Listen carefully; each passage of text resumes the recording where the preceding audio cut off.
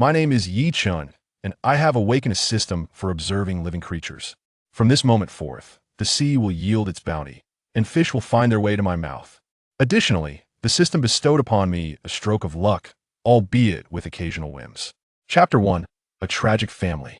Chen, who lived to the age of 28. In the cemetery, Chen gazed at the gravestone before him, his eyes wide with disbelief. Continuing to read further, it stated he passed away in 2026. This, have I truly died? The gravestone even bore a black and white image of Chen. In an instant, Chen felt a chilling sensation rush through him, and he let out a cry of astonishment. Slap! A large hand suddenly struck his face. What are you shouting about? The sun is already high, and you still don't know to get up for breakfast. It was an elderly woman, appearing to be in her 60s, who spoke before departing. Chen sat on the bed, dazedly staring at the wooden beams above, utterly perplexed. Who is this woman? Where am I? Everything around him appeared foreign. It was not a cramped rental, but an old brick house, dilapidated yet tidy. Observing his surroundings, Chen felt as though his CPU might overheat. Wasn't I delivering takeout? How did I end up here? Suddenly recalling his delivery task, Chen's mind began to clear. The situation had been quite peculiar, with orders flooding in at an astonishing pace, leaving him somewhat overwhelmed. However, the influx of orders had ensnared him in difficulty. There was insufficient time for delivery, resulting in frequent reminders, which ultimately led to tragedy.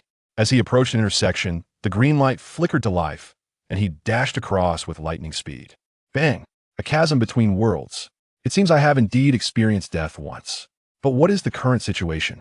While pondering this, Chen suddenly felt a sharp pain in his head as a torrent of memories surged forth. Cradling his head, Chen took a moment to recover, finally feeling a semblance of comfort. So it was like this. Upon organizing his memories, he comprehended his current predicament. He had traversed to the body of a young man. At this moment, it was the year 2003.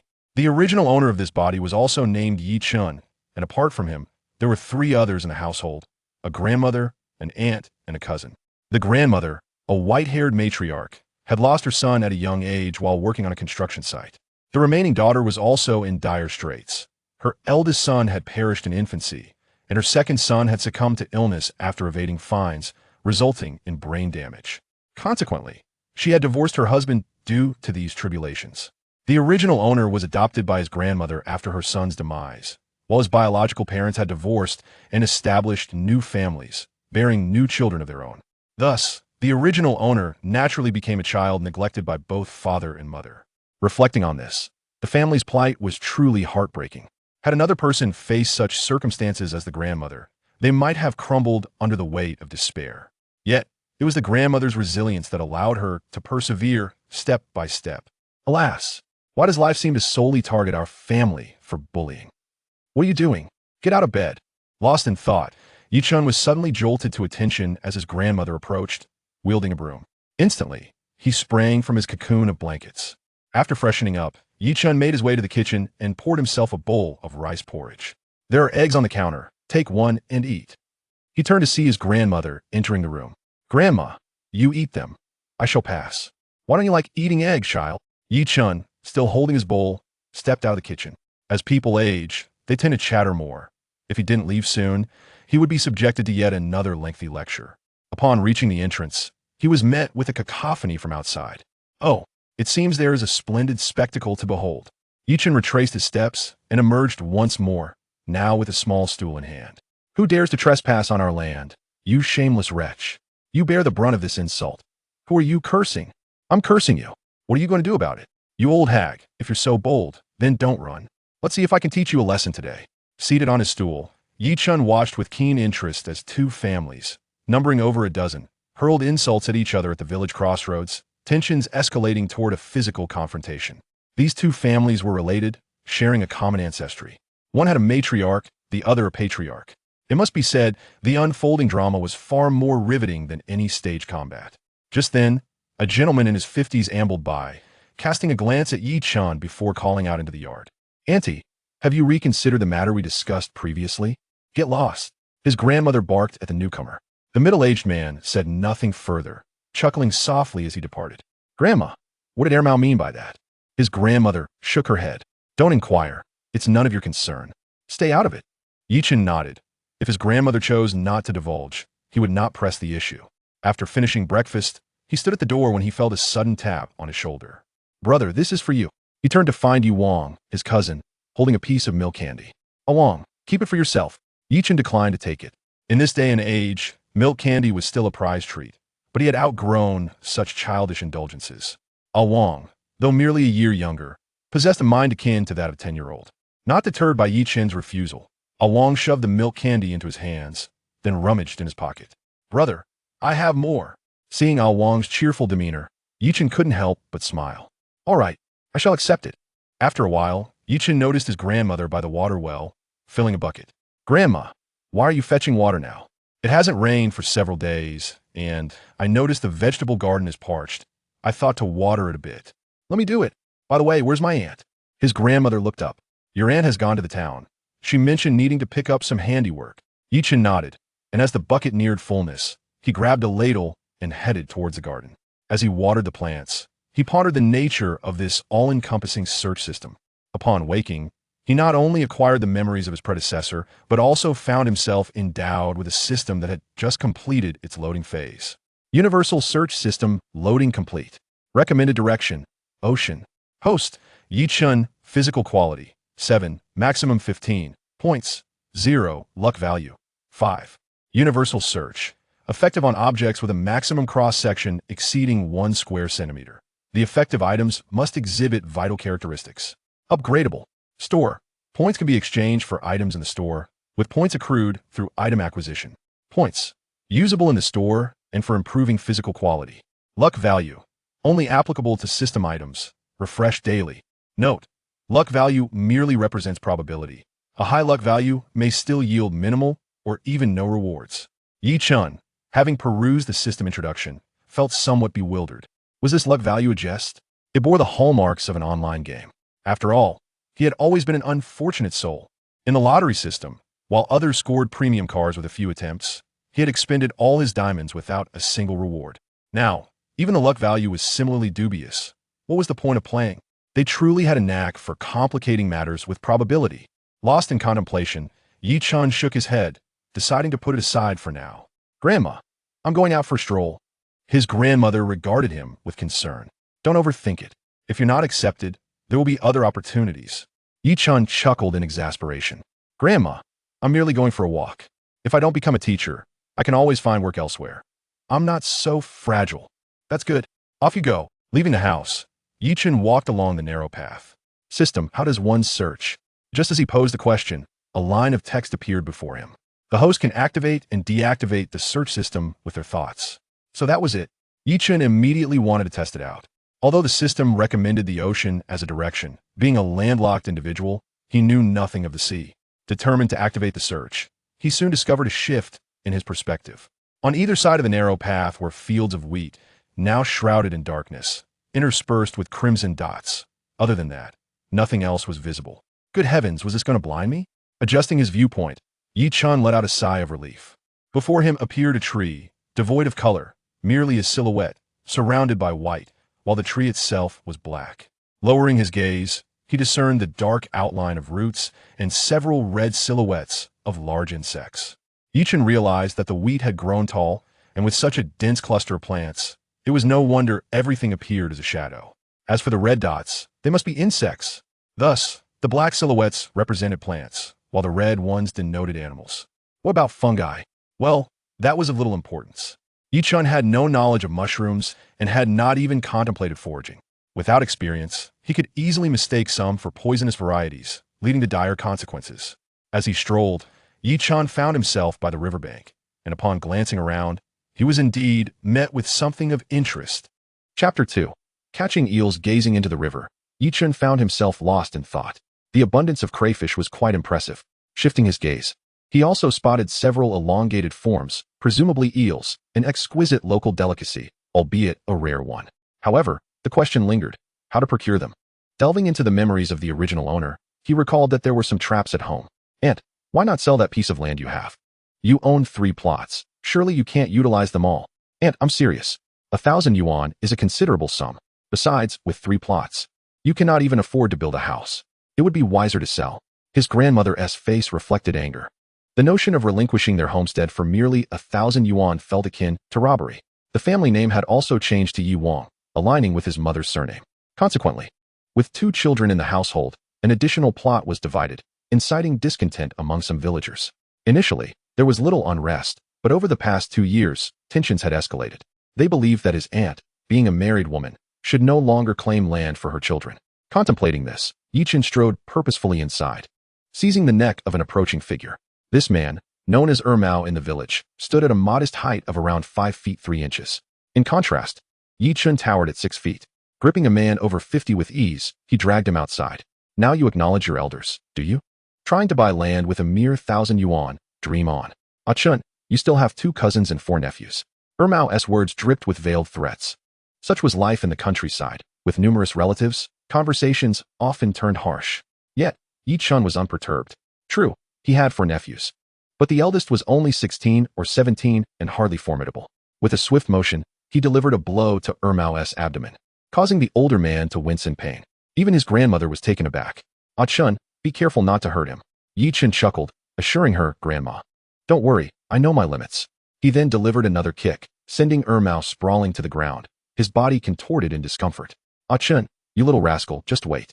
Mao retorted as he limped away.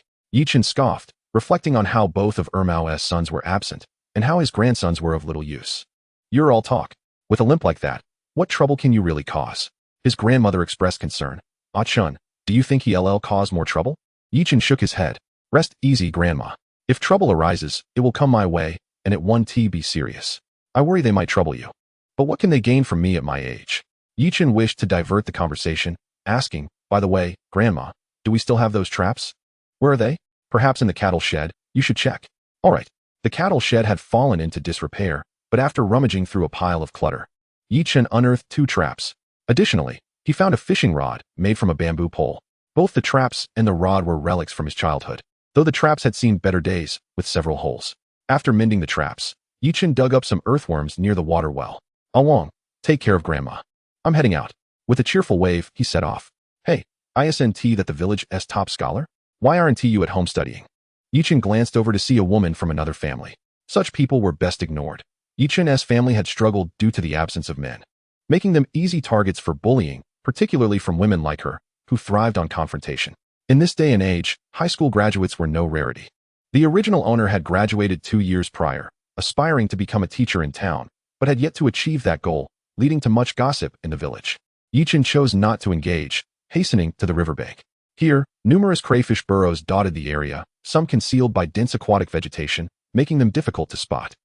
Chen cleared the weeds, revealing a pair of small crayfish beneath the surface. After inspecting several burrows, he decided against immediately setting the traps, opting instead to fish for a while. The traps lacked bait, making it challenging to lure the crayfish. However, he found himself in a bit of a quandary. While there were fish present, the thick vegetation made fishing difficult without snagging it. With no other option, Chen resolved to catch eels. Locally, eels were typically lured with iron hooks or dug out with shovels. Lacking such equipment, he would have to make do with a fishing hook. Near one burrow, an eel lingered close to the entrance. Chen, cautious, baited his hook with a worm, gently enticing it. Soon enough, the eel discovered the bait but hesitated, darting in and out of the burrow, testing its options. Ultimately, it seemed to conclude that this prey was rather foolish, lingering nearby without fleeing. So, you underestimate me. With precision, the eel clamped down on the hook. Huh, got you. Upon confirming it was hooked, Chen smoothly began to reel it in. The eel was quite hefty, likely weighing around 7 or 8 tails.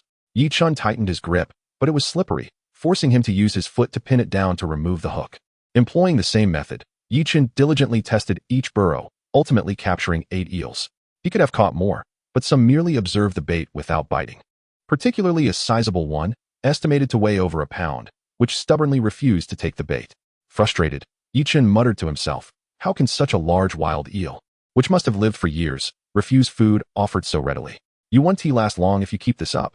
As noon approached, beads of sweat began to form on Chen's forehead. Despite the relatively moderate latitude of this area, the temperature had risen considerably, likely exceeding 30 degrees Celsius.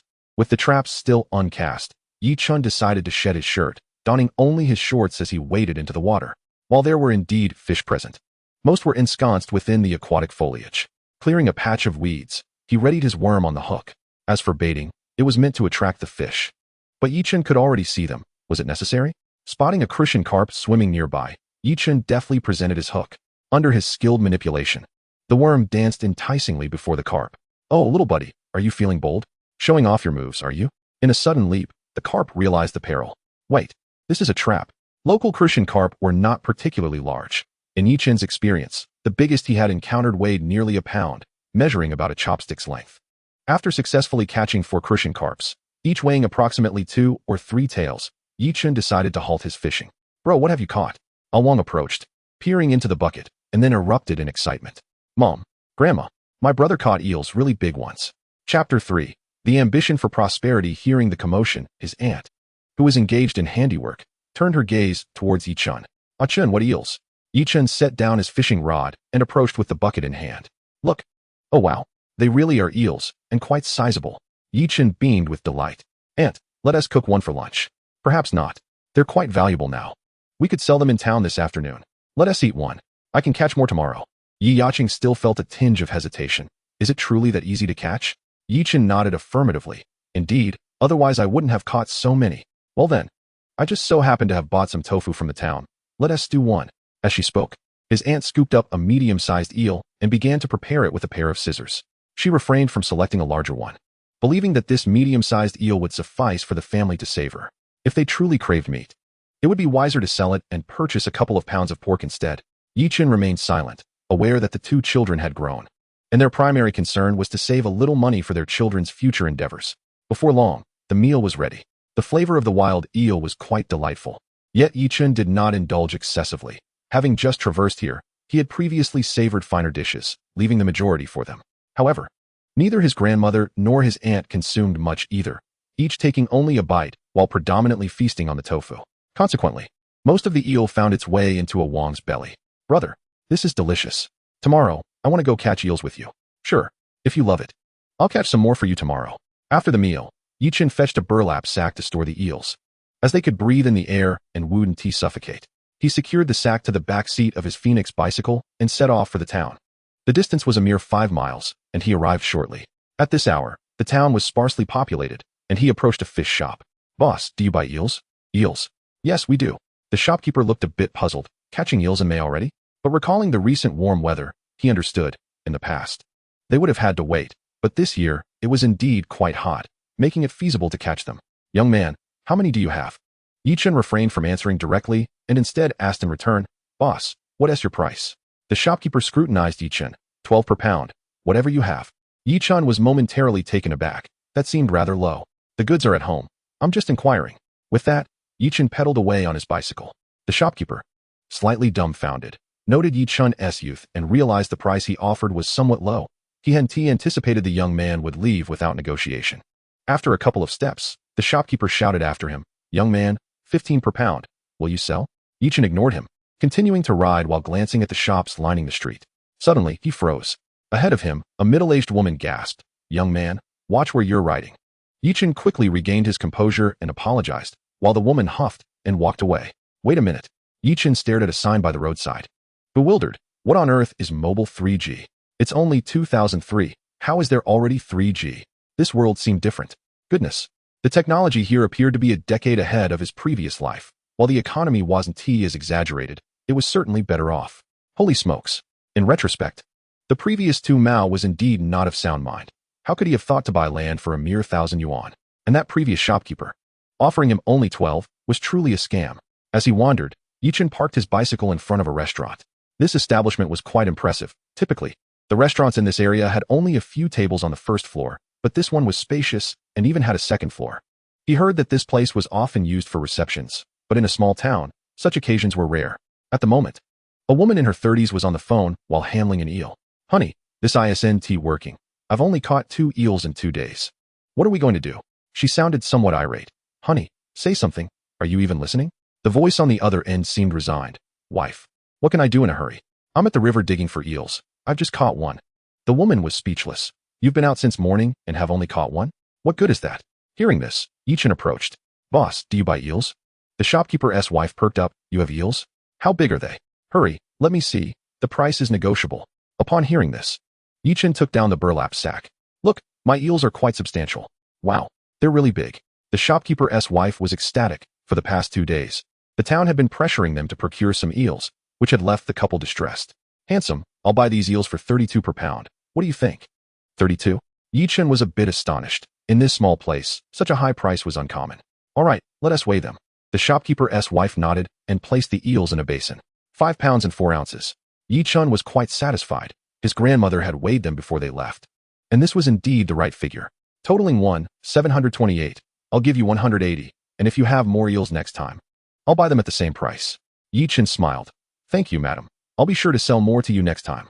After Chen departed, the shopkeeper's wife glanced at her phone, noticing the call hadn't ended, feeling slightly annoyed as it wasted their phone credit.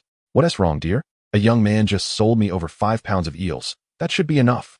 The man looked bewildered. Eels of even half a pound were substantial, and he pondered how someone could catch over 5 pounds.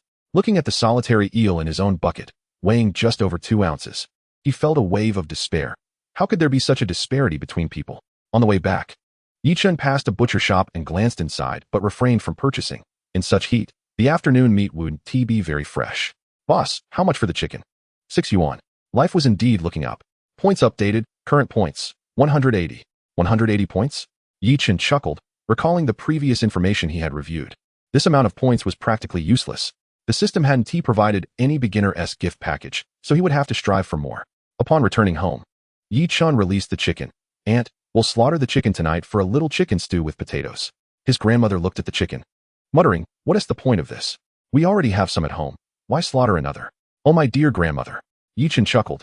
The chickens at home still need to lay eggs. Would you be willing to sacrifice one? Why would I hesitate? It's for my grandson and granddaughter. Not for anyone else. All right, it's already bought. Chen gently pulled his grandmother into the house. What's the matter? Why are you dragging me in here?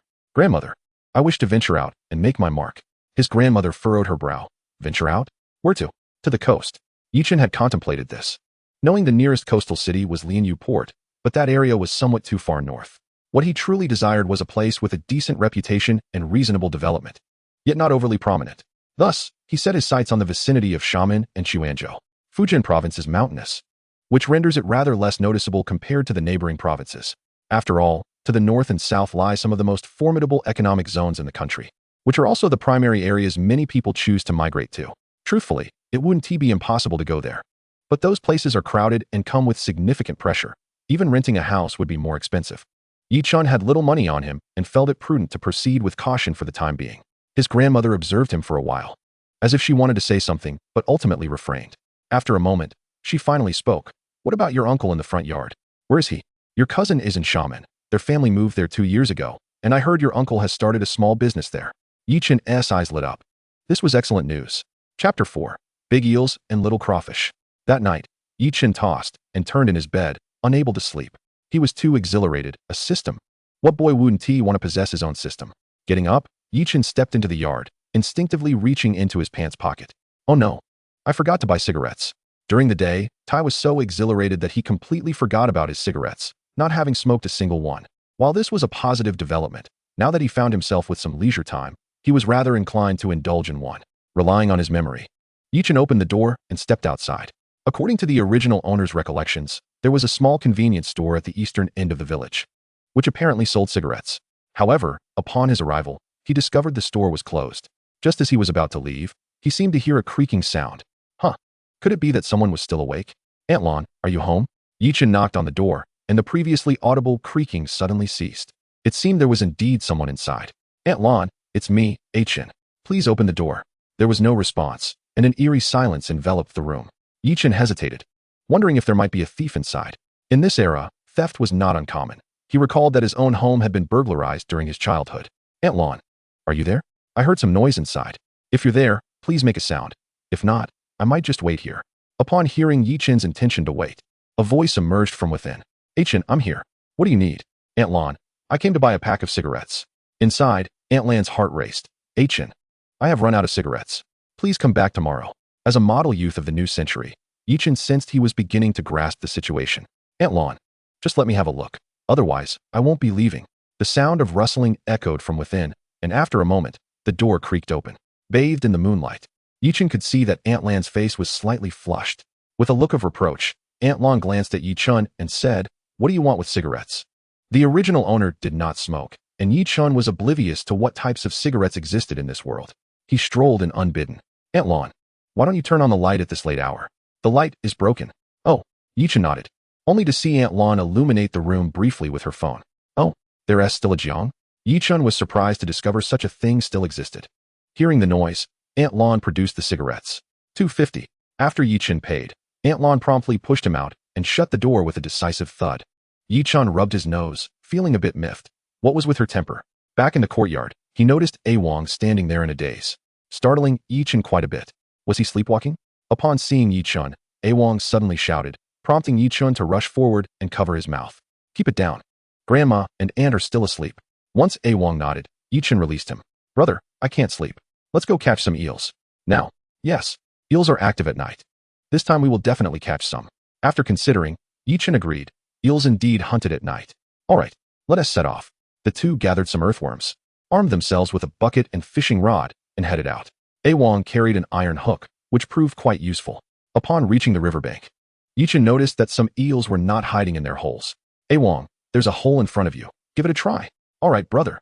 The iron hook was not as long as a fish hook, so Chen took charge of the roaming eels outside, while Awang focused on those within the holes. In less than 2 minutes, Awang let out a startled cry. Brother, I caught one. It's huge.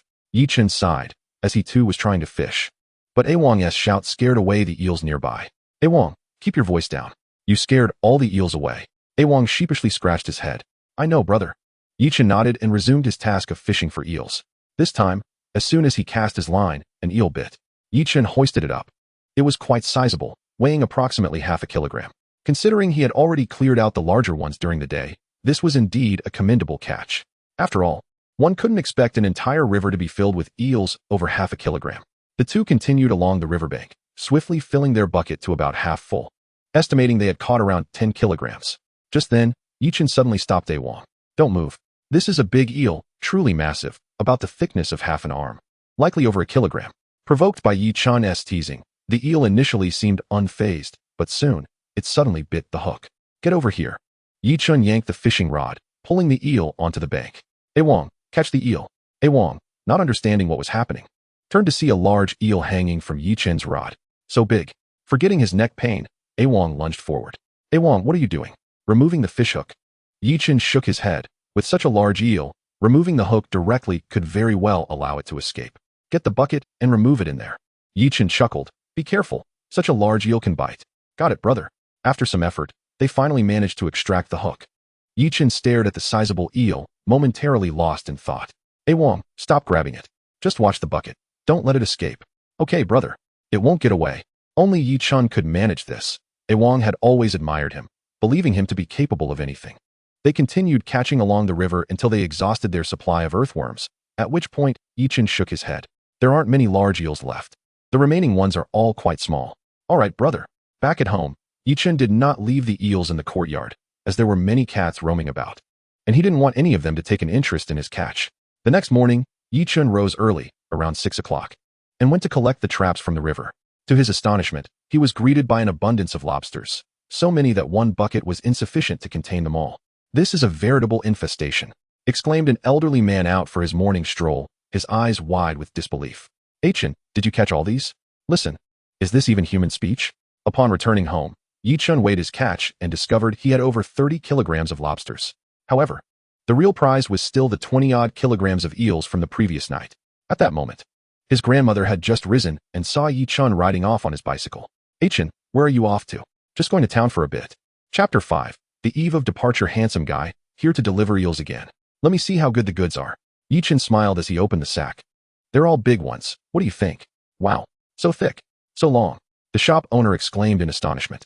Handsome guy, you're doing great. The quantity is impressive. Chen smiled, just about to speak when an irate man stormed over. What is so thick, so big? What the hell? Upon seeing the contents of the sack, the man looked utterly dejected. Little brother, are these eels for sale? Of course. The shop owner shot her husband a glare, exasperated. I told you you're useless. And you didn't believe me. This handsome guy was here just yesterday. The man suddenly realized, and his expression shifted. Yesterday. It was this kid who caused him to be scolded. The shop owner ignored him and turned to Chen. Handsome guy, these eels are still at yesterday's price. How does that sound? Chen nodded. Shop owner, do you accept small lobsters? I have some here. We do, but they're cheap, for yuan a kilogram. How does that sound? All right, for yuan it is. Ultimately, the eels weighed 23 kilograms and sold for 736 yuan, while the lobsters weighed 35 kilograms for 140 yuan, totaling 876 yuan. The shop owner rounded it off and handed him 880 yuan. Points updated. Earned 880 points. Current points, 1060. Riding on his bicycle, Chen felt elated. Life was indeed comfortable now. In the past, he toiled delivering takeout and never earned this much. In high spirits, Chen also bought some items from the street. 2 gene of lamb, 2 gene of pork, accompanied by a box of pure milk and a box of yogurt, altogether costing a little over 100. Upon returning to the village, Chen had just arrived at a family's doorstep when he noticed a man casting a glance in his direction, subsequently raising his voice. Who the hell took my trap? A scoundrel who has no shame, engaging in despicable deeds. Chen glanced back, intending to leave, but the man approached him. Ah Chen, I heard you caught some lobsters and eels. You didn't confiscate my trap, did you? While dung may be consumed without concern, splattering it upon others is quite another matter. After spitting on the ground, he mounted his bike and departed, leaving behind a visibly angered man. Upon arriving home, Grandma scrutinized the items Chen had purchased, her brows furrowing. Why are you wasting money again? Grandma, I truly did not waste money. Chen chuckled, explaining, last night, I went with Ah Wang to catch eels. And this morning I sold over 800. I wanted to buy a few things to improve our lives. How much? Grandma, somewhat agitated, raised her voice. Over 800. Listening to Chen, Grandma alternated between laughter and tears. My grandson has grown up. He knows how to earn money now. Quickly, have some breakfast to tide you over. In the kitchen, Auntie lifted the pot lid. I was wondering why Ah Wang is up so late. You went to catch eels yesterday? Hee. Couldn't he sleep? So I went to catch a few. By the way, I left a single eel and some small lobsters in the bucket. Annie, you can have them for lunch. All right. After finishing breakfast, Chen grabbed his fishing rod and set out once more. By the water's edge, he spotted a long shape and cast his hook. With a sudden splash, it was caught. Chen was somewhat dazed. How could it be so quick? However, without hesitation, he reeled it in. Damn it, a snake. What bad luck. Chen felt a wave of dread wash over him. He had an innate fear of snakes. At that moment, he no longer desired his fishing rod. Just then, a figure appeared on the shore. Brother, are you fishing? I caught a few eels and lobsters in my trap, planning to sell them in town. Do you want to sell that snake? If so, I can help you carry it. Chen stared blankly at the snake on his hook. He remembered that it wasn't commonly eaten around here. Can this even be sold? Of course. Achi strolled down the slope. Some people soak it in liquor. The price is decent, around 10 yuan, and there are still buyers. All right, take it to sell then. You can keep the money for yourself. That won't do. Achi insisted while removing the snake. By the way, come eat at my place today. Chen pondered for a moment before declining. I want go. If you don't mind, you can come to my house. Then I want be polite. After Achi left, Chen lost interest in fishing. Starting off with a snake was indeed a sign of poor luck. Upon returning home, he found Auntie cleaning the small lobsters while he dashed to the vegetable garden and picked a cucumber. Crunchy and fresh, the taste of cucumber burst in his mouth. And he couldn't help but admit that homegrown vegetables were indeed the most delicious. Brother, why didn't you call me to sell eels? Behind Chen, Ah Wang approached with a sulky expression, akin to a child throwing a tantrum. Aren't you supposed to be asleep? By the way, I brought you something to drink. Really? Ah Wang's eyes lit up, instantly brightening. Of course it's real. Leading Ah Wang into the house, Chen unwrapped a box of yogurt and handed it to him. Ah Wang's face lit up with joy. This is delicious. Brother, have a sip. Chen rolled his eyes, thinking, you want me to drink after you've slobbered all over the straw? Perhaps this was innocence at its finest. Just drink it yourself. I can get my own. By the way, let us save some for your mother and grandma to try. As noon approached, Achi arrived, carrying groceries and a bottle of 5 yuan liquor. Grandma, I'm here to see you. Grandma peeked out and frowned slightly. Child, why are you buying things when you come? Achi chuckled. Grandma, if it weren't for your care when I was little, I might have starved. So what if I buy a few things? Come sit down. Your aunt is cooking. It'll be ready soon. Achi didn't sit, but rushed to the kitchen. So sumptuous. Isn't it? Your brother caught this last night. Chen teased while preparing the pot. You're impressive. This eel is huge. The midday meal felt as grand as a festival. With Achi's cold dishes complemented by the lobsters and eels, most families wouldn't indulge in such extravagance even during the new year. In the afternoon, Grandma pulled Chen aside in the house and handed him a package. Grandma, times are tough at home. I can't accept the money. Don't talk nonsense. Grandma glared. Even if times are hard, 1,000 yuan is still manageable. Take it. Chen protested, but Grandma insisted, and ultimately he withdrew 5 bills. Grandma, I still have money from selling eels. I don't need this much. Fine. Pack up your things. Your uncle 1T stay long. Leaving the house. Walking along the path, Chen sighed and lit a cigarette. Crossing the river. Over 2 yuan a pack. Still the same flavor. The remaining money from selling goods was 932, plus the 500 grandma gave him, totaling 1432. He hoped it would be enough. TSK. Young men should be focused on making money, not smoking.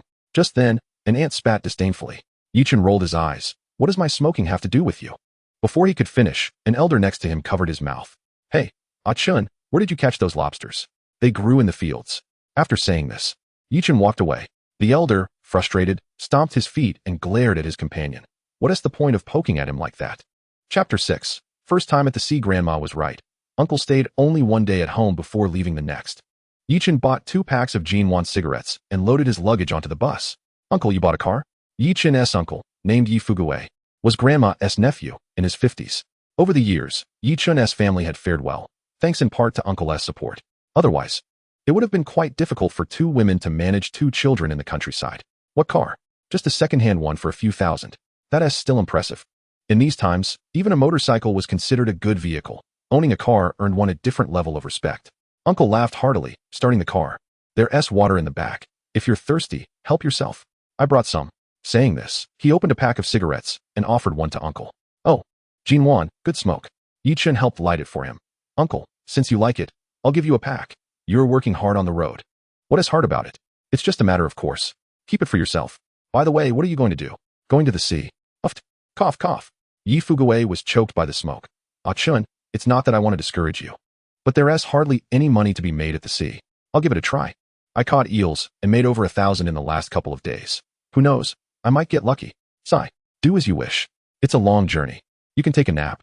After Yi Fugui said this, he fell silent, thinking that experiencing society was also good. Perhaps it would ground him for the future. They departed around 8 in the morning and arrived late at night. They stopped in front of a small restaurant in the town, and Yi Fugui pushed the door open. Let us stay here tonight. Wait a moment, I have food. A few cold dishes were served, and after drinking a bit of liquor, Yi Fugui opened up. This isn't shaman, it's Chuanzhou. Tomorrow, I'll take you to find a place to rent. You can just catch sea creatures in that village. Don't go to other villages. Chuanzhou? Didn't Grandma say it was in shaman? Pondering this, Chen inquired, and Uncle chuckled. Your brother is indeed in shaman. But we're not far from there. Your aunt can go there easily, and I'm just doing some small business here. Chen nodded. Cities are not like rural areas. Having the whole family move would be somewhat inconvenient. Considering the words spoken by Yi Fugui moments ago, Chen posed another question. Uncle, you mentioned that there's no need to visit other villages. What is the significance of that? Surely, this is a fishing village. And it has been quite chaotic in the past, but the village I mentioned is different. This village has a large influx of outsiders, which naturally leads to more conflicts. However, there has been a recent push for tourism, and as a result, authorities have clamped down hard.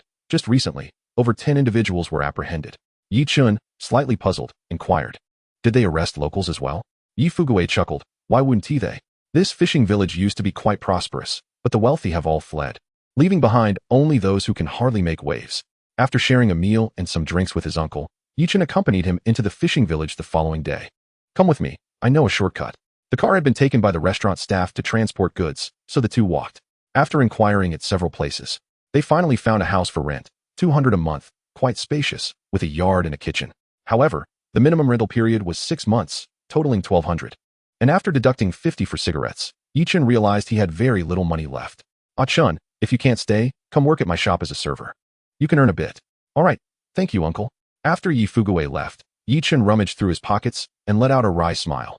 Only 182 yuan. And he hadn't even bought anything yet. He then visited a small shop at the village entrance to purchase some rice, flour, and cooking oil, leaving him with just over 70 yuan. His only tool for fishing was a bucket, which he had bought for 10 yuan from the small store. Young man, you look unfamiliar here. An elderly man, his hair grizzled and appearing to be in his 60s, lounged in a recliner. Chen glanced at the house behind him and had to admit that this was a well-off elder. Yes, I just arrived. Sir, when can one fish here? Fishing? You should head out around 5 or 6 in the afternoon. The tide starts to go out around 4 today, but since the tide is low, I doubt there will be much to catch. Oh, Chen noted the time. It was already past 3, and he feared there would be little yield. Thank you, sir. The elder lived next door, just a few steps away. Upon returning to his room and surveying the place, he found it adequately equipped with kitchenware. Until the afternoon, Yi Chen only consumed a bowl of rice. At 5:30, he grabbed his bucket and set off. You're going to fish like that? It was the same elder again, causing Yi Chen to feel somewhat embarrassed under the elder's gaze. But there was little he could do. He simply had no money left. Seemingly understanding Yi Chen's plight, the elder chuckled, I have a shovel at home. If you need it, just take it. That would be quite generous. Young man, there's no need to be shy. Just take it. Thank you so much. Yi Chen hurried into the yard, quickly grabbed a shovel, and out of the corner of his eye, he noticed a woman who appeared to be in her 40s, presumably the elder's daughter-in-law. After expressing his gratitude once more, Yi Chen set off with his equipment. At the seaside, there weren't many people. Some women were further away with buckets, while 3 children were close by. 2 of the children were struggling to dig deeper with their shovels when another child rushed over. Look what I caught. On the child's shovel was a decaying fish, prompting the other 2 to hurriedly back away. It stinks. The child scoffed. You 2 cowards, scared of a dead fish. You're the coward. At least you're afraid of a dead fish. Their faces flushed. The 2 children stammered until one declared, I'm not a coward. My brother plays with poop. And I can too, can you? Humph. Your brother is nothing. My dad eats it, and I've seen it.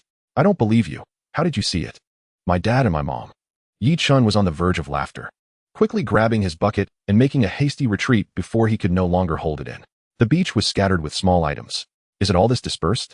After scavenging for a while, he collected a bunch of snails and clams, weighing a few kilograms, but he didn't recognize them and was unsure of their value. The assortment was rather haphazard.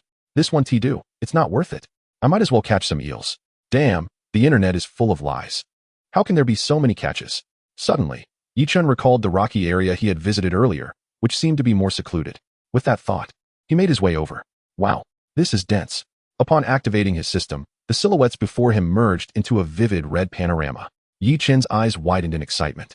Upon closer inspection, he found a type of shellfish he didn't recognize, roughly 7 to 8 centimeters long, wedge-shaped with one end sharp and the other rounded. Surely, these must be worth something. As the tide receded, some clung to the rocks while others remained in the water. After a while, he filled about half a bucket. As dusk approached, Yi Chen decided to abandon these and venture towards another type of catch. The ones on the rocks had a grayish-white surface, irregular and rough. Yi Chen recognized them as oysters, which were relatively inexpensive along the coast. However, he had heard they were a man's aphrodisiac, and he felt compelled to gather a few. Fishing time was limited to just a few hours. By 8 o'clock, Yi Chen was ready to leave with half a bucket of oysters and half a bucket of unknown shellfish. However, before departing, he felt the need to relieve himself. That rocky area looks good. Whoa, what is this, a water pit? Obstructed by a large boulder, he had been unaware of the situation on the other side, thinking it was a seawater area. Upon approaching, he discovered it was actually a water-filled pit. Inside, he spotted a fish he had previously known about, but had no idea it could be found here. Testing the water's depth, which was about half a meter, Yi Chen waded in and, utilizing his system skills, quickly grasped the fish. Upon inspection, it was quite sizable, weighing around 5 kilograms, oval in shape, dark with a hint of purple. Is this fish worth anything? Chapter 7. The discovery of blue crabs. He had heard that good ingredients often required only simple cooking, and Yi Chen found this notion quite reasonable.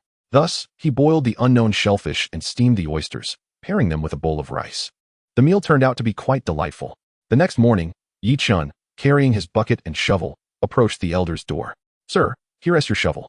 The elder turned around. Oh my, it seems you had quite a haul. Let me see what you've got. Good heavens. The elder was taken aback. Young man, did you catch all this? Yi Chen nodded. Yes, sir. What is the matter? Are you selling them? Yi Chen raised an eyebrow. Of course. Do you know the prices? The elder extended his hand and examined the dark fish closely, weighing it in his hands. This black one must weigh around 4 to 5 kilograms. Yi Chen became intrigued. Sir, what is this fish called? How much per kilogram? The elder grinned. You could sell this at the market for over 200. I want to take advantage of you. How about 350 per kilogram? What do you think? Yi Chen's breath quickened. Initially, he thought the price was for the entire fish, but he was astonished to learn it was per kilogram. This is incredibly valuable. No wonder it's a product of the sea. All right, sir, if you want it, I'll sell it to you. However, as he spoke, Yi Chen's expression grew a bit troubled. What's wrong? Do you think it's too cheap? No. Yi Chen waved his hands. I just don't have a scale. That is simple. The elder called into the yard. Lanner, bring out our scale. Before long, the woman Yi Chen had seen before emerged. The elder weighed the fish, 5 kilograms, and one tail at 350. 1,785. The woman immediately chimed in, leaving both Yi Chen and the elder stunned. After some calculations, it indeed added up. Sister, you're amazing. The woman chuckled heartily. Young man, you certainly know how to flatter, but I'm already in my 50s or 60s. You ought to address me as Aunt or Auntie. What? Chen was taken aback. She appeared to be in her 40s, yet she claimed to be in her 50s or 60s. Did that imply that she was not just the elder's daughter-in-law, but rather his wife? Contemplating this, Chen felt a sudden pang of envy for the elder. Auntie, you are remarkably well-preserved, truly beautiful. The woman's smile widened. Ah, you young folks know how to speak, unlike some others, who are already old and still don't know how to speak so sweetly. The elder's expression darkened, muttering under his breath, beautiful, beautiful, that's all you care about. You hardly show me any of it. One must admit, Auntie's hearing was quite sharp, and her expression shifted immediately. All you think about is eating, a fish costing over 1,000, and you never bother to show concern for our daughter. As she spoke, Auntie noticed the oysters in Chen's bucket. Young man, I shall take all these oysters. She then turned to the elder. Didn't you want to see them? Tonight, I'll make sure you see plenty. Chen cast a glance at the elder, suddenly filled with respect, and pushed the bucket forward. Auntie, thank you for lending me your things yesterday. I'm giving you these. The elder's complexion turned pale in an instant, his gaze towards Chen becoming unfriendly. That son-in-law invited me to dinner in town tonight. I must leave. Leave? Where do you think you're going? The elder, just rising, was pressed back down by Auntie. I'll call him and invite him over for dinner tonight. You aren't going anywhere. The elder closed his eyes, feeling utterly defeated. Auntie turned to Chen. Young man, I still need to give you some money. Let me fetch it. Chen quickly waved his hands. It's not worth much. Consider it a token of gratitude, especially since you bought my fish. It's only right that I give you a little something. After pondering for a moment, Auntie replied, all right then, I've made breakfast. Let us eat together. As Chen was about to say something, Auntie shot him a look. No refusals. Chen chuckled helplessly. All right. Then I shall have a bit. He served himself a bowl of porridge and, upon reaching the doorway, stealthily glanced at the elder, only to find the elder looking back at him, creating an awkward moment. Elder, Chen began, but the elder waved his hand dismissively. I understand. It's not intentional. Is it? Chen fell silent. It seemed the elder harbored considerable resentment towards him, and it was best not to provoke him further. This scene was fortuitously witnessed by Auntie. Young man, you can leave that to me. No need to be so polite. Chen smiled and refrained from saying much. Auntie, my name is Chen. You can call me Xiao Chen. By the way, I recall there are 2 low tides each day. When is it today? Auntie glanced at the time. It's already 8 o'clock. If you hurry, you might just make it. As Chen was about to excuse himself, he was halted. What's wrong? You're not taking the money? Here, take this. She handed him a wad of cash. Auntie, I can't accept so much. Quite honest, aren't you? Auntie said, putting the money away. In this sweltering heat, you can't go beachcombing like this. Let me give you something to cover up. She then handed him a hat, the kind with only holes for the eyes. Thank you, Auntie. After transferring the contents of his bucket into the elder's bucket, Chen suddenly remembered something. Auntie, what is the price of the things in here? Auntie glanced at him. Why are you collecting so many clams? They're not worth much, just a few cents per pound. What?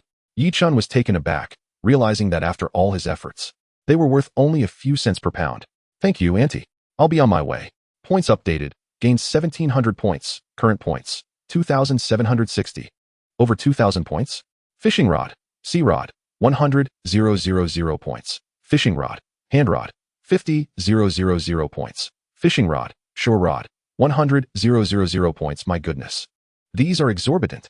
Ultimately, Chen relented, choosing to exchange 1,000 points for a sand shovel and another 1,000 for a landing net. Points updated. Current points, 760. At this, Chen could only mutter a curse. He had no idea what use luck points served. Did it mean that if he placed the landing net in the water, the fish would just swim right in? He glanced at his luck points, 35. Subsequently, Chen examined the 2 items. The landing net was similar to an ordinary one. The sand shovel, however, appeared rather extraordinary, made of metal, extendable to a maximum length of 1.5 meters, and remarkably lightweight, feeling almost like a toy. Equipped with his tools, Chen set out once more. This time, he ventured further to a muddy shore mixed with sand. Logically speaking, this area should have more beachcombers. However, its distance and the recent low tides meant it was sparsely populated. Additionally, Chen arrived a bit late. Upon his arrival, he was astonished, examining the cross-section. He spotted several large crabs and a multitude of long, slender shapes beneath the surface. Are these blue crabs? Chapter 8. Sandworms. I'm going to strike it rich. Chen's excitement was palpable. Judging by their size, these blue crabs were certainly not small. One could even say they were quite substantial. After all, in heavily trafficked coastal areas, even crabs weighing just a few taels were often caught, resulting in smaller blue crabs being the norm. Yet, The ones he saw now appeared to weigh over a pound. There were even two larger ones, likely weighing over 2 pounds, nearly 3. Without further ado, he seized the sand shovel and got to work. Though dubbed a sand shovel, its lightweight design, courtesy of the system, made it comparable to a spade in functionality. Digging along the burrows, after a few scoops, Chen successfully uncovered a blue crab. This one was massive, glaring at him with its large pincers raised menacingly. Chen squatted down, reaching out to grab it from behind, only to be startled when the crab lifted its claws high. A blue crab weighing over 2 pounds could inflict quite a painful pinch. In response, Chen deftly used the shovel to lift it out, then stepped down on it to secure it, finally grabbing it from behind and tossing it into the bucket. However, Chen soon felt a twinge of concern.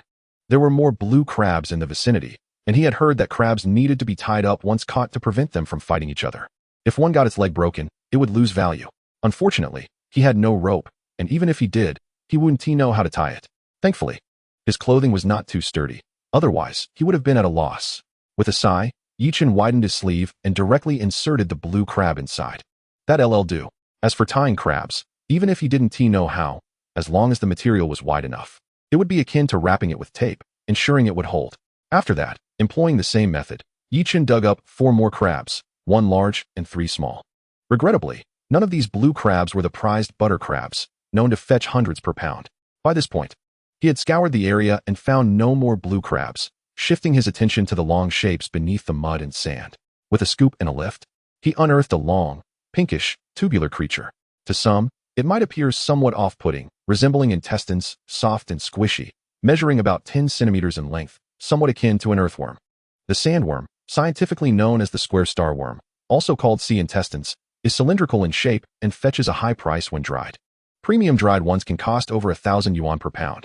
Although this creature looked rather unappealing and felt unpleasant to the touch, would Chen be deterred? The stranger the item, the higher its price. Things that seemed unremarkable often held significant value. In comparison, Chen felt that maggots and bean worms were far more disgusting. Yet they were still consumed by some, and their price was not low. In the modern world, even grasshoppers were considered a delicacy. Adhering to the principle of not returning empty-handed, Chen dug in once more. With another scoop, he unearthed something. Chen felt overwhelmed, although his eyes had seen it. His hands seemed unresponsive. It is akin to observing others engage in crafting. After a single glance, both the mind and the eyes signal comprehension. Yet when one attempts to replicate the endeavor, chaos ensues. It simply does not work. Thus, Chen decided to decelerate his pace, for regardless of the object, if it were to break, the price would certainly differ. Brother, what are you digging for? As he toiled, a figure abruptly darted into view. Chen glanced over to find a young man with disheveled yellow hair, looking as if struck by lightning, resembling a frazzled chicken. Even his lips bore a purplish hue. Witnessing this spectacle, Chen was suddenly reminded of a phrase, "Forget love." Simultaneously, a series of boxes appeared, adorned with phrases such as the withering loneliness of elegant decay. This appearance could only be described as a hallmark of the era, especially since many celebrities of the time were not exempt from such trends. When faced with the young man's inquiries, Chen merely cast a fleeting glance before returning to his digging. He himself could not ascertain what he was unearthing. It simply appeared to be something of monetary value. The young man, noticing Chen's indifference, approached him with familiarity. "Wow, sandworms." Upon seeing the sandworms in Chen's bucket, the young man let out an exclamation and hurried to roll up his sleeves to begin his own excavation. All right. Observing the young man's enthusiasm, Chen realized these sandworms were quite valuable, prompting him to dig even more fervently. Soon, the bucket was nearing its capacity. The weather was already sweltering, and with the blue crabs inside, Chen worried they might suffocate. To remedy this, he fashioned a knot in his sleeveless shirt and began transferring the sandworms into it.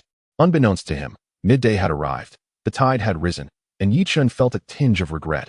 However, the supply of sandworms in the area was dwindling, and he began to feel lightheaded, sensing the onset of heat exhaustion. Thus, he had no choice but to cease his efforts.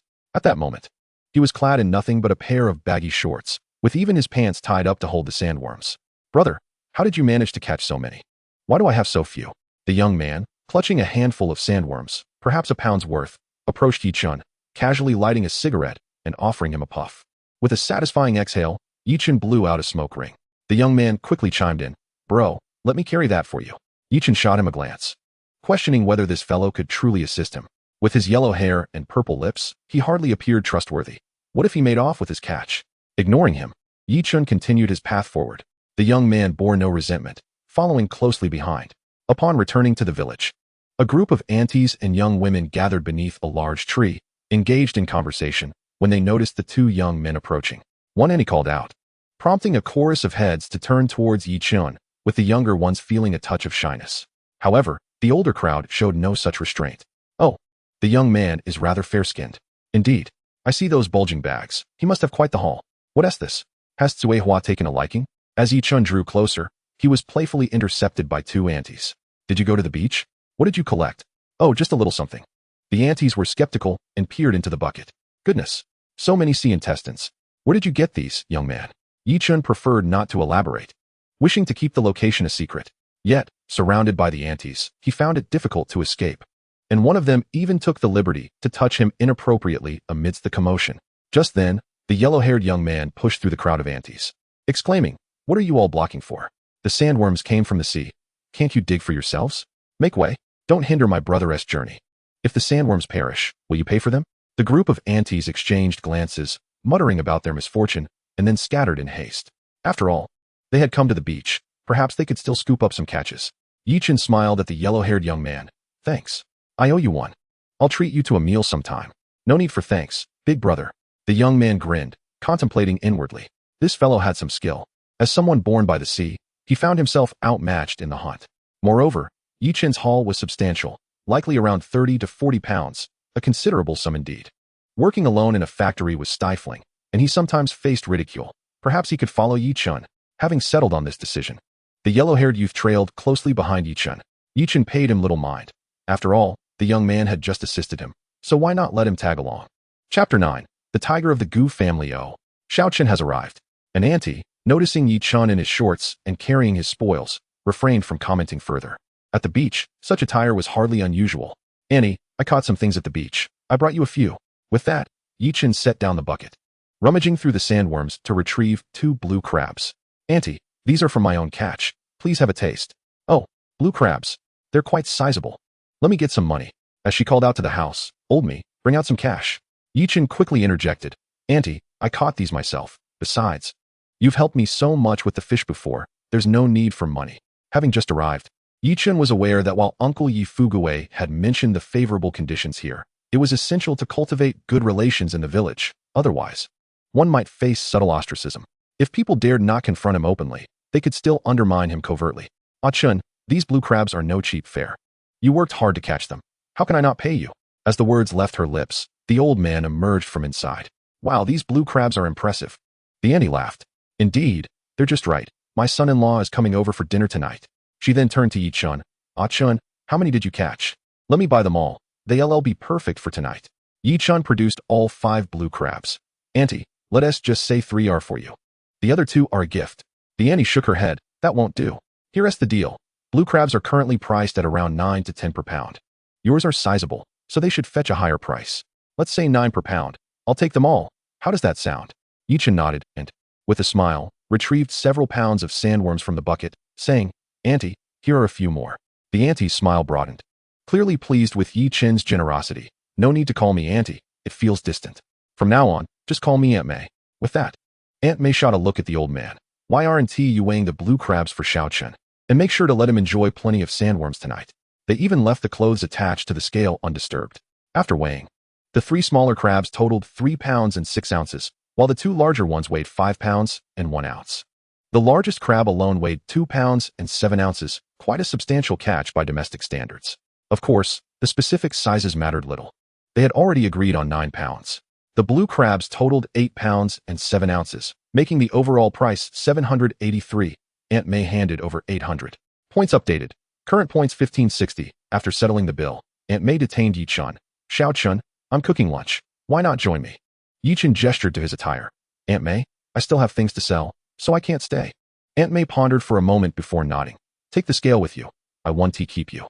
But you must come over tonight to taste Aunt May's cooking." Chen scratched his head. "Is that appropriate? Isn't your son-in-law?" Before he could finish, Aunt May waved her hand. "We're all family. There's no one else around. Just come over." "All right then." Upon exiting the courtyard, Chen discovered the yellow-haired youth waiting outside. The young man waved. "I only have a younger sister at home. I'll save the good stuff." Just then, the yellow-haired youth approached again. "Bro, Are you planning to sell the sandworms? I have a bicycle. Back in the courtyard, Chen turned to regard the yellow-haired youth, for he had followed him closely. What exactly do you want? Bro, I want to work with you. Chen furrowed his brow. You're a young man with hands and feet. Why not seek employment elsewhere? As soon as the words were spoken, Huang Mao let out a sigh. Brother, I have a job, but it's stifling. I can endure the frustration. But the main issue is my sister. After listening to everything, Chen began to grasp the situation. Huang Mao's circumstances were even more dire than those of his original self. The original had his grandmother and aunt, but Huang Mao had only a sister. Their parents passed away when she was just 3 years old, leaving all the pressure on him. The plight of the 2 children in the village was all too clear. To establish their foothold in the village, Huang Mao resorted to any means necessary. He would even bite back if beaten, thus earning himself a rather unsavory reputation. Moreover, with him working away, his sister was often left behind in the village, making her vulnerable to bullying from peers. Chen sighed, Can I trust you? Huang Mao patted his chest. Brother, rest assured, as long as it allows us to put food on the table, I will take on anyone you ask me to. I won't let you fight anyone. Just pack your things. We'll head to the town shortly. All right. Chen shook his head. To be honest, he still had some reservations about Huang Mao, but he needed someone like him to establish himself in the village. A rogue like him could navigate the village better than a straightforward person. At the very least, others would think twice before provoking him. After grabbing a damp towel to wipe himself down, Chen noticed some parts of his body were sunburned. But when it comes to making money, who has the luxury to be finicky? After changing into a fresh set of clothes, he emerged once more to find Huang Mao sorting sandworms, transferring the ones from his clothes and the bucket into a burlap sack. Chen approached, patting him on the shoulder. What is your name? Brother, I'm Mihu. You can just call me Huzi. All right, then I'll call you Huzi. Let us go. Huzi hoisted the sack of sandworms and led Chen to his home. Upon entering, a little girl around 8 or 9 years old appeared. She looked frightened at the sight of Chen and quickly hid behind Huzi, clutching his arm. Huzi set down the sack and smiled at Chen. Brother, this is my sister, Ching. He then affectionately patted the little girl on the head. Ching. Be a good girl and greet your brother. Ching glanced at Chen but quickly lowered her head, softly calling out, Brother, instinctively tightening her grip on Huzi's arm. She looked up and asked, Brother, are you going to fight again? Please don't go. Huzi gently stroked Ching's hair, showing her the contents of the sack. Only then did she release her hold. As Huzi pushed the bicycle forward, Chen couldn't help but smile wryly. This little girl was so understanding it tugged at his heartstrings. As the door closed behind them, Huzi smiled. Brother, can you ride a bicycle? Chen raised an eyebrow, thinking, who does he look down upon? Back in the day, when he couldn't mount it, he would swing his leg over to ride. It was quite a skill. Just sit tight and watch how steady I ride. Indeed, not only did Chen ride steadily, but Huzi also hopped onto the bike with impressive agility. Brother, it's fine. This way it won't break easily. Chen shook his head. Children from poor families grow up quickly, and it was surprising to see Huzi being so responsible. Chapter 10. The big brother is truly a good person. Upon arriving in the town, Chen first visited his uncle Yi Fugui's store. Chen, what brings you here? He then glanced at Huzi, furrowing his brows in disapproval. In these times, older individuals tended to be rather conservative, and they could hardly conceal their disdain for Huzi's punk appearance. Many parents, upon seeing their children like this, would resort to harsh measures, even rallying their brothers to discipline them. Noticing his uncle's expression, Chen pulled him inside, saying, Uncle, this poor child has lost his parents and is now raising a sister. Hearing this, Yi Fugui's demeanor softened considerably as he stepped outside to invite Huzi in. Chen's friend, come in and have a seat. He then fetched 2 bottles of drinks and handed them to the duo, before turning to Chen. Chen, what brings you here at this time? Are you short on cash? If there is anything, just tell your uncle. Chen shook his head. Uncle, I've caught some seafood. I hope I'm not interrupting your business. Interrupting? Not at all. Yi Fugui waved his hand. The sea is currently closed. It's the off-season, so there aren't many customers. As he spoke, Yi Fugui glanced at the sack, assuming Chen had only gathered some clams or shells, likely of little value. However, even if they were of little worth, he would still accept them, as the town catered to affordable goods. Chen, let me see what you have. Chen smiled and opened the sack, pulling out a few sandworms. Uncle, how much do these sell for in town? Oh, sandworms. Yi Fugui took the sandworms from Chen's hand, examining them closely, his eyes wide with disbelief. He was well aware of the fishing village's situation. Having spent considerable time there, those sandy beaches had been thoroughly scoured, and if there were any good catches, they would have been picked clean long ago. Realizing this, Yi Fugui pulled Chen aside and whispered, Chen, you haven't done anything illegal, have you? Chen couldn't help but chuckle, saying that. I was about to strip off my shirt when Yifugawei stopped me. Uncle, I believe in you. You mentioned before that luck was on your side. It seems that's indeed the case. Yifugawei then hesitated. Ah Chen, these sandworms are indeed good, but my shop mainly does small business. I'm afraid I can't take them all. Yi Chun was indifferent. At worst, he would set up a stall. Whatever he could sell, he would. And if it didn't work out, he would just give some to Uncle and Aunt May, saving a bit for Huzi and himself. Uncle, it's fine. Just tell me how much these are worth, and I'll figure it out myself. Yifugawei thought for a moment and said, how about this? Right now, sandworms are retailing for about 30 yuan per gene. If sold to fishmongers, around 20. I'll buy 10 gene at the price of 30. Huh. Yi-Chen quickly waved his hands. Uncle, didn't you say your shop doesn't accept these? I can sell them myself. Just 10 gene. I want to give it a try. If people don't accept the price for frying them, I could make sandworm noodles instead. A bowl with a few pieces could fetch a higher price. Yi-Chen gave a thumbs up to his uncle. A businessman's mind works quickly, finding solutions on the spot. This way, it also appeared more substantial.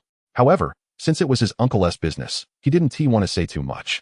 For the 10 gene of sandworms, Yi-Chen didn't calculate at the retail price of 30, but rather at the purchase price of 20, giving his uncle a total of 200. Afterward, he even enjoyed a complimentary meal. Following the meal, Yi-Chen glanced at Huzi, feeling a sense of discontent. Huzi, wash your face and hair. Looking like this is unacceptable. Huzi tossed his hair. I think I look quite handsome like this. Upon seeing Yi-Chan's sideways glance, he quickly sought water to wash up. Surprisingly, after washing, he looked rather presentable. This is much better. Once we finish selling the sandworms, I'll take you for a haircut. Turning back to Yifugawei, Yi-Chen said, Uncle, I'll be on my way. Wait a moment. Yifugawei stopped Yi-Chen, grabbing a handful of bags. Take these. You'll need them to pack your goods when you sell. With the bags in hand, he paid a stall fee of 3 yuan in the town, and the two began to set up their stall. Surprisingly, despite the seemingly high price, the sandworms sold remarkably well. Yi-Chen priced them at 25 per gene, and they quickly sold out, with one customer purchasing 10 gene at once. Ultimately, in about an hour, they sold all 26 gene. That brought in 650 yuan. Points updated. Current points 2410. After selling so many items, Yi-Chen understood that points were equivalent to the selling price. 1 yuan equated to 1 point. After selling the sandworms, Yi-Chen felt a sense of elevation. When he had first arrived, he barely had 100 yuan in his pocket, yet now, he boasted a savings of over 3,000 yuan. Such a brief span of time. Yi-Chen himself was somewhat bewildered. In his previous life, despite the arduous toil of delivering takeout, he had never witnessed such lucrative earnings. This modest existence was increasingly filled with promise. At this moment, Yi-Chen had already begun to fantasize about yachts, grand ships, and luxury cars. Bro, what's the matter with you? He pulled out a 100 yuan bill and handed it to Huzi. Huzi, follow me, but I'm uncertain how much to give you for now. Let us tentatively say 61 days. This 100 is for your share of sandworms, and I also borrowed your bicycle. Huzi appeared somewhat dazed, holding the money and remaining silent for a while. Yi-Chen patted him on the shoulder. What's wrong? Do you think it's too little? As Huzi rummaged through his belongings, he produced a 20 yuan note, 2 yuan bills, and a coin, extending them towards Yi-Chen. Bro, I can't accept my share. Since you've already paid me, it's yours. Yi-Chen shook his head. This is the first time. You should keep it. There won't be another chance like this. Besides, I made several hundred today. Do you have any thoughts? Huzi gazed at the red bills in his hand, remaining silent for an extended moment. His eyes even growing misty. Bro, I toil like a dog at the factory for just 50 a day, and they still think of deducting from my pay. Huzi wiped his face. Bro, my education isn't high, and I'm not good with words. In short, whatever you need me to do, I'll do it. For Huzi, ever since the passing of his parents, he had only felt the coldness of human relations, with the sole warmth coming from his sister. He never expected that a person he had only just met would treat him so kindly. You're grown, yet still crying. Dry those tears, shall we? Time for a haircut? Yes. After finishing his haircut, Yi-Chen bought some vegetables from the town. Passing a small shop, Huzi halted. Bro, wait for me. Saying this, Huzi entered the shop, and Yi-Chen glanced around before following him inside. Once in the shop, Huzi selected a bag of candy, fruit-flavored hard candy. Yi-Chen discreetly picked a bag of white rabbit milk candy and grabbed a box of milk. Remembering that Aunt May had invited him for dinner, he added a few more items to his selection. Exiting the shop, Huzi curiously glanced at Yi-Chen. Bro, are you buying all these things for someone else? Indeed. Aunt May invited me for dinner tonight. Huzi had previously seen Yi-Chen visiting Aunt May's house, so he said nothing further. The young girl isn't home. She has gone to school. Yi-Chen smiled, carrying a box of liquor and a box of yogurt. Bro, you still haven't picked up your things. Huzi grabbed the items and hurried to catch up. Yi-Chen chuckled. These are all for Qingqing. She needs to nourish herself. The poor girl is too thin. Yi Chen shot him a stern look. These aren't tea for you. What is the point of your chatter? If you dare carry them over, don't follow me in the future. With no other choice, Huzi had to pull Qingqing over. Quick, thank the big brother. Qingqing, with her large eyes, sweetly said. Thank you, big brother. Yes. Good girl, study hard. Yi Chen ruffled Qingqing's hair before taking his leave. After Yi Chen departed, Qingqing gazed at the white rabbit milk candy and cautiously asked, Brother, may I eat one? Go ahead, it's for you, but don't eat too many. It will harm your teeth. Qingqing's eyes narrowed with joy as she eagerly unwrapped the candy. Big brother is truly a good person. Chapter 11. The old man's catch. In the evening, Yi Chen entered Aunt May's courtyard, carrying 2 boxes. Aunt May, bustling about in the kitchen, glanced over and came out. Laughing, why bring so much? Just come over. She teased him playfully as she accepted the items. You sit for a moment. I'll prepare dinner. Yi Chen surveyed the living room. On the sofa sat a girl around his age, happily engrossed in her phone. Not wanting to intrude, Yi Chen retreated and headed to the kitchen to lend a hand. Aunt May, is there anything I can assist with? Aunt May turned to glance at him. There's nothing to help with, but by the way, Xiaomi is in the living room. You're about the same age, go chat with her. I'll be done shortly. Yi Chen felt a bit awkward. He wasn't the type to initiate conversations, and considering it was their first meeting, would they even have anything to discuss? Would it not be an excruciatingly awkward chat? He quickly noticed that there was still fire in the mud stove and sat down. Aunt May, let me help you stoke the fire. Oh, such a considerate child. If only my Xiaomi could be this thoughtful. Yi Chen had no response. He didn't know her, and when faced with the unknown, the simplest approach was to remain silent. About half an hour later, a man and a woman entered. The man headed straight for the kitchen and paused upon seeing Yi Chen. Mom, is there anything I can do to help? Nothing, just wait inside. The man didn't leave, but offered Yi Chen a cigarette. Hello, what should I call you? Yi Chen stood, accepting the cigarette with both hands. I'm Yi Chen. Just call me Chen. The man nodded. I'm Chu Ping, Xiaomi's brother-in-law. If you don't mind, you can call me Pingu. All right, Pingu. Just as he finished speaking, Aunt May lifted the lid of a pot, revealing steamed blue crabs and a black hairy fish. Exactly what Yi Chen had caught. Next, she discarded the water and ginger, sprinkled some chopped scallions, drizzled hot oil, and added a touch of soy sauce for steaming fish, bringing forth an enticing aroma. Chu Ping, come help serve the dishes. At this moment, Yi Chen naturally couldn't remain seated and got up to assist in serving the food. Soon, the table was laden with dishes. Uncle Mi and Aunt May took the head seats. Chu Ping sat on the left, while Yi Chen was pulled by Aunt May to sit beside her. Chen, come try Aunt May's cooking. This black hairy fish was caught by you. Chu Ping raised an eyebrow. Mom, are you saying this black hairy fish was caught by Chen? Indeed. Not only the black hairy fish, but also the blue crabs and sandworms. All were gathered by Chen at the beach. Oh my goodness. Chu Ping swallowed hard, eyeing the bowl of blue crabs, then looked at Yi Chen. Chen, you didn't use a net, did you? With a loud slap, Uncle Mi smacked Chu Ping on the head. What nonsense are you spouting? Hn's tools are borrowed shovels from our house. Chu Ping, feeling awkward, dared not say more. The girl beside him picked up a piece of sandworm and said, You can't stop talking even while eating. Hurry up and eat. Chu Ping fell silent. But the girl at the end of the table perked up, her bright eyes fixed on Yi Chen. Chen, can you really gather so much at the beach? I want to join you tomorrow. Aunt May shot the girl a stern look. All you think about is playing. Chen gathers at the beach to earn money. What are you joining for? Me Xiaomi pouted. If I don't want to go, then I want tea. Why are you scolding me? She then winked at Chu Ping. Brother-in-law, didn't you forget something? Chu Ping slapped his forehead. Look at my forgetful brain. He fished a box from his bag and handed it to Aunt May. Mom, didn't you say you wanted to change your phone? What do you think of this? Yi Chen glanced at it and blurted out, Xiaomi phone? Huh. Chu Ping shifted his gaze. Chen, are you also a tech enthusiast? You've heard of Xiaomi? I heard it from others. Yi Chen laughed heartily, secretly admiring Boss Lei. What could he say? Boss Lei was impressive, and he wondered where the turning point in this world had occurred for Xiaomi to emerge at this time. But it didn't seem too surprising.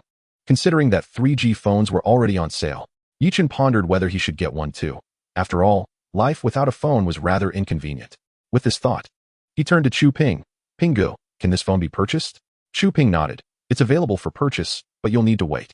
If you wish to acquire it sooner, you can simply add an extra 200, and I shall procure a unit for you. Yi Chen nodded in agreement. Just as he was about to speak, Aunt May handed him her phone. Aunt May, is this appropriate? Yi Chen chuckled helplessly. Well, thank you, Aunt May. Xiao Chen, do you have time tomorrow to accompany me for some fishing? Fishing? To be honest, Yi Chen found himself quite intrigued. Sir, I have the time, but I lack a fishing rod. That's not an issue. Just come over, and I'll prepare everything else. All right. Yi Chen responded affirmatively. Upon returning to his room, he quickly succumbed to the intoxication of alcohol, soon drifting into slumber. When he awoke, it was already 8 o'clock. Remembering the promise he made the previous night, Chen hurriedly got up. Arriving at his elder's doorstep, he found the elder already waiting. Upon seeing Chen, he handed him a fishing rod. All set up. Just attach the bait, and you're ready to fish. Great. Thank you, sir. They made their way to the seaside, selecting a rocky shore with few people around. It was just Chen and the elder. After watching the elder cast his line, Chen's mind registered the technique. He promptly attached the bait and attempted to cast his line in the same manner. However, the line didn't make it far. How awkward. The elder chuckled at Chen's form. You haven't even opened the line cup. What do you expect? Come here, and let me teach you. Eager to learn, Chen scampered over. After the elder's explanation, Chen's expression brightened, and he cast his line again. This time, he managed to cast it out. Though the distance was still a bit short. The elder patted Chen on the shoulder. No worries. Just practice a few more times, and think of today as training. Chen nodded and moved to the side to practice. After a few attempts, he began to gain confidence. Before long, he returned to the elder's side. Sir, how do I control the depth? The elder took the fishing rod and pointed. Do you see this? This is called a positioning ball. The float will rest beneath it. By controlling the positioning ball, you can control the depth. No rush, take your time. With the elder's guidance, Chen felt emboldened and moved to another spot to fish. Thanks to the system's assistance, Chen could discern the presence of fish with clarity. After several attempts, he was able to maintain a 50% success rate in placing the hook near the fish. With the aid of the system, Chen began to catch fish one after another. Though they were small, the thrill was undeniable. After sitting for a while, the elder was utterly astonished. How could someone who had just struggled to cast a line now be catching fish effortlessly? The elder felt a twinge of frustration. Glancing at the bucket containing a modest yellow-footed fish, which, while not expensive, was still a bit of a letdown. As noon approached, the elder reeled in his line and approached Chen. Chen, I see your bucket is nearly full. Would you like to use mine? The elder's tone was gentle, leaving Chen pleasantly surprised. Sir, do you have something in mind? Haha. The elder chuckled. Chen, may I borrow your fish for a photo? Chen relaxed. Feel free to take some pictures. After all, I borrowed your fishing rod.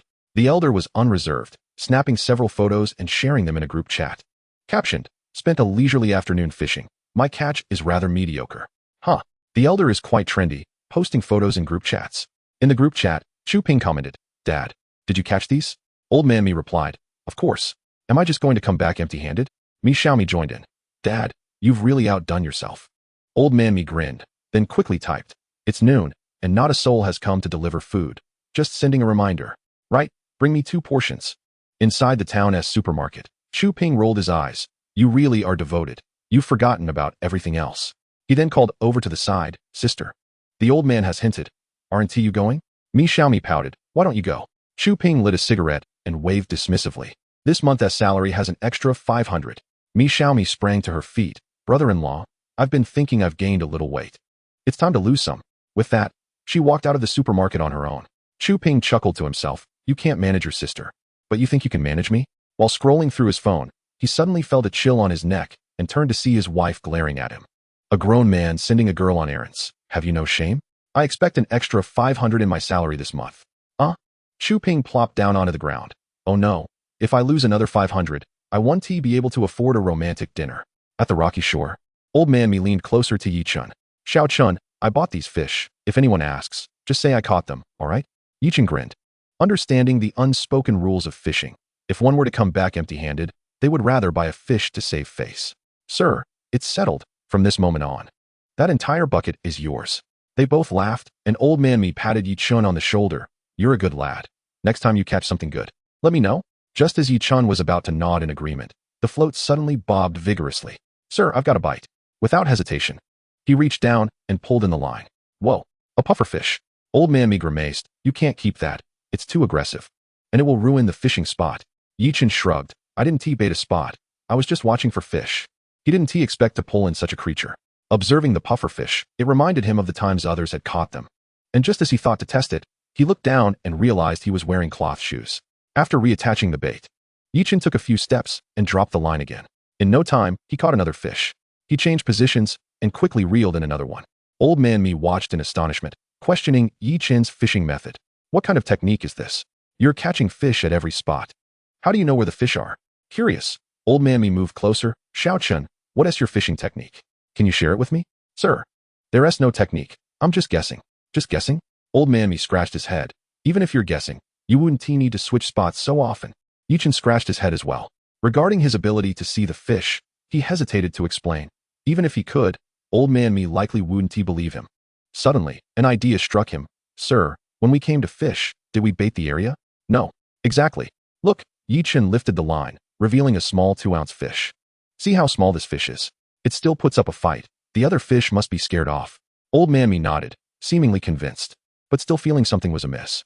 After pondering for a while, he slapped his forehead, realizing that while the issue of switching spots was resolved, one shouldn't catch fish so easily. Just as he was about to inquire further, he noticed Chen's rod bending sharply. A big one. Old man me's earlier concerns vanished as he rushed forward. Don't pull too hard. Let out some line.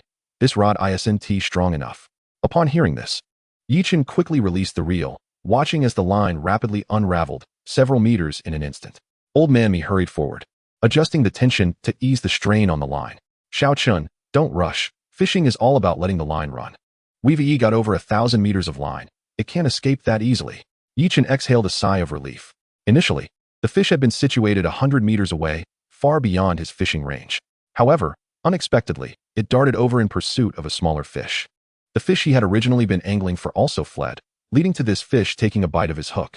Under the guidance of the elder, he deftly played the fish for about 10 minutes when suddenly, the line went slack. Observing this, Chen hurriedly reeled in the line, but just then, it tightened once more. At that moment, a distant electric bike approached, and Xiaomi, carrying a lunchbox, walked over. Dad, I brought you lunch. Grandpa me glanced over and replied nonchalantly. All right, just place it on the ground. Subsequently, he rubbed his hands together and said, Chen, why don't you eat a bit first? Let Grandpa help you reel for a while. Seeing the eager expression on the elder's face, Chen handed him the fishing rod. Grandpa, this fish is quite strong, so take it easy. Huh, if it weren't strong, I wouldn't even bother fishing. Chen said nothing further. Grandpa had only caught one fish all morning, so his hands must be itching to reel in another. Stepping back, Xiaomi had just unwrapped the lunch bag when she noticed Chen approaching and handed him a box of rice and a box of vegetables. Here, take this. I'll get you some chopsticks. Thank you. Chen was not one to fuss about such things, and he plopped down on the ground to open the lunchbox. Xiaomi handed him a pair of chopsticks and a bottle of cola. No soup. Make do with this. Chen casually accepted it. The cola was still cold. With a smile, he remarked, soup or not, on a sweltering day like this, nothing beats a refreshing drink. Saying this, he opened the cap and gulped down a few mouthfuls, feeling utterly refreshed. If only I could have a bottle of beer right now. Noticing Chen's demeanor, Xiaomi furrowed her brow. What did you mean by refreshing drink? Is it tasty? Chen realized he had forgotten that the term refreshing drink had not yet gained traction. Pointing at the cola, he chuckled. This is the refreshing drink. On a hot day, it brings joy. Oh, so this is the refreshing drink. It is quite delightful. But drinking too much will make you gain weight. Just as Chen was about to pop a morsel of rice into his mouth, he looked up at her. This girl was actually worried about gaining weight. With that figure, if she ever had children, she'd surely be the one to go hungry.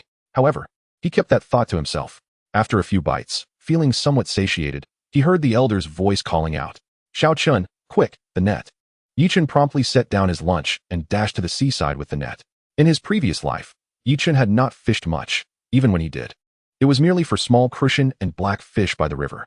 Thus, the sight of this fish, over a meter long, left him astounded. He scooped it into the net, and, upon weighing it, estimated it to be over 30 pounds. Grandpa, what kind of fish is this? Sea bass, by Nai. It's truly vigorous. The elder's face radiated excitement, as if this fish had been caught on his line. At that moment, Xiaomi also gathered around, exclaiming, Dad, you managed to reel this in? That's impressive. Of course. Grandpa me placed his hands on his hips, beaming with pride, thoroughly pleased with himself. It must be said that successfully catching such a large fish close to shore is indeed quite remarkable, especially under conditions where the line's strength was insufficient. Alright then. Chapter 13. The anglers of the Air Force. After Xiaomi left, Grandpa me stared at the sea base, his mouth agape. With a fish this size, I could boast for a year. Chen, how about selling this fish to me? Grandpa, how much does the fish cost per pound? After a moment's thought, the elder replied, it's currently the closed fishing season, so it should fetch about 30 to 41 per pound. Calculating the price based on 41 per pound, it could be worth over 1,000. Wow, that's so expensive? Before Chen could contemplate further, the elder made a surprising offer. Chen, how about I buy this fish for 1,500? Chen shook his head. Grandpa, that's too pricey. 1,500 is nearly equivalent to 40 pounds, and besides, it was your effort that landed it. Before he could finish, the elder interrupted. No way can I let you suffer a loss. How about this, 1,000, and I'll throw in the one I caught for you. Chen scratched his head, feeling a bit embarrassed. The fish was caught by the elder, and he provided all the equipment. Now he had to pay as well. However, Grandpa did not give Chen a chance to refute. That's the deal. Don't argue. All right then. He placed the fish in a bucket, with most of its body still protruding, and both Chen and the elder took turns snapping pictures excitedly. Chen mused that he would try to catch more in the afternoon. Perhaps his total haul for the day could surpass 2,000. That would cover the cost of the phone he bought last night. Thus, he was in no hurry at all. Professor Me, I see your group has caught quite a few fish. How's the bite now? Oh my goodness. Everyone gathered around, wide-eyed, staring at the bucket, panting heavily. Professor Me, this sea bass is enormous. Grandpa Me had forsaken his meal, laughing as he puffed on a cigarette. It's all right, but this fish is truly powerful. At my age, it's left me exhausted and sore. Saying this, he rubbed his shoulders. The elder's statement left the group infuriated. You've certainly landed a big one. Come on, let's cast a few more lines. Meanwhile, Mi Xiaomi arrived on her scooter, dismounted, and asked, Dad, are we loading this fish into the car? The elder waved his hand dismissively. We'll load it later. Chen rolled his eyes and walked over to pick up his fishing rod. He was unsure of the situation, as after this brief break, the fish had become scarce. The larger ones were practically non-existent, leaving only a few that were about palm-sized. Judging by their size, they probably weighed around half a pound. Chen wasn't picky and cast his line, having honed his accuracy from the morning's fishing. Since the fish were small, he didn't bother with the net and reeled them in directly. Just as he was about to unhook a fish, Mi Xiaomi called out. Wait a moment. Chen turned his head. What is it? Mi Xiaomi retrieved a pair of gloves from the scooter and handed them to Chen. This fish is called shijiugong. It's poisonous, so be careful not to get pricked. Chen looked at the fish, which was not very large, only about palm length, with a brownish hue and a rather sizable mouth. The spines at the front of its back looked rather sharp. To be honest, it wasn't particularly attractive. Putting on the gloves, Chen felt a bit disdainful and casually asked, Is this fish tasty? Very tasty. Mi Xiaomi replied offhandedly. Not only is it delicious, but it's also quite expensive. Upon hearing the word expensive, Chen perked up, even looking at the fish with newfound appreciation. How much does this fish sell for? Right now, it's over 70. It's even pricier than tuna. Chen was taken aback. Is tuna that cheap? Not really. Bluefin tuna is expensive, but yellowfin tuna is quite affordable, cheaper than many fish. However, it's large, so catching one can net you several thousand. Chen nodded, as he was indeed familiar with both yellowfin and bluefin tuna from videos he had seen in the future, often showcasing fish weighing hundreds of pounds. Even at $10 a pound, that would still amount to over 1,000. Tossing the fish into the bucket, Chen turned his gaze back to the sea, continuing his search for fish to cast his line. Mi Xiaomi watched nearby, and Chen didn't say much, as long as she didn't stand in his casting direction and obstruct him. After casting again, Mi Xiaomi suddenly asked Grandpa Me, Dad, why aren't you fishing anymore? Chen turned his head to see Grandpa rubbing his shoulders. I'm tired from fishing. The elder appeared quite relaxed, prompting Chen to nod in agreement internally. Truly, Grandpa was admirable. He remained unfazed, which explained how he had managed to enjoy so many years of meals. After fishing until 6 in the evening, Chen reeled in his line. There hadn't been many fish all afternoon. In total, he had only caught a dozen shijiugong, estimating they weighed about 7 or 8 pounds. Chen's haul was modest, and the others fared even worse, with a few catching only 1 or 2 sea bream, while the rest were left empty-handed. Therefore, upon seeing Chen reel in his line, the others grew anxious and hurriedly gathered around. Hey, are you selling those fish? Chen raised an eyebrow, surprised to find someone from Guangdong province among them. Yes. Grandpa, are you selling?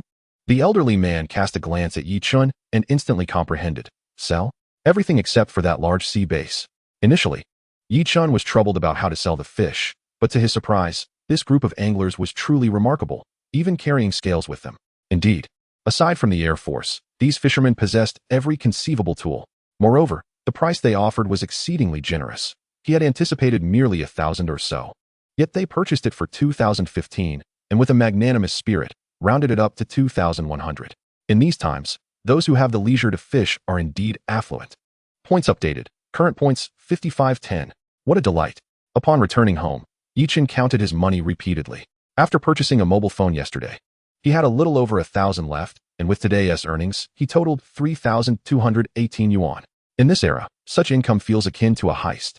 Not long after, a series of knocks reverberated at the door. Upon opening it, Chen was taken aback, Huzi, what brings you here? Huzi produced a bag. Brother, this is from our own farm. I brought you some. Chen glanced inside to find an assortment of fruits and vegetables, along with a few eggs. Huzi chuckled. Brother, it's my sister who insisted I bring this. There is not much of value in the countryside, so please accept it, or else Xiaoqing will make a fuss. Chen hesitated but ultimately accepted. Brother, is this really appropriate? What is inappropriate about it? If I tell you to go, just go. No need for so much talk. Brother, Xiaoqing has already prepared a meal, but there is little in the way of vegetables, just a tomato and egg dish and some braised eggplant, which I brought along. All right, come in quickly. It's time to eat. The dishes Chen purchased from the village entrance consisted of ready-made meals, a cold dish of pig ears and a roasted chicken, saving him the trouble of cooking. He separated 2 chicken legs and placed them into Qing's bowl. Eat more meat. It will help you grow strong. Thank you, big brother. Yes, such a good child. Once the meal concluded, the young ones had homework to attend to, so Chen did not linger. In the sweltering heat, he took a cold shower and lay down on the bed, remaining awake until after 9 o'clock. After tossing and turning, Chen decided to sit up. Upon checking his luck value, he was astonished to find it at 52 points. After some contemplation, he realized it might be a good opportunity to go clamming. He donned his clothes, grabbed his tools, and ventured outside. Chapter 14. The automatic catch of yellow croaker. Knock, knock, knock. The door opened, and Huzi noticed it was Chen. Brother, what is the matter? Your sister must be asleep, right? That is fine. Are we going clamming? Hearing this, Huzi perked up. Brother, just give me a moment. After a while, Huzi emerged with a water bucket, a shovel, and a flashlight. He glanced at Chen, somewhat surprised. Brother, aren't you bringing a flashlight? No worries, I'll just buy one at the village entrance. That works. Huzi nodded and followed Chen out.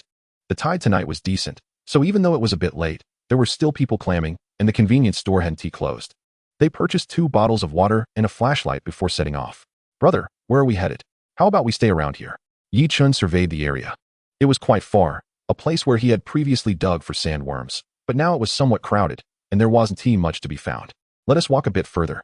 Leading the way, Chen moved cautiously. The night was dark, and since he could only see living creatures through the system, he was unfamiliar with the terrain. Thus, they walked and stopped intermittently to check. Is there anything? Indeed, there was, albeit scarce. After walking for another 10 minutes, Chen felt somewhat disheartened. Strolling along the shore yielded little in terms of finds. Huzi had no objections to this. What is that? He felt his net sink suddenly. Turning around, he exclaimed, Holy smokes. Huzi also looked over, and upon realizing what it was, he became anxious, hastily switching off the flashlight. Brother, it's a yellow croaker. Turn off the light. Chen had heard of yellow croakers and quickly turned off his light, daring not to shine his phone, relying instead on the faint ambient light. Stripping off his clothes, Chen swiftly wrapped the yellow croaker. The fish showed no signs of struggle, appearing weak and feeble. Chen couldn't fathom why it had appeared here. Brother, knock it out. This fish won't last long. All right. It was quite large. And with a couple of firm strikes from the sand shovel, the fish ceased moving altogether. Along the way, Chen felt a twinge of anxiety. Truthfully, he had no connections here, no refrigerator, and was utterly clueless about how to sell it. Huzi, does your family have a refrigerator? Huzi's voice drifted back. Brother, do I look like someone who owns a refrigerator? Fine. Chen had not held much hope. Upon returning to the village, he found himself at a loss and, with a deep breath, knocked on Old Man Mi's door. At that hour, Old Man Mi was still reveling in the excitement of the sea base and had not yet retired. It wasn't long before the door swung open. Xiaoqing, what brings you here at this hour? Chen swiftly entered the house, and Huzi, knowing Chen was seeking out the old man, did not follow. Old man, I just caught a splendid fish, but I have no way to handle it. The old man chuckled. No problem. What kind of fish? A yellow croaker. The old man's eyes widened. How big? It's estimated to be around 5 or 6 pounds. My goodness. The old man's mouth dropped wide open. Hurriedly switching off the light, then pointed at the fish in Chen's arms. It must be this one, right? Chen nodded and slowly opened a small gap, revealing the shimmering gold in the dim light. In an instant, the old man covered the fish up. Chen, this fish is too valuable. I wouldn't dare eat it, but I can help you find a buyer, provided you agree to one condition. Please, old man, do tell. After a moment of thought, Old Man Mi began. Here's the deal. I will help you sell the fish, but you must say that I caught it. Do you understand? Chen nodded. That is fine. Thank you very much. No worries. I'll find a buyer for you right away. Subsequently, the old man pulled out his phone and opened a group chat. Night fishing for a yellow croaker, golden and pristine, serious inquiries only. As he spoke, the old man lifted a corner of the cover, snapped a photo, and sent it out. estimated at 5 to 6 pounds. The highest bidder wins. Before long, the group chat erupted with excitement. Professor Me, save one for me. The price is negotiable. Save me one too, Professor Me. I'm in the midst of a business deal. You must reserve that fish for me. I'll fly over first thing in the morning. Observing the messages, Old Man Me chuckled and showed them to Chen. Xiao Chen, you can rest easy with the old man handling this, right? Chen smiled. I naturally trust you. Old man, it's getting late, so I won't disturb you any longer. Upon exiting, Chen's heart raced with anticipation, uncertain of how much it could sell for. Brother, is it all set? Chen nodded. Let us head to the convenience store and grab some beer. Let us celebrate. They loaded a crate of beer, along with some peanuts and broad beans, and paired it with the leftover dishes from dinner, toasting and drinking together. As they drank, Chen pulled out 500 yuan. Huzi, take this. Don't think it's too little. When the fish sells, I'll give you more. Huzi accepted the money, tucking one bill into his pocket while returning the rest to Chen. Brother, although I may be down on my luck, I haven't done anything wrong. I only take what is rightfully mine. Chen furrowed his brow. To be honest, he felt a bit guilty that Huzi only took one bill, considering how significant that yellow croaker was. Huzi, how about this? In the future, you can follow me. Besides a guaranteed 60, I'll also give you a 5% commission. What do you think? Brother, let us not do that. Commissions are unnecessary. Besides, not every day yields such bountiful catches.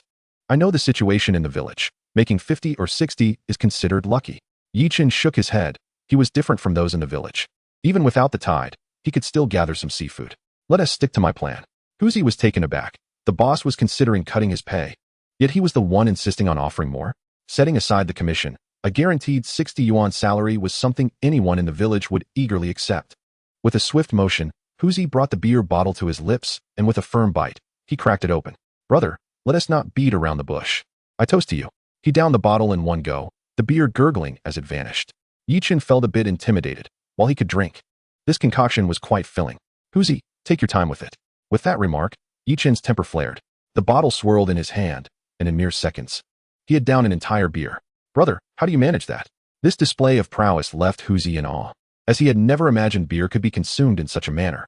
Ultimately, the two of them finished off an entire case of beer in no time. The following morning, noticing that Grandpa Mi's door had yet to open, Chen borrowed a bicycle from Huzi and pedaled to the town. The mobile phone he purchased was from China Unicom, prompting a visit to their service center. In this day and age, acquiring a SIM card was quite convenient, requiring no real name registration. Chen recalled that in the past, mobile signals in rural areas were slightly better with China Mobile, albeit with higher data costs. Unicom had the advantage of cheaper data plans. For instance, his current card, with a 66 yuan plan plus a 20 yuan data package, provided a total of 600 megabytes, which was quite cost-effective. Chen pondered whether it was time for him to obtain a driver's license, considering he would inevitably need a vehicle. Chapter 15, Achi arrives. Sure, next time, give me a heads up before you come over. The door swung open to reveal a man in his 40s, wearing a broad smile as he chatted with Grandpa Mi before departing in his car. Once the vehicle had disappeared from view, Grandpa Mi beckoned Chen over. Can you guess how much it sold for? Grandpa, I can't possibly guess. Grandpa chuckled and held up a finger. Chen raised an eyebrow. 10,000? Grandpa shook his head. 1,000 per pound. You miscalculated the fish's worth. It weighed 6 1/3 pounds, selling for 63,000. Wow, Chen exclaimed, utterly astonished by the price, realizing it translated to an exorbitant 20 yuan per gram. Observing Chen's reaction, Grandpa Mi patted him on the shoulder. Currently, the market price for yellow croaker hasn't reached that outrageous figure. It's merely due to the fishing ban and some people's urgent needs that the price soared. Chen, at a loss for words, merely nodded. Grandpa then asked, do you prefer cash or a bank transfer? Lacking a bank card for a transfer, Chen felt uneasy about carrying cash, especially with over 60,000 yuan in hand. After a moment's thought, Chen inquired, Grandpa, is there a bank in town? I didn't see one during my last visit. Yes, it's on the back street. Just ask around when you get there. If you want to open an account, take your card to the supermarket and give the card number to Chu Ping. All right, thank you, Grandpa. Reluctantly, Chen made his way back to Huzi's house. Upon arrival, he rummaged through his pockets. Huzi, here S3, 150 yuan, count it. To be truthful, after setting aside this amount, Chen had little money left. Barely over 10 yuan. Brother, that is too much money. I can't accept it. Huzi, listen to me. The yellow croaker sold for over 60,000. And this is our agreed share. What? Huzi's eyes widened in disbelief. One fish can sell for over 60,000. Despite being from a fishing village, he had never heard of such a price for a single fish. Remembering their agreement, Huzi accepted the money, realizing there was no point in being sentimental. After a moment of thought, Huzi pulled out 2 additional bills. Brother, my second uncle sold the fish. You should thank him. So take this 200. Chen accepted the money without protest, but felt puzzled. If Grandpa Mi was Huzi's second uncle, wouldn't he have involved him in the matter more? After spending time with the Mi family, Chen found them to be rather pleasant. He decided to ask, Huzi, what is the situation with Grandpa Mi and your family? Huzi understood Chen's curiosity. Addressing him as second uncle was more of a formality, as they were distantly related, and Huzi had not spent much time at home during his youth. Chen nodded, recalling that others referred to him as Professor Mi, suggesting he had likely lived in the city during his younger days. Huzi, can I borrow your bicycle to go to town and open a bank account? Are you coming? Sure, I have a card, but I feel uneasy carrying cash. All right, then let us go together. Upon reaching the town, Huzi went to deposit money while Chen sought to open an account. He then made a trip to the supermarket. Truth be told, this was Chen's first visit to a town supermarket, and he was quite taken aback. With 2 floors, each spanning over 300 square meters. It was astonishing to behold a supermarket of over 600 square meters in the town. Hello, I'm looking for Chu Ping. You're looking for our boss. Please wait a moment. A hurried employee dashed off, and moments later, Chu Ping emerged from the back. Chen, my father-in-law mentioned you. You've been doing quite well these past few days, he said, giving Chen a hearty pat on the shoulder. Pingu. This is just small change compared to your achievements. Running a supermarket is no small feat, don't mention it. Chu Ping led Chen further inside, with Huzi following closely behind. With the fishing ban in place, business isn't great. It's much worse than yours. Give me your card number. Chen handed over his card, and Chu Ping jotted it down on a piece of paper, smiling as he said, Shun Ti, we celebrate your newfound wealth? There's a KTV in town owned by a friend of mine. What do you think? KTV in town. Chen raised an eyebrow. Is that place legitimate? Legitimate. If you want it to be legitimate, it is. Chu Ping winked playfully. Never mind. Pingu, I'm planning to get a driver's license. Can I do that in town? Chu Ping shook his head. You can't. You need to go to the city. But this year, getting a license is pretty easy. You'll see once you go. With the information in hand, Chen didn't intend to linger. As he was about to leave, a thought struck him. Pingu, how much does a refrigerator cost? Oh, here comes a business inquiry. A complete one goes for over 2,000. How does that sound? Chen nodded. But since he was already purchasing a refrigerator, he figured he might as well buy a few other items. Pingu, please also give me a fan and a rice cooker, charging the cost to my card. By the way, do you have any cash? How much do you need? 500 should suffice. Upon seeing Chen purchase a fan, Huzi decided to buy one as well. Although he already had one at home, he intended to give it to his sister, who was growing up. Previously, they had managed with limited funds, but now that they were earning, they didn't mind spending a little more. Huzi even personally slaughtered a chicken, preparing a delightful chicken stew with potatoes, accompanied by some flatbreads. The combination of green peppers, potatoes, and chicken was simply exquisite. Chen savored 2 bowls of rice and 3 flatbreads. Big brother, if you enjoy it, we have more chicken at home. Mi Ching said earnestly, noticing Chen devour so much food, believing he must love chicken. Chen chuckled. Ching, we need to save some chickens for eggs. We can't eat them all. You should be careful. It's been so hot lately. In reality, the heat was not ideal for raising chickens, as it not only diminished their appetite, but also made them susceptible to heat stroke and illness. Brother, I know, we have trees and a shelter in our yard. We'll manage. Chen had no further advice. All right, just keep an eye on things and don't buy too many. But the information was scant. Points update. Current points 68, 510. Simultaneously, he received a notification of a transaction. In the middle of the night, as Chen was sleeping soundly, he was suddenly jolted awake by a knock at the door.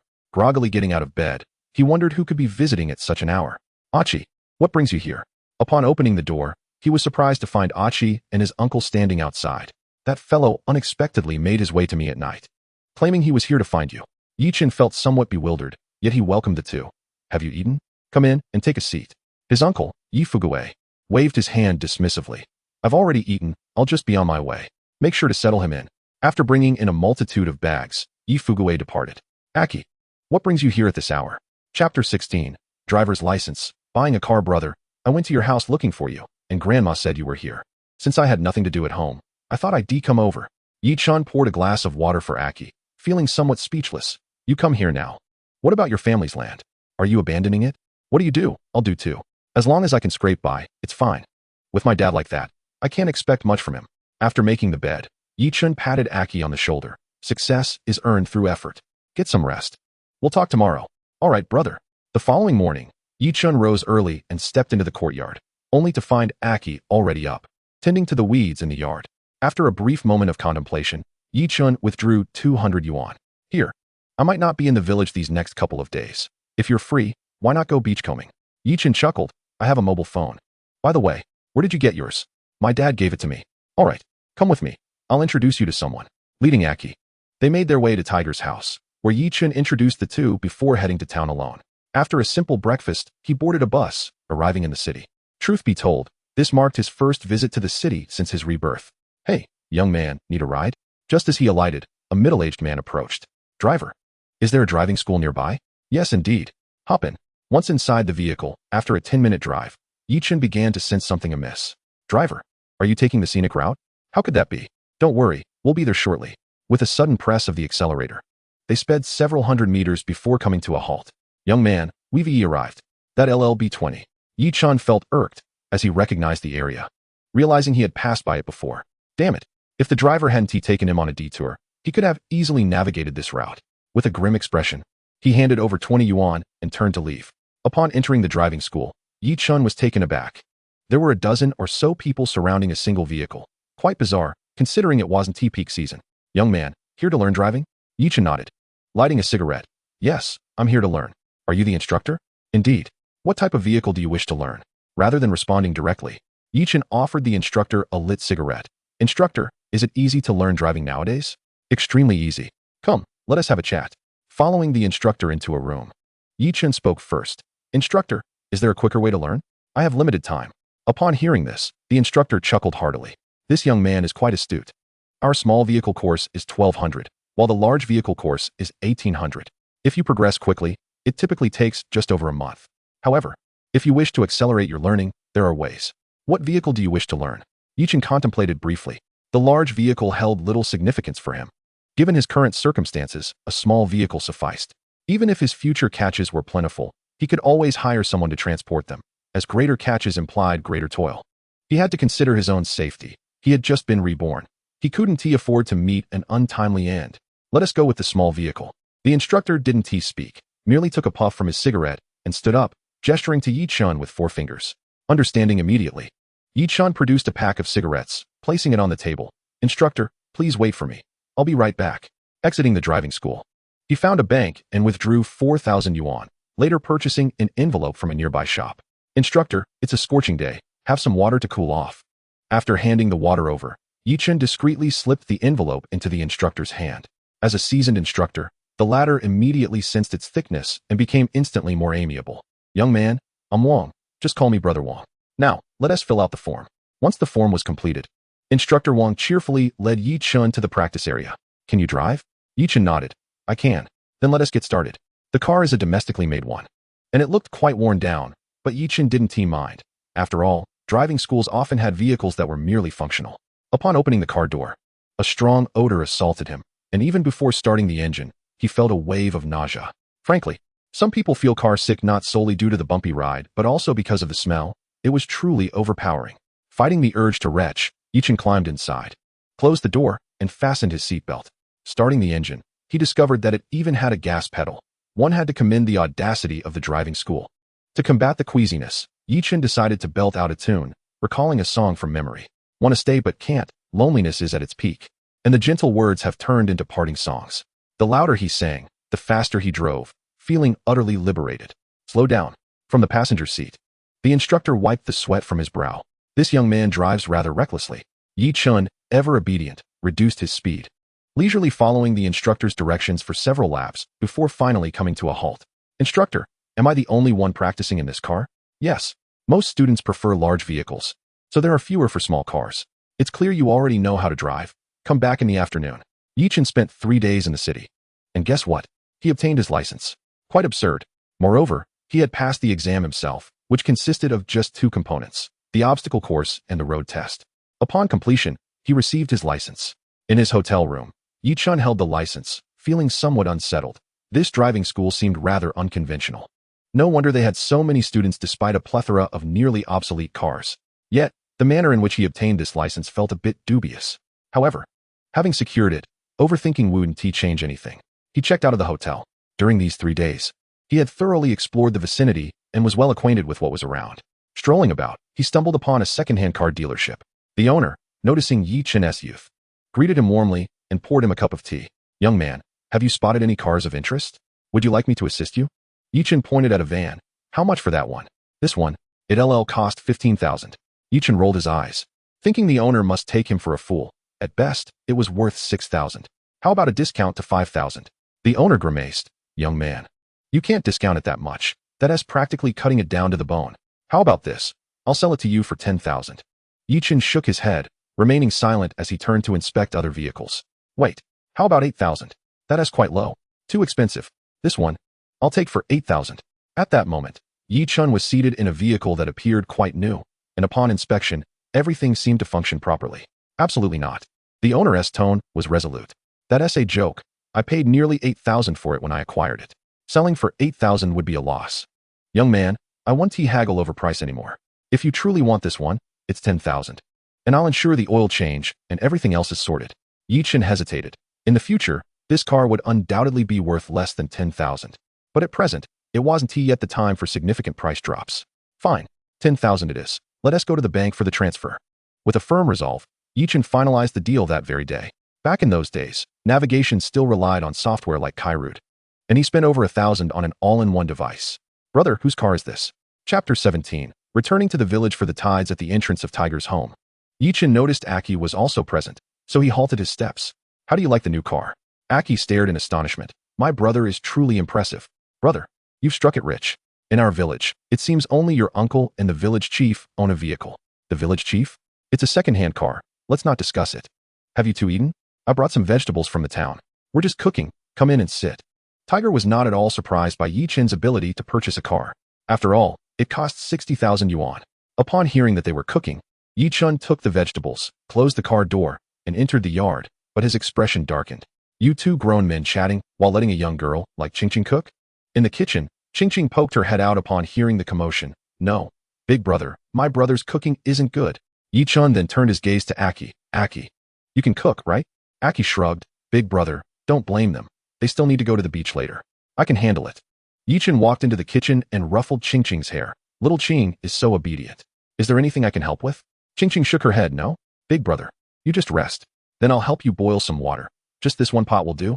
I also brought vegetables." With that, Chen squatted by the earthen stove and added a few handfuls of firewood. Before long, the meal was ready. Chen didn't let the young girl do too much. He prepared a boiled sea clam and 2 steamed bread crabs. "You two are quite lazy.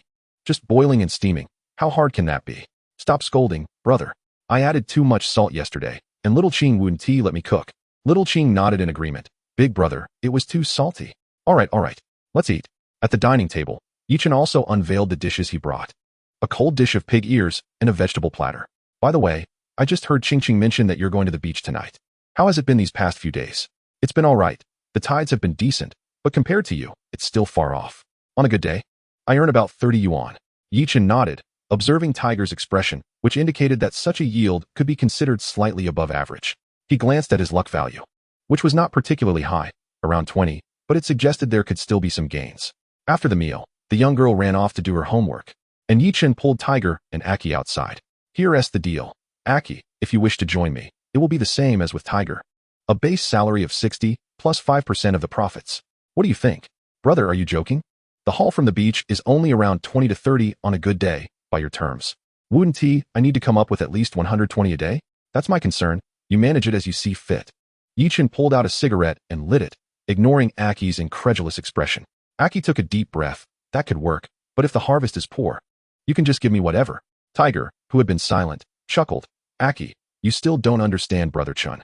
I may not know about other things, but I do know that when I went out with Brother Chen twice, I reaped over 3,000. Is that for real?" Aki was skeptical. 3,000 from just 2 outings? That can't be beachcombing, can it? Perhaps he simply found money. Turning to see Chen's car parked outside, Aki suddenly felt a bit foolish. Perhaps it's true. Otherwise, how could Brother Chen afford that car? Of course it's true. Tiger also pulled out a cigarette and took a satisfying puff. "Tonight, just wait for the fortune to roll in. All right, I have things to attend to. We'll discuss more during the beach outing." With that, Chen got into the car. He parked at Uncle Mi's door, opened the trunk, and took out a box of cigarettes and 2 bottles of liquor before walking inside. "Uncle, are you home?" "Oh, little Chen has arrived. Aunt May, hearing his voice, came out from the house.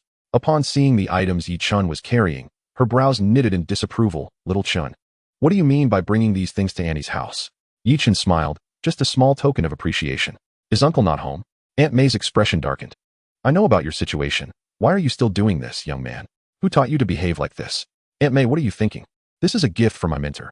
I must thank Uncle for teaching me how to fish. Without him, I wouldn't have earned so much. A token of gratitude for your mentor? Aunt May looked confused, clearly unaware of the circumstances, so Yi Chun elaborated. Oh, I haven't checked my phone in days. So it was that day when you caught the sea bass. Saying this, Aunt May called upstairs. Old man, Yi Chun is here. And he is talking about a token of appreciation. Come down for a moment. Come in and sit. Aunt May brought over a chair, but Yi Chun quickly interjected. Aunt May, I can manage myself. After a while, Uncle Me came down, looking somewhat sheepish. Chun is here, and you've brought things. How very generous. The old man knew very well that Yi Chun's gesture was not merely about fishing. Uncle, I sold fish for over 3,000. Isn't it reasonable to bring a little something? Reasonable. Reasonable. Aunt May shot him a glare. Reasonable, my foot. The things Chen brought are worth 3,000 or 4,000. And you're not the least bit embarrassed. Seeing the conversation take a turn, Yi Chun quickly interjected. Aunt, knowledge is invaluable. Besides, now that I've learned to fish, I can catch fish to sell again next time. It's not that simple. Your uncle has only caught that big fish once. Aunt May began her tirade. Things have been all right lately, but in the past, when fishing, there were more times without a catch than with. Even catching a sea bream took forever. Uncle Me grew anxious and shot Yi Chun a look, urging him to leave quickly, otherwise he would lose his patience. Sensing the awkward atmosphere, Yi Chun hastily made his exit. Aunt May, I have things to do, so I'll take my leave. Without waiting for a response, Yi Chun dashed out, knowing that prolonging the conversation would only incite Uncle Me's temper. He hopped into the car, started the engine, and drove off in a flash. At 11 that night, Tiger arrived with a flashlight. Brother, it's time to go to the beach. All right, let us go. The three of them set off. Yi Chun pulling out a cigarette and sharing one with each of them. Oh, Huazi, I've heard these cigarettes are quite fragrant. As he spoke, Tiger brought the cigarette close to his nose for a sniff. As expected, it's aromatic. Let us just leave it. I'm afraid I'll get used to it and find other cigarettes lacking. What do you mean by getting used to it? Once you have money, you can have whatever you want. The three of them walked towards the seaside, where they found quite a few people gathered, indicating that the tides had indeed been favorable, receding significantly. As they approached, their presence caught the attention of others due to the light. Isn't that the one catching sandworms? Yes, that is him. I heard he caught dozens of kilograms. That must be worth 1,000 or so. Indeed. Two middle-aged women whispered among themselves, when suddenly one's eyes lit up. Shall we follow them? The other woman shook her head. Beachcombing relies on luck. You can't expect bountiful catches every day. Besides, didn't Tiger's little brat take people out to the beach these past few days? He hasn't seen any significant gains either. That is true. Chapter 18. The Earth Dragon. Meanwhile, Yi Chun and his companions were blissfully unaware of the ongoing discussions and continued their way toward the distance. Yi Chun occasionally scanned the area, finding little to collect, yet pressed on. Brother Chun, there's no one left here. Should we keep going? Of course, trust me. Ahead lay a small creek, which would flood this area when the tide rose. Consequently, Yi Chun stumbled and fell face first into the mud. His mouth filled with dirt and sand. Brother, what happened? Are you all right? Tiger and Aki hurriedly helped Yi Chun up. Tui, spitting out the mud and sand. Yi Chun rubbed his forehead, feeling a bit of pain. Something doesn't feel right, he murmured to himself. Brother, what's wrong? Aki looked at Yi Chun with concern, sensing something was off. Is he dazed from the fall? Yi Chun ignored him and activated the system, suddenly pulling the two back. In his line of sight, a snake-like creature appeared. It is essential to recognize that this is Fuxing, where formidable tattooed individuals may lurk, and one must tread carefully to avoid unforeseen consequences. Brother, what is the matter? Yi Chun pointed towards a suspicious area not far from where he had slipped. There is something amiss. Be cautious. With that, Yi Chun ventured forward, despite a flicker of trepidation, believing that vigilance would suffice. Upon closer inspection, nothing seemed out of the ordinary, when suddenly, Aki exclaimed, Brother, there's a hole. Could it be a snake? Yi Chun had no fear of serpentine creatures in general, except for snakes. For reasons unknown, he had harbored a childhood dread of them, as if it were an innate phobia. Even when assured of their harmlessness, he felt an instinctive panic. By the seaside, it's unlikely to be one. Huzi glanced over, then seized a shovel and began to dig. Huzi, dig this way. Upon hearing Yi Chun's command, Huzi quickly adjusted his direction, while Yi Chun and Aki busily assisted in the excavation. As they approached the target, Yi Chun urgently cautioned, Wait, slow down, Take it easy. With utmost care. They removed the top layer of soil. Holy moly! A mud eel. A mud eel? Yi Chen observed the creature that had emerged with curiosity. He had heard it was quite valuable, yet it appeared rather unremarkable, resembling an eel. The mud eel, scientifically known as the crab-eating eel, differs from regular eels in that it possesses pectoral fins, a dorsal fin, and a caudal fin, categorizing it among eels with a remarkable tolerance for freshwater environments. Is this creature worth anything? Huzi inquired as he placed the mud eel into a bucket. Indeed, it fetches over 300 per pound. This one likely weighs about a pound. Upon hearing the price, Yi Chen's excitement surged. 300 per pound was considerably more expensive than tuna. Brother, let us search some more. Considering the behavioral traits of mud eels, there may be more than just this one. Yi Chen nodded, and the three continued to search along the stream. Shortly after, Yi Chen halted and gestured to Aki. Aki, there's a hole here. Would you mind digging? No problem. Brother Chen, I may not have dug for mud eels before, but I have certainly dug for eels. Aki was invigorated by the thought of 300 per pound. Digging just 1 pound equated to the value of 10 pounds of eels. Yet, he realized, perhaps the eels here might also be priced higher, given that this was not their inland town. Nonetheless, this was the most expensive item Aki had ever encountered.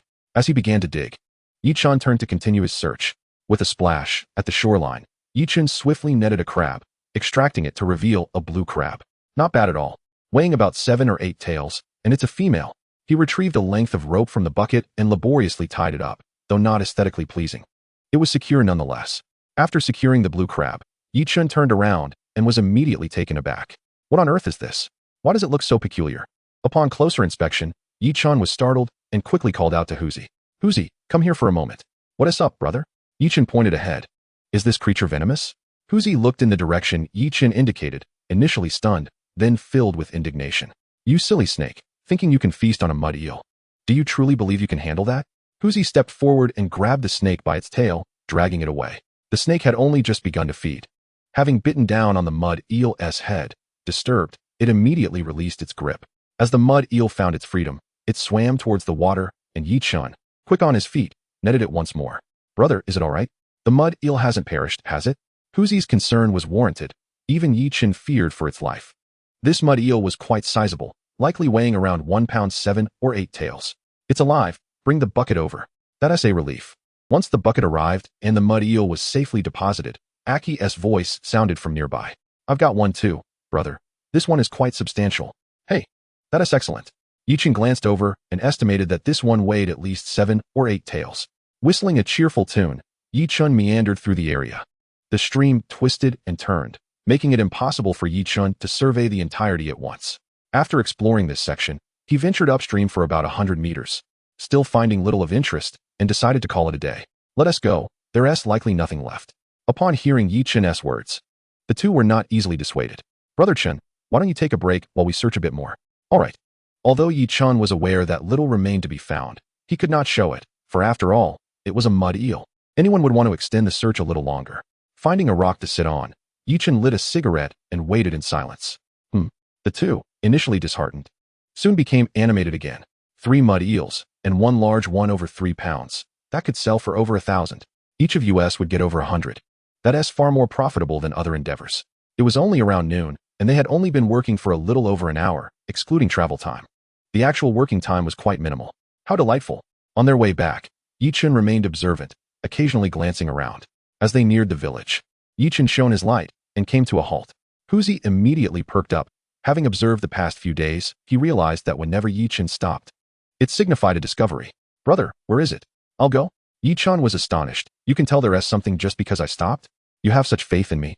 Yet, he genuinely had made a discovery. That large rock. I saw something that resembled a crab leg earlier. All right. Huzi hurried over, and upon reaching, exclaimed, Oh my goodness, it's quite heavy. Aki, come lend a hand. The crevice in the rock was too small for their hands to fit, so they had no choice but to work together to pry it open. Whoa, 3 large blue crabs. The biggest one must weigh over a pound. Not bad at all. Let us tie them up. Yi Chen was in high spirits. He anticipated that even nearing the village, they could still procure some extra earnings. Chapter 19. The beautiful proprietress. That night, Yi Chen was awakened by a loud banging on his door.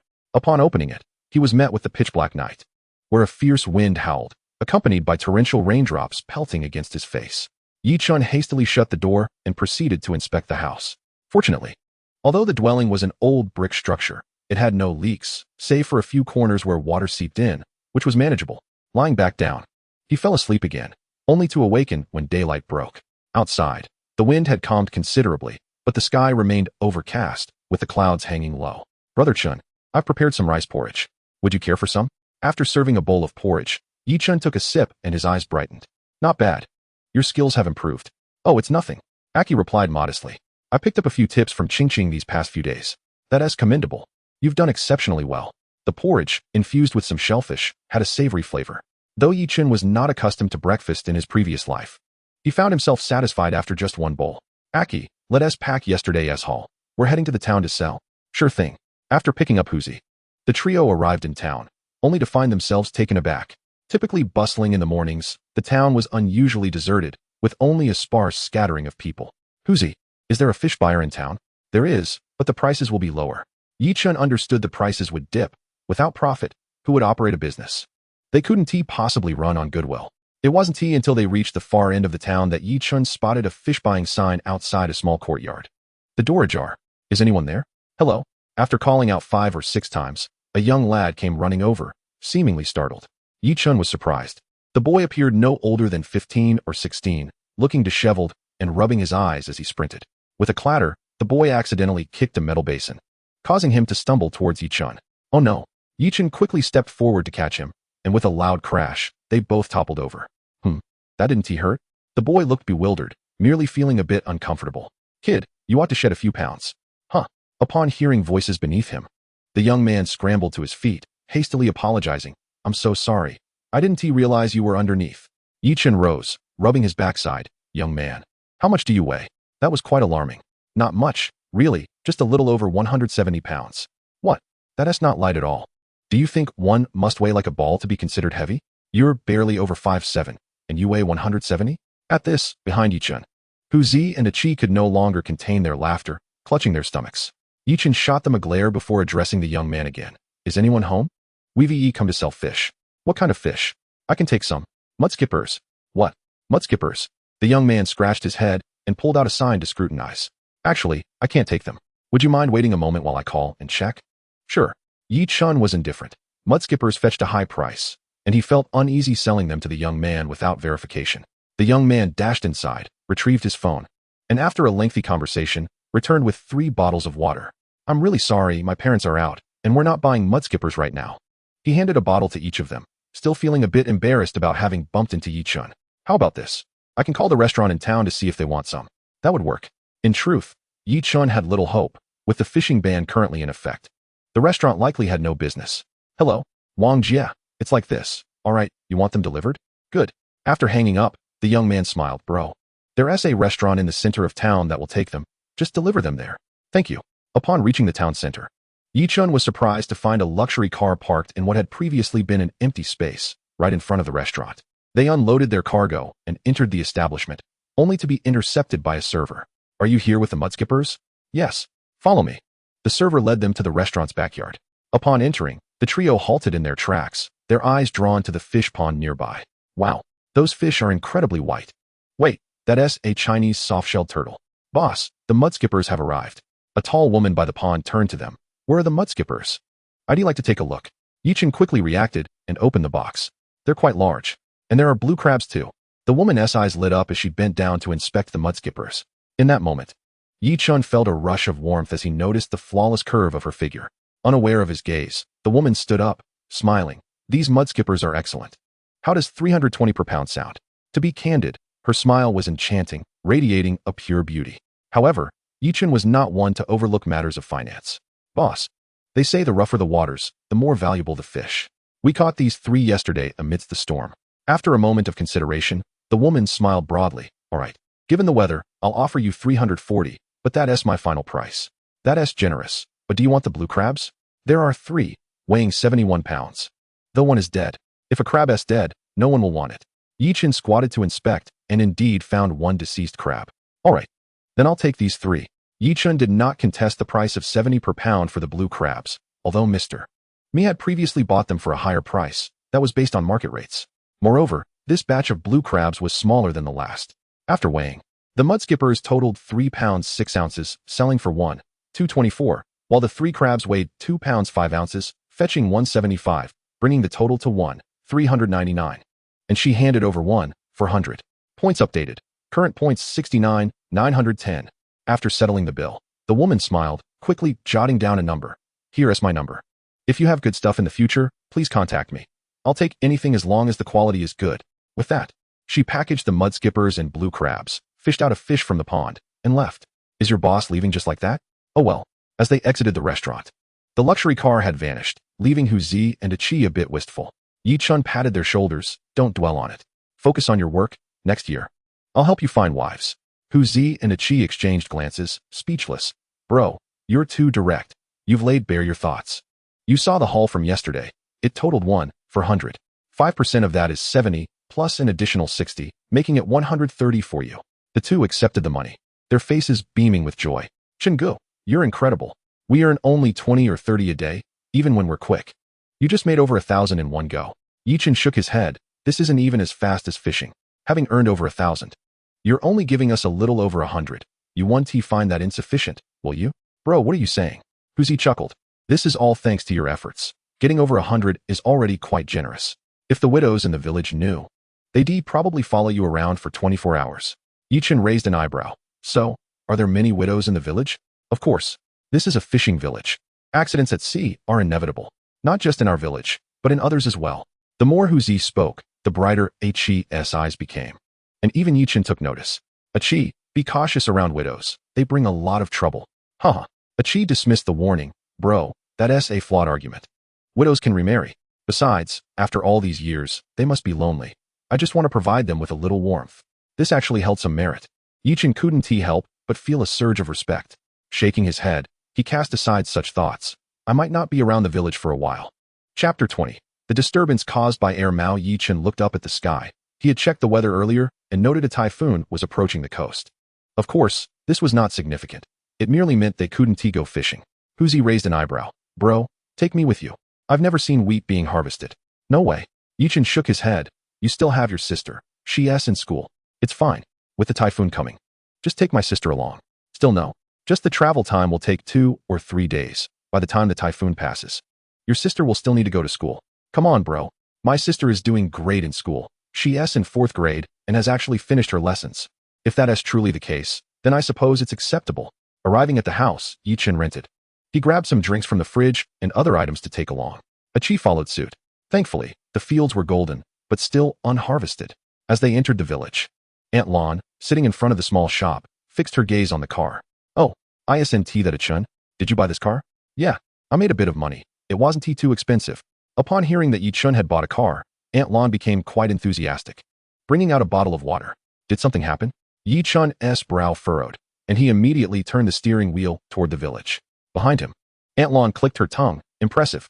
Just a few days, and you've bought a car. A Chen has struck it rich. Upon arriving home, Yi-chen noticed a commotion in the yard.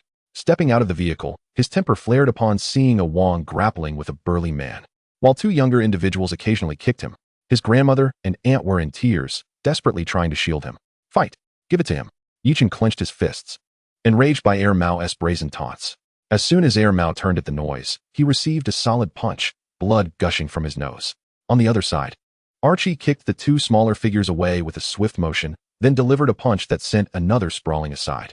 Wang, are you all right? Yi-chen helped Wang to his feet, casting a cold glare at the burly man. Wang shook his head. Brother, I'm fine. Yi-chen turned his head. Grandma. We'll talk later. He then fixed his gaze on the stout man.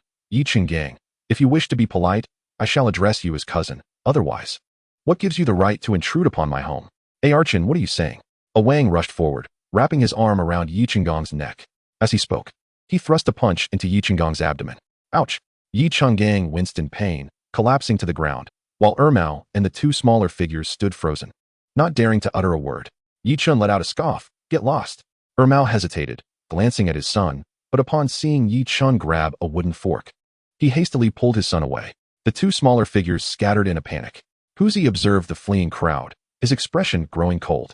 Brother Chen, if you require assistance, do not hesitate to ask. Yi-chen shook his head.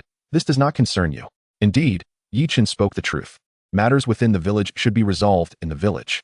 Huzi had no ties here and was not a local. Should trouble arise, it would indeed be a problem. At this moment, Grandma and Auntie had calmed their emotions and turned to Huzi and Ching. Hey Archon, who are they? Grandma, this is me Hu. You can just call him Huzi. This is his sister, me Ching, a friend of mine from over there. Ching, we have little to eat at home. Here, take this. Thank you, Grandma. Ching glanced at Huzi, who nodded in affirmation, and she expressed her thanks cheerfully. So obedient. Come inside and sit. Upon entering the house, Chen surveyed the surroundings and sighed. He furrowed his brow, thinking about Ermao's 2 sons and 4 grandsons. If he were home, he wouldn't fear them. After all, he and Awang together would easily handle the 4 ineffectual small ones. However, Chen could not stay indefinitely. He would have to leave eventually. After a moment's contemplation, he took a deep breath. Grandma, why don't you all come with me? That won't do. Both Grandma and Auntie replied, looking at him. Hey Archon, life outside is different from home. Renting a place and buying food all cost money. How can we rely solely on you if the whole family goes? Upon hearing this, Huzi raised an eyebrow, feeling somewhat constrained. Brother Chen has only been gone a short while, yet he has amassed tens of thousands in savings. Not only can he support a family, but he could also manage a few more. Chen looked at Auntie with sincere eyes. Auntie, I've already rented a house over there. It has a yard, just like ours. Moreover, I've actually made money. The vehicle outside is mine. A car? Really? There is truly a car outside. Initially preoccupied with the commotion of the fight, they hadn't noticed the vehicle, but now that it was mentioned, even Grandma couldn't sit still. Stepping outside, Grandma stroked the car, her murmurs of delight punctuated by tears forming in her eyes. Chen approached, supporting her. Grandma, I see the wheat is ready to be harvested. Should we find a harvester? If they haven't harvested yet, how can we? It must be expensive to hire one. Grandma, every day I delay means I earn less. It's over 1,000 a day. Who are you trying to fool? Grandma turned to Ching, believing children were more trustworthy. Ching, tell Grandma, can your big brother really earn that much in a day? Yes. Ching replied with innocent sincerity. Last time, my brother said the big brother caught a giant fish and shared over 3,000 with him. Grandma was taken aback, biting her lip and declaring. Then let us harvest quickly. I'll send your aunt to town to find a harvester.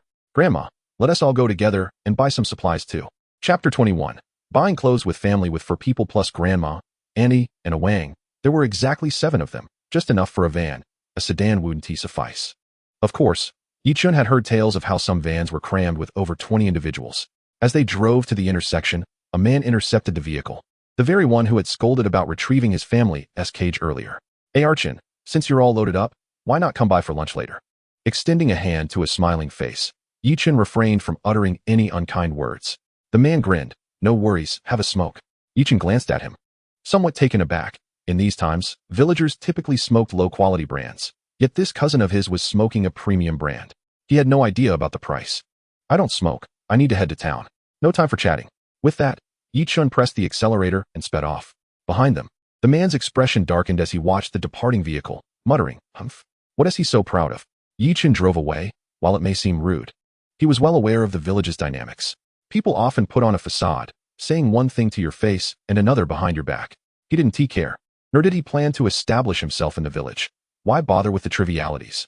As they passed the village entrance, a large crowd had gathered outside Aunt Lan's house. See, I told you Archon bought a car. You didn't believe me. Is this truly his? He has only been gone a few days. Aunt Lan scoffed. That is true. But what does Archon do? Grandma, have you all eaten? No. Ermao came early, and there was no time to prepare food. Chen nodded, and a few minutes later, parked at the town's entrance, they found a breakfast shop nearby. 7 people ordered 7 baskets of steamed buns and 7 bowls of oil tea. It was inexpensive, with buns costing 2 yuan each and oil tea 1 yuan a bowl, totaling just 3 yuan per person. Brother, this is delicious. I want more. Awang wiped his mouth, gazing at Chen with innocent eyes. Chen chuckled. Despite the family's poverty, they had never gone without food, which was why he and Awang had grown so tall. But to say the food was particularly tasty, it was just average. All right, how many more do you want? Will 2 baskets suffice? Upon hearing that his brother would get him 2 more baskets, Awang's face lit up with joy. Brother, that's enough. Chen then turned to the others. Do any of you want more? Everyone shook their heads, especially Grandma, who shot a disapproving glance at Awang. We only have 3 baskets. Can you finish them? Awang scratched his head, wearing a silly grin, and without saying a word, his meaning was clear. He could finish them. Chen called the owner for 2 more baskets, then patted Awang on the shoulder. Hurry up and eat. We have things to do afterward. Chen was not worried about Awang's appetite. After all, at this time, he stood at an impressive height of 6 feet. Awang was even more remarkable, standing at 6'3" and weighing 180 pounds, being young. 3 baskets of buns were not an insurmountable challenge for him. After finishing their meal, they inquired and found their way to a large courtyard in a back alley, where a family owned a harvester. At the entrance, a large black dog barked incessantly as they approached. Chen, intrigued, called out, "Doggy, am I going to have a prosperous year?" "Woof, woof, woof." The dog wagged its tail excitedly, barking loudly at Chen. The dog sniffed, licking its lips as it swallowed something, then looked around awkwardly. This scene caught the attention of a middle-aged man, who emerged with a wary expression. Times had changed. Dog theft was common, and he had seen the dog eating something. His wariness stemmed from uncertainty, while it was just Chen and his 3 friends. The presence of an elderly person and children made him somewhat confused. "What do you want?" the man asked, subtly grasping a shoulder pole. "What the hell?" Chen was taken aback. After all, this was the town, and if he were mistaken for a dog thief, he would surely be beaten to a pulp. "Uncle, we're here to find a harvester," he said, hastily pulling out a cigarette and offering one. "Quasi?"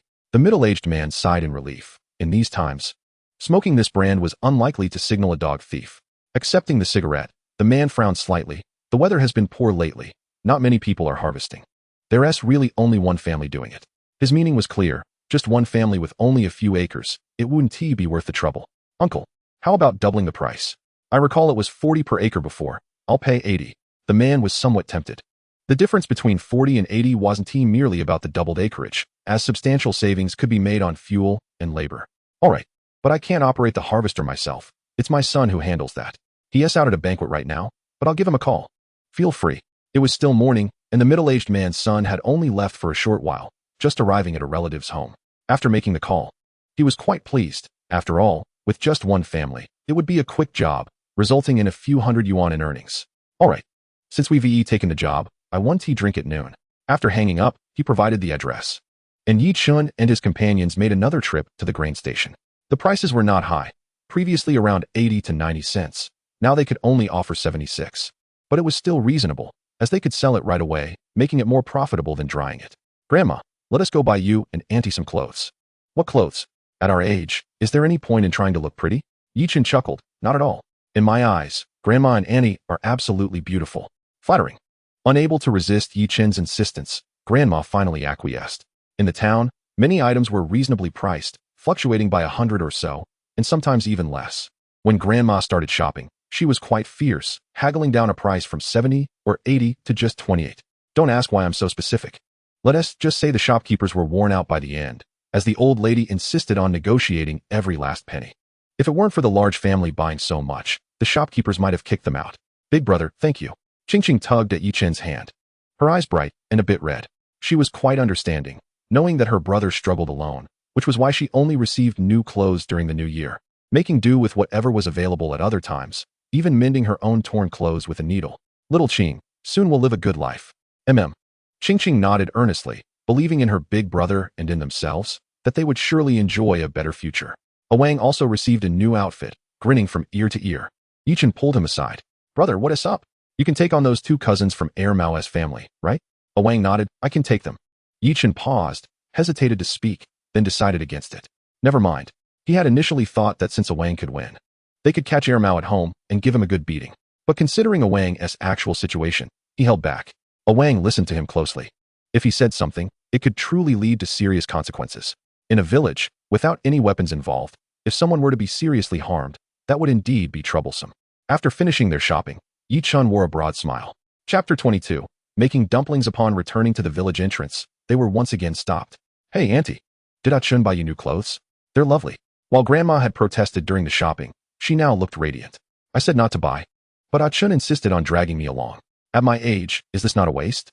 In my view, just a little for his aunt and Awang would suffice." At that moment, Auntie also got out of the car, her face beaming with joy.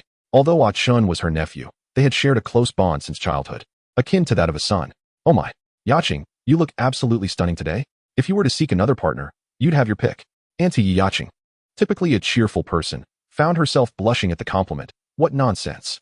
My son is already so grown." But it wasn't teen nonsense. In this region, it was rare to find someone of her age still so beautiful. In my opinion, with a little more care, she could easily pass for a young maiden. Chen exited the car, pulled out a cigarette, and wandered off to smoke a while. "Quasi, Chen is quite impressive. I remember having this brand only once when dining with the foreman. By the way, Chen, what are you up to now?" At this, The nearby chatting women fell silent. After all, many were working in the area, often due to connections, and upon hearing about lucrative opportunities, they flocked there. Generally, in a village, many would work together in the same place. As for what he was doing, Yi Chun had nothing to hide. In Quanshi, I mostly just go fishing for some pocket money. Upon hearing this, many were skeptical. They too worked in coastal provinces, where opportunities were abundant. Could he really make money just by fishing? Is he pulling our leg? However, some were keenly observant, considering it might be true. Besides, wasn't it said that Yi Chun had gone out with Yi Fuguei? They could inquire further. Yi Chun's plan was straightforward. In the afternoon, he would sort out the situation in the fields, have his grandmother speak to someone about contracting the work out, and then he could leave. At noon, Aki's father dropped by for a meal, and before long, the harvester arrived. Hello, I'm Chen Gang. You can call me Gongzi. I heard from my dad that your family needs to harvest wheat? Yes, indeed. Yi Chun handed a bottle of water to Chen Gang, brother Gongzi. I'll take you there. We have a total of 5 acres, so you can measure it. Measure? Huh. I'm here alone.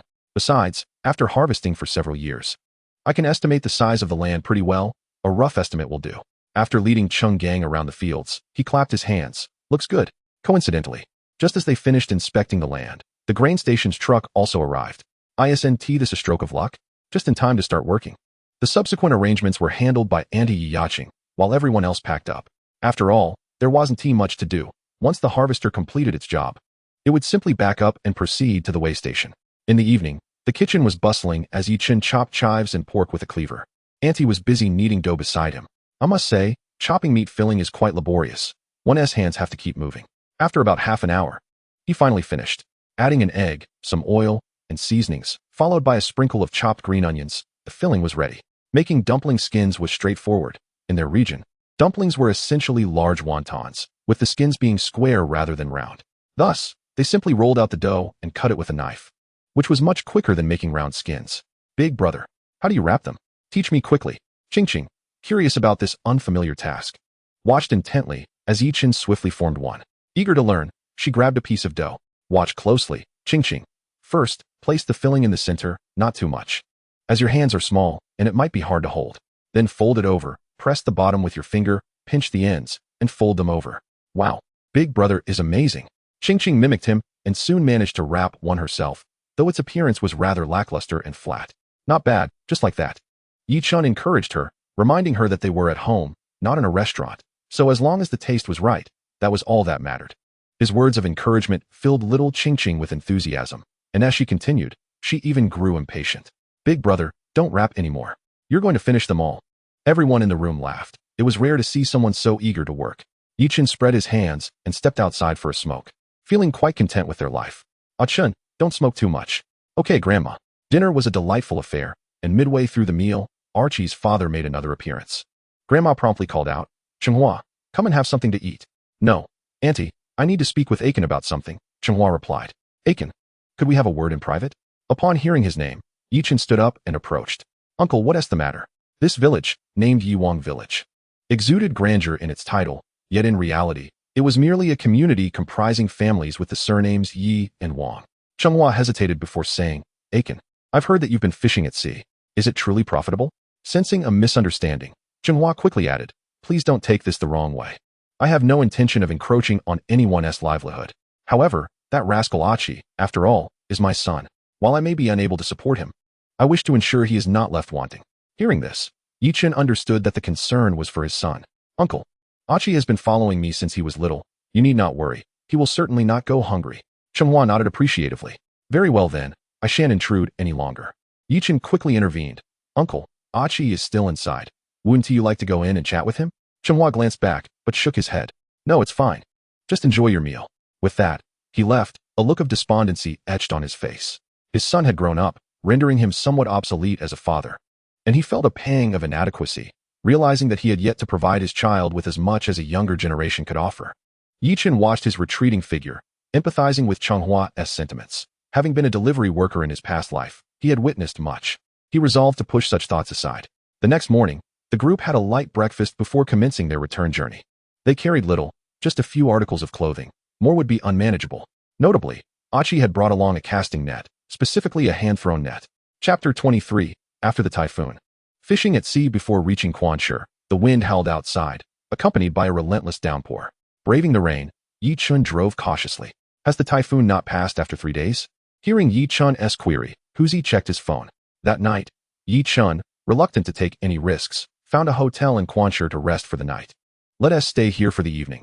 We can assess the situation tomorrow. He booked 3 rooms, with Yi Chun, Achi, and Wang combining 2 beds to make do for the night. The following day, the wind had eased somewhat, though the rain persisted. Yet it was no longer problematic for driving. Initially, Yi Chun had intended to stop for a meal before departing, but they were advised against it, with the rationale being that it would be fine to eat upon arrival. Although they had prepared provisions beforehand, the inclement weather necessitated caution. Huzi, bring Ching over for a meal later. Sure, bro. Upon returning home and opening the gate, Grandma and Auntie were immediately taken with the little courtyard. Aiken, this yard is quite spacious. We could plant some vegetables. Such is the nature of our people. Upon seeing land, thoughts of gardening emerge. Yi Chun had considered planting as well, but given that he was alone, he felt that a small garden would serve little purpose, and a larger one would go to waste, thus he had abstained. Grandma, perhaps we could plant some cucumbers and melons. All right. Upon entering the house, Grandma and Auntie began preparations for a meal, only to discover a lack of flour. While there was rice, the staple food back home was still flour. So they decided to make rice tea instead. Grandma, I'll check the village store. If there's none, we can just make rice tea. Achi, come with me. The owner of the store appeared to be a woman in her late 20s, who greeted Yi Chun with evident delight. Yendao, what brings you here so early? Yi Chun was unsure what Yendao or Jodao meant, but the smile on the owner's face suggested it was not derogatory. Do you have any flour? Call me sister, not owner. You need flour, right? Do you need anything else? Perhaps some cooked food as well. The owner led Yi Chun and Achi to the flour section, as the hefty bag was quite difficult for her to manage alone. However, for a man, it was manageable. 60 pounds was easily carried. I heard from Uncle Me that your name is Aiken. Is that correct? The woman inquired as she packaged the cooked food. Yes. Yi Chun pulled out a cigarette and lit it at the entrance, taking a puff when the owner's voice chimed in again. I heard you caught some earth dragons and made quite a bit of money. Is that true? Yi Chun raised an eyebrow. Sister, who told you that? Just 3 of them? The owner looked up, somewhat surprised. Everyone in the village is saying you caught around 20 to 30 pounds. That's quite substantial. Isn't it? Yi Chun almost choked on his smoke. What is going on here? When they sold the earth dragons, they were priced over 300 a pound. If he truly caught 20 to 30 pounds, that would amount to several thousand. Sister, it was just a little over 3 pounds. There's no way it was 20 to 30 pounds.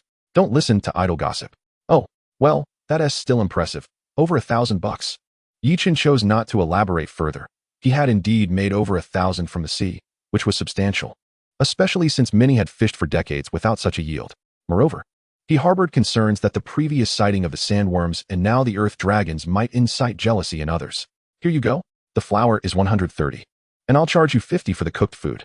Glancing at the prices, Yi Chun found them reasonable, and as he prepared to leave after paying, Achi leaned on the counter.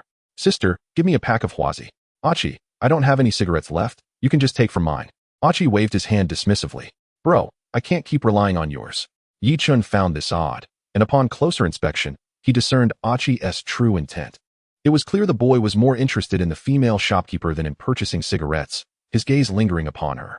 Having completed the transaction, Achi hoisted the bag of flour with evident reluctance. Let us go. Yi Chun shot him a sidelong glance, somewhat exasperated. Once outside, Yi Chun held up an umbrella. Bro, do I seem that foolish? This shopkeeper is a young widow. Her husband passed away 3 years ago, and she has no children. Wow. Yi Chun couldn't help but regard Achi with newfound admiration. You're quite perceptive. You figured that out in just a few days? Achi chuckled sheepishly, scratching his head without a word. Yi Chun felt it unnecessary to comment further. Widows could remarry, after all, and Achi was of age, no longer requiring his guidance. Merely a gentle reminder was sufficient. Upon returning home, Huzi and Ching had also arrived. How about we make some pancakes? I noticed there are a few vegetables in the yard. Can we use them? Yi Chun was taken aback. There are vegetables in the yard? Upon inspecting, he indeed found some, though they were somewhat obscured by weeds. He pulled out a couple of green onions, contemplating chopping them into scallions to mix into the batter. Scallion pancakes are delightful. The batter was prepared by Auntie, while Grandma took charge of the cooking. Despite her age, Grandma's hands were steady when it came to making pancakes. Unlike the flat-bottomed pans used for typical pancakes, Grandma utilized a regular pan, swirling the batter onto the side to form a perfect pancake. Ching, eager to participate, exclaimed, Grandma, can I give it a try? Of course, give it a go. Being of smaller stature, Ching could manage standing aside for stir-frying, but to make pancakes, she needed to stand on a stool. Not to mention, given Huzi's height, Ching would likely grow into a little potato herself. After some effort, Ching expressed her frustration. Grandma, is my pancake not very good? It's quite good, much better than your older brother's. Chen rubbed his nose. Any shortcomings could only be attributed to the original owner. It certainly had nothing to do with him. One must admit, pancakes made without oil are simply divine. Soft yet crisp, and fragrant with scallions, it was exquisite. After the meal, Chen ventured into town to purchase bedding and pillows. By nightfall, the wind had calmed, and the rain had ceased. Huzi arrived with a bucket and tools. Bro, let us go fishing at sea. Now. Yes. After the typhoon, there's bound to be more catch. We need to hurry, or we'll miss out. Hearing that there would be more catch post-typhoon ignited Chen's enthusiasm. Let us go. This time, it was not just 3 individuals. A Wang had joined them, and he was laden not only with a bucket but also with a sack. Upon reaching the seaside, Chen was utterly astonished. There were throngs of people. However, the bounty was plentiful. Upon activating the system, it revealed a myriad of treasures. Blue crabs, what a delightful find. Found. Octopuses, quite commendable. Chapter 24, Red-Spotted Fish. Initially, no one noticed Chen's arrival, but gradually, some sensed that something was amiss. Who is this young lad beside us? And why does he show no signs of stopping? This can't possibly be called a seaside gathering. It is clearly a procurement expedition. Even Aki and his companions felt a tinge of despondency. Brother Chen was simply too formidable, leaving them relegated to menial tasks. Binding blue crabs, capturing octopuses, sifting through sand to unearth mantis shrimp. That was their sole responsibility. Gradually, a throng began to gather around Chen, mirroring his every move. Come on, brothers. Let us put in some effort. Beside a large rock, the 4 of them combined their strength to shift it aside. And the crowd fell momentarily silent before erupting into a cacophony. Good heavens, this blue crab is enormous. It must weigh over 2 pounds. Not just that. That larger one seems to be around 3 pounds. The 4 of them had no time to indulge in their chatter. They secured 3 blue crabs.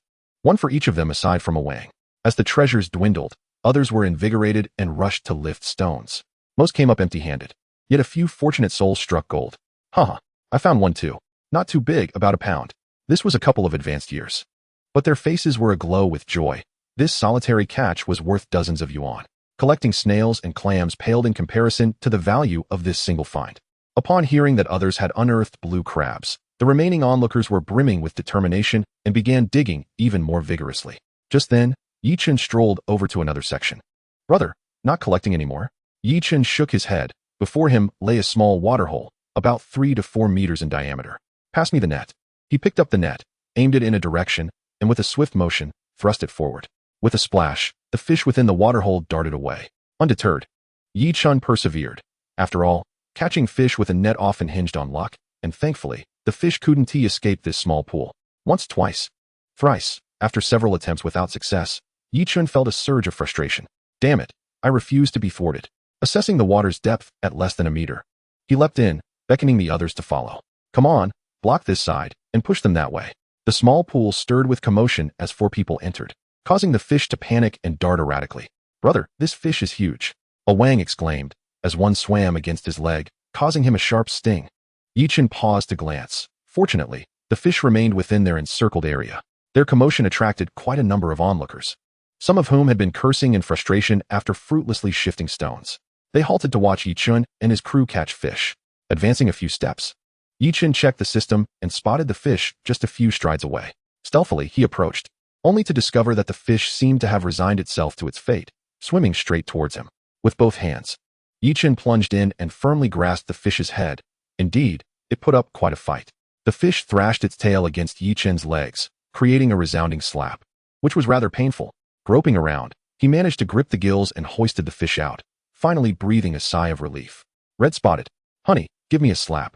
I can't shake the feeling that I'm dreaming. With a resounding smack, the man rubbed his eyes. Indeed, this was no dream. A crowd stood in awe, glancing from Chen to their own meager finds. Was this truly a seaside gathering? While Chen emerged with blue crabs and red-spotted fish, they had only gathered a handful of cat-eye snails and moon clams, and they were furious. Chen's head buzzed. Was this truly a red-spotted fish? As he held it, it appeared rather ordinary, adorned merely with numerous orange-red specks. He felt it lacked the vivid hue he had anticipated, recalling having seen a much brighter red variety online. Observing the reactions of those around him, it seemed to be quite valuable. Estimating the fish's weight to be around 5 to 6 pounds and its length about half a meter, he inquired, "Do you know the price of this fish?" I have a rough idea. Huzi replied, implying some knowledge. Yi Chun, not one to be careless, climbed out of the water hole and placed the fish into the bucket. The fish was large, its tail hanging over the edge. Upon returning home, he found his grandmother already asleep, while his aunt, seeing him and his companions drenched, prepared some ginger tea. Drink up, it'll ward off the chill. Huzi, how much do you think this fish is worth per pound? Huzi scratched his head, somewhat distressed.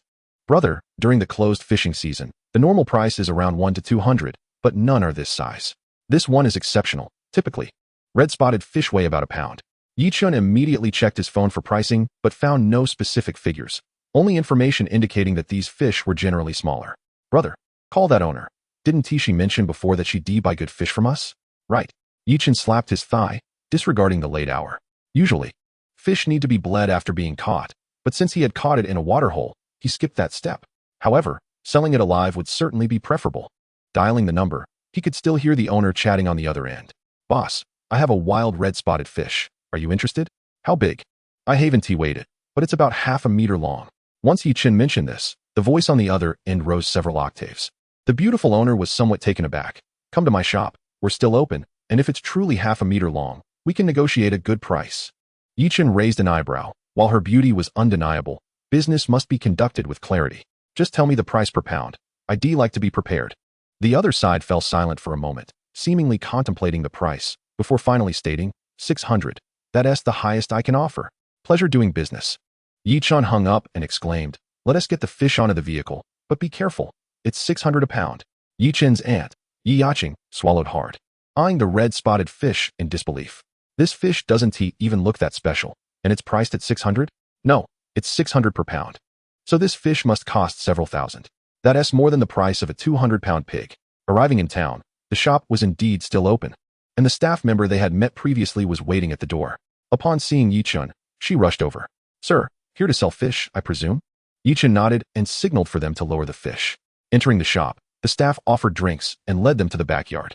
The fish was weighed, 6 pounds and 2 ounces. Wow, this fish is so plump, the owner will surely love it. Here, have a drink. Having just had ginger tea, Yi Chun found it a bit spicy and gulped down some carbonated drink, which was undeniably refreshing. Your boss said 600 a pound, correct? The staff smiled. Rest assured. Sir, the boss said as long as the fish is in good condition, payment will be made on the spot. Yi Chun appreciated this straightforwardness. He preferred immediate payment without delays. For a fish weighing 6 pounds and 2 ounces, priced at 600 per pound, the instant payment amounted to 3,720 yuan, which felt quite satisfying.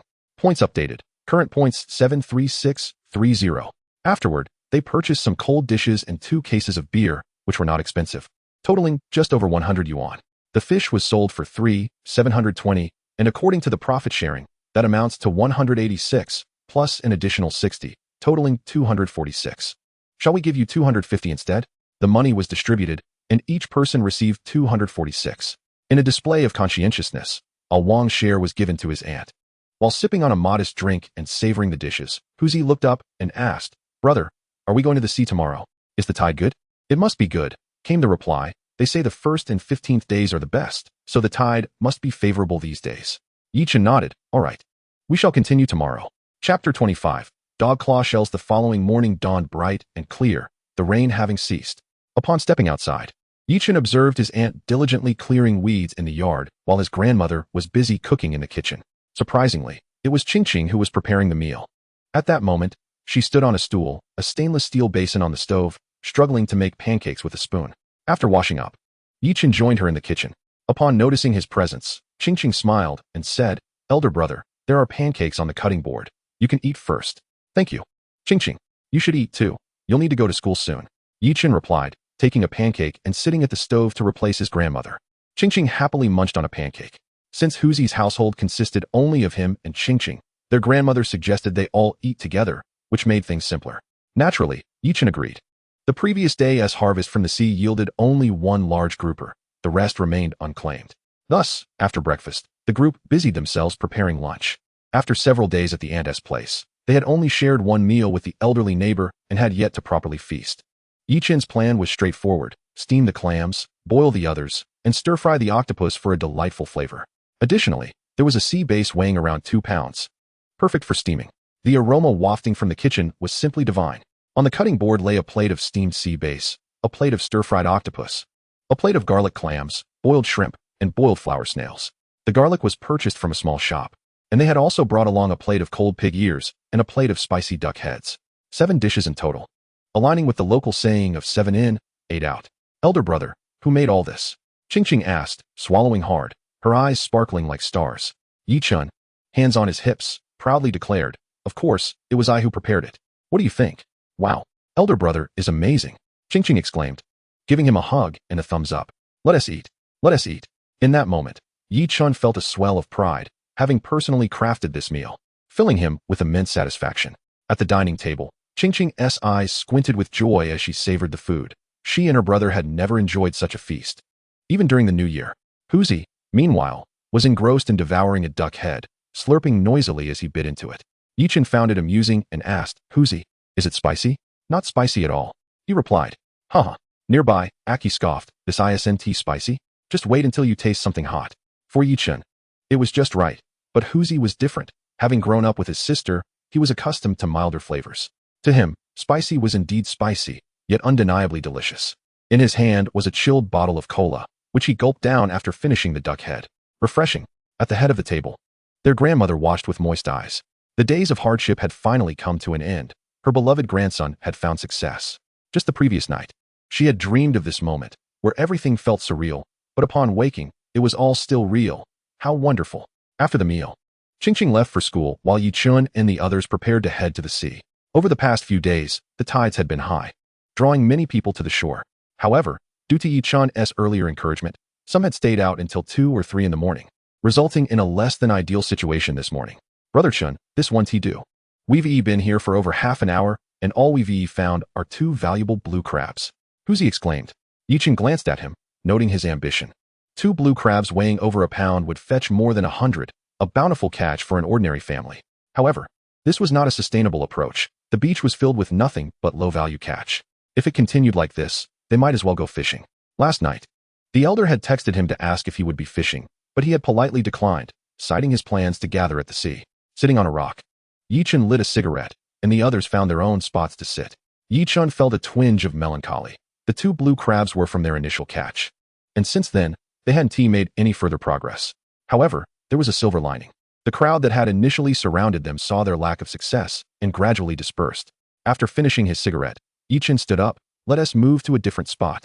The 4 of them walked along the coastline, and with each step, Yi-chun grew increasingly frustrated. All they encountered were small fish and shrimp trapped in puddles, sapping his desire to continue.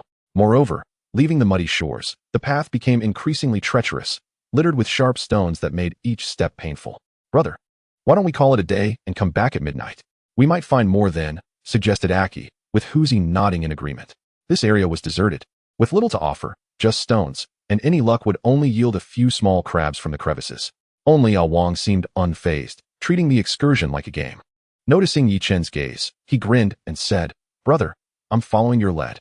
After walking a little further, Yi-chun felt his legs grow weary, yet his eyes remained sharp. Ahead of them lay a unique concave terrain, where the shore met the sea at a right angle. It was a steep cliff that could only be descended from either side, posing a risk for the elderly and women. Let us go down, Huzi remarked, hesitantly. Brother, locals don't come here. Are we sure there's anything worthwhile? Yi-chun raised an eyebrow. Precisely because no one comes here. It's more likely we'll find something. If it were crowded every day, then there would be nothing left. After a moment of reflection, Huzi conceded that his brother made a valid point. Seeing the others' doubts dissipate, Yi-chun surveyed the terrain. Below, there was a large, relatively flat rock. About a meter below the top, no cause for concern. With confidence, Yi-chun leapt down, landing on the stone, only to slip and land on his backside. Brother Chun, are you alright? Huzi inquired. Yi-chun stood up, dusting off his pants, grinning through the pain. I'm fine. You all come down. Soon. Huzi and Aki jumped down one by one, each landing unceremoniously on their behinds, grimacing in discomfort. Brother Chun, you call this fine? Yi-chun clapped his hands. Better to enjoy together than alone. No need to thank me. Who needs your kind of joy? The 3 grumbled. Just then, they saw Ah Wang leap down with grace, landing perfectly on the rock. Brother, I'm really fine. Huzi and Aki rolled their eyes. You didn't fall, so what do you know about it? Turning back, they saw Yi-chun prying something open with a tool. Aki leaned in, puzzled. Brother Chun, what is this? It looks so ugly. Can we sell it? At that moment, Huzi joined him, exclaiming, wow, That's a huge dog claw shell. Without hesitation, Huzi began prying it open as well. Chapter 26. Single Head Abalone. Aki wisely fell silent. Although he was unsure of the value of the shell, the enthusiasm of the other two indicated it must be quite precious. Yi-chun recognized the dog claw shell, domestically. It was moderately priced, but abroad, it was considered a delicacy. To elaborate, this creature is a type of barnacle, also known as the Buddha's hand shell or sea chicken foot, often referred to as seafood from the depths of hell. It grows in clusters, favoring attachment to other surfaces. Presently, the entire cliffside was adorned with them. Were it not for their value, Yi-chun would have turned and walked away, as the sight might trigger a case of claustrophobia. Brother Chun, I fear the buckets we brought may be insufficient, Huzi exclaimed while prying open a shell. Speaking to Yi-chun, Yi-chun shook his head. Enough of the chatter. Hurry up and pry. I'm going into the water. There are treasures to be found. At that moment, beneath the waves, there were still some abalone, impressively large. Yi-chun often heard about a few abalone, with tales of the smaller ones being of little worth. However, he estimated that those before him were quite valuable. Yet these abalone clung tightly, making them difficult to extract. Yi-chun called out to a Wang, "Hand me the spade." Armed with the spade, circumstances improved slightly, but in his effort to avoid damaging the abalone, Yi-chun worked as gently as he could. He would pry open a small gap and then slowly insert the tool, allowing a whole abalone to come free. My goodness! Huzi, intrigued, turned his head and exclaimed in astonishment, "A double-headed abalone. Brother, this is a double-headed abalone." Yi-chun waved his hand dismissively. Don't get ahead of yourself. There are even larger ones. He navigated across the stones to another side, laboriously prying at another abalone, which was even bigger, larger than the palm of his hand.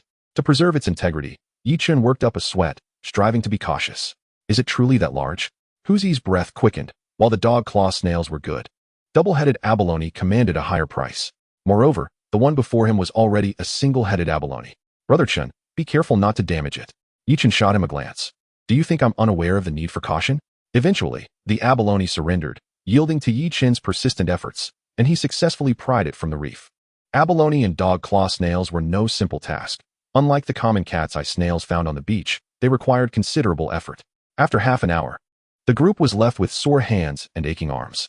Yi-chun managed to fill half a bucket with abalone, all of substantial size, estimating a total weight of 15 to 20 pounds. As for the smaller ones, he deemed them unworthy, as a handful barely amounted to a single pound.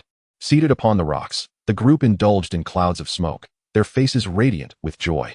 They had 3 buckets of dog claw snails, approximately 30 pounds each, totaling over 100 pounds.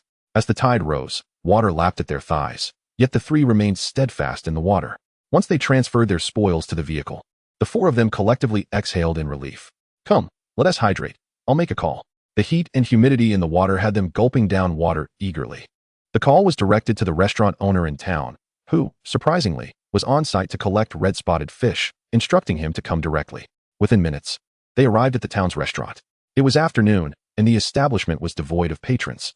The female owner, dressed in a short-sleeved top and shorts, sat in the lobby. Her long, straight legs crossed.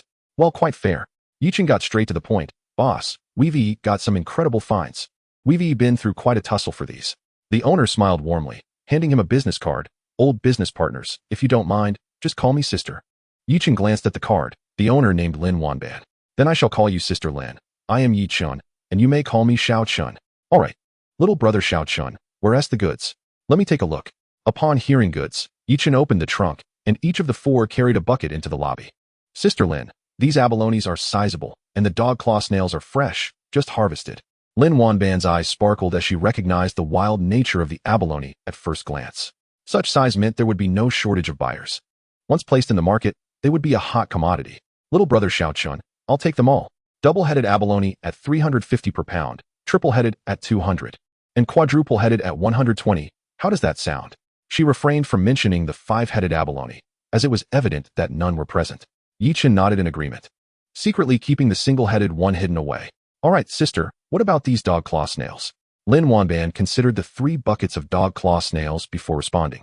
Dog claw snails come in 2 sizes. The large ones at 45, the smaller ones at 30. How does that sound? That works. Shortly thereafter, 3 chefs, 2 waitstaff, and a cashier emerged to sort through the goods. Meanwhile, Yi-chun and Lin Wanban enjoyed tea and engaged in casual conversation. After approximately 10 minutes, the sorting concluded. The prices were as follows: 4 pounds 2 ounces of double-headed abalone for $14.70, 7 pounds 7 ounces of triple-headed for 1540, and 9 pounds 1 ounce of quadruple-headed for 1092. The large dog claw snails weighed in at 91 pounds for 40.95, while the small ones were 32 pounds for 960. In total, the earnings amounted to 9,157. Points updated. Current points 82787. A commendable figure indeed. Previously, due to vehicle purchases, Chen's funds had dwindled below 40,000. But now he had surpassed 50,000. After selling the goods, Chen hesitated to linger, asking one last question. Boss, what is the current price for single-headed abalone? Lin Wanban paused. Single-headed abalone? Little brother Chen, do you have some? Those aren't sold by weight. One could fetch tens of thousands. Chen shook his head. Oh, no such luck. I was merely inquiring to have a reference for the next time. Lin Wanban smiled broadly, regarding Chen's statement with skepticism. You're quite the sly one. If you find any, do sell them to me. I'll offer 30,000 each. I shall certainly keep that in mind. Once back in the vehicle, excitement bubbled among the group. Brother Chen, 30,000 each, why not sell? Chen pulled out the cash and opened his calculator. Total income, 9,157. 5% is 45,785, plus 60, totaling 51785. That makes it 520 for each of us. Sound good? Absolutely. No objections. Wang chimed in joyfully. We've made some money. Huzi even kissed the stack of cash, exclaiming, sticking with you brothers. Life is looking up. As for the distribution of goods, he knew full well the difference between a feast and a daily meal. Upon returning to the village, Chen carried 2 cases of beverages and stepped into Uncle Mi's home. Chapter 27. The outrageous price of abalone. Chen. Back with more purchases, are we? Aunt May greeted with a smile, tinged with playful reproach. Chen sensed that this was not resentment towards him. In Chinese culture, there is a strong emphasis on reciprocity, and Chen felt it necessary to contribute, lest their goodwill wane. Aunt May, it's been a few days since my last visit. I came to see you and consult Uncle about a matter. Aunt May beamed with delight, as conversation is an art. Stating he came merely for business might make her feel superfluous. However, the word conveniently changed the tone entirely while conveying the same meaning. All right, I'll fetch the old man. Before long, Uncle Mi descended the stairs, his demeanor somewhat grim. Uncle, what troubles you? Uncle Mi glanced at Chen and sighed. Don't say it. Today's fishing was a complete bust. It's but a minor setback. In a couple of days, I'll go fishing with you and let you enjoy the thrill. Uncle's mood brightened instantly. You promised that, didn't you? What can I assist you with? Uncle, I wanted to ask about the current market for single-headed abalone. Single-headed abalone? Let me think. Uncle Mi pondered before saying, let me check. Wait a moment. With that, he began to operate his phone, sending queries to various groups. Before long, the group chat buzzed with activity. Professor Mi, do you have single-headed abalone? Is that true? Professor Mi is likely just inquiring. Single-headed abalone has become quite rare, not more common than the big yellow croaker. Observing the flurry of messages, Uncle Mi raised an eyebrow and looked at Chen. Do you have any? If not, this inquiry may not bear fruit. Yes. Just a moment. Chen dashed outside and returned shortly with a bucket. Uncle Mi examined it and was so excited he leaped in delight, hardly resembling a man in his 60s. Come, Chen, place your hand next to it. I want to take a picture. After completing a photograph, the abalone was lifted and placed upon the electronic scale for weighing. To his astonishment, the abalone weighed a remarkable 703 grams. The elder gentleman snapped another photo and shared both images in the group chat, captioning it. You can see for yourselves how substantial it is. If the price does not suit, I shall not sell.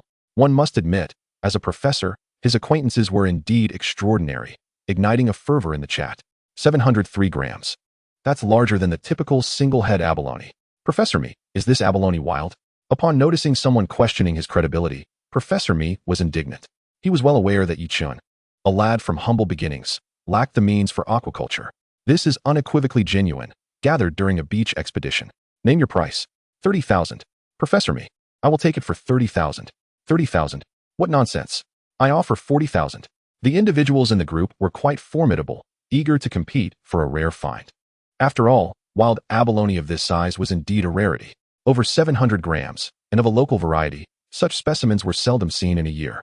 The group engaged in fervent discussions, with the elder gentleman bustling about, yet his face radiated joy. Chen profited, gaining both financial reward and social standing. A true win-win. Within mere minutes, the price soared to 58,000. However, shortly thereafter, a wealthy young man from a coastal city announced it was for his grandfather's birthday, catapulting the price to 66,000. There was a brief pause in the chat, then someone cautiously raised it to 70,000. 88,000. The moment this figure was declared, the group fell into silence. Professor Mi sought to gauge the market further by sharing the information in other groups, but upon hearing 88,000, enthusiasm waned, with many expressing interest only for future opportunities. Once the price of 88,000 was confirmed, the young man promptly transferred the funds, and thus, the abalone was air freighted to the city. That evening, during dinner, Chen received a transfer of 88,000 from Chu Ping. After accepting, he promptly sent 2,000 back. Contribution value updated. Current points 170, 787. Real-time contribution value reaching 100,000. System updating. Estimated update time, 10 hours. Let us distribute the earnings. Chen took action, registering for a payment app and linking his bank account. This software was used by Huzi, but not by Aki. Once Aki completed his registration, Chen transferred 4,400 to each of them. Auntie, this is for a Wang. Please accept it. Both Huzi and Aki gazed at Chen in astonishment. Brother Chen, how is there so much money? Today a single head abalone sold for 88,000. This is our share. Accept it. And Auntie, a Wang helped out as well, so he will not miss out on his share. Please take it. Upon hearing this, the group felt reassured. The grandmother's eyes sparkled as she repeatedly served dishes to Chen. Chen, eat more. Earning is important, but don't overexert yourself. After dinner, they rested for a while, and in the dead of night, they stealthily arose, not even turning on a flashlight, grabbing their buckets and dashing out. After 2 hours of labor, Chen drove over, loading a sack and 2 buckets into the car, and set off for the town. At the town, a young girl stood at the restaurant entrance, yawning repeatedly. Upon seeing Chen's car approach, she immediately perked up. Chen stepped out and greeted her. Thank you for waiting so late. Not a problem, not a problem. The girl waved her hand. I'm just glad I can take tomorrow off, thanks to you all. Come inside. The dog claw snails had already been sorted.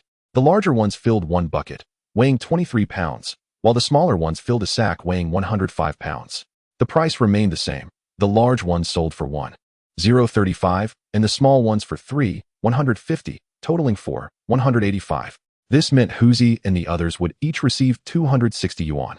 Brother Chen, I can hardly believe this is real. In the courtyard, the 4 of them set up a small table, reheating leftover dishes, commencing their 4th meal. What is there to doubt? Stick with me. I would never shortchange you. No doubt it's your fortune. Huzi was genuinely delighted. Unlike Aki and Wang, he had grown up alongside Chen. For Chen to lead him to profit felt like a rebirth. No more talk. I'll drink to you. With that, Huzi downed his drink in one go. Chen followed suit. Huzi was a good person. Despite his less than stellar reputation in the village, he valued loyalty. Chen felt that such individuals were far more dependable than those who relied on cunning. Brother Chen, are we going to the beach tomorrow? Chen pondered for a moment before shaking his head. No, let us take a break tomorrow. Reflecting on the day's gains, both Huzi and Aki nodded in agreement. As for Wang, his perspective was much simpler. Whatever Chen said was undoubtedly right. Chen, however, wished to continue, but his hands and arms were severely fatigued. Despite Huzi and Aki appearing eager, they too were driven by the prospect of money. Jeopardizing their health for wealth would not be wise. Moreover, their current rate of income had indeed accelerated substantially. Chen contemplated purchasing some seedlings the next day to cultivate some vegetables. Homegrown produce was surely superior to store-bought. Chapter 28. The puppy and the big yellow dog. The following morning, after breakfast, Chen checked the system. The update was complete. The additional content was minimal, featuring only one item, the Eye of Insight.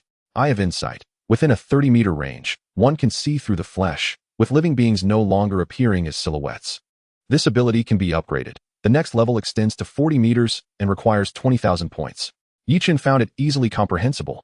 As for whether to upgrade, it was not necessary at the moment. He got into his car, preparing to head to the town. Brother Chen, wait for me. I'm coming too. Huzi, what are you going for? Huzi chuckled. Ching asked me to buy some materials for 4th grade. 4th grade? Chen raised an eyebrow. ISN T Ching only in 3rd grade. She wants to get a head start for the summer break. She says she has already mastered the 3rd grade. Goodness. Chen truly did not expect that the demure girl, Ching, was such a studious overachiever. He recalled his own childhood, where summer vacation meant unrestrained play, with summer homework completed in a last-minute frenzy just before school resumed. Very well, let us go. Sure. If you could, buy a little extra for me, and I'll reimburse you later. What are you talking about, brother? How much could it possibly cost for some chick seedlings? If I asked you to pay, how could I face you at your house for dinner? Chen chuckled. Then I won't say much more, just don't buy too many. It's mainly for my grandmother to keep busy, otherwise, at her age, if she has nothing to do, it could lead to problems. Understood. Upon reaching the town, Yi Chun dropped Huzi off and went to a seed and pesticide shop to purchase seeds for cucumbers and melons. Turning around, he spotted seeds for loofah. This is excellent. I have first-hand experience with loofah. A single plant can climb extensively, providing ample harvest for a family. He then found a stall selling tomato, eggplant, and chili seedlings. Once those were secured, he thought it prudent to buy 2 fans as well. During the summer, once the sun shines, the heat becomes unbearable without a fan. Grandma, take a look at what I bought. Seedlings, being perishable, needed to be planted quickly. Before the heat intensified, Grandma and Auntie began digging holes in the yard, while Awang was responsible for watering. Chun, ask Huzi if there are any bamboo shoots to harvest. We need some for support for the loofah and cucumbers. After reaching Huzi, he explained the situation, and without hesitation, Huzi grabbed a kitchen knife and some rope and set off. The bamboo around the village was of decent quality, not overly thick. Perfect for constructing trellises. With a swift swing of the kitchen knife, Huzi struck down at a bamboo stalk. Chen glanced up and sensed something was off. He quickly activated the system and yanked Huzi back. Brother Chen, what's wrong? Chun felt a pang of fear as he pointed upwards, causing Tiger to break out in a cold sweat upon seeing what loomed above. The creature was a bamboo viper. The coloration of this snake remarkably resembled that of bamboo, with a red hue at its tail and a triangular head, making it difficult to detect amidst the bamboo grove. At that moment, the bamboo viper perched upon the very stalk Tiger was felling posed a significant threat. Tiger, let us shift to the other side. Chun, who harbored a deep-seated dread of snakes, was even more alarmed now that he recognized this one as venomous, to the extent that he dared not even deactivate his system. After laboriously chopping down a dozen bamboo stalks, both of them decided to halt their work. Chun tugged at the rope, which proved quite strenuous. It was then that the utility of the rope became apparent. Once secured, the two were able to drag it with considerably more ease. As they made their way back, they passed by Grandpa Mi's house, where Aunt May called them over. Upon entering, Chun inquired, Aunt May, what is it? Do you want a dog?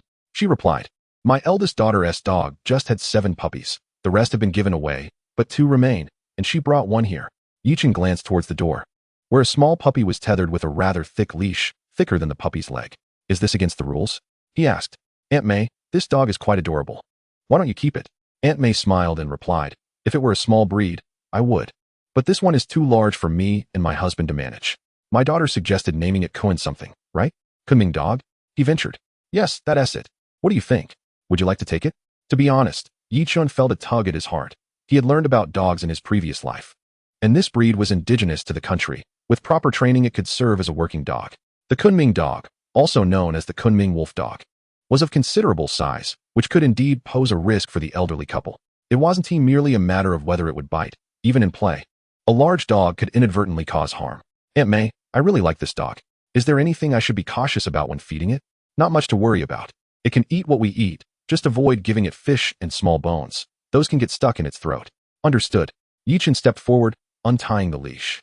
The puppy, unafraid, began to lick his hand enthusiastically. Once freed, the puppy sprang about joyfully, bouncing left and right, occasionally crouching down with its front paws raised, barking excitedly at Chun. He recognized this as a playful invitation, its little tail spinning like a propeller behind it. The young of mammals are generally endearing, and this puppy was no exception, particularly one so small that it could fit snugly in one's palm. Its cuteness and clumsiness endeared it to both the elderly and children alike. Chun, caught up in the playful spirit, tugged at the puppy's tail, prompting it to twist around and attempt to bite at it. When it focused on its tail, he took the opportunity to scratch its ears, causing the puppy to turn back and snap playfully at him, as if it were engaged in a busy game. Then, as Chun continued to stroke its tail, the puppy whirled around, and in a dramatic turn of events, it tumbled over onto the ground, barking at Chun. All right. Aunt May shot Chun a playful glare. If you like it, just take it home. The puppy continued to bark, tugging at Chun's pant leg. Targeting the nape of its neck, Chun lifted it up, instantly quieting it as it gazed at him with wide, pleading eyes.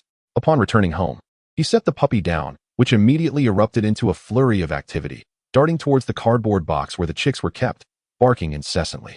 A swift reprimand sent the puppy scampering obediently to a corner, where it lay down quietly. As for the trellis, that was a simple task, easily assembled in the yard. Chen, did you bring this puppy home? Yes. Aunt, what do you think of naming it Big Yellow? Ching nodded in approval. That sounds good. However, she added, it's not that simple. In the countryside, dogs usually have a few common names, like Big Yellow, Big White, or Little Black. After finishing lunch, Chen took a brief nap. Upon waking, he found Tiger and He animatedly discussing something in the yard. Stepping outside, he discovered they had caught 2 female blue crabs, which thrilled them to no end. Recently, their beachcombing had yielded little to no success, with most of the finds being credited to Chen. The blue crabs were placed in a basin, while Big Yellow circled around, baring its teeth at them. Tiger, He, these blue crabs are quite splendid. You could sell them. Sell them? He chuckled. Tiger and I have already agreed. We have some blue crabs at home, so we'll enjoy them together tonight. These are fat crabs. Are you really willing to indulge? Why wouldn't we?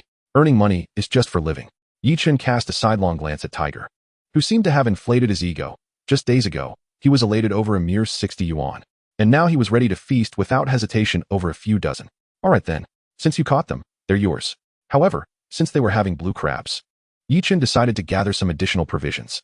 Not only seafood but also pork and beef, as too much seafood isn't advisable, especially for his elderly grandmother. He also procured some clams to purge, placing them in several basins, thawing and cleaning as necessary. This sent Big Yellow into a frenzy, circling around the group while barking excitedly. Chen, feeling slightly exasperated, retrieved some old clothes used for binding crabs, fashioned them into a ball, and tossed it for the puppy to play with. Chen's mind began to whirl as he pondered a thought.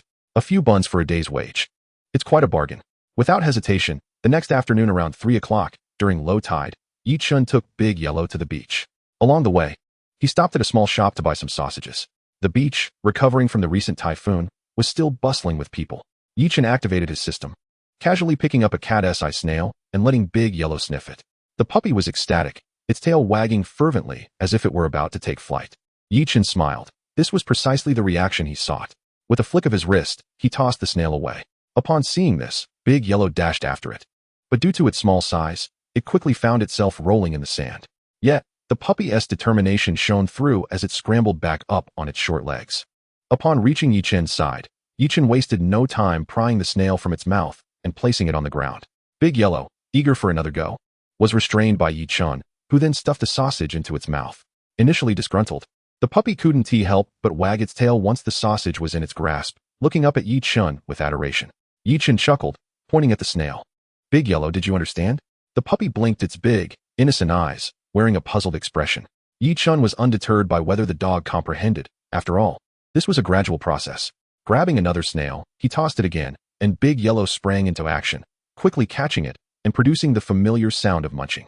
Once more, the puppy was rewarded with a sausage, and this time, it seemed to grasp the lesson. Seeing the training take effect, Chen dug up a clam and continued to guide Big Yellow. Excellent work, pup. You're almost ready for field work. Wang, watching eagerly, clapped his hands. Brother, let me have a turn. Chen handed the sausage to Wang, then moved aside to share some cigarettes with Tiger and He. Brother Yi, do you think this will work? Chen exhaled a smoke ring. Success is determined by effort, and this dog is quite intelligent. Who can truly say? Indeed. The three of them sat on the beach, observing Wang's beaming smile in the distance. At that moment, Chen felt a genuine smile spread across his face. This was life, the kind of existence that busy city dwellers yearn for. As the sun hung low in the western sky, its golden rays shimmered upon the surface of the sea, harmonizing with the gentle caress of the sea breeze, creating a scene akin to a picturesque painting. It was simply breathtaking. As evening approached, the tide began to rise, and Chen made his way to Wang's side. Pass me the ham sausage. I'm about to give Huang a lesson. Tomorrow, you must send someone to train him. Aki and Huzi appeared somewhat bewildered. Brother Chen, aren't you training tomorrow? Chen nodded. I had previously promised Uncle Me to accompany him fishing. One must not break their word. Subsequently, Chen located a clam hole and pointed it out to Huang, who fixated intently on the entrance. As Chen retrieved a sand shovel to begin digging, Huang eagerly joined in with his paws. Before long, a clam was unearthed. Chen rewarded Huang with a piece of ham sausage and turned to the three. Did you get it? Who among you is coming tomorrow? Wang was eager to participate, but Chen preferred he not come alone. Huzi glanced at Aki. I'll join Wang. Great. Let us dig up a couple more, and then we'll head out. The following morning, Chen and Aki rose early. Upon stepping outside, they found Uncle brushing his teeth at the doorway. Uncle, I'm heading to town for a bit. Let us go fishing together later. Upon hearing the word fishing, Uncle quickly rinsed his mouth. All right, hurry up. Chen chuckled, wondering why a professor like Uncle had such a passion for fishing. Arriving in town, they located a fishing tackle shop. Boss, we'd like a set of shore fishing rods. Upon learning they were there to purchase rods, the owner beamed and began to inquire, what price range are you considering? Chen felt a bit lost. He wasn't a fishing aficionado in his previous life. He had only fished once with Uncle, so he was quite unfamiliar with such matters. Would a few hundred yuan suffice? The owner burst into laughter. You too must be novices. We do have rods in that range, but I must warn you, their quality is quite poor. They might last for a few casts, but if anything goes awry, don't come looking for me. Chen quickly realized that a few hundred yuan would only buy subpar equipment. What would a proper set cost then? 2,000 to 3,000 yuan should be more than adequate for fishing by the seaside. Chen nodded. Let us do this. A set for 5,000 yuan. Also, I'm certain I'll be back in the future, so don't try to deceive me. I'm with an elder. My lack of knowledge doesn't mean others are ignorant. The owner, initially concerned that the two young men might bolt, relaxed at the mention of 5,000 yuan, recognizing them as valuable customers, an amount that surpassed several months' wages for many. The owner smiled broadly. Rest assured, this price is for the finest quality in my shop. There will be no issues. If there are, you can come find me. After some negotiations, they ended up spending over 6,000 yuan, even purchasing a fish box and other essentials. Notably, the owner, seeing they were novices, gifted them an exclusive handbook printed with details on which line and hook to use for various sizes of fish. Back in the vehicle, Chen handed the gear to Aki. Take this. Aki was taken aback. Brother Chen, is this for me? Of course, I already have mine in the back seat. Aki glanced back and indeed saw a fishing rod he noticed upon arrival. When did you get this? And isn't it too expensive? The rod was exchanged from the system store, costing a whopping 100,000 points. Initially, Chen thought it was merely a rod, with other components needing to be sourced separately. To his surprise, the rod came as a complete set, including line, reel, and numerous accessories. The only downside was its relatively short length, just over 2 meters, which might not provide the same comfort as a longer shore rod. However, in the realm of fishing, the principle remained unchanged. The fish bites the hook, and then one reels it in. The myriad of options was merely to enhance the likelihood of catching fish. With his current situation, Chen could see the fish directly. There was no need to overthink it. Furthermore, as conditions progressed, acquiring a boat would undoubtedly become necessary, making a longer rod cumbersome. Ultimately, Chen had yet to discern any significant advantage in this shore rod. The sole captivating feature was the reel. The system provided an electric reel, distinct from ordinary ones, as it resembled a rectangular box with a single power interface and a brake button. All other functionalities were accessible via a small screen, requiring one to open the box to change the fishing line. Upon Chen's arrival, the group greeted him enthusiastically. Let us go. We'll take the tricycle. Entering the courtyard, Chen was astonished by the impressive array of equipment. It was far superior to what they had before, complete with an oxygen machine and a large plastic fish tank. Uncle, I've prepared my own fishing rod. Noticing that Uncle had set aside 2 rods, Chen quickly alerted him. No worries. Uncle waved dismissively. Save them for backup. To Uncle, the rod Chen purchased likely appeared inferior, perhaps even prone to breaking. Upon reaching the seaside, Chen thought he had arrived relatively early, only to find several individuals already present. A few cars were parked in the distance, one of which was an Audi A6, quite a remarkable sight in those times. Uncle Me seemed acquainted with these individuals, approaching them to exchange greetings. How is the fishing? Any bites? How many have you caught? The standard trio of inquiries left another elderly man momentarily stunned, as he waved dismissively. Just arrived. Only just cast my line. Uncle nodded in understanding and subsequently found an unoccupied spot to fish. Chen settled a mere 10 or so meters away from Uncle. The bait was a type of shrimp brought by Uncle. After casting it, Chen's eyes lit up. He couldn't help but admire the rod's feel, superior even to Uncle S, allowing for pinpoint accuracy. Before long, the fishing line tightened, and upon inspection, he confirmed it wasn't overly large. Trusting the system, he clicked to reel it in on the screen. A 6 to 7 pound sea bass was effortlessly lifted from the water. This spectacle left the other anglers utterly astonished. What kind of luck is this? He just cast and already caught a fish? Didn't he just arrive? Moreover, they wondered how he managed to reel in such a hefty catch without fear of losing the hook. Nearby, Aki, who had initially intended to cast his line, rushed over upon witnessing Chen's success. Brother, let me. Removing the hook, Aki hurriedly cradled the fish and brought it to Uncle S' tricycle, depositing it into the fish tank. The fish, not particularly large, around 30 centimeters and weighing 3 to 4 pounds, was a spring bass. This species bore a striking resemblance to the yellow croaker, being its cousin within the stonehead fish family, yet their price disparity was significant. This time, rather than having Aki place the fish in the tank, Chen instructed him to fill the fish box with water and set it inside. Otherwise, the repeated trips would exhaust Aki. With his 30-meter range of vision, Chen was effectively utilizing a cheat, enabling him to see the fish clearly rather than just their silhouettes.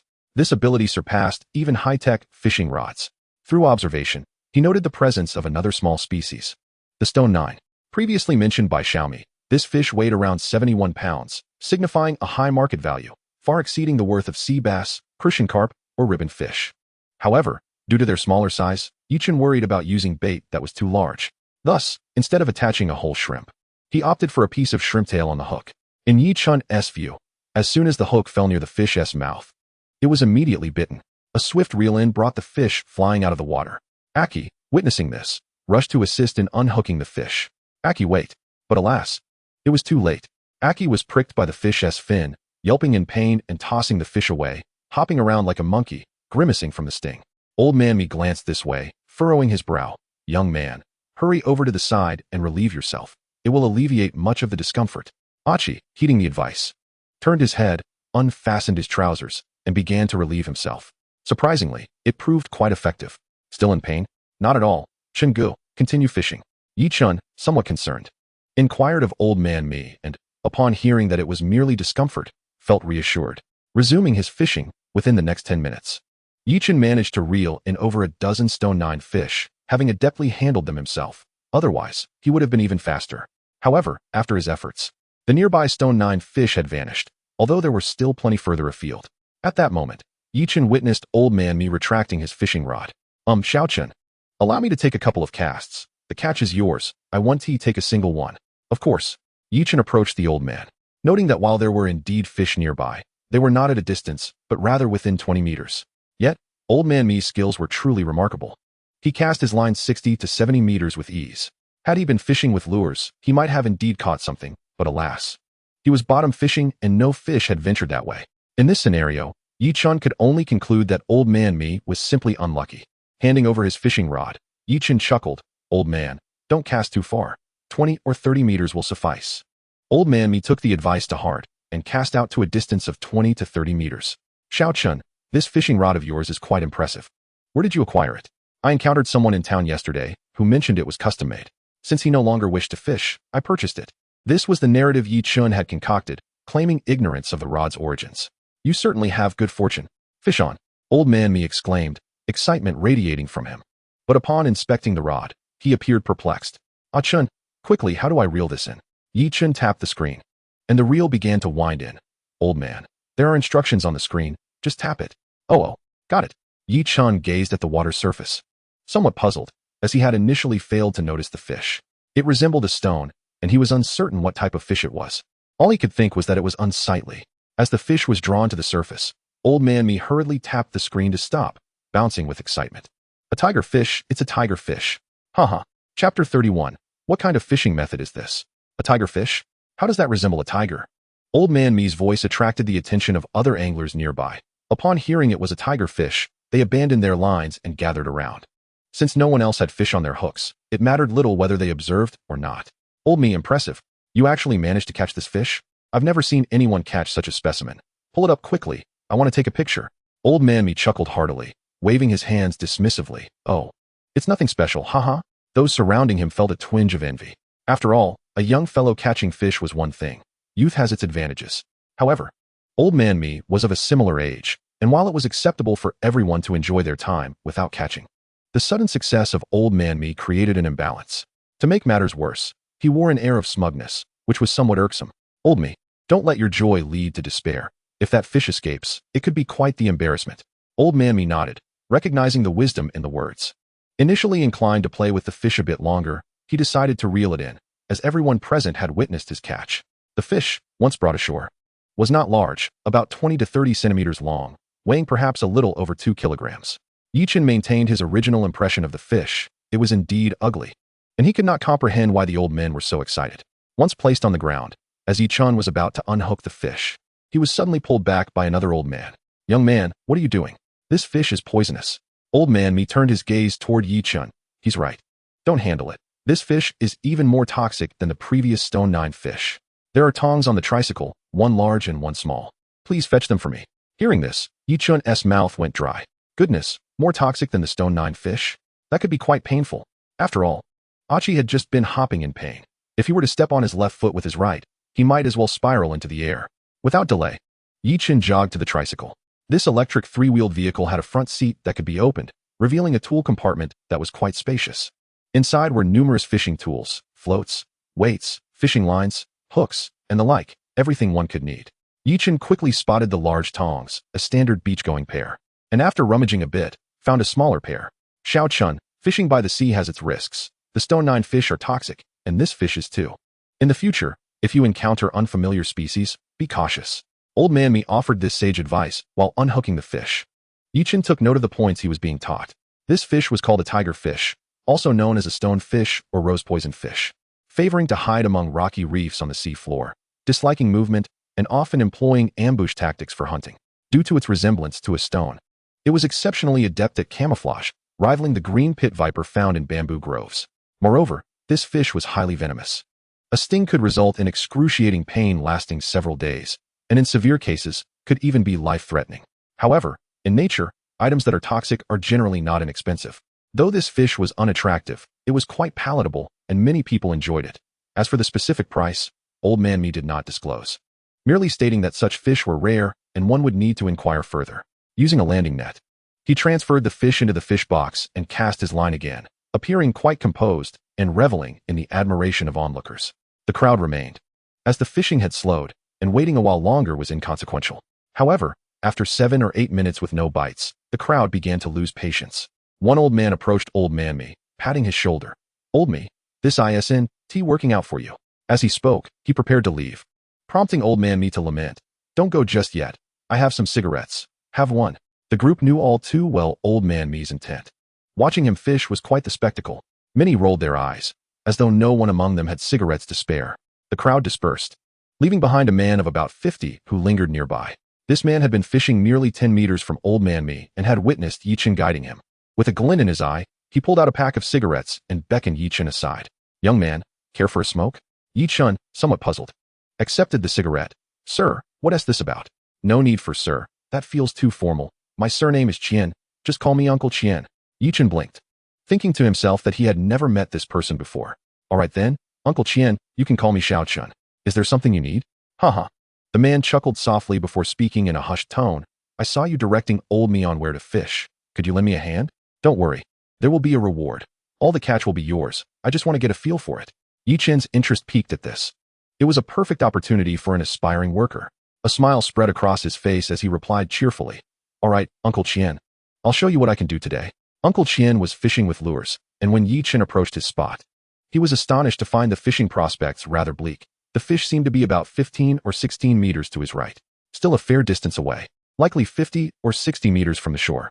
Chen could have gone directly, but after some thought, he felt it would be inappropriate. Even a prodigious angler would struggle against this.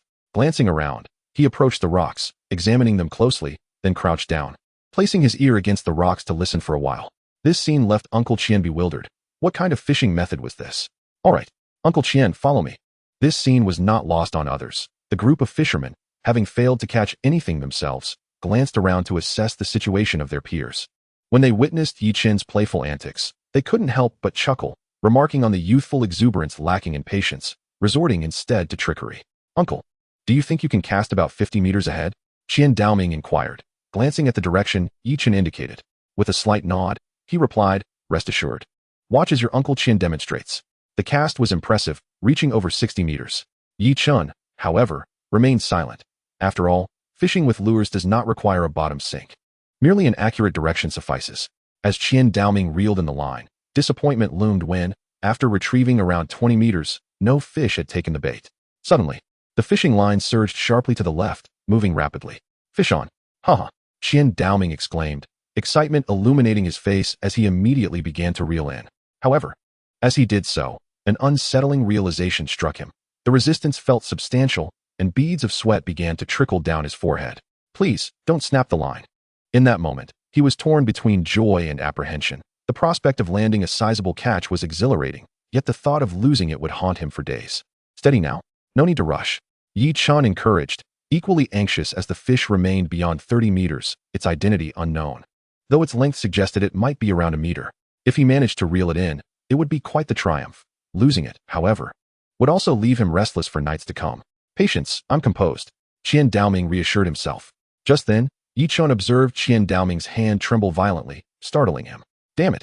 Chen Daoming quickly spat out the cigarette, but, having momentarily forgotten it in his moment of tension. Before long, several onlookers had gathered around, their eyes fixed on the water's surface, their expressions tinged with anxiety, as if the fish were theirs to catch. As the crowd grew, Chen Daoming's nerves intensified. Yet after about 20 minutes of battling the fish, he finally managed to bring it to the surface. Yi Chun shook his head in mild disappointment. It was merely a mackerel, not particularly valuable. Nevertheless, the others were thrilled. For them, the worth of the catch was secondary to its size. Look at that, Boss Chen. This mackerel must weigh around 10 pounds. Quite a rarity. Chen Daoming chuckled, dispersing cigarettes. What's this about being a boss? I'm done with that. Come, everyone, have a smoke. While they spoke casually, their eyes frequently darted towards Yi Chun. They had just witnessed him amuse himself, yet in a blink, he had helped Chen Daoming land a fish, prompting them to reconsider their own fishing prowess. Could it be that such antics might yield success? Can one truly listen to the fish from the shore? Or merely the sounds of the water? Chen Daoming, brimming with excitement, retrieved a camera from a nearby bag and handed it to an elderly gentleman. Come, snap a couple of photos for me. Yi Chun chuckled, realizing that fishermen had a knack for everything, even arranging for cameras. With both hands gripping the fish, Chen Daoming leaned closer, prompting Yi Chun to nod in approval. The fishermen were skilled in capturing photographs, adept at the perspective of bringing the catch up close while keeping the background distant. Upon reviewing the photos, Yi Chun noted that the fish overshadowed the man, with only his head visible.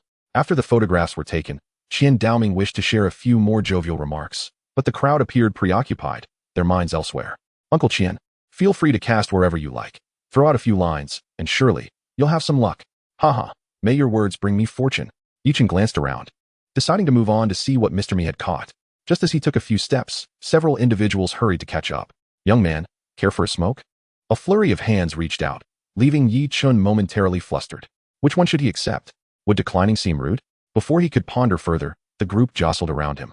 Some shoving cigarettes into his mouth, others hanging them from his ears, and yet others pressing them into his hands. Overwhelmed, he couldn't recall a time when he had been treated this way.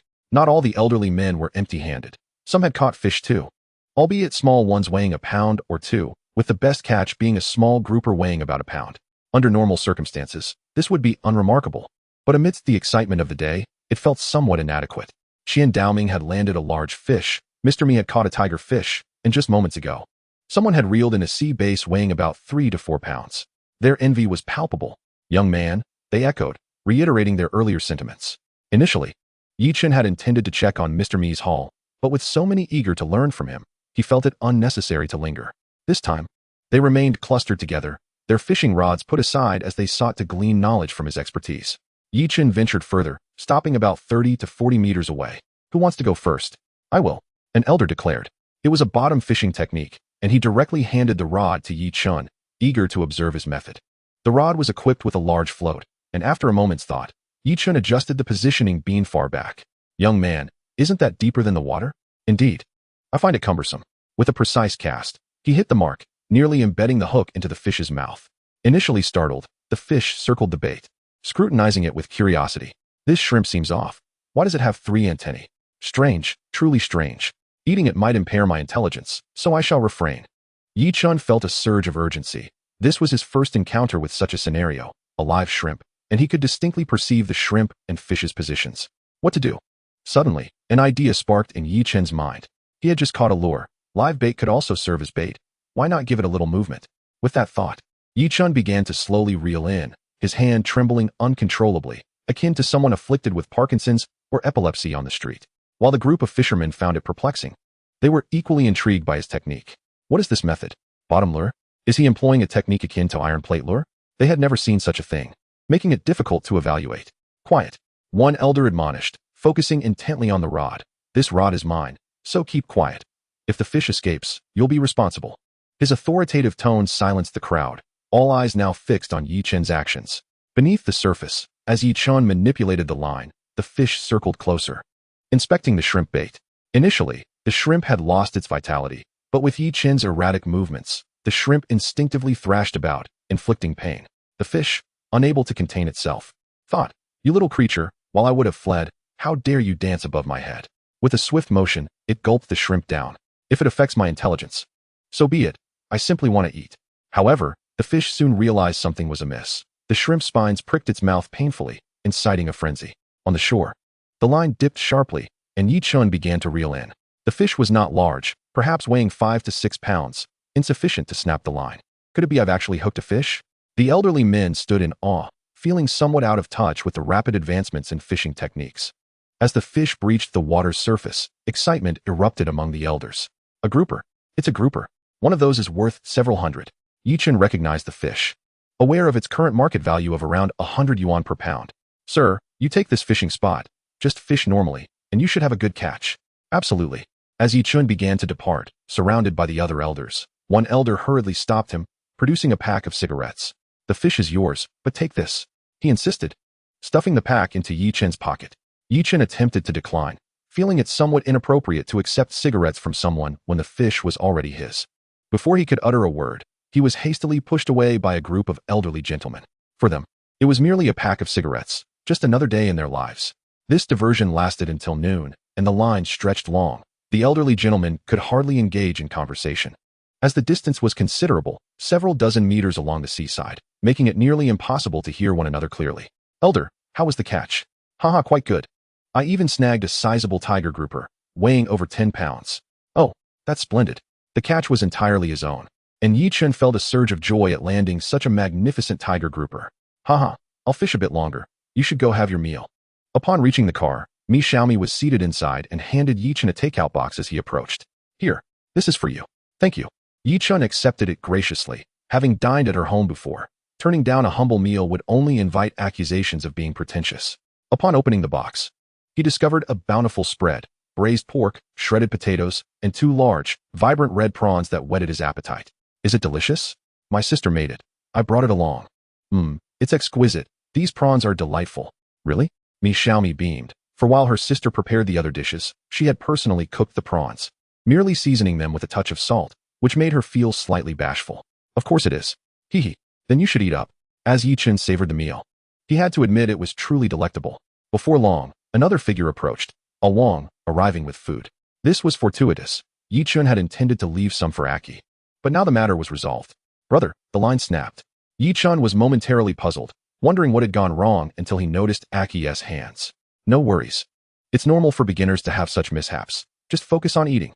Aki remained disheartened, lamenting that it was a costly line his brother had purchased, making it disheartening that he couldn't fish properly now. Do you snap lines too? Yes, I've done that as well. Just practice more. Having finished his meal, Yi Chun replaced the elderly gentleman. You know, Xiaochen, your fishing rod is quite remarkable. Such a fine line, and it's still intact. No need for a leader. Yi Chun merely smiled, thinking to himself that the fishing line alone cost 20,000 points in the system. How could it not be good? After rebaiting, he glanced at the surface of the sea and was taken aback, nearly collapsing onto the ground. Holy moly, a big catch. Awang, bring my bag over, and scoop a larger fish from the tank. Right away, brother. Chapter 33. The mighty tiger grouper. The fish was so immense that Yi Chun had to change hooks and bait. A pound plus miscellaneous fish was hooked, and he cast it into the water, creating quite a splash that instantly attracted the larger fish. The hooked live fish began to swim, only to be swiftly devoured. Damn. Yi Chun felt a heavy tug, almost being yanked into the sea. Awang, come help. Yi Chun wanted to adjust the electric reel's settings, but his hands were full. He sensed that if he dared to free one hand, the rod would surely escape. This is worth 100,000 points. Once Awang joined in, the situation eased a bit, and Yi Chun hurriedly adjusted the parameters, setting the drag to 40 kilograms. This adjustment made a significant difference. With a pulling force exceeding 40 kilograms, the reel would release line, while anything below would cause it to retrieve. Under these circumstances, the fishing line continued to be pulled, and Yi Chun felt little concern. With 2,000 meters of line, he figured the fish couldn't possibly swim 2 kilometers against 40 kilograms of resistance. Brother, could this be a shark? Impossible. Yi Chun recognized the silhouette and knew it was not a shark. What kind of fish it was would only be revealed once he reeled it in. However, it was indeed quite strenuous, not exaggeratedly difficult, but certainly not to be underestimated. With 80 pounds of resistance, Yi Chun could not manage alone and had to alternate with Ah Wang. Nearby, Elder Mi, engrossed in the spectacle, momentarily set aside his meal to watch, rubbing his hands with eager anticipation. Yi Chun dared not take such a risk if he lost the rod. It could lead to calamity, even risking lives. Brother, here, have a cigarette. After about 10 minutes of pulling, it was Yi Chun's turn, and he felt as though his abdomen would burst from the strain, burning painfully. The best method for reeling in such a large fish is to use the stomach to distribute the pressure. But who could have anticipated such a catch while fishing by the sea? Thus, even having seen them for sale that morning at the tackle shop, he hadn't considered purchasing them. Clenching a cigarette between his teeth, Chen's expression grew grave as he broke out into a sweat. Are you all right? If not, I can take over. Aki, observing Chen's pale complexion, expressed concern. Chen shot him a glance. You should focus on yourself. What's wrong? Is the pain gone? It hurts, but I was just trying to distract myself a bit, to see if that would ease the strain. Forget it. Just take a break. Chen persisted, having only switched hands for 5 minutes. But do not be deceived. 5 minutes felt endless in the current conditions, far worse than fishing from a boat, where there are railings for support. Here, he stood precariously on rocks, with the vast sea before him. Have some water. Mi Xiaomi approached with a bottle of cola, twisting off the cap and offering it to Awang. Awang, eager to help, attempted to shove it into Chen's mouth. But Chen shot him a look of exasperation. It's carbonated. Are you trying to choke me? Hand it over. I'll drink it later. Oh right. Sorry. Chen gritted his teeth, enduring. It was now a test of endurance rather than explosive strength. After 10 continuous minutes of reeling in 80 pounds, he could no longer hold on. Awang, you take over. Chen and Elder Mi had been slumped on the side, smoking, but as the fish neared the edge, Elder Mi sprang to his feet. By the heavens, this tiger grouper is enormous. Tiger grouper? Chen stood up as well. If it was a grouper, he could not let it slip away. The closer it came, the more Chen felt the urgency. The tiger grouper before him was over a meter long and surely weighed several dozen pounds. While he was thrilled at the prospect of catching such a large fish, scooping it up was another matter entirely. Attempting to do so without a net could result in disaster, and he feared the fish might slip away. Growing increasingly anxious, Chen could no longer remain passive and dove into the water. Xiaochen, Elder Mi wanted to lend a hand but could not reach in time. Submerged, Chen swam towards the tiger grouper, uncertain of how to approach it. The tiger grouper, also known as the brown-spotted grouper, boasted a dark brown exterior and an imposing mouth, its massive size exuding an undeniable aura of intimidation. With determination, Chen surged forward, throwing punches at the fish's head. The impact stunned the fish, and in response to the pain, the tiger grouper instinctively thrashed, its tail inadvertently striking Chen's leg. Ouch! The sudden pain caused Chen to experience severe cramping. In the water, leg cramps could be perilous, and he was no expert, struggling to maintain his balance. In a moment of desperation, Chen recalled the system's initial capabilities, one of which could enhance physical attributes. System, enhance physical attributes. Physical attributes have been enhanced. Current physical attribute level, 8, consumed, 10,000 points. Next enhancement will require 20,000 points. Energized, Chen felt rejuvenated. The pain in his leg subsided. His back no longer ached, and he was revitalized. Take that. Let us see if you can withstand my blows. With each punch he delivered, the already weakened fish became increasingly feeble, its energy sapped in the water. Elder, do you have a rope? Yes, I'll get it. Elder Mi called out, instructing Mi Xiaomi to fetch the rope. This rope, typically used for securing fish tanks, was now repurposed for the task at hand. Chen threaded a rope through the fish's gills and out through its mouth, then tied a knot and tossed it onto the shore. At that moment, the bank was teeming with people, all eagerly commenting on the fish, their faces alight with excitement. Take a picture. Take a picture. A group of individuals gathered behind the fish for a photograph, marveling at the size of the tiger grouper, a sight they had never encountered before. The air was filled with the sound of cameras clicking. Gentlemen, we need to get the fish into the tank, or it will perish soon. Yes. Hurry and put it in the tank. Ordinarily, 2 people could manage to carry the fish, one holding the head and the other the tail. But with so many eager hands, it took 5 or 6 individuals to lift it. Thankfully, the elder's tank was spacious enough to accommodate it, equipped with an oxygen pump. So the fish should be fine for the time being. How enormous is this fish? When we pulled it up, it weighed around 70 to 80 pounds. It must be curled up in the tank. Goodness, if I had caught that, I wouldn't have slept a wink tonight. After much discussion, the group of gentlemen dispersed, each motivated to see if they could catch one themselves. Fishing continued, but the afternoon's yield was far less fruitful. After 3 hours, they encountered a small school of silver pomfret, numbering only 20 to 30. These fish were small, with the largest weighing merely half a pound.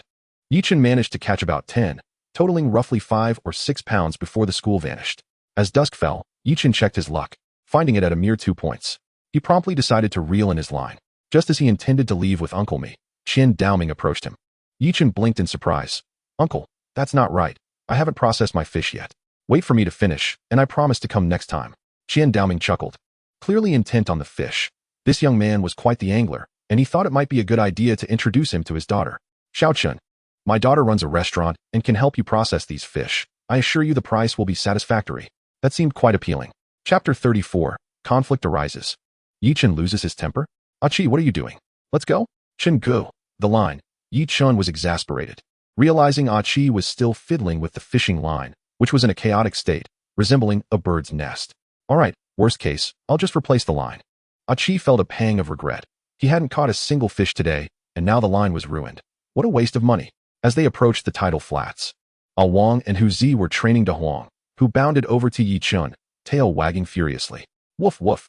De Huang was ecstatic, his tail flailing like a windmill, while his little paws scrabbled against Yi Chen's pant leg. Crouching down, Yi Chen lifted De Huang, who, still brimming with excitement, licked his face with a long, warm tongue. This was too much for Yi Chen to bear. While the pawing at his pants was tolerable, after a day of fishing, drenched in sweat, he needed to change his clothes. The licking of his face was excessive. De Huang's nose was smeared with black mud, mixed with the pungent odor of fish, creating an overwhelming scent. Go play now. Yi Chen set De Huang down and turned to Hu Zi. How did it go today? Not bad. We should have around $100 to $200 worth, mainly because De Huang found a few crabs in the crevices. Yi Chen was surprised. De Huang seemed to possess quite the talent, already earning money on just the second day. As they walked, nearing the village, Yi Chen sensed something amiss. There seemed to be footsteps behind him, followed by De Huang's whimpering. Turning around, he saw a child of 5 or 6 tugging at De Huang's tail. Yi Chen stepped forward, pushing the child aside, and scooped up De Huang. The child, not gentle in his grip, had made De Huang growl, and after being pushed, the child felt wronged and burst into tears. A woman in her 30s, hearing the commotion, rushed over, clearly the child's mother. She lifted the child, wiped away his tears, and fixed her gaze on Yi Chen. Can't you watch where you're going? Why did you push my child? If something happens, will you take responsibility? The woman was aggressive and animated, gesturing wildly as she spoke. Yi Chen cast her a cool glance. Who is truly blind here? A child of that age should be supervised. If my dog gets hurt, will you take responsibility? Upon hearing that Yi Chen felt justified for pushing her child, the woman became even more incensed. How can that compare? It's just a dog. Can it be more important than my son? You must compensate. Yi Chen found the situation amusing. After being cordial in the village for days, it seemed he had been mistaken for a pushover, and now she wanted to extort him. Ma'am, if you lack knowledge of the law, feel free to learn. Just because the child is a minor does not absolve you from responsibility, as the guardian. If anything happens to my dog, you cannot escape. The mention of compensation made the woman anxious. Yi Chen's legal references and mention of guardianship had intimidated her. After stammering for a while without producing a coherent argument, she found herself at a disadvantage, especially with 4 imposing men standing beside Yi Chen. In particular, A Wang, who visually towered over her, nearly dwarfing her by comparison. Humph, traitorous scum. This remark was directed at Hu Zi, as she believed he was siding with an outsider against his own people. Hu Zi glared. Say that again. Yi Chen and his companions departed, but the audience remained, buzzing with speculation and excitement. What just happened? Some bewildered onlookers inquired. Those who had witnessed the entire scene began to explain. Did you not see? Shunzi was messing with someone else's puppy and got pushed for it. Shunzi's mother started yelling. Well, he had it coming. There's likely more to this. That dog you saw today was impressive. Maybe Shunzi was sent by his mother to try and steal it. As this remark circulated, nods of agreement rippled through the crowd. Today, the dog had certainly opened their eyes. It was quite the catch at sea. Those who owned dogs began to ponder whether they could bring theirs out too. Perhaps they could earn money as well. Earning 100 or 200 a day was certainly more lucrative than the men hauling cargo at the docks. As for those without dogs, they began to consider getting one, especially given that Yi Chen's dog was quite small, possibly even easier to train. Yi Chen, oblivious to their thoughts, entered the village and soon realized he had become somewhat of a local celebrity, akin to a star. Xiao Chen, come sit with us. They beckoned him over to the shade of a large tree, chattering away. Yi Chen was taken aback. He had not noticed this level of warmth from the local aunties before. Xiao Chen, I see your family has moved here. You're not married yet, right? Would you like me to introduce you to someone? I know plenty of girls from the surrounding villages. Yi Chen quickly waved his hands. What do I need a wife for? A wife would only slow down my earning potential. Auntie, no thanks. I'm still young and not thinking about marriage yet. Upon hearing this, the onlookers began to speculate among themselves, interpreting his reluctance as shyness, which was quite normal for a young man. They began to chatter enthusiastically. Xiao Chen, you can't think like that. While you're young, you should be bold. Don't worry. Auntie will definitely find you a good match. Listening to the group of aunties and grandmothers attempting to set him up, Yi Chen felt a bit bewildered, yet he couldn't voice his discontent. Their enthusiasm and kind words made it difficult for him to act petulantly. Chen maintained a serious expression, leaving the crowd confused. Is he really not planning to find a girlfriend? They wondered. Well, although it was somewhat disappointing, the matter of business took precedence. Chen, my wife wants to go fishing too. Is it alright if she joins you tomorrow? Chen realized that the situation had become clear. They must have seen the elder's vehicle, especially with such a large tiger grouper, which was impossible to conceal. Chen, what would you like to eat today? Auntie cheerfully inquired in the kitchen after hearing from Awang about Chen's achievements for the day. Aunt, I have plans tonight, so I won't be dining at home.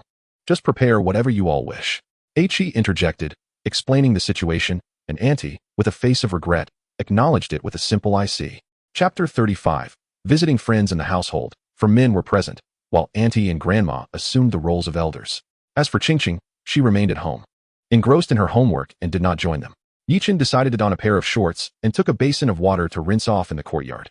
After freshening up and changing into a new outfit, Chen borrowed a fish tank from his uncle's house and drove his van to the address provided by Uncle Chen. At this moment, the back seat of the van had been removed, providing just 4 seats, which was perfect for transporting some goods. However, Chen contemplated whether he should purchase a tricycle, as they were far more practical in the muddy tidal areas than a van. The electric tricycle had the advantage of allowing external devices to be connected, making it ideal for fishing expeditions with an oxygen pump.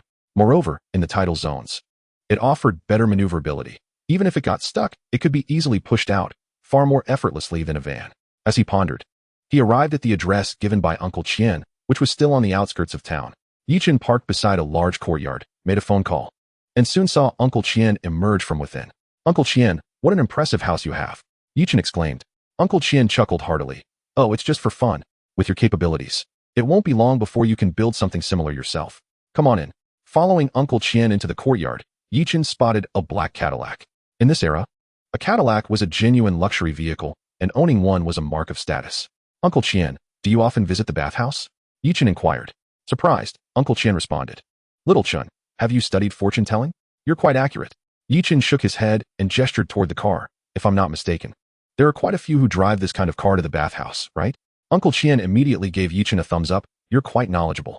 One of these days, I'll take you to the city to experience the nightlife. You'll be thoroughly captivated. Is it a full-service experience?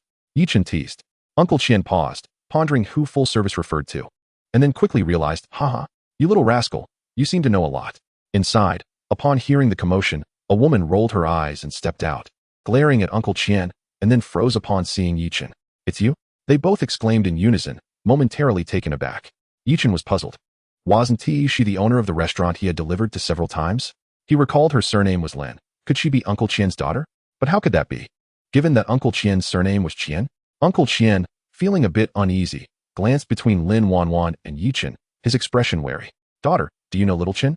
Lin Wanwan nodded. Dad, he has delivered goods to me a few times. Uncle Chen sighed in relief. Oh, just a few deliveries? That's good. I thought there might be something more. That's fine. I was going to introduce you to. By the way, little Chen has brought goods today. You should offer him a fair price. Lin Wanwan shot a look at Uncle Chen. Haha. Chen has delivered goods several times. I certainly haven't shortchanged him. Let me see the goods first. Hearing this, Chen went outside and opened the trunk. Lin Wanwan immediately gasped so big. Uncle Chen patted his daughter's shoulder. Little Chen caught this, and he even went into the sea to get it. Seeing such a large fish initially surprised Lin Wanwan. But upon hearing that Chen had gone into the sea to catch it, her astonishment deepened. She glanced at Chen. You certainly have guts. Typically, people see smaller grouper, and many assume they are nothing special, but one must remember that they are predatory fish, quite fierce, with large mouths and sharp teeth. Getting bitten is no light matter. Sister Lin, it was just that the fish was exhausted. Otherwise, I wouldn't have gone in. Please set a price. All right, let me estimate. There were more than just one large grouper in the collection. The other fish were merely leftovers from others' catches. After a few minutes, the result was in. Chen, there are too many fish. It's too cumbersome to sort and weigh them all. Let us just say it totals 4,000. How does that sound? Chen was quite satisfied with this price, as he estimated the total to be around 3,000, so 4,000 exceeded his expectations. All right, what about the large grouper? Lin Wanwan replied. That one needs to be weighed. For such a big one, I can offer you 130 per pound. How does that sound? Chen nodded. That works. Is there a scale? We can weigh it right now. There is. Lin Wanwan brought over an electronic scale, and Chen, along with Uncle Chen, carefully lifted the large fish out, weighed it, and then placed it into a basin for another weighing.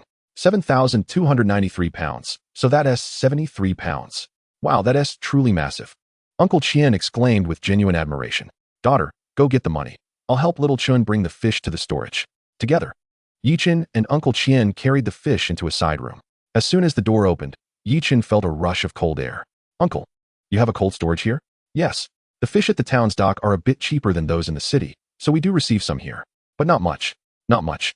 Yi-Chen was puzzled. Though the cold storage was small, Uncle Chen only ran a restaurant, not a fish market. Did he really need this 20 square meter cold storage? Furthermore, this was just the town. The city must have more. Haha. Several shops use it. It's not excessive. After placing everything down and closing the door, Lin Wanwan returned with the money. The tiger grouper weighs 73 pounds, and at 130 per pound, that totals 94.90. Adding the other fish at 4,000, the grand total is 13,490. Here, count it. Yi-Chen understood the importance of clarity in business transactions, so he carefully counted the cash, ensuring everything was in order. He found a total of 135 bundles of red notes. Sister Lin, this isn't how you deduct. The grouper has already been accounted for. And besides, I came as a guest. How could I take more from you? Saying this, Yi-Chen withdrew one note and returned it to Lin Wanwan. Lin Wanwan, not one to fuss, casually tucked it into her pocket. Points updated. Current points, 74,187. Previously, with over 100,000 points. His total had dropped after purchasing a fishing rod and upgrading his physique. With the account settled, Uncle Chen invited Yi-Chen. Come, let us have some tea. Your aunt isn't home, and the meal will be delivered from the restaurant shortly. Yi-Chen scratched his head. He knew nothing about tea. He took a tentative sip and placed the cup down. Uncle Chen chuckled. So how is my tea? Yi-Chen, feeling a bit awkward, decided to be honest. Uncle, I'm not knowledgeable about tea, but among the teas I've tasted, this is the best. Not bad. Quite sincere. You should take some home with you. The more you drink, the more you'll understand. Uncle, I feel quite embarrassed. He took another sip. Uncle Chen realized that this young man had a good character and a sense of humor. All right, don't play coy. I'll give you a bit more. Thank you so much, Uncle. We should go fishing together sometime. Upon hearing about fishing, Uncle Chen perked up and they delved into a lively discussion. However, it was mostly Yi-Chen sharing his unique methods, which were hardly applicable to others. Chapter 36. Awang gets beaten the next morning. Yi-Chen groggily rose from bed. Still a bit dizzy. He had indulged a bit too much the night before, with drink after drink flowing, and by the end, he and Uncle Chen were calling each other brothers. Yi-Chen addressed his elder brother affectionately, while Uncle Chen referred to him as little brother, eliciting an eye roll from Lin Wanwan. What is this? Have I become a niece now? Upon entering the courtyard, Yi-Chen expelled a breath, feeling an immediate sense of refreshment. Why drink so much? His aunt, Yi Yaching, handed him a glass of water, her expression tinged with concern. It's nothing, aunt. I earned a bit of money yesterday and indulged in a few extra drinks out of joy. By the way, wait a moment. Aunt, yesterday the fish sold for 13,400. Here is Awang's share, 730. Please count it. No way. His aunt's face hardened. You caught the fish. I cannot accept this money. Aunt, what are you saying? Awang also helped. You must accept it. There's also some for Huzi. Absolutely not. His aunt pulled Yi-Chen into the inner room, furrowing her brow. Ah-Chun, don't blame your aunt for prattling. You caught the fish, and I'm aware of your share. However, you mustn't be too soft-hearted. Whoever goes deserves their share. Those who don't should receive a basic wage. Otherwise, what will others think if anyone can just demand payment for any task? After pondering her words, Yi-Chen recognized the sense in them, yet he was resolute not to proceed this way this time, though he might consider it in the future. Aunt, let us divide it this time. I'll discuss this with them later. Fine, but you must clarify. Upon reaching the beach, Yi-Chen was taken aback. On the entire shore, a dozen or so dogs were tethered and frolicking by the water, their barks echoing melodiously. After scanning the area, he finally spotted Awang and the others, albeit from a distance. Chenggu, what brings you here? Huzi burst into laughter at the mention of dogs. If you had come a bit earlier, you would have witnessed quite the spectacle. Yi-Chen was taken aback. What, was there a fight? Fights in the village were hardly a rarity. They occurred everywhere, often on a grand scale. The crowd of onlookers often outnumbered the fighters. It wasn't the people fighting. It was the dogs. Let me explain. After listening for a while, Yi-Chen understood that many villagers believed they could profit from their dogs just like they had seen with Big Yellow. Thus, they had come early to train their dogs, not realizing they were not alone in this thought, leading to an overwhelming number of dogs and an ensuing chaos. In the midst of the fray, the dogs were so fervent in their brawling that even being tethered couldn't contain them. The village dogs were completely unrestrained. A cacophony of growls and yelps ensued as one dog bit another and vice versa, resulting in utter pandemonium. Eventually, someone had to use a shovel to separate them. Chenggu, Look at those dogs over there. Initially, Yi-chan was shocked by the sight of the dogs, having not paid close attention before. But now he couldn't help but chuckle. These dogs weren't even engaged in work. They were merely posturing from a distance, baring their teeth at one another, clearly ready to fight at the slightest provocation. The owners were equally tense, glaring at each other, especially those with injured dogs. The entire beach was rife with tension. All right. I came to discuss yesterday's earnings. Each person gets 730. I'll treat you all to lunch. Upon hearing this, Huzi quickly waved his hands. Chen-gu, I can't accept that. I wasn't even there yesterday. Not only Huzi but also Aki flushed with embarrassment. He had shown up, yes, but had caught nothing. Having snapped his line, and, to top it off, had even gotten sick. In short, he hadn't contributed much at all. Chen-gu, how about? Yi-chan shook his head. Let us split it this time. Next time, whoever goes will earn their share. After a moment, he added, Huzi, if you're free, could you head to town and inquire about the price of an electric three-wheeler? I'm considering purchasing one. Sure, I'll go right now. Without delay, Huzi set off briskly toward the town. Watching Huzi depart, Yi-chan turned to Wang and Aki. How's Big Yellow's training going? Quite well. He can already work on his own. Just bring him along regularly. That's good to hear. With Yi-chan's arrival, Big Yellow was overjoyed, circling his legs incessantly, occasionally tugging on his pant leg. Yi-chan crouched down and vigorously rubbed the dog's head before handing Aki a cigarette. Strolling along, Yi-chan arrived at the rocky area. Noticing an unusual number of people today, perhaps due to the previous day's fishing. Among them were several elderly men he recognized from yesterday, to whom he greeted with a smile. However, his smile quickly faded. Near the shore, the fish were sparse, and no sizable catches were in sight, only smaller ones. If this continued, he would have to consider buying a boat. After returning home and finishing lunch, Yi-chan divided the money. In the afternoon, he took Huzi to town to purchase an oxygen machine and a plastic fish tank. And, don't worry, I'm just going to check with Aki and Huzi. Alright, just be careful out there tonight. As Yi-chan and the two arrived at the beach, they found no sign of Wang. However, there were still people scouring the shore.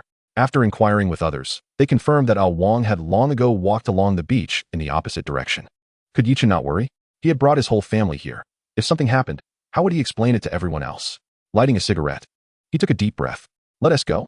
The three walked quite a distance without spotting Wang. You two stay here. I'll check over there. As he followed the lights, he began to hear commotion and the sound of a woman crying. Let Lin Mu go. Let Lin Baisong go. No. That was Wang's voice, prompting Yi-chan to rush forward. Upon getting closer, his vision blurred with rage. 4 or 5 thugs were pinning Wang down while he fiercely bit one of their arms. Beside them stood a woman, weeping uncontrollably. Yi-chan kicked one thug hard in the back and then knocked another to the ground with a punch. You're asking for death. The thugs quickly realized what was happening and turned their attention toward Yi-chan. Wang, fight back. Although Wang was tall, he lacked courage. He could endure a beating himself, but seeing Yi-chan being attacked was a different matter. He charged in, throwing several punches that knocked the thugs off balance. The small-time thugs were beginning to feel intimidated. Initially, they had thought they could handle Wang alone, despite his size, but with Yi-chan, another towering figure, the odds were no longer in their favor. Go. What is happening? Yi-chan's voice alerted Huzi and Aki, who called out in concern, startling the thugs further. Forgetting their pain, they scrambled up and fled on their motorcycle, revving the engine and speeding away. Chapter 37. Buying a boat with the thugs gone. Yi-chan did not pursue them, but instead turned to Wang. Are you alright? Did they hurt you? Wang shook his head. I'm fine, brother. Just check on Big Yellow. He got thrown around. Hearing that Wang was unscathed, Yi-chan let out a sigh of relief, only to turn and discover 2 glowing eyes staring back at him. Suddenly, from the direction the thugs had fled, there was a splash, followed by a scream. Whoa, is that a ghost? The sudden scare nearly made Yi-chan jump. Shining his flashlight, he realized it was Big Yellow, who was trembling and curled up in a patch of grass, his face filled with terror. Yi-chan scooped him up, checking his limbs and stomach, finding no issues. Unlike cats, dogs couldn't endure pain silently. If they were hurt, they would surely cry out. Big Yellow hadn't made a sound, so he seemed merely frightened. At that moment, Huzi and Aki also approached. Huzi, sporting a freshly cut crew cut, caused the nearby woman to take a step back in fear. Yi-chan glanced at her. She wasn't tall, perhaps just over 5 feet, slim, and while not strikingly beautiful, she possessed a certain charm that made her quite pleasant to behold. Disregarding her, Yi-chan turned his head. At that moment, the woman was intercepted by 5 ruffians with yellow hair who sought to harass her. Wang, unable to tolerate such behavior, attempted to escort her away. However, the ruffians were unwilling to relent, especially emboldened by what they saw in Wang's bucket, leading to a confrontation. Yi Chen glanced into the bucket, observing several large blue crabs and a few needle crabs, the smallest weighing around 6 or 7 tails. It appeared that the gang intended to seize them. Enough. Let us go. Your aunt must be terribly worried at home. Awang nodded, yet suddenly turned to the woman beside him, hesitating. Yi Chen took a deep breath, nodded in agreement. Truth be told, had it not been for Awang, he would have preferred to avoid meddling in troublesome affairs. The woman looked at Yi Chen, then at Huzi, her uncertainty palpable. However, recalling the gang of ruffians, fear overcame her, and she nodded in acquiescence. Upon returning home, Aunt looked at Awang, covered in mud. With a frown, suspecting he had been playing again. She imagined him tumbling by the riverbank with several children, using it as a slide, leaving behind 2 holes in his backside. With a stern countenance, she picked up a wooden stick, ready to scold him. Seeing this, Yi Chen quickly intervened. Aunt. Awang was helping someone. You should check if he is hurt. Hurt? This alarmed Aunt, who dropped the stick and hurriedly pulled Awang into the house. Outside, Yi Chen opened the car door. Get in. Where do you live? Miqian village, the woman replied softly, but Yi Chen heard her clearly due to their proximity. It wasn't he far. Yi Chen resided in Mihu village, just a couple of miles apart, a mere few minutes' drive. Arriving at the entrance of Miqian village, Yi Chen stopped the car, refraining from entering the village to avoid potential misunderstandings. If any of her relatives happened to see them, they might chase him for 2 miles with sticks in hand. Exiting the vehicle, the woman turned to Yi Chen. My name is Mi Shui. Thank you for giving me a ride. Could you also convey my thanks to him? Yi Chen quickly understood that she referred to Awang. 3 days passed, during which Yi Chen spent his time idly by the seaside, either fishing or watching others fish. As for his catch, it was akin to beachcombing, earning a few hundred yuan a day, but no more than that. On the 4th day, Yi Chen gathered a few friends. I plan to buy a boat. Does anyone know how to operate one? Silence enveloped the group, creating an atmosphere of awkwardness. Yi Chen glanced at Huzi, who had grown up by the sea. Huzi, can you operate a boat? Huzi nodded and then shook his head. Bro, what kind of boat are you talking about? The small ones with a shell and an engine are fine, but the larger ones, not so much. Small or large? Yi Chen pondered. He knew little about boats, but understood that a boat too small might not suffice, perhaps even being dragged away by fish. Huzi, how big is a boat worth around 100,000? Can you operate it? Not really. 100,000 would be fairly large. A boat worth around 20 to 30,000 might be manageable. Yi Chen, contemplating the boat purchase, realized none of them had the ability to operate one. How about this? I'll go to the city today to check on boats. You all can come along and learn to get your licenses. I'll cover the expenses. All right. After breakfast, Yi Chen drove to the city, first arranging for Huzi and Aki to obtain their licenses, then locating 2 boatyards that met his criteria based on online research. Upon arriving at the boatyard, a man named Manager Li greeted Yi Chen with enthusiasm, guiding him through the facilities upon learning of his intent to purchase a boat. Mr. Yi, our boatyard has been established for several years. You can rest assured regarding our quality control. Manager Li was warm and welcoming, as many were seeking work elsewhere, resulting in fewer boat buyers, making it tough for small manufacturers like them to survive. Yi Chen surveyed the boats and found them appealing, the sizes just right. Pointing to a vessel being constructed, approximately 13 to 14 meters long, he inquired, how much for this boat? The staff paused. Sir, purchasing a boat differs from buying a car. It depends on your specifications, as prices vary with different configurations. Yi Chen nodded, realizing he was unaware of this. He had assumed boats were like cars, ready-made for purchase, but learned customization was necessary. After some thought, Yi Chen asked again, what would be the approximate price for this boat, with basic configurations? Certainly. Manager Li retrieved a sheet and reviewed it. Sir, if you merely want the hull and engine, it would be 138,000. Yi Chen was taken aback. It wasn't he that he couldn't afford it. But buying the boat meant he would be left with little money. Additionally, Aki and Huzi still needed to acquire their licenses, adding to the expenses. Sensing Yi Chen's dilemma, Manager Li's eyes lit up as he recalled something.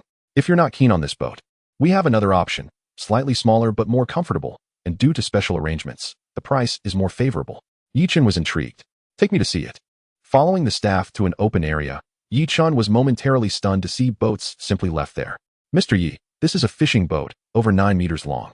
If purchased, we can assist you with the fishing vessel paperwork. Yi Chen immediately took a liking to this boat, although not as large as the previous one. Its comfort level was undeniably superior. However, the price appeared daunting. Manager Li, this boat must be quite expensive, right? Manager Li chuckled. Mr. Yi, to be frank, our yard has never made fishing boats before. This is our first, serving as a test vessel. But rest assured, the quality is assured. As for the price, we're pricing it as a second-hand boat, 93,000, firm price. Though Yi Chen was pleased with the offer, he still hesitated given the substantial cost. Isn't it a bit too pricey for a second-hand boat? Not really. Sir, if it were new, we would be selling it for around 120 to 130,000. This price is as low as it gets, but we can throw in some extras. Chen contemplated before deciding to proceed. All right. However, I can't take it now since I don't have a license. Can I pay a deposit? Of course. Absolutely. Manager Lee was delighted. The boat truly couldn't be sold at a lower price, yet it remained unsold. Chapter 38. Uncle Chen, so soon? The deposit was 30,000. But before paying, Chen insisted on inspecting the boat. Manager Lee readily agreed, confident that the boat was unbeatable at that price. Once aboard, Chen found himself even more enamored. The white hull, the enclosed cockpit, and a spacious rear deck. Mr. Yi, this boat is equipped with a 200-horsepower diesel engine, an 800-liter fuel tank, and 400 liters of fresh water, plus a 20 kilowatts generator. Chen calculated that with 400 liters of fresh water, allowing 50 liters per person per day, it would suffice for 4 people for 2 days. Then, Manager Lee led Chen to the lower deck's lounge. This is the bedroom, equipped with a restroom and air conditioning, accommodating 2 comfortably. Additionally, the cockpit can sleep 2 more, overall housing 4 individuals. This was quite appealing. While not visually stunning, it essentially resembled a simplified yacht. By the way, Manager Lee, does this boat have a fish hold? Indeed. It has a live well and a freezer. Chen nodded, appreciating the vessel, which seemed tailored to his needs. All right, Manager Lee, let us proceed with this arrangement. Once I find my crew, I'll return to pay the final amount. Sure, Mr. Yi can pay the deposit first. We can start processing the paperwork on our end. Before even exiting the city, Chen received a call from Uncle Mi Xiao Chun. Why didn't you go fishing today? Uncle, I'm in the city. By the way, do you know anyone who can operate a boat? Who can operate a boat? What do you need that for? Uncle Mi scratched his head. Xiao Chun, have you bought a boat? Are you out of your mind? Why didn't you mention buying a boat? Uncle Chen would be able to help. Hold on. I'll call him. After hanging up the phone, Chen smacked his forehead, realizing how he had completely overlooked this matter. Uncle Chen and Uncle Mi are both coastal residents, and surely they must know a few people who can operate a boat. As expected, Uncle Chen's call came in shortly after. Xiao Chun, why didn't you tell me about the boat purchase? Send me your location. I'm coming over right now. Chen had no choice but to share the boatyard's location and then drove there to wait. Within an hour, Chen Daoming arrived in his Cadillac. Let us go? Xiao Chun, I'll accompany you to take a look. I hope you're not here just to cancel the order. Mr. Yi, what is this about? Oh, my Uncle Chen can operate boats. He came to have a look. Upon hearing it wasn't about canceling the order, Manager Lee let out a sigh of relief. Mr. Yi, you can look at the boat, but it cannot be taken away yet. The paperwork hasn't been completed. But surely a trial run is permissible? Chen Daoming interjected. That is fine. Great.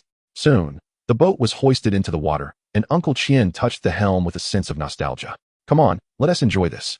It must be said, as one ages, their boat handling becomes steadier, combined with the mild waves. The gentle breeze was quite pleasant. Not bad. How much does this boat cost?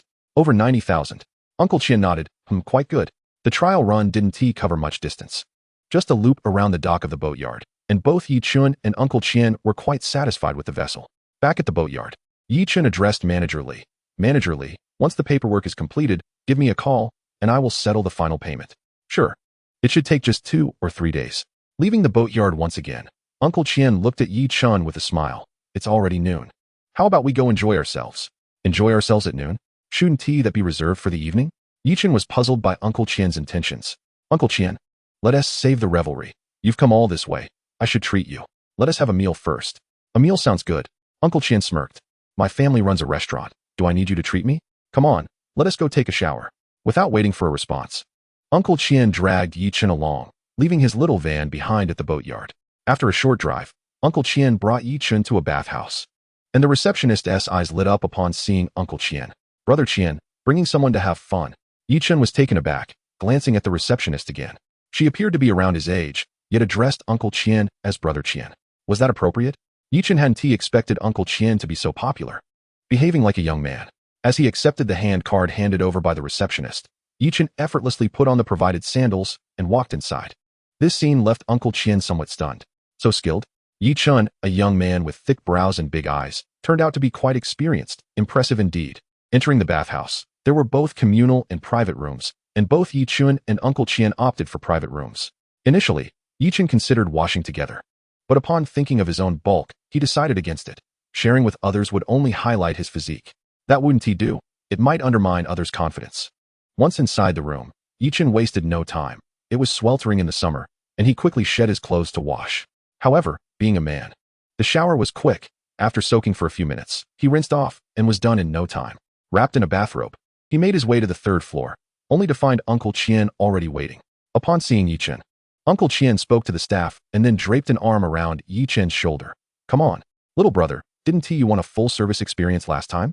Let us arrange that. Uncle Chen's face was beaming, while Yi Chen couldn't shake the feeling that the arrangement was more for Uncle Chen's enjoyment than for him. Boss, I'm Technician Xiaolon, pleased to serve you. Inside the room, Yi Chen looked at the young woman, who was quite pleasant to the eye. Whether due to makeup or not, that was irrelevant. He nodded. Let us begin. Oh, be gentle. Yi Chen yelped, beads of cold sweat forming on his forehead. Xiaolon rolled her eyes. You asked for a firmer touch. Is this pressure acceptable? Yes, it's quite nice. Suddenly, Yi Chen felt a wave of comfort wash over him. The pressure was just right, providing a unique sensation. It felt akin to the discomfort of a toothache when one clenches their teeth, both painful yet pleasurable. However, since it was a full-service experience, it would be remiss to only have a foot massage. A full-body massage was in order. Suddenly, Yi Chen twisted his body. Xiaolon, let us switch places. Xiaolon chuckled. Boss, I didn't expect you to be so shy. Before long, half an hour had passed, and Xiaolon stood up. Boss, would you like to extend the session? Yi Chen stretched his body, cracking his joints, feeling quite relaxed. No, thank you. Oh, Xiaolon's tone became somewhat melancholic, casting a lingering glance at Yi Chen as she left, clicking her tongue in regret. Shortly after, Uncle Chen also finished and came down, and Yi Chen couldn't help but be taken aback. So soon? Uncle Chen's face flushed suddenly. Hee. Unexpectedly, I was too excited. Yi Chen nodded in understanding. I get it. Chapter 39. The Misadventures of Uncle Chen. A visit from Mi Shui. Uncle Chen was already over 50, and Yi Chen could comprehend his enthusiasm. After all, with age comes a certain volatility. Excitement can easily lead to loss of control, and one must respect that. All right. I see Uncle Chen has expended quite a bit of energy. Let us quickly grab something to eat. Uncle Chen nodded sheepishly. I really should. In a coastal city, a bathhouse must have its seaside specialties, and the food was excellent, particularly the oysters, which perfectly suited the bathhouse's theme. Uncle Chen was a prime example. Devouring oysters by the dozen, having polished off around 20. Yi Chen quickly intervened. Uncle Chen, while oysters are delightful, you mustn't overindulge at your age. It could lead to gout. Upon hearing this, Uncle Chen conceded, that makes sense. Subsequently, he set the oysters aside and downed a large glass of wheat juice. Yi Chen couldn't help but facepalm, wondering if Uncle Chen truly understood or not. Uncle, you drove here. It's fine. You're here too, if needed. You can drink a bit and find someone to drive. Yi Chen rolled his eyes, realizing that despite Uncle Chen's age, his mindset was remarkably youthful. After a hearty meal, they made their way downstairs. Yi Chen settled the bill and was taken aback upon seeing the total, a staggering $12.88. What on earth did you do, Uncle Chen? This is nearly equivalent to a regular person's monthly salary. Looking at Uncle Chen, Yi Chen was left in awe. Uncle Chen chuckled heartily, pulling Yi Chen along as they exited. Haha, little brother, I've treated you. Next time it's my turn. Uncle Chen was in high spirits. But Yi Chen felt something was amiss. Turning around, he spotted a pair of eyes glaring at Uncle Chen. Old Chen, living it up, are we? Uncle Chen's demeanor shifted as he slowly turned, his legs going weak. Haha, my dear wife, what brings you here? Not far away, a woman in her 40s scoffed. What? Am I not allowed to be here? Speak up, what are you doing here? Uncle Chen was sweating profusely, his eyes darting around. And then he pointed at Yi Chen. Haha, my dear, I came with Xiao Chen to look at boats. He just bought one, so we're celebrating. Yi Chen sighed internally, realizing why Uncle Chen had arrived so quickly. It seemed he had another identity. However, facing the woman's gaze, Yi Chen nodded. Yes, Auntie. I felt bad asking Uncle Chen to help me look at boats in this sweltering heat, so we just came to take a shower. The woman narrowed her eyes, glancing skeptically at Uncle Chen. Really? Absolutely. Uncle Chen patted his chest. We just took a shower and had a meal, nothing else. Is there anything else you wanted to do? Uncle Chen gave an awkward smile, but remained silent. The woman shot a glare at Uncle Chen before turning to Yi Chen and revealing a smile. Xiao Chen, is it? I've heard about you from Wanwan. Next time you catch some fish, consider selling them to us. We can discuss the price. Such words are indeed heartwarming. Aunt Lin chuckled and cheerfully responded. Then it's settled. I have other matters to attend to, but do come over for dinner next time. Of course, Auntie. Uncle Chen looked at Yi Chen with a bittersweet expression, while Yi Chen turned his head away, thinking that he must not interfere in this matter. Uncle Chen, with a hint of melancholy, remarked, Wife, I've had a drink and can't drive. I can drive. After watching the car depart, Yi Chen sighed. However, he felt quite pleased. Aunt Lin, Auntie, and Uncle Chen had all spoken, signifying that this supply channel was a success. As Yi Chun gazed at the vegetable garden, he noticed the leaves looking somewhat parched. It was understandable. It hadn't rained in several days, and some of the planted crops were still seedlings that needed watering. Timing was just right. Watering should ideally be avoided at noon due to the heat. Under the sun's rays, water droplets on the leaves could act like magnifying glasses, potentially scorching them. As for the seeds, maintaining moist soil was sufficient, and with the current weather, they would sprout. Yi Chun had already spotted green shoots emerging from some of the soil. Though whether they were grass or not remained uncertain, the vegetables and fruits planted would typically be ready for harvest in about 3 months, which meant around September, just in time for the fishing season. After watering the garden, Yi Chun noticed a small head peering into the yard. Wasn't that Mixue? What brings her here at this hour? He pondered as he walked outside. Upon seeing Yi Chun, Mixue appeared a bit nervous, her hands awkwardly unsure of where to rest. Hello, Chen Gu. Hello to you too. What brings you here? Yi Chun observed Mixue, who was holding a basket. She kept her head down, avoiding eye contact, though even if she looked up, she wouldn't be able to see his face clearly. Well, I came to thank Brother A Wang. By the way, this is for you. Mixue handed the basket to Yi Chun, which contained eggs, tomatoes, eggplants, and cucumbers, presumably homegrown. Mixue, why did you bring these things? She hesitated, feeling a bit embarrassed. Initially, she had gathered her courage to deliver them, but she hadn't expected Yi Chun to take them so readily. Is Brother A Wang at home? Yi Chun shook his head. He went to the city with Huzi to take a sailor's exam. Why do you ask? Mixue's disappointment was evident. Oh, it's nothing. I just wanted to express my gratitude. Since he is not here, I'll take my leave. As she turned to go, Yi Chun stopped her. Wait a moment. Returning to the door, he handed her a bag. Take these. They are from the beach, and we can't eat them all. Mixue saw the blue crabs and waved her hands. No. Who would eat these? They should be sold. With that, Yi Chun gently urged her on. All right. Off you go. Watching Mixue leave, Yi Chun smiled. That silly A Wang was quite likable. However, he wouldn't invite her to stay for dinner. The young girl clearly seemed shy. It was only their second meeting, and inviting her to dine would make her uncomfortable. Perhaps once they became more familiar, sharing a meal would feel natural. Later that evening, after dinner, Yi Chun had intended to take a walk, but the previously clear skies suddenly turned stormy, and dark clouds loomed overhead. Chapter 40. The marriage pressure from Grandma. Observing the tempest outside, Yi Chun sighed, realizing that nothing could be accomplished in such weather. He reflected that the two families lived nearby, so there was no need to cohabitate. Understood. The following morning, as anticipated, thunder roared outside, accompanied by the relentless patter of rain.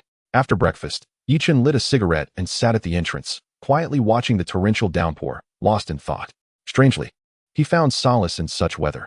The symphony of rain, thunder, and wind was quite therapeutic. If only the rain were a tad lighter. Chun, go check on Xiao Qing's house. With this heavy rain, I worry there might be a problem.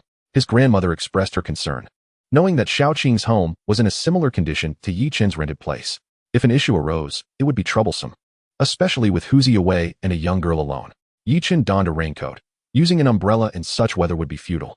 Upon arriving at Huzi's house, he pushed open the door and spotted a petite figure busily moving about. Yi Chun quickly approached. Xiao Qing, why are you out in the rain? The chicks can't get wet, but you shouldn't be out here either. Go change into dry clothes. I'll handle it. Big brother, I can manage. Yi Chun's expression turned serious. Change into dry clothes. I'll take care of everything else. All right, she acquiesced. Yi Chun began moving the chicks in a cardboard box. But the wind was fierce. Even with a raincoat, water seeped in through the collar. After tending to the chickens, he noted that the ducks required no attention. They were frolicking in the yard, flapping their wings and quacking noisily. Yi Chun couldn't help but worry about the young girl, so he draped the raincoat over her. He then fashioned himself an improvised raincoat from a plastic bag, folding one corner inward. Seeing this, Auntie, who had just finished washing a pot, rekindled the fire to prepare ginger soup, adding brown sugar and serving it to both of them. Drink some. You don't want to catch a cold. The flavor of ginger soup was peculiar, a mix of sweetness and spiciness. Yi Chun found it quite enjoyable, but Xiao Qing struggled with it, her brows knitted in displeasure. Take your time drinking. Yi Chun reminded her with a smile. Children were more sensitive to heat than adults, and what might feel tolerable to an adult could be too hot for a child. Moreover, the ginger's spiciness was akin to a pain response. The hotter it was, the more pronounced the sensation. Having never experienced anyone making ginger soup for her, Xiao Qing was unfamiliar with such flavors. After hearing Yi Chun's advice, her little eyes squinted, and her frown relaxed. Big brother, I think this ginger soup is quite good, just a bit spicy. Would you like another bowl? Xiao Qing quickly shook her head. No? No. One bowl is enough. Yi Chun laughed heartily. As noon approached, The rain eased slightly.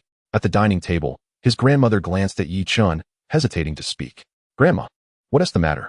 After a moment's hesitation, she cautiously broached the subject. "Chen, you're not so young anymore. Have you thought about finding a girlfriend?" Chen, in the midst of chewing rice, nearly choked at her words. "I'm only 20. How can I be considered not so young?" However, he soon understood his grandmother's perspective. In their hometown, people married early, and by 20, some were already mothers. "Grandma, I'm only 20. I'm still young. There's no rush." "No rush, you say?" Auntie interjected. "The girl from the eastern part of the village is about your age and is already on her second."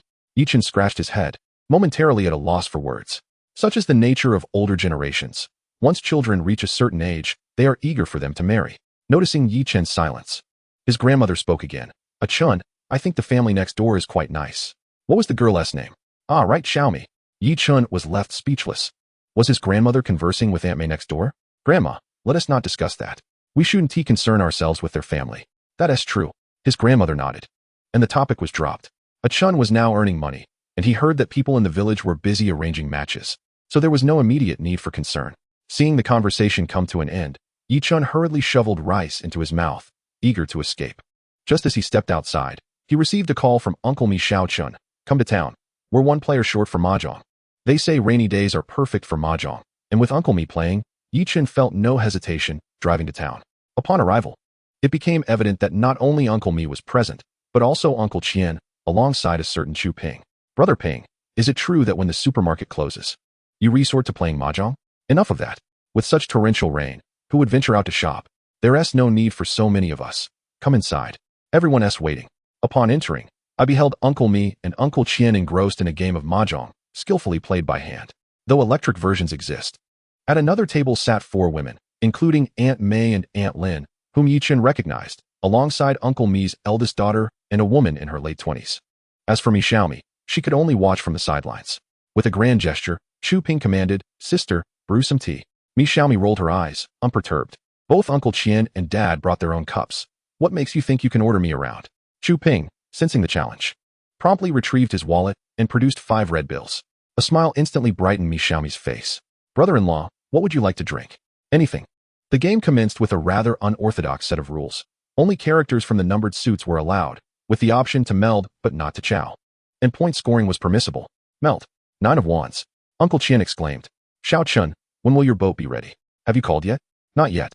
The winds have been strong these past couple of days. We'll see in a few days." 1 wand. Calm. 3 wands.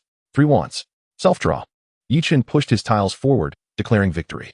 Chu Ping was taken aback. How could he have drawn a self-win? Astonishing. Uncle Mi remarked, "Xiao Chun, may I take a turn when the time comes?" "Of course, grandfather, you can." He splendid. The game continued into the second round, where Mi Xiaomi approached, offering a cup to Chen. "Thank you. No need for thanks." After which, she stood quietly behind him, observing his play. 1 won. Mi Xiaomi seized the opportunity to advise Chen, who hesitated, pondering why he should play a wand. His hand consisted of 1, 2, 3, 4 of wands. Should he play a 3, he could win with either the 1 or the 4, but a 1 would only allow a win with the 3. Nevertheless, yielding to Mi Xiaomi's suggestion, he played 1 wand. Melt. 3 wands. Chu Ping declared, excitement evident in his voice. "This is a sure win." Chen blinked, casting a glance at Mi Xiaomi, who quickly averted her gaze. Victory. Chen triumphantly displayed his tiles, leaving Chu Ping dumbfounded. "Is this permissible? I've declared a 4-sided meld. Surely you should play a 3. Moreover, hadn't he just won with a 3 last round? What was the deal with this 3? Throughout the afternoon, Chen continued to win hand after hand, leaving Chu Ping increasingly anxious. Curiously, Chen noted his frequent sips of water. Could it be that drinking water somehow aided in winning? Perhaps he would test that theory next time. As dusk approached, Uncle Mi remained unaffected, neither winning nor losing, while Uncle Qian and Chu Ping faced dismal fortunes. As the game concluded, Chen pulled Mi Xiaomi aside and handed her a bundle of cash. "Is this all for me? Shouldn't you keep some? Take it. The main goal was to win from your brother-in-law." "Haha, then I shan't be polite." Mi Xiaomi beamed with delight, stowing the money in her small purse, her joy palpable. Uncle Mi's family situation seemed quite prosperous. Chen had not anticipated that Mi Xiaomi was such a little money enthusiast. Chapter 41. A young man must always protect himself. 2 swift days passed, and just yesterday, Manager Lee called to inform him that all formalities were complete. He merely needed to settle the final payment for registration. However, upon visiting the seaside yesterday, Chen observed the tumultuous waves and opted to delay his trip. This morning, he awoke to a cerulean sky, fluffy clouds, and a gentle breeze. "Hello, Uncle Chen. I'm heading over to pick up the boat today." "Ah, that's splendid news," Uncle Chen exclaimed, his excitement palpable. The past few days had been miserable for him. He feared he might remain bedridden if this continued. Chen drove to the town, and this time, they opted for a ride to the city. Upon reaching the boatyard, he settled the final payment and arranged for insurance and other necessities. "Congratulations, Mr. Yi," Manager Li announced as his team adorned the boat with red ribbons and presented fruits and pastries. Chen had previously dismissed the notion of the supernatural. Yet the prospect of reincarnation was indeed uncanny. After paying respects to Mazu, he ignited a firecracker, marking the completion of the ceremony. "Goodbye, Manager Li. Farewell. Should you require assistance in the future, I shall offer you a discount." "Haha, splendid." Boarding the vessel, an overwhelming sense of exhilaration washed over Chen. He too was now a boat owner. With a 1,000-liter fuel tank, the refueling costs were significant. Fortunately, some fuel remained in the tank from the previous owner. At 53 per liter, he spent 4,000, filling it nearly to capacity. Furthermore, Manager Li had mentioned some complimentary items on board, which Chen promptly inspected. 5 sets of fishing lines, each 100 meters long, totaling 500 meters. "Uncle Chen, will this net cause any issues on the boat?" Uncle Chen scrutinized the fishing gear, frowning slightly. "It could pose problems. Let us dock the boat at the city pier, and I'll arrange for someone to transport it back to the town." Chen nodded. Although the boat was newly acquired and the tools were complimentary, being caught in a snag could lead to complications. "By the way, Xiaochen, may I bring along 2 friends for some fun?" "Friends?" "Of course." Without a second thought, Chen readily agreed to Uncle Chen's request. After all, in this world, connections are paramount. Uncle Chen drove a Cadillac, and his daughter had a Mercedes. It stood to reason that his friends would belong to a similar circle. After docking the boat at the city pier and waiting briefly, a man in a pickup truck arrived, loading the fishing gear onto his vehicle. Shortly thereafter, 2 young women approached, dragging their suitcases, and boarded the boat with purposeful strides. Clad in shorts, tank tops, and white sneakers, they exuded an air of refreshing vitality. Chen was momentarily taken aback. Were these truly Uncle Chen's friends? While Chen remained bewildered, Uncle Chen laughed heartily and floored the throttle, propelling the boat into motion with a roar. Chen stumbled slightly. Grasping the seat to steady himself, the sudden jolt nearly threw him off balance. The 2 girls gripped the seat backs, teasingly exclaiming, "Uncle Chen, you're so naughty." Uncle Chen, caught up in the thrill, maneuvered the fishing boat with the flair of a speedboat. "Haha, exhilarating." Chen found himself exasperated. Despite his age, Uncle Chen behaved like a carefree youth. He suspected that the previous trial run had been steady merely due to Manager Li's presence. Now, absent the manager and with 2 girls adding to the excitement, Uncle Chen had truly let loose. As they departed from the shore, the sea was surprisingly empty due to the fishing ban. Those still venturing out were primarily anglers. For fishermen, this was a rather unprofitable venture. As anyone familiar with the trade would understand, the chances of returning empty-handed are high. The costs of bait, ice, and fuel accumulated, leaving few fishermen able to sustain such losses. Only those like Uncle Chen, who were financially comfortable, could afford such indulgences. Had he been younger, he might have even considered acquiring a larger vessel. "Uncle Chen, could you slow down a bit?" The 2 girls chimed in unison. Uncle Chen turned his head. "What's the matter?" The girls giggled. "We need to change our clothes." "Haha, all right, I'll ease off the throttle." At that moment, the 2 girls cast flirtatious glances at Chen before opening their suitcase right before him. Goodness. Chen's eyes widened in disbelief. Each girl selected some fabric and made her way down to the lower deck. Uncle Chen then halted the boat and sat with Chen on the sofa behind the helm. "How's it going, little brother?" Chen nodded. "When it comes to fun, you're still the best, Uncle Chen." Uncle Chen shook his head. "Not interested. I arranged this for you. Aren't you going to check it out?" Truthfully, Chen felt a twinge of temptation. After all, what young man doesn't possess a modicum of impulse? However, after a moment's reflection, he shook his head. With a new boat at sea, lacking even basic safety measures, it would be unwise to indulge in such recklessness. After a while, 2 young ladies ascended once more, prompting Chen to hastily adjust his posture, as he genuinely felt somewhat uncomfortable. Imagine, amidst the boundless expanse of the ocean, the sudden appearance of 2 stunning beauties, dressed in attire that left little to the imagination. Could a young man possibly remain indifferent? At that moment, the 2 girls retrieved laptops from their luggage, connected them to the ship's sound system, and began playing upbeat music, resonating with the spirit of the times. As the music pulsated, even Uncle Chen joined in on the festivities. Chen, however, felt as though a breeze had stirred upon the sea. Otherwise, how could such waves be generated? He realized he could no longer bear to look. Taking a deep breath, he made his way to the deck, lit a cigarette, and sought a moment of calm. The allure of music can be intoxicating, and he genuinely worried about losing control. Should he succumb to impulsiveness, the repercussions would be dire. The stakes were high. In the lounge area behind the cockpit, Uncle Chen danced with increasing fervor, momentarily forgetting the events of the past 2 days, as he pulled one girl outside. Before leaving, he cast a glance back at Yi-Chen. Yi-Chen caught his gaze, and it was unmistakably directed towards the room. One girl remained behind, feeling out of place dancing alone, and approached Yi-Chen. "Brother, what are you thinking? Why not join us?" Her voice was somewhat teasing, sending a shiver down Yi-Chen's spine as he took a deep drag from his cigarette. "Haha, I'm afraid I might make a fool of myself." "Make a fool of yourself?" The girl shook her head. "Brother, how can you know without giving it a try?" She inched closer to him. Yi-Chen shifted his arm, feeling the sultry heat of summer aboard the ship. However, there was a pleasant scent in the air, not the remnants of skincare products, but rather the fragrance of perfume, which Yi-Chen found unappealing. The girl observed him, pouting slightly, her expression tinged with annoyance. Despite her revealing attire, she was not the kind to be trifled with. Having never mingled so freely with others before, she had approached Yi-Chen solely because of his commendable appearance, tall, handsome, and with a physique that suggested strength. The more Yi-Chen appeared reluctant, the more determined she became, standing up to leave, only to stumble and fall directly toward Yi-Chen. He froze, letting out a sigh. "It's going to rain, but I don't have an umbrella." "No umbrella?" The girl muttered, suddenly realizing. "You don't have one, but I do." Unable to contain himself, Yi-Chen grabbed her and dashed toward the lower deck. There were people below, the upper deck would suffice. Within moments, Uncle Chen unexpectedly emerged from below, startling Yi-Chen into a state of composure. "Damn it. As a young man, I must ensure my own safety." Chapter 42. Encountering Air Mao, the girl glanced at Yi-Chen, sensing that the situation had unraveled. She cast a resentful look at Uncle Chen, feeling somewhat displeased. Yi-Chen exhaled in relief, lighting a cigarette and offering one to Uncle Chen before pulling out 2 more. "Do you smoke?" The girl who had followed Uncle Chen accepted the cigarette, saying, "Thank you, brother." The other girl pouted, "I don't smoke, thank you." "Not a smoker? That's quite all right." Yi-Chen felt completely composed now, looking at Uncle Chen with mild surprise. "Uncle Chen, didn't you just go down?" Uncle Chen's face flushed with embarrassment as he sighed. "The heart is willing, but the body is weak." Understanding dawned upon Yi-Chen as he recalled the events of the past 2 days, having been caught by Aunt Lin. Uncle Chen likely hadn't enjoyed the best of days.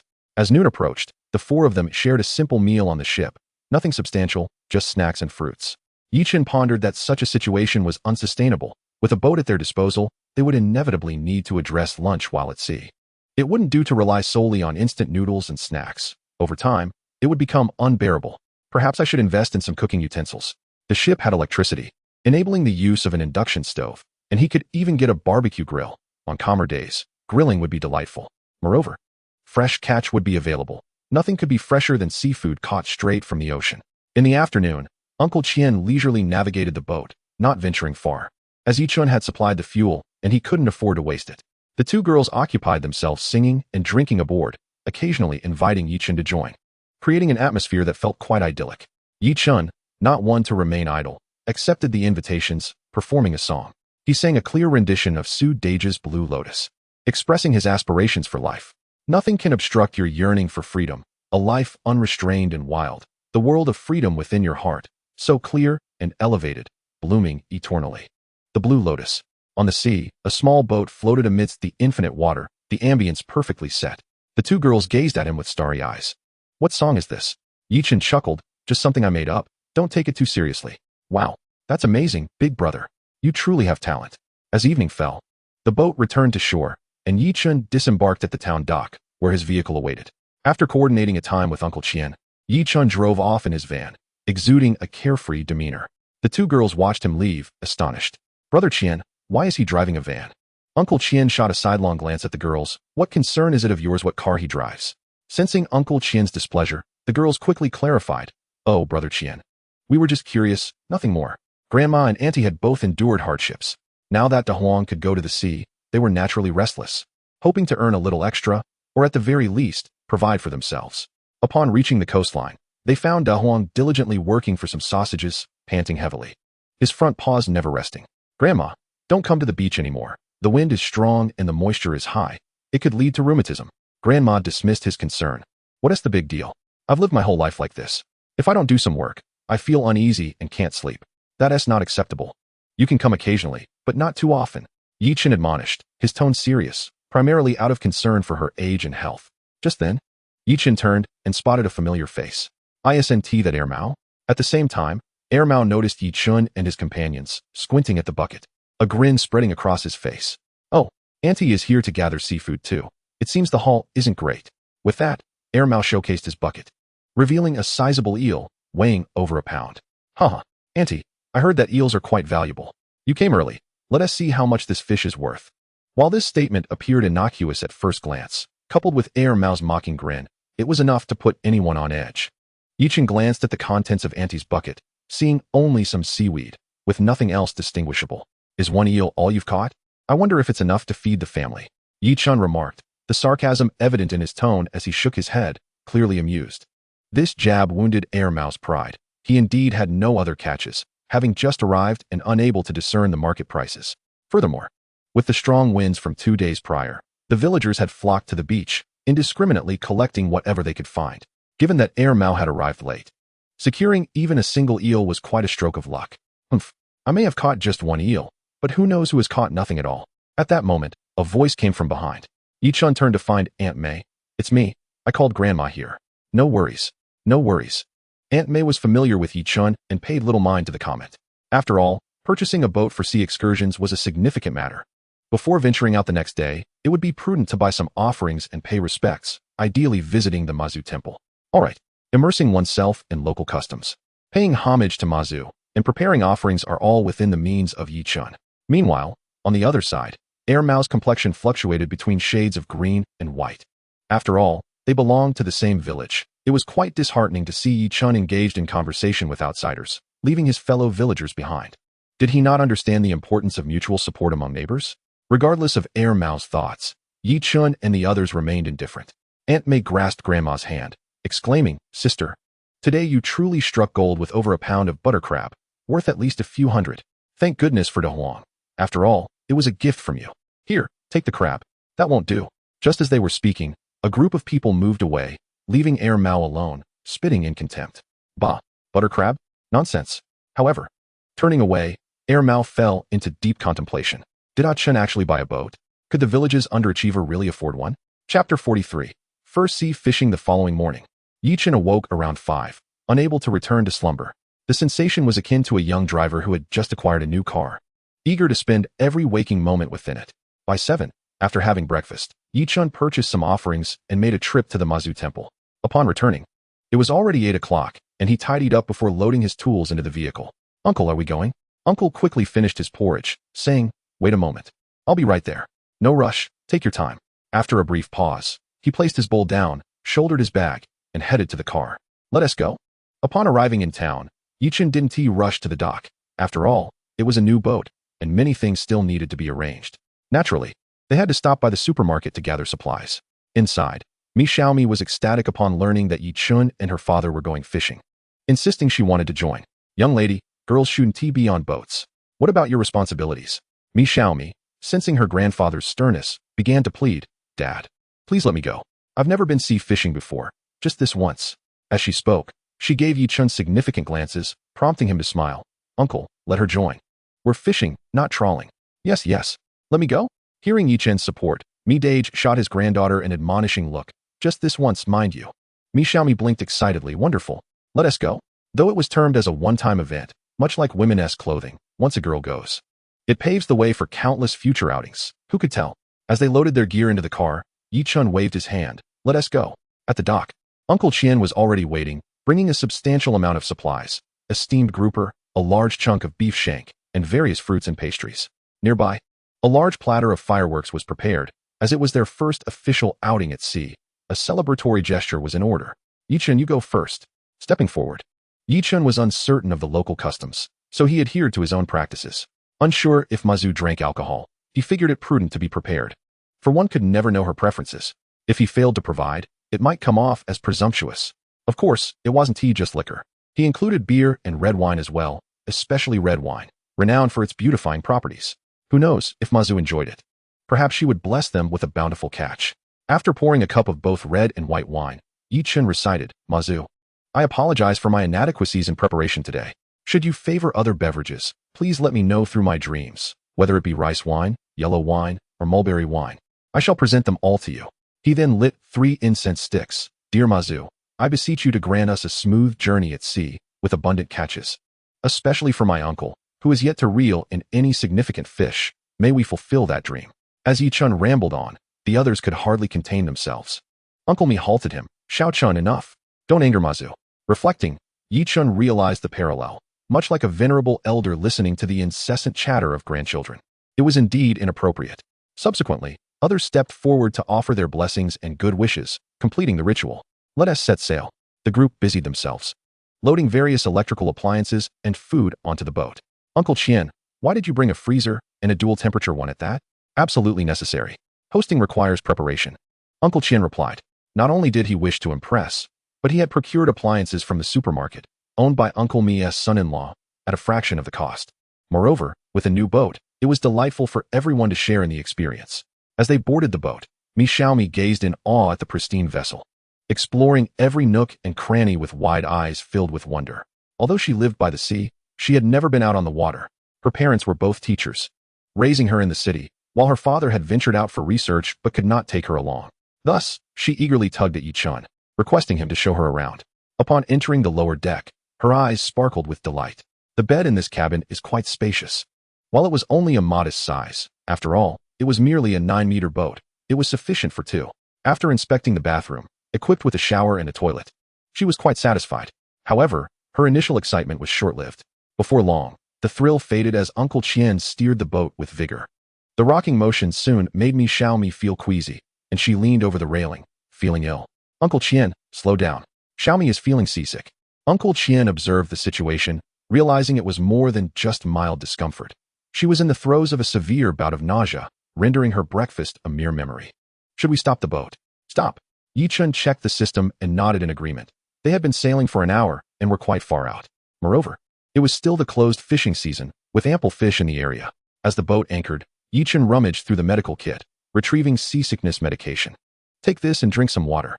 Mi Xiaomi weakly nodded, now merely dry heaving. While Mi Xiaomi rested, the 3 men commenced fishing. Perhaps it was Mi Xiaomi's earlier baiting that attracted the fish, as several swam towards the boat. Yi Chun was elated, opting to drop his line directly over the side. Fish on. Haha, I've got one too. Uncle Chen and Uncle Mi soon began reeling in their catches as well. Yi Chun, feeling slightly miffed, pondered why he had yet to catch anything. Observing their bait, he noted they were using live shrimp. Perhaps that was the key. Adopting a if you can't beat them, join them strategy, he switched to live bait. This time, the results were immediate. Before the hook even hit the water, a fish leaped out, snapping at it. Finally, Uncle Chen and Uncle Mi turned their attention, as the fish broke the surface, clearly visible to them. Oh, is that a salmon? Chapter 44, the Eagle Pomfret School Salmon? What kind of fish is that? Yi Chun inquired, puzzled. Being new to this, he was unfamiliar with many fish varieties, and salmon was a term he had never encountered before. The fish on his hook bore a typical fish shape, with no particularly remarkable features, especially when compared to the stonefish. Salmon. You might not have heard of it, but surely you've heard of sashimi? Uncle Mi interjected. Of course. I didn't realize this was salmon. I've heard it's quite expensive in restaurants. The prices were often as steep as 188, 288, or even 388. Yet the quantities were relatively meager, mostly ice, with only a scant amount of fish and seafood clinging to the frozen surface. Good sir, is this exorbitant? Uncle Mi chuckled lightly. Exorbitant? Not at all. It's merely over 30 per pound. You'd be better off catching a sizable sea bass. What? Yi Chun was taken aback. Would there even be 2 tails of flesh available if one dined at a restaurant? The prices there were so inflated. Yet the fish was priced so modestly, it was nothing short of outrageous. Uncle Chen laughed softly and explained to Yi Chun, Little Chun, do not be deceived by the restaurant prices. What they serve is sashimi, akin to tuna, and cannot be sold whole. In fact, the sashimi of this fish is merely an ordinary product. Yellowfin tuna fetches about 40 to 50. How much could this possibly yield? After pondering, Yi Chun conceded the point. He recalled having seen videos in his past life showcasing the butchering of tuna, those massive tails, with ample meat, simply discarded. Such waste was truly lamentable. Moreover, the enormous fish heads, perhaps only the eyes were salvageable, the rest was squandered. An enormous fish head could make for a delightful spicy fish head dish, couldn't it? The fish's appearance was quite appealing, its silvery blue body shimmering in the sunlight, drawing the attention of both Uncle Mi and Uncle Chen. This is quite sizable. Yi-chan exclaimed as he tossed the fish into the live well. Let us deal with it by lunchtime. I've never had salmon before. And I'm eager to try. Are you truly willing? Yi-chan raised an eyebrow. Uncle, you've already assisted me by bringing the boat. How could I possibly hesitate over a single fish? Besides, dining out would cost a fortune. Selling it would feel like a loss. Uncle Me rubbed his hands together, genuinely curious about the flavor. He had eaten salmon before, but most of it was imported from high-latitude regions like Norway and Chile, although they were on the coast.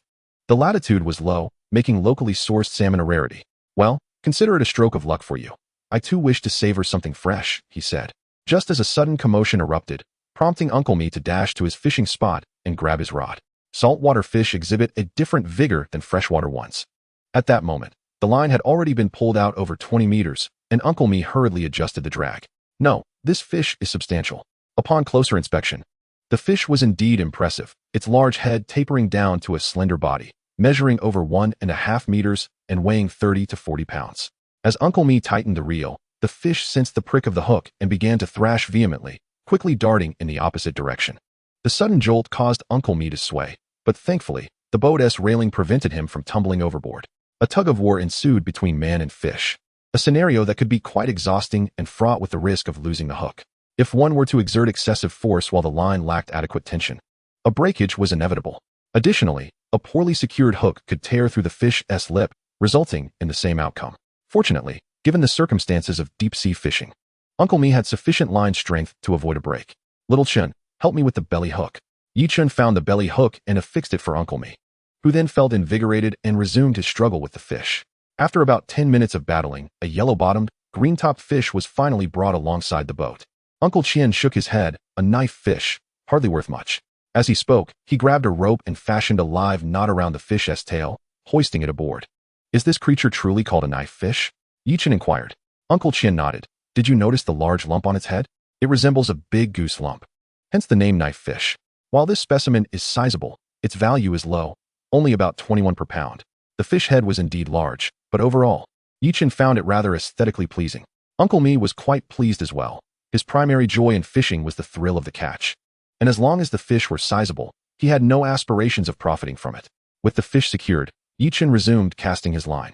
The catch was sparse, with only a few mackerels and ribbonfish coming in intermittently. Just as Yi-chan prepared to reel in, he suddenly froze. In the distance, a vast expanse of red appeared, densely packed and drawing closer. A school of fish. It must be a school of fish. Uncle Me, Uncle Chen, prepare yourselves. A school of fish is approaching. Both uncles paused, bewildered. Where is this school of fish?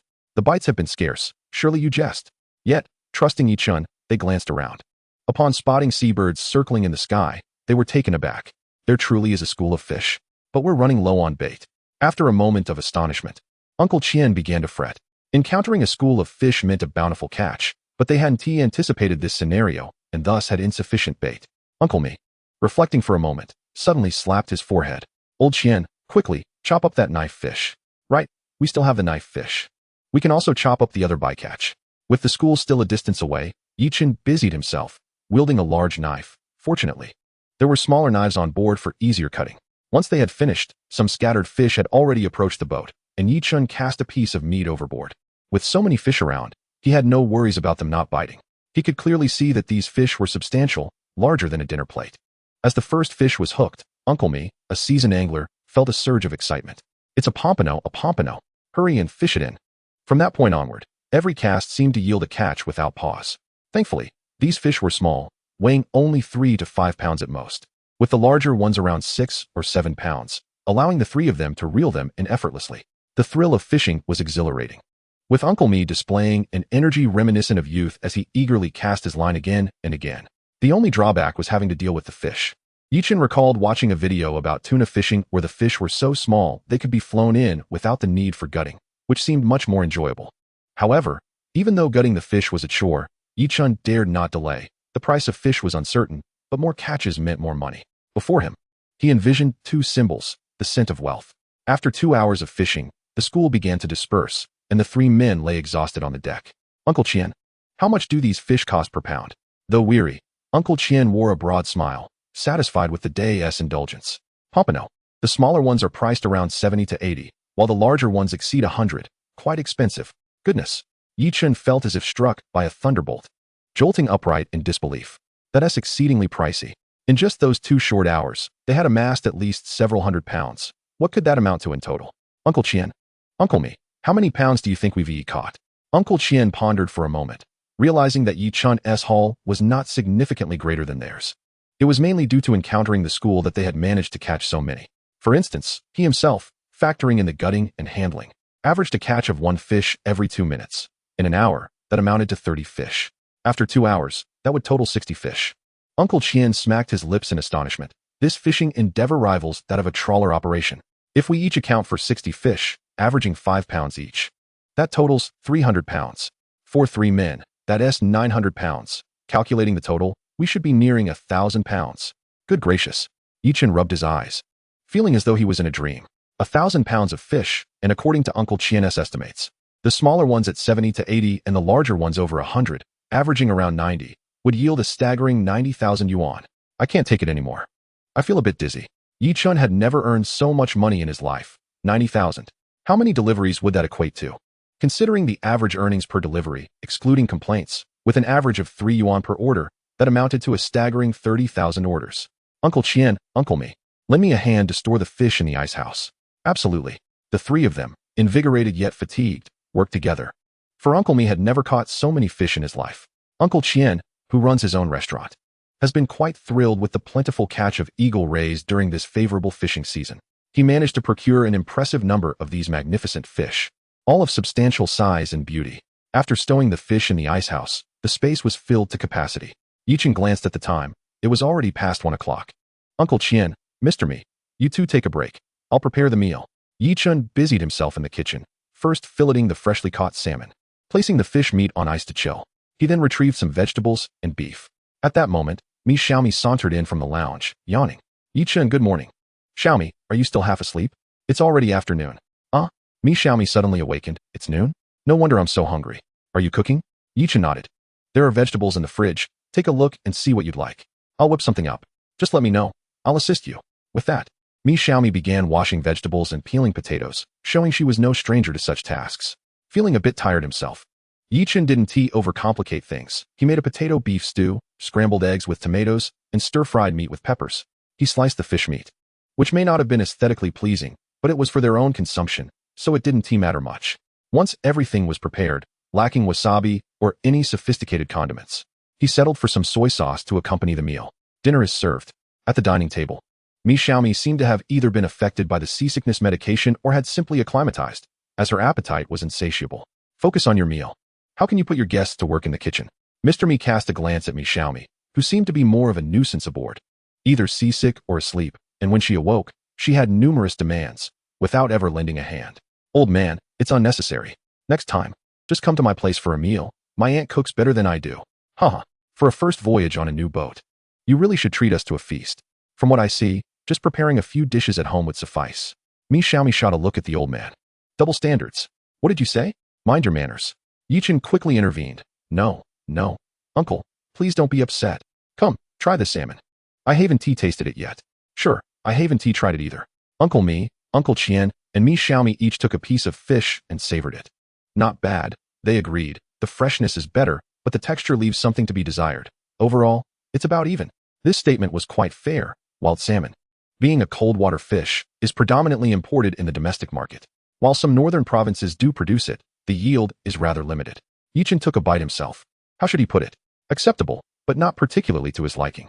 Sashimi is something that either captivates the palate or is simply hard to appreciate for others. Initially, the meal was consumed at a leisurely pace, but as appetites opened up, the food was swiftly devoured. Well, Yi Chen, you should take a break as well.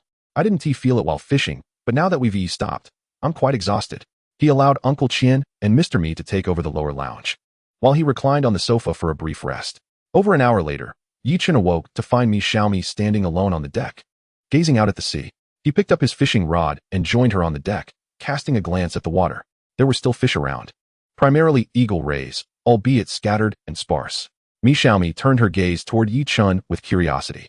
Are you going to fish? Can you teach me? Of course. Yi Chen replied with a smile. Here, take the rod. Hook the line with your finger, and then cast forward. Yi Chen guided her, using his own rod, so there was no worry about tangling the line. Mi Xiaomi followed the steps, casting the line repeatedly, her her brow furrowing from time to time.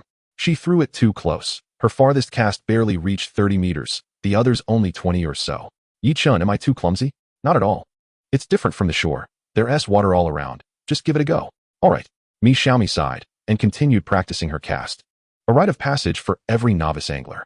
Under Yi-chun's watchful eye, her next attempt was just as short, about 10 meters, but coincidentally, a fish was nearby.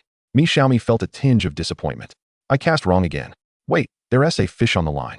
As Mi Xiaomi began to reel in her line, Yi-chun quickly intervened. The fish was already brushing against the hook.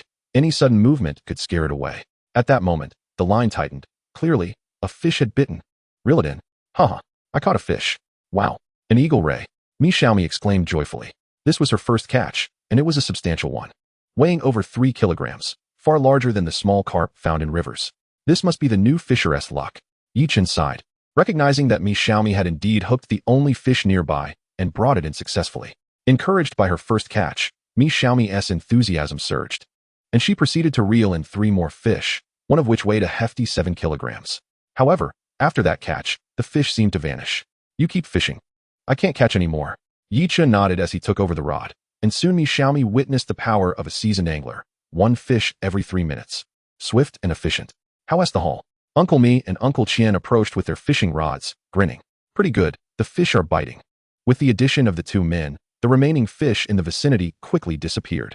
By evening, Uncle Chen and Mr. Mi reeled in their lines. Yi-chun nodded, observing that the fish had indeed become less active. Is it a success or not? Uncle Chen inquired, puzzled. Yi-chun, filled with excitement, replied, Uncle Chen, steer the boat slightly to the left. I'll take one last cast. Chapter 46. The big-eyed tuna feeling the boat's movement, Yi-chun grew anxious, fearing it would scare the fish away. Fortunately, the commotion did not disturb the large fish. Uncle Chen glided smoothly. Got it. Once they reached a suitable distance, Yi-chun stood on the deck, fully equipped, with the rod poised for action.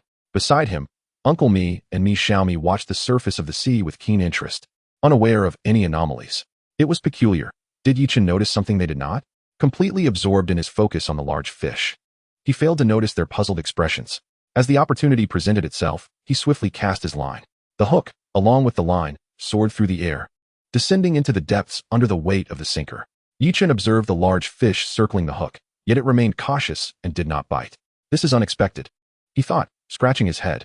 Wild fish, unlike farmed ones, are typically less discerning with food, consuming whatever they come across. Could it be too full?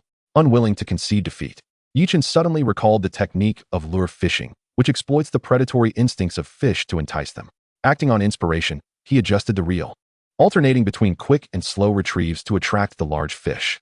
Indeed, after this maneuver, the large fish began to pursue the bait. Yi-chun's confidence surged. By now, 3 people stood beside him, all looking at him quizzically, wondering what had suddenly sparked his excitement. In an unexpected turn, the large fish collided with the hook.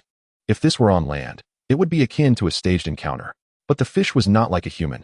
Despite being sated, it could not resist the meal presented to it. With a swift gulp, the salmon meat, along with the eagle ray, was devoured.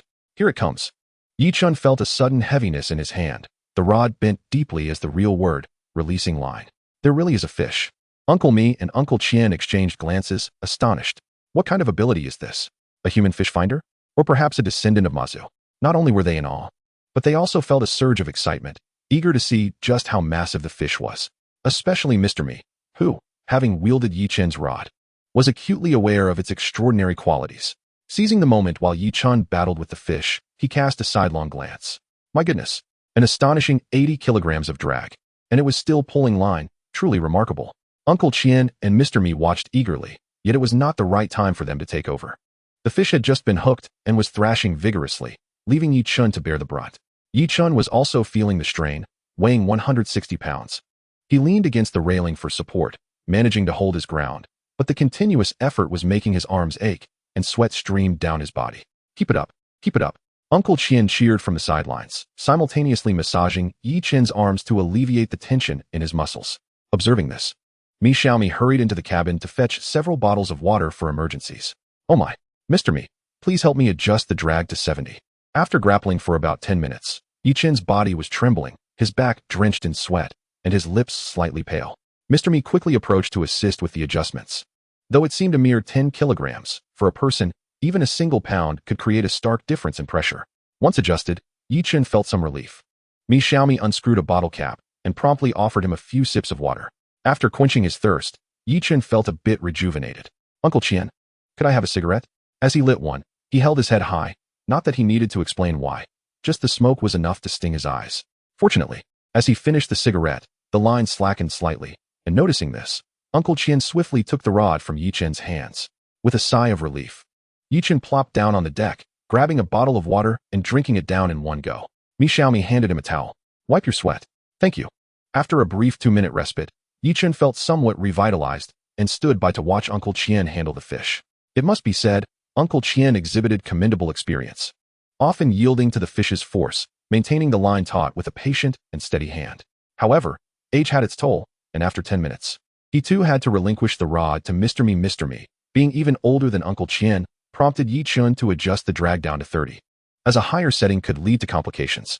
However, this adjustment brought forth a new dilemma. With the drag set lower, the pressure on the fish decreased, allowing it to swim more freely, which would inevitably lead to the line being exhausted.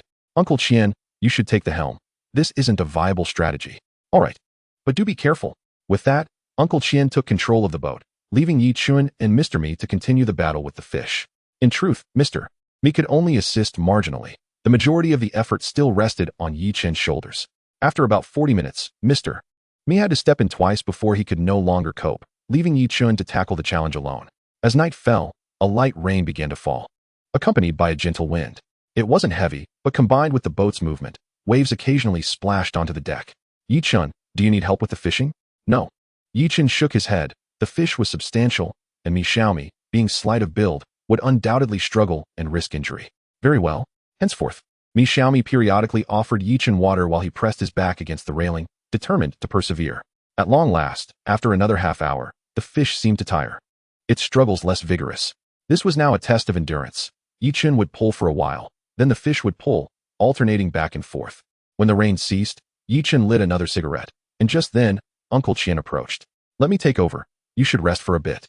Handing the rod back to Uncle Chen, Chen sprawled out on the deck, taking lazy puffs from his cigarette as Xiaomi brought him some chocolate.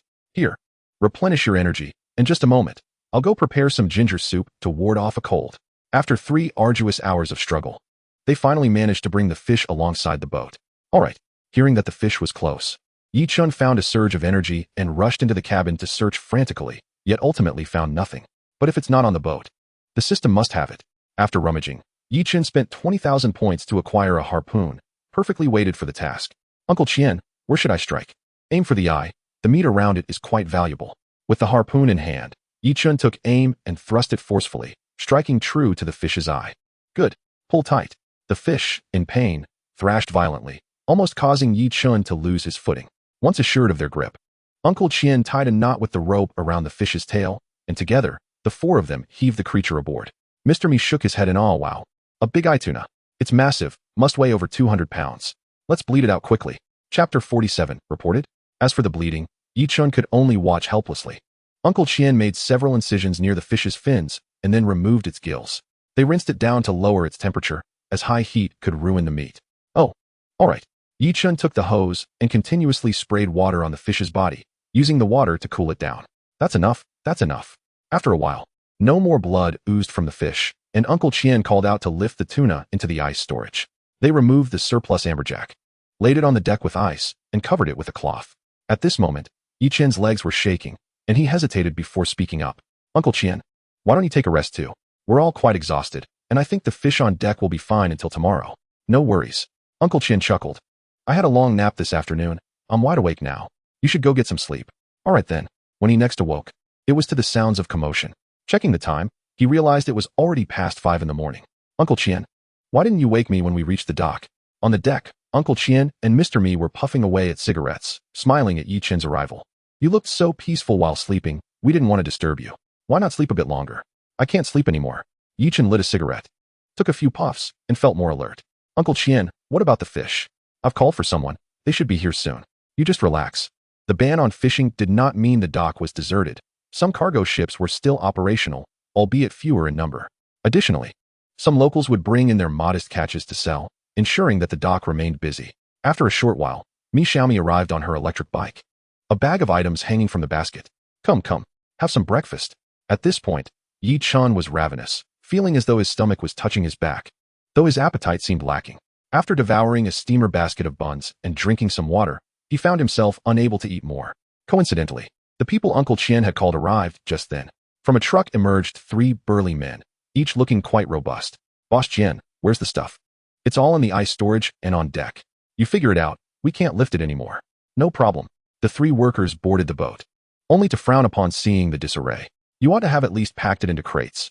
How do you expect us to manage this? Sensing the situation was amiss, Chen ran to the lounge and grabbed 3 packs of cigarettes. Gentlemen, could you lend us a hand? The men's eyes lit up at the sight of the cigarettes. Not a problem. Leave it to us. Smiling, the trio retrieved some plastic bags from their truck, as their vehicle was spacious enough to accommodate the load without concern for damage. First up was the 2-meter-long, over 200-pound big eye tuna, more valuable than yellowfin tuna. The men were cautious. If anything went wrong, they would not only forfeit their earnings, but also incur losses. All right, gentlemen, be careful. On 3. 1, 2, 3. The 3 men lifted the hefty fish with ease, though they proceeded with caution. As the fish was lowered from the boat, onlookers, including fish vendors, were left in stunned silence. Goodness, that SA tuna. Wow, that fish is enormous. Even several vendors combined wouldn't match its weight. Soon, a crowd gathered, all eager to witness the impressive big-eye tuna. The 3 burly men began to sweat profusely. Step back, everyone. Don't block the way. If you break it, you'll be the ones liable. Upon hearing that a collision would necessitate compensation, a group of individuals swiftly grasped the gravity of the situation. Indeed, with such a substantial fish, the cost of damage could be considerable. Consequently, they cleared a path, allowing the 3 men to hoist the fish onto the vehicle. Meanwhile, Chen rushed into a nearby establishment that sold ice, procuring a quantity to be loaded onto the car, finally allowing himself to exhale in relief. In the crowd, out of Chen's sight, Mao gazed at the large-eyed tuna in awe, his eyes gleaming with desire. Hearing the bystanders speculate that such a fish could fetch over 10,000 yuan, his thoughts began to race. If only he could catch one of that size, he could earn a fortune. Lost in daydreams, Mao started to envision luxury cars and opulent homes. Suddenly, he noticed Chen hauling ice towards the vehicle, jolting him back to reality. Could it be that this fish was caught by Chen? Surely not. He was from the inland and could not possibly reel in such a massive catch. Despite his doubts, Mao instinctively focused his attention on Chen, observing his every move. He then noticed 3 burly men continuously transporting large sacks to the car. The mouths of the sacks were sealed, leaving the onlookers clueless about their contents. However, when the 3rd sack was hoisted aboard, the crowd began to murmur with curiosity. What are you carrying, brothers? Fish. The 3 men shot a sideways glance at the inquirer, incredulous at the question. What else could it possibly be? Was the questioner a fool? Of course not. It was the closed fishing season, and the idea of catching so many fish seemed implausible. The crowd resumed their speculation, some furrowing their brows while others rolled their eyes. Lost in thought, upon hearing about the fishing ban, Mao's suspicions were reignited. This was no mere fishing expedition. They must have used nets. He had seen Chen the day before, and even if he were a superhero, there was no way he could have caught so many fish in such a short time. Chen, standing nearby, overheard the murmurs, but remained silent. There was little point in defending himself when no one would believe him. As the 10th sack was loaded onto the vehicle, the boat was entirely emptied of its catch. Chen and his companions began their tasks, first clearing out the ingredients they had brought, along with any trash. Once they finished, Chen turned on the hose to wash down the boat. After all, a vessel that had encountered a school of fish would also attract seabirds, which were indiscriminate in their mess, leaving unsightly streaks across the white boat. Additionally, the deck required cleaning, as the strong fish odor could easily attract flies, especially during the sweltering summer months, which was quite unsettling. All done, Uncle Chen asked with a smile as Chen descended from the boat. Yes, I must thank you and Uncle Me for your help, Chen replied, and of course, little me as well. No need for thanks. The boat is yours. Going out to fish on someone else's vessel can still cost you. By the way, Xiao Chen, Uncle Chen called, stopping Chen, come over to my house first. I need to settle the payment with you. Chen raised an eyebrow. Wait a moment. He was taken aback as a group of uniformed individuals approached. Had they been reported? Chapter 48, Mao's Scheme. Hello, we have received multiple reports regarding your illegal fishing activities. Please accompany us for a discussion. Chen was momentarily stunned, not anticipating the arrival of the fishery authorities, let alone multiple reports against him. Sir, there must be a mistake. How could we possibly be fishing illegally? As he spoke, Chen reached for a cigarette, intending to offer it around, only to be chastised instead. Do not think flattery will help. Illegal fishing is a serious offense, and the truth will emerge in time. Indeed, the leader is correct. Chen nodded, his gaze sweeping the area, but the crowd that had gathered earlier dispersed once the vehicle departed, leaving him uncertain of their presence. Could he be implicated? While he could not be certain, he surmised that a few individuals simply could not stand to see others prospering. If you thrived, it only highlighted their own shortcomings. Thus, whether or not Mao was involved, Chen marked him in his mind. As Chen nodded and prepared to follow, Uncle Mi approached. Sir, what seems to be the issue? Oh, Professor Mi, you're here too. The fishery officials were somewhat taken aback, but upon Uncle Mi's inquiry, they provided an explanation. After listening to the authorities, Uncle Mi frowned. You must be mistaken. Xiao Chun has been with me and old Qian the entire time. All the fish were caught, not netted. The officials, hearing Professor Mi's words, began to doubt their own assumptions. Could it truly be that they had caught the fish? That seemed far-fetched. However, upon noticing that Qian Daoming had also joined them, their uncertainty deepened. Both families of the professors were well off, and it seemed unlikely they would resort to illegal fishing. If they were truly with the young man, it was highly probable that the fish had been caught legitimately.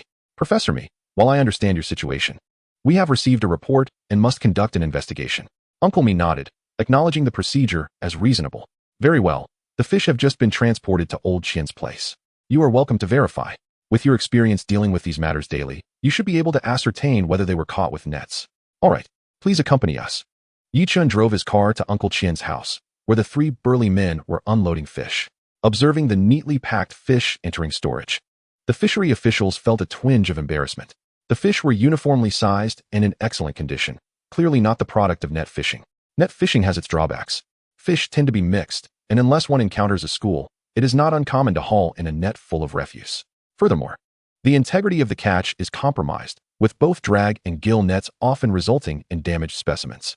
The fish before them, however, required no further inspection. All that was being unloaded were pomfret, indicating they had encountered a school and had a bountiful day of fishing. My apologies if the catch was excessive. It's understandable that some may have doubts. The men nodded in understanding. Very well, we shall not intrude any longer. With that, the fishery officials departed. Once they left, Chen yawned. Uncle Qian, Uncle Mi, I won't stay. I'm utterly exhausted and ready to sleep. That wouldn't be proper. There's no need for formality. Uncle Mi chimed in, calling for little Mi to come over. At Chen's door, Mao lurked at a distance, casting furtive glances in their direction. Initially indifferent when a vehicle approached, he became agitated upon seeing Chen disembark. Dad, what's going on? Mao asked, excitement palpable in his voice. Do you remember what I said earlier? Mao's wife scoffed. Isn't it just that Chen got caught? What's the big deal? Previously, Mao had indeed thought that way, convinced that Chen had used nets to catch such an impressive haul. So what if he was released? What does it even mean? His wife dismissed. You're narrow-minded. On the other side, Gang stroked his chin. Dad, are you suggesting that while it's possible to use nets, it comes with risks? Exactly. Mao clapped his hands, proud of his son's cleverness. After all, wasn't he his son? Is that even feasible? What if we get caught? Mao's wife expressed her hesitations. Fortune favors the bold. If Chen can do it and still make a profit, why can't we? Gang hesitated for a moment before seemingly reaching a decision. Dad, this is our family's savings for building a house. You need to be cautious. No worries. If we earn money, we can build a house later. Let's go straight for a mansion. At the mention of a mansion, Gang became enthusiastic. All right, whatever you say, Dad. The three then continued discussing their plans. Knowing little about the seaside or the price of boats, with their immediate goal being to acquire a vessel. It is preferable to acquire a new vessel. However, if the cost proves prohibitive, one may also consider purchasing a second-hand boat. In due time, as income increases, a replacement can be sought. With plans firmly established, the three individuals commenced their rounds in the fishing village, seeking out local fishermen for inquiries. Unbeknownst to Chen, had he been aware, he would have had ample opportunity to jest at Mao for 3 years. It wasn't until dusk that he finally stirred, drawn by the enticing aroma wafting from the kitchen. Although the array of dishes was modest, their quality was undoubtedly remarkable. Stewed turtle with chicken, braised eel with tofu, steamed sea bass, and a small stir-fry of beef simmering in the pot. With only 4 people in the household, would they truly be able to consume it all? Grandma, what is all this? Why such a splendid feast? Chen inquired. His grandmother, beaming with delight, replied, this afternoon, that girl from the Millet family came by and mentioned you looked exhausted, so she insisted on preparing something nourishing for you. Chen approached the pot, inhaling the fragrant steam, and gave a thumbs up to Ching, exclaiming, it smells divine. It must taste exquisite. Hee hee, then you must eat more later, big brother. She chimed. Certainly. As thoughts of mealtime triggered memories of his invitation to guests, Yi-chun hastily sent messages to a few individuals, Uncle Da, Uncle Chen, and the family of Uncle Mi. The guest list was not extensive. After completing these tasks, Yi-chun paid a visit to Uncle Mi's residence, finding him just waking up, with Aunt May yet to begin cooking. Uncle, Aunt May, why not come to my house for a meal? I've prepared plenty, and we can enjoy some merriment together. Oh, that sounds delightful. The following morning, Yi-chun, accompanied by his grandmother and aunt, ventured into town to procure the ingredients for the day's feast. While they had some seafood at home, other meats and vegetables required additional purchases. Yi-chun readily agreed, as managing this task alone would have proven quite chaotic for the three of them. Upon hearing Yi-chun's agreement, Mi-shui enthusiastically assisted in bargaining for produce, while Yi-chun's aunt, Yi-yaching, scrutinized Mi-shui with increasing satisfaction. She couldn't help but think how splendid it would be if Mi-shui could become A-Wang's wife, though she worried that given A-Wang's current state, such a charming girl might not take notice of him. Despite the modest gathering, it was still a substantial number of people, over a dozen, so a plethora of dishes was imperative. Upon their arrival, A-Wang greeted Yi-chun with an exuberant embrace, proclaiming, "Brother, I passed the sailor's exam. Impressive, isn't it?" Yi-chun responded with a thumbs up. "Indeed, well done." He then distributed cigarettes to Huzi and Aki, who were visibly touched. "Brother, we never expected you to remember us amidst your busy schedule. We must embrace." Yi-chun rolled his eyes and shoved Huzi aside. "What are you thinking? Get to it, finish your smoke, and pay attention to what A-Wang is doing. Show some awareness." He glanced sideways, noticing A-Wang was busy prepping vegetables, yet his hands seemed frozen in place. Observing Hi's expression, Yi-chun took a closer look and decided to disregard his prior comment. Meanwhile, Mi-shui's cheeks flushed as she sensed the attention upon her, whispering to A-Wang, "Stop talking and get to work." "Oh, right. Let us see who can prepare faster." Yi-chun facepalmed. "A-Wang, you ought to seize the moment. This is a golden opportunity, and you are wasting it on a competition." As noon approached, Uncle Da arrived first. "Aunt, why don't you come sit with us? We could use a chat." "I would love to, but I just arrived and have much to do. I'll certainly join you later." With guests arriving, Yi-chun could no longer assist in the kitchen. Today, he was the host, responsible for entertaining the guests. Outside, he and Uncle Da engaged in casual conversation, with Uncle Yi Fugue expressing his sentiments. "Ah-chun, I initially thought your venture into the sea was sheer folly. A few misfortunes would be expected. Yet, to my surprise, you've truly made a name for yourself. Luck has played its part. The heavens have granted you sustenance." Uncle Da shook his head. "You've acquired a boat. And it's not merely luck. You were destined for this path." Yi-chun nodded, acknowledging the truth in his words.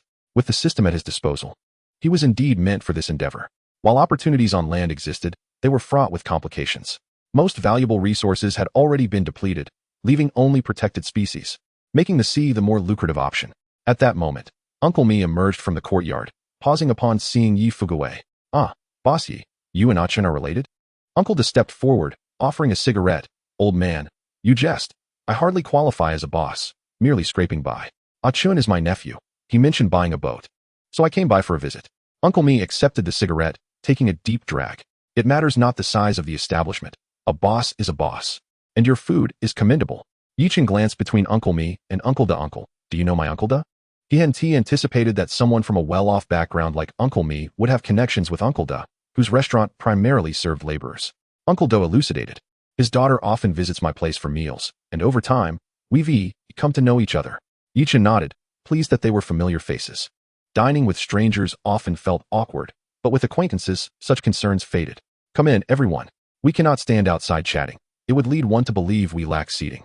After a while, the guests had largely arrived, and Yi-chun was taken aback to see Aunt Lin had come alone, driving her own car rather than sharing a ride with Uncle Chen. With everyone gathered, Yi-chun announced, "Let us commence the meal." He, along with a few younger companions, busied themselves serving dishes and pouring drinks. At one point, his grandmother approached, saying, "Thank you all for coming. On behalf of my family, I express my gratitude. We are not well off, so please bear with us. Additionally, Ah-chun is still quite young. If he falls short in any regard, kindly be forgiving. I sincerely appreciate your understanding." Uncle Chen and Uncle Mi stood in unison. "Sister, Ah-chun is a remarkable boy. You've raised him well." "Indeed. Let us all eat and drink heartily. Please do not hold back." Ultimately, they were all family. And receiving such praise made Yi-chun's grandmother's eyes glisten with tears of joy. Under such circumstances, with limited space, the family typically relinquished their seats to guests. However, this created an awkward situation at the table as no one was willing to occupy the main seat. Uncle Mi, determined, stood up and headed to the kitchen, with Chen closely following. "Sister, what are you doing? Come eat." His grandmother chuckled. "You all enjoy yourselves. We'll manage just fine on our own." "That's simply one tea do," Uncle Me insisted, pulling her along. Chen looked at the remaining guests and chuckled. "What are we waiting for? Let us eat." Ultimately, after considerable effort, everyone settled at the table. Chen and his companions stood, eating casually. No one raised any objections. After all, they were all familiar with one another, and there was no need for excessive formality.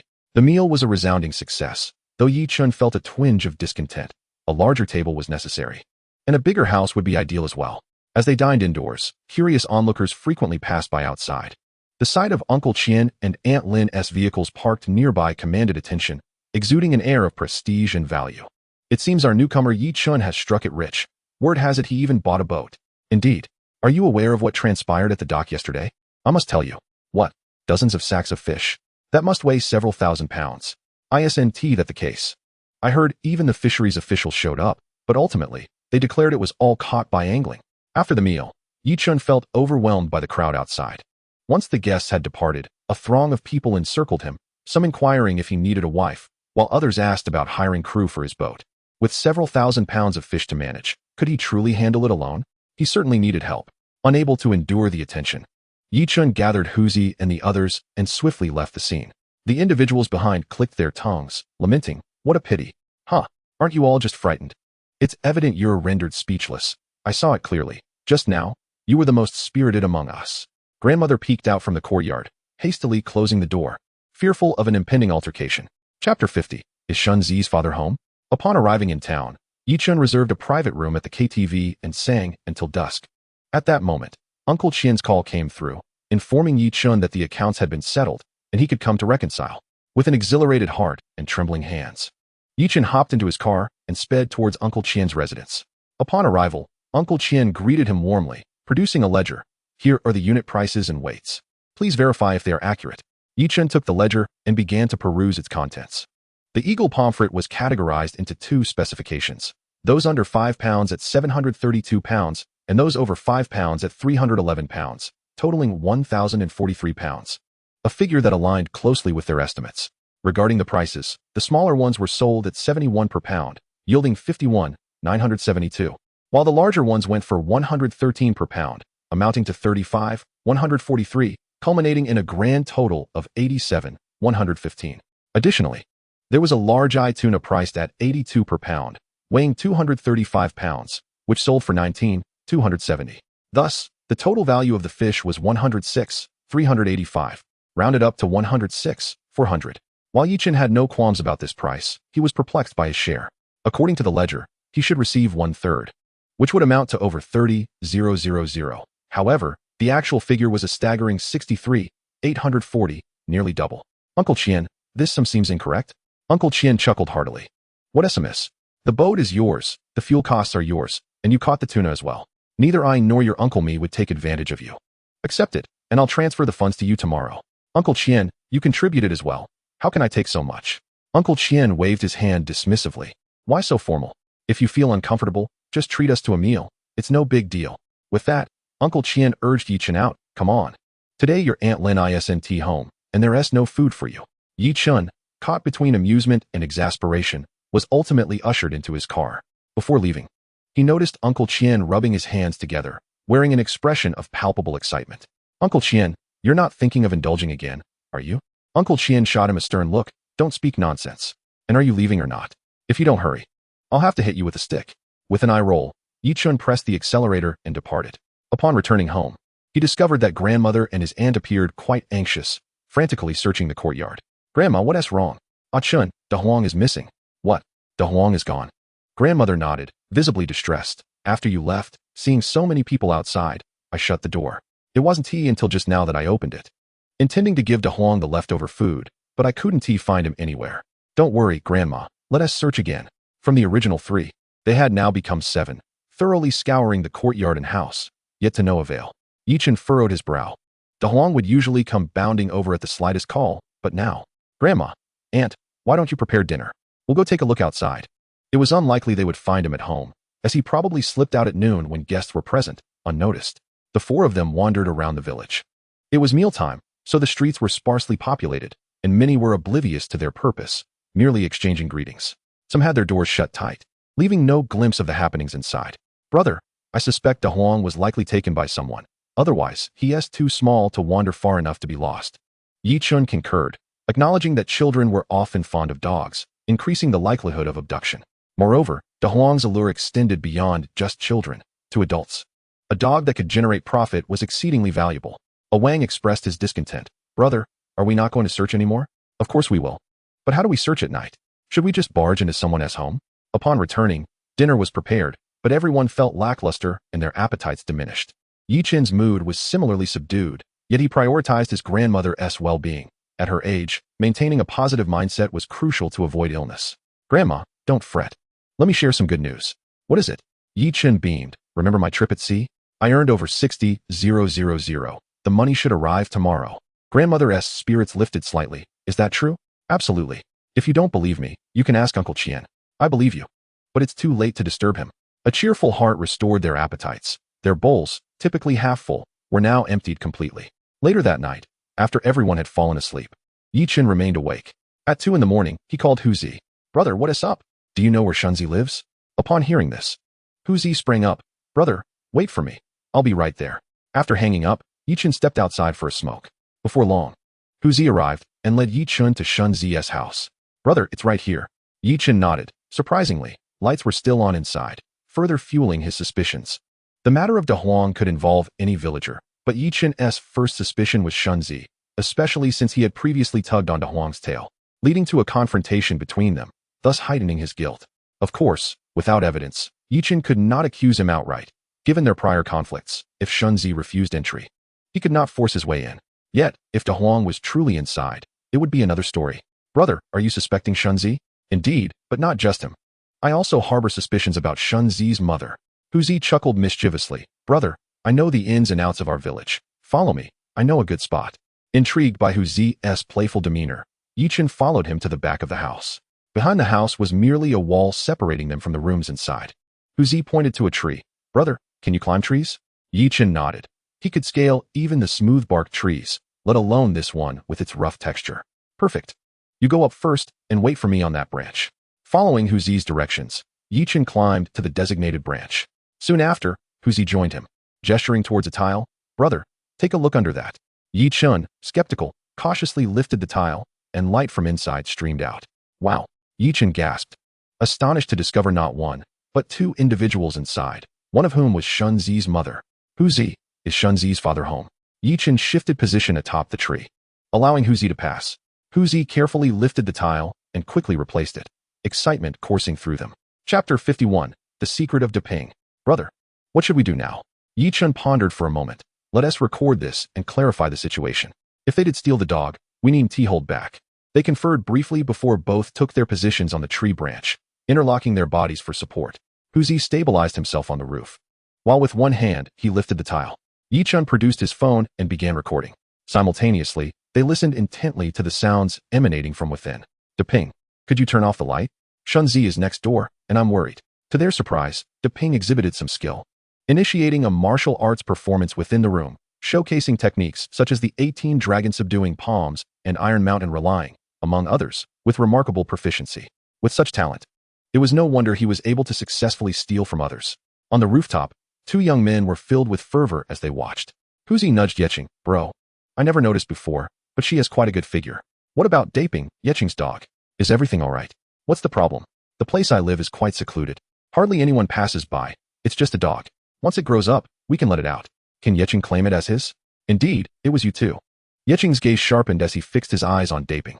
Under Yeching's scrutiny, Daping donned his clothes and walked out stiffly. Come on, Huzi, let's follow. Sure thing, bro. The 2 trailed behind Daping at a distance, and once Daping entered a small house, they cautiously approached. Bro, this is Daping's home. He's from out of town, named Wang Daping, and he lives here alone. Yeching glanced around. The location was indeed quite remote, with no other houses nearby, and only this one surrounded by towering grass. However, this was just as well for the 2 to conceal themselves. Daping's home had a yard, though not very tall, just over 2 meters. The 2 found some objects to elevate themselves and could see the happenings in the yard. Peering over the wall, Yeching observed the yard intently, noting the absence of Da Huang.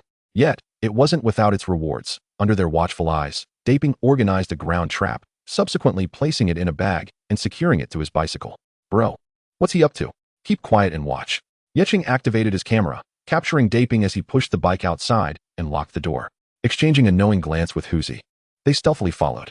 Upon reaching the seaside, where the area was more open, they slowed their pace, watching Daping push a small boat into the water before departing.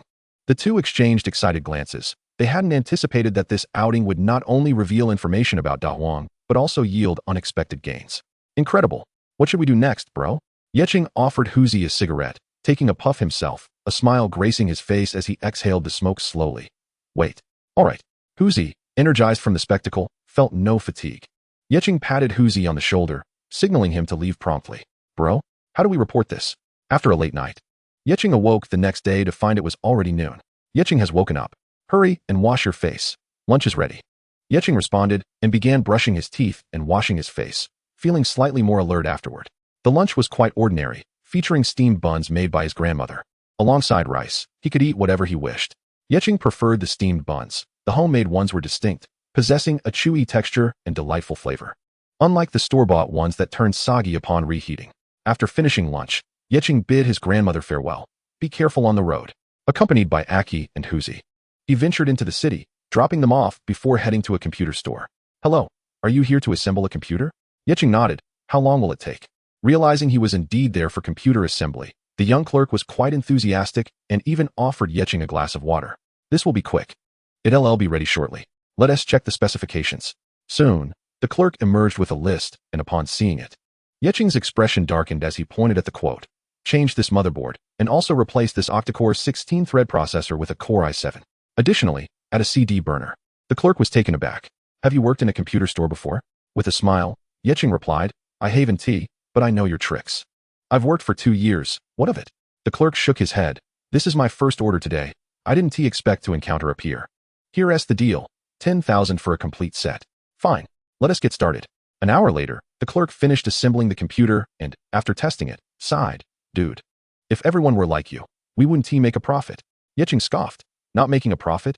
Then forget it. I don't want the computer. Bro, don't joke around. Let us settle the bill first. Yecheng paid, rolling his eyes. In business, if you're not making money, what is the point? You could have said something before the assembly, but now that it's done, who are you trying to impress?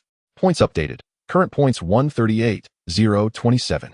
Shortly afterward, his phone buzzed with a bank notification. Balance 10.36 million. The gains from the sea expedition had been credited, lifting Yecheng's spirits once more. Connecting to the computer, he inserted a disk and began copying videos from his card. Before completing the transfer, he hesitated, searched for software online to mute the video's audio, and then continued the copying process. All done, Yecheng sat back in his chair and called Huzi. Chapter 52. The great show is about to begin, bro. What is up? On the other end, Huzi rolled his eyes, realizing Yecheng was up to something again. Bro, the third house from the left belongs to Shunzi's granduncle. You might inquire there. Their families have a decent relationship. Got it. After hanging up, Yecheng smirked, feeling triumphant. Exiting the door, he strolled towards Shunzi's neighborhood. Taking a look before heading to a particular yard, he paused at the entrance and called out, Uncle, are you home? Hearing the voice, a middle-aged woman emerged from inside, momentarily stunned upon recognizing Yecheng. Ah, Yecheng, come in and sit. Li Yanhua was very welcoming, ushering Yecheng into the yard. Yecheng, let me tell you, I have a niece. 19 years old, currently in college, and she's quite beautiful. Would you like me to introduce you? Yecheng scratched his head, perplexed by the situation. Auntie, I'm not here for a blind date. I understand. But if it were a blind date, we'd go to town for that, not at home. I'm just saying this casually, so take a seat while I get you some tea. The woman hurried about, pouring Yecheng a cup of tea and even grabbing some sunflower seeds. Yecheng felt a bit embarrassed. Auntie, I've been here for several days, and I still haven't met everyone. I just came to chat. No need to be so formal. Formal? Our family is just friendly. Yecheng nodded. Auntie, I see your home is quite well decorated. May I take a look? What is there to hide? This little house was built for my son to marry. You can use it as a reference. Who knows? You might need it someday. Right. Yecheng nodded eagerly and stepped inside. He pretended to inspect the place, suddenly noticing a television beside a DVD player. Yecheng feigned surprise. Auntie, what's this? Li Yanhua turned to look, her face lighting up. Yecheng, this is a good thing called a DVD, much better than a VCD. We just bought it this new year. Impressive. Yecheng gave a thumbs up, then glanced around before saying, Auntie, I won't stay any longer. Your husband I send home, and if I linger, people might talk. No. Yecheng waved his hand. Annie, since I have time today, I want to explore a few more places. All right, then I want to keep you. He then drove to town, slipped into a shop, and emerged with a mischievous grin. At midnight, Yicheng looked at the disc in his hand, now with a new cover featuring the words "The Legend of the Drunken Master." With his grandmother and aunt asleep, Yicheng opened his door and swiftly made his way to Li Yanhua's house, tossing the disc into the yard. Having completed his task, Yicheng departed, hoping everything would go as planned. The next morning, Li Yanhua's husband, Mi Chenggang, Shunzi's granduncle, woke early to use the restroom. After a brief respite, I felt the urge to take a stroll outside. Upon stepping into the courtyard, I stumbled upon the DVD that Yi Chun had carelessly tossed over last night. The Legend of the Fist? I haven't seen that yet. Today seems to be a perfect opportunity. At the dining table, Li Yanhua turned to Mi Chenggang, inquiring, "Is that what you bought?" "No, I found it. I have no idea who discarded it. Since we're having dinner, let's take a look," Mi Chenggang said as he switched on the television and DVD player, casually inserting the disc. Once it loaded, the screen flickered to life. "Chenggang, this disc seems off. Is this really The Legend of the Fist?" Mi Chenggang scratched his head. "It says The Legend of the Fist on the label. Let's watch it. We haven't seen it before. And who knows, perhaps this is just how it begins." Li Yanhua nodded, but as they continued watching, a sense of unease grew stronger. The visuals on the screen were rather unsightly and oddly familiar. She turned her gaze towards Mi Chenggang, only to find him staring back at her. "Chenggang, doesn't that woman on screen resemble Shunzi's mother?" Mi Chenggang's expression darkened, and he fell silent, continuing to watch. When he caught sight of the character Deping, he could no longer contain his anger. He slammed his fist on the table, exclaiming, "Damn it, Chen Mei, when did my family ever have anything to do with her? Dahai left the sea to work hard, all for her and her daughter, and here she is, seducing men at home." In a fit of rage, Mi Chenggang was about to confront her, but Li Yanhua quickly restrained him. "Chenggang, not now. Wait until the evening. Otherwise, it will embarrass Dahai." Mi Chenggang's face flushed, but his wife's words resonated with him. Going now would only bring shame upon Dahai. He decided to call Dahai first to gauge his thoughts. Li Yanhua hurried to the landline and dialed a number. Meanwhile, Yi Chen had finished breakfast and initially intended to ask Uncle Qian if he wanted to go out to sea. However, considering that the situation with De Huang was still unresolved, he abandoned that idea. Lighting a cigarette, he stepped outside to inhale the fresh air. Turning around, he noticed Mi Xiaomi squatting at the door, eating from a bowl. Without concern for appearances, she resembled a country girl at first glance. When Mi Xiaomi noticed Yi Chun looking over, she cheerfully greeted him. "Yi Chun, are you going fishing later?" "Fishing? I'm not heading out to sea today. It's fine. We can fish by the shore. I just want to practice." Upon hearing about fishing by the shore, Yi Chun felt intrigued. There was no activity from Shunzi's third uncle, and regardless of whether he had noticed, daytime was likely to be uneventful. Therefore, he had no pressing matters for the day. "All right, you finish your meal, and we'll head out shortly." "Yay, that's wonderful." Mi Xiaomi, abandoning her meal, dashed off to find her uncle's fishing rod, brimming with excitement. Yi Chen smiled slightly, turned to retrieve his own fishing rod, and glanced at his luck value. "Oh, I still have 38 points. It seems today could be fruitful. Grandma, I'm off to fish. Be careful." With the potential for a good catch in mind, Yi Chen opted not to take the van, but instead pushed his electric bike out, as it was more convenient. "Xiaomi, let us go for a ride." The electric tricycle had a single horizontal bar in the front, where Mi Xiaomi placed her fishing gear in the cargo area before sitting beside Yi Chun, pointing forward. "Let us go." Chapter 53. Sea Fishing, All Good Fish. The tricycle sped along, accompanied by the sea breeze, arriving at the rocky area. Today, there weren't many people fishing, so Yi Chun and Mi Xiaomi casually picked a spot and prepared to cast their lines. Primarily, Yi Chun was fishing while Mi Xiaomi was practicing. The good news was that after her previous experience on the boat, she managed to avoid tangling her line. "Oh no, I'm getting a bite." Yi Chun turned his head, surprised by the speed of it. Glancing into the water, he saw that the fish was small enough for Mi Xiaomi to reel in by herself, so he chose to focus on his own fishing. Just as he concentrated on a particular fish, another shout echoed from nearby. "East Star Grouper, a wild one," Mi Xiaomi exclaimed in excitement, her eyes sparkling as she quickly placed the fish into the cooler. Yi Chun was also captivated by the fish's beauty. Its red body adorned with blue spots was not only festive, but also possessed a unique aesthetic charm. "Xiaomi, what kind of fish is the East Star Grouper?" "It's a premium seafood." Mi Xiaomi's eyes gleamed, as if she could see money beckoning her. "Right now, this fish is over 300 per pound, if sold well. It might even reach 400 or 500. Goodness." Yi Chun licked his lips, realizing just how expensive it was. He quickly browsed online for more information. Once he saw the details, he understood why it was so pricey. This species lived in nearshore coral reef areas and was difficult to catch, with limited supply on the market, much of it being imported. "This is great." Yi Chun gazed out at the sea, contemplating whether he could catch one himself. Mi Xiaomi's fish weighed about 3 to 4 pounds, worth over 1,000. Soon, he spotted one within 30 meters, close enough to see clearly. In his view, a 2 to 3 pound East Star grouper was stealthily hiding among the rocks, intently focused on a lobster. With a chuckle, Chen realized this grouper was quite hungry and had a strong desire to hunt. He took a live shrimp, hooked it onto his line, and accurately cast it near the East Star grouper. The lively shrimp wiggled enticingly, quickly catching its attention. After a moment of observation, the East Star grouper stealthily approached and seized the shrimp. Come here, little darling. Chen reeled in the line, and a vibrant red East Star grouper swiftly leaped out of the water. After unhooking it and weighing it in his hands, he estimated it to be no more than 3 pounds, slightly lighter than Mi Xiaomi's catch.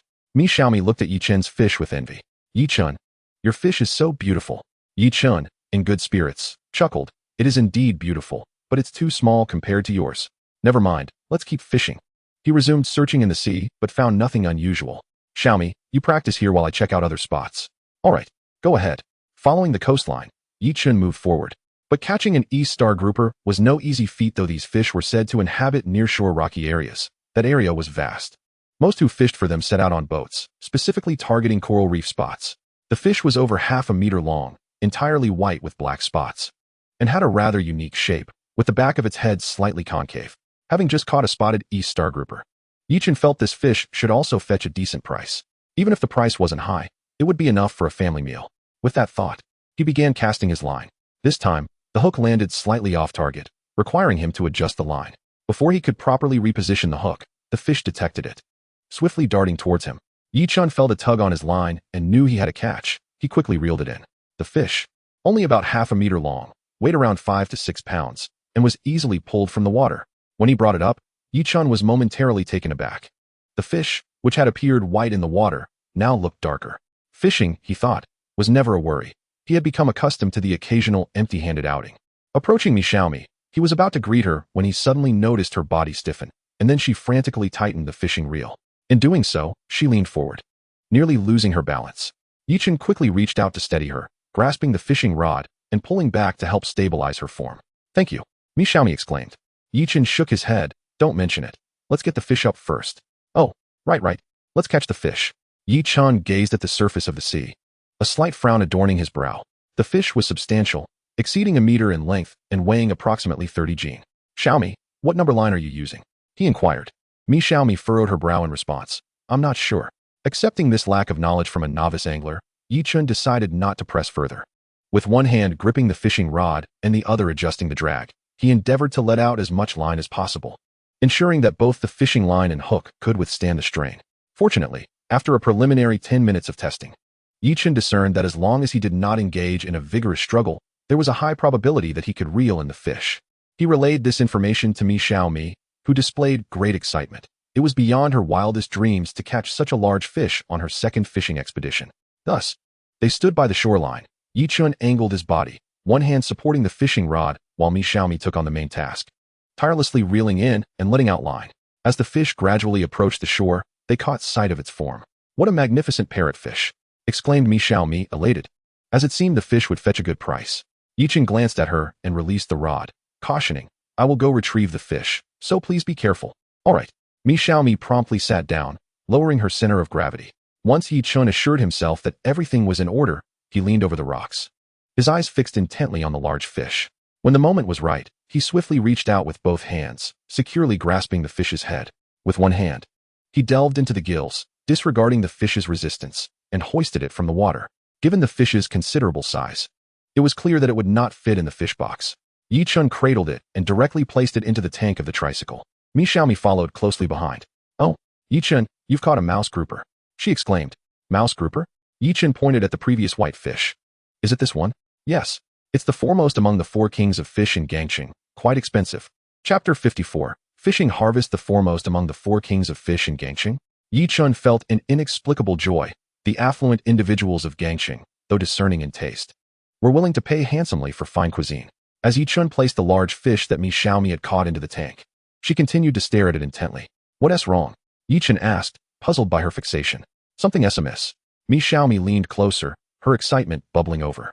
This fish isn't a parrotfish. It's a true green grouper. Chen, we've struck gold. She grasped Yi Chun's arm and bounced with exhilaration, her expression akin to winning the lottery. Yi Chen subtly withdrew his arm, seeking to temper Mi Xiaomi's exuberance. Xiaomi, what exactly is a true green grouper? The true green grouper, also known as the Shushi pig-tooth fish, is one of the four kings of fish in Gangxing. The other two are the Sumei fish and the red fish. You can look it up. To be classified as a fish king in Gangxing undoubtedly implies a hefty price.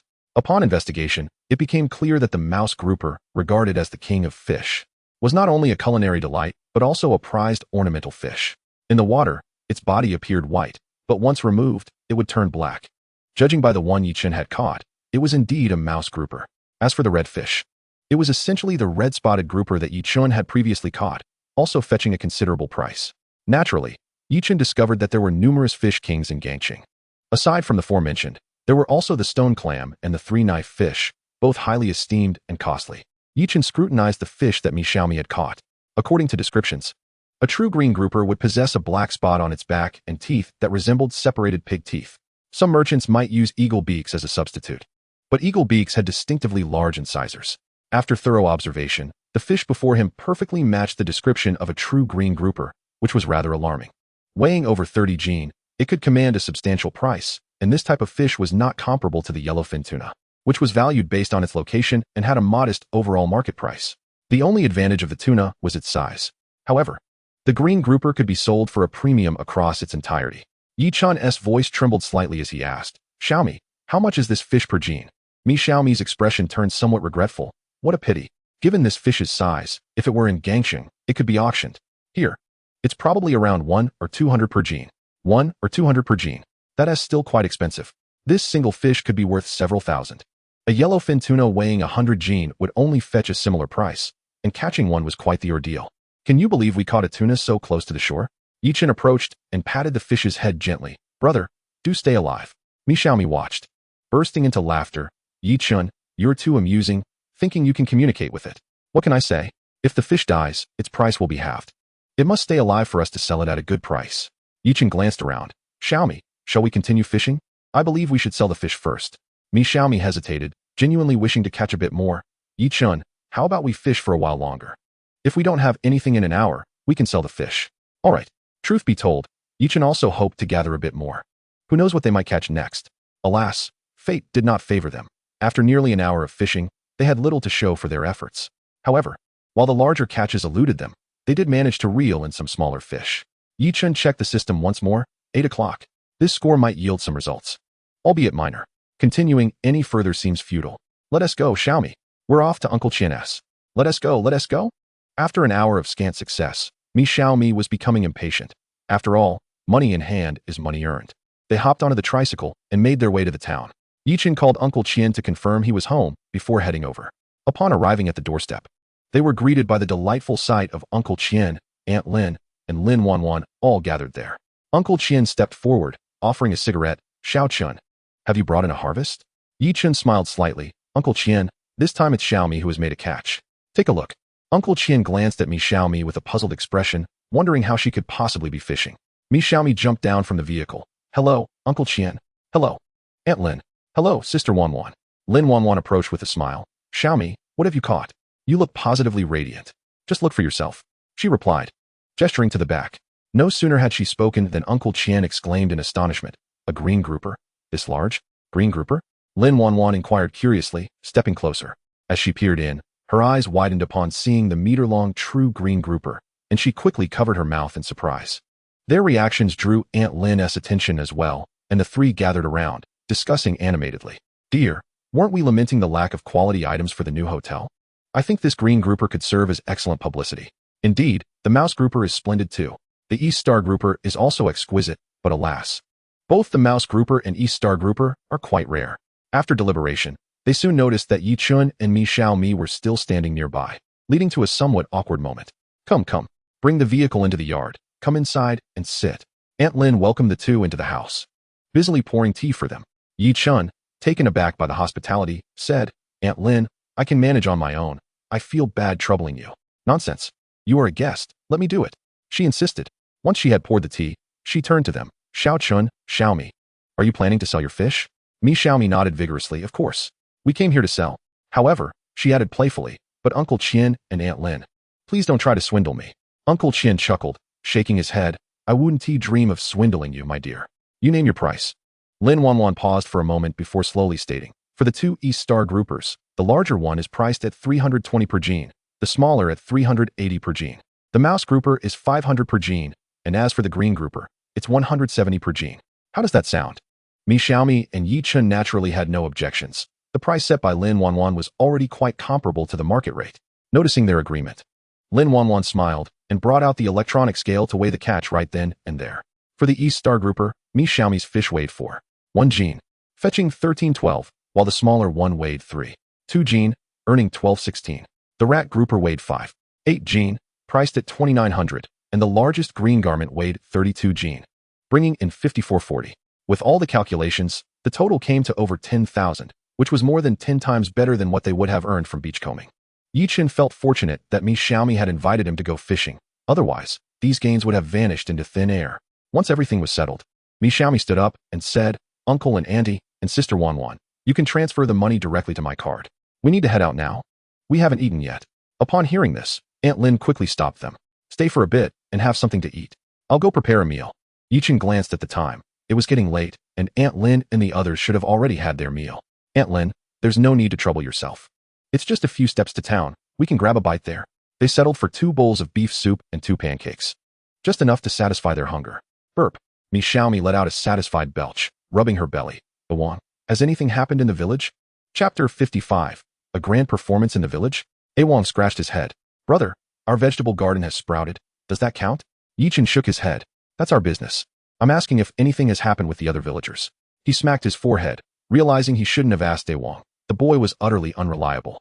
However, since Awang didn't know anything, it was likely that nothing significant had occurred in the village.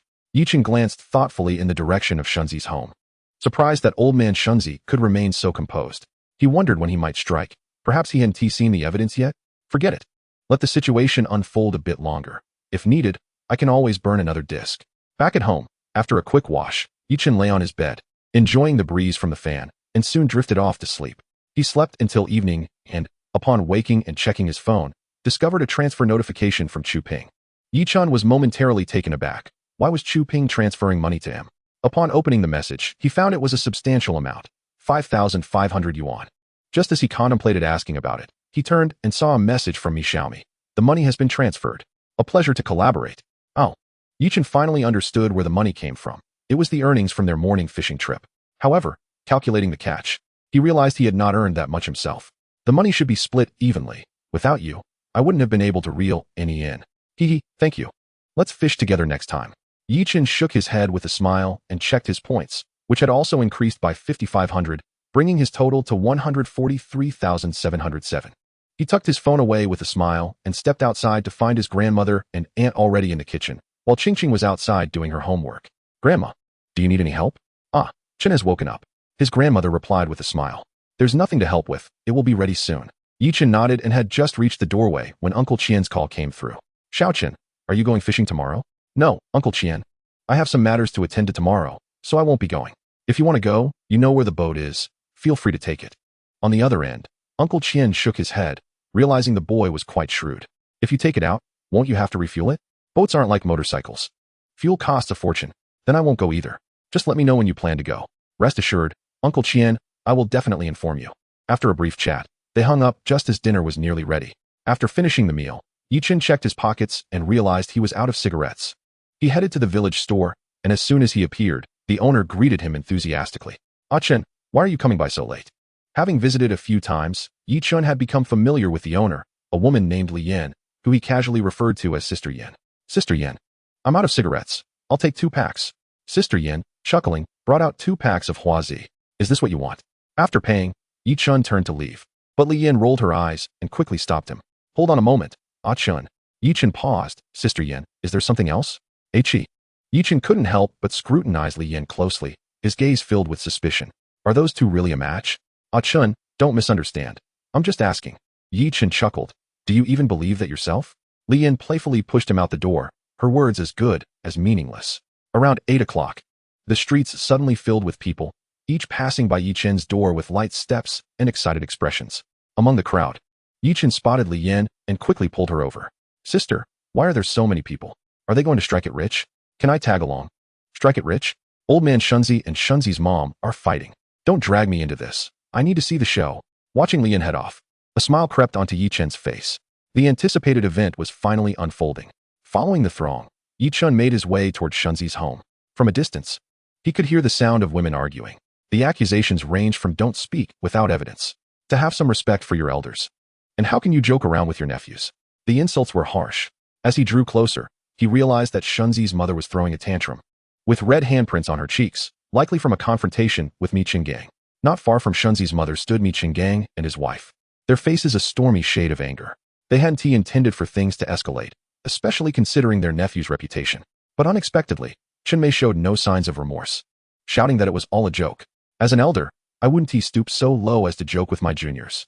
The more Mi Qinggang thought about it, the angrier he became, glancing at Li Yanhua. Take Shunzi away. Li Yanhua shot him a warning look. Mi Qinggang nodded, watching as his wife led Shunzi away, then turned his attention to the gathering crowd, frowning. Next, he dragged Chen Mei into the house and retrieved a disc, inserting it into the VCD player. You watch this. See what good deeds you've done. Even now, your mouth is harder than a duck's beak. As the footage began to play, Chen Mei's face grew increasingly pale, gradually losing color. This is exactly what happened that day. How could this be? How did my third uncle find out about this? Realizing this, Chen Mei's complexion shifted from white to red as she suddenly accused Mi Qinggang. Third uncle, did you film me without consent? Yes, that must be it. You're my third uncle. How could you do such a thing?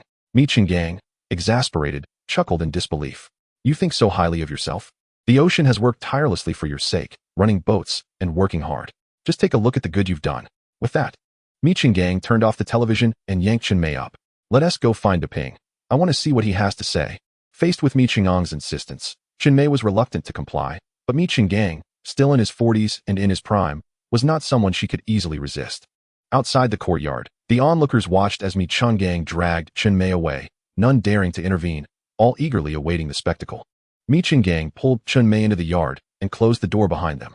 What is going on, Steel Uncle? Deping scratched his head in confusion. What is going on?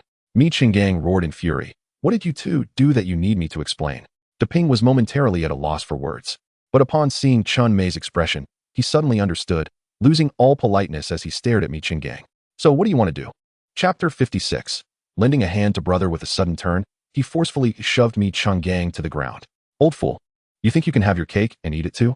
Chen Mei's troubles have nothing to do with me.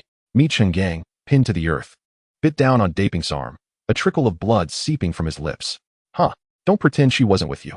Daping, caught off guard by the bite, quickly withdrew his arm, retaliating with a fierce kick to Mi Qinggang. You mutt. Chen Mei is not mine alone. Why haven't I seen you seeking out Huazi? You think you can bully me just because I'm an outsider? His roar echoed loudly, drawing the attention of those outside the courtyard, their expressions a tapestry of intrigue. Yi Chen raised an eyebrow. Chen Mei, who appeared rather reserved, surprisingly led a rather wild life behind closed doors, with more than one suitor in the village. How fascinating.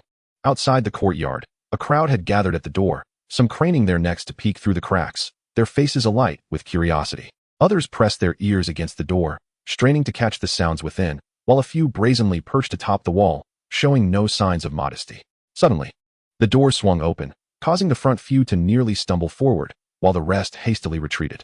Daping, with a furrowed brow, scanned the crowd, then seized two individuals, kicking them out of the door with disdain, spitting as he did so. Bah? What nonsense.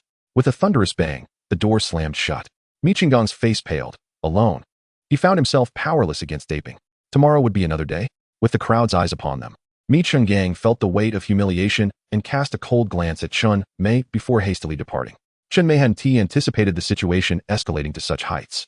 Initially, she believed that as long as there were enough people around, Mi Qinggang could not harm her, yet she was blindsided by the existence of a recording. It seemed she had unwittingly shot herself in the foot. Amidst the scrutiny of onlookers, she had no choice but to leave silently. Well then, the spectacle had come to an end. With the three key figures having departed, the crowd gradually dispersed. Groups of 3 or 4 strolled away, engaging in lively conversation. Chen Mei seems quite pleasant, spending her days by the shore and caring for children, yet at night, she plays so recklessly. Nonsense. Last time, Shunzi was dragging her dog around. I suspect Chen Mei taught him. Who knows? But how did Daping find out about Chen Mei and Huazi? Could it be? Upon uttering this, a hush fell over the group, a chilling realization dawning upon them. Daping, Huazi, Chen Mei. Ah, suddenly, a man sighed. The atmosphere shifted as he fell silent. Huazi was a bachelor, and he and Chen Mei. Could it have been during that time? Listening to the murmurs of the crowd, Yi Chen shook his head with a smile. Time to head home for some rest. There were matters to attend to tomorrow.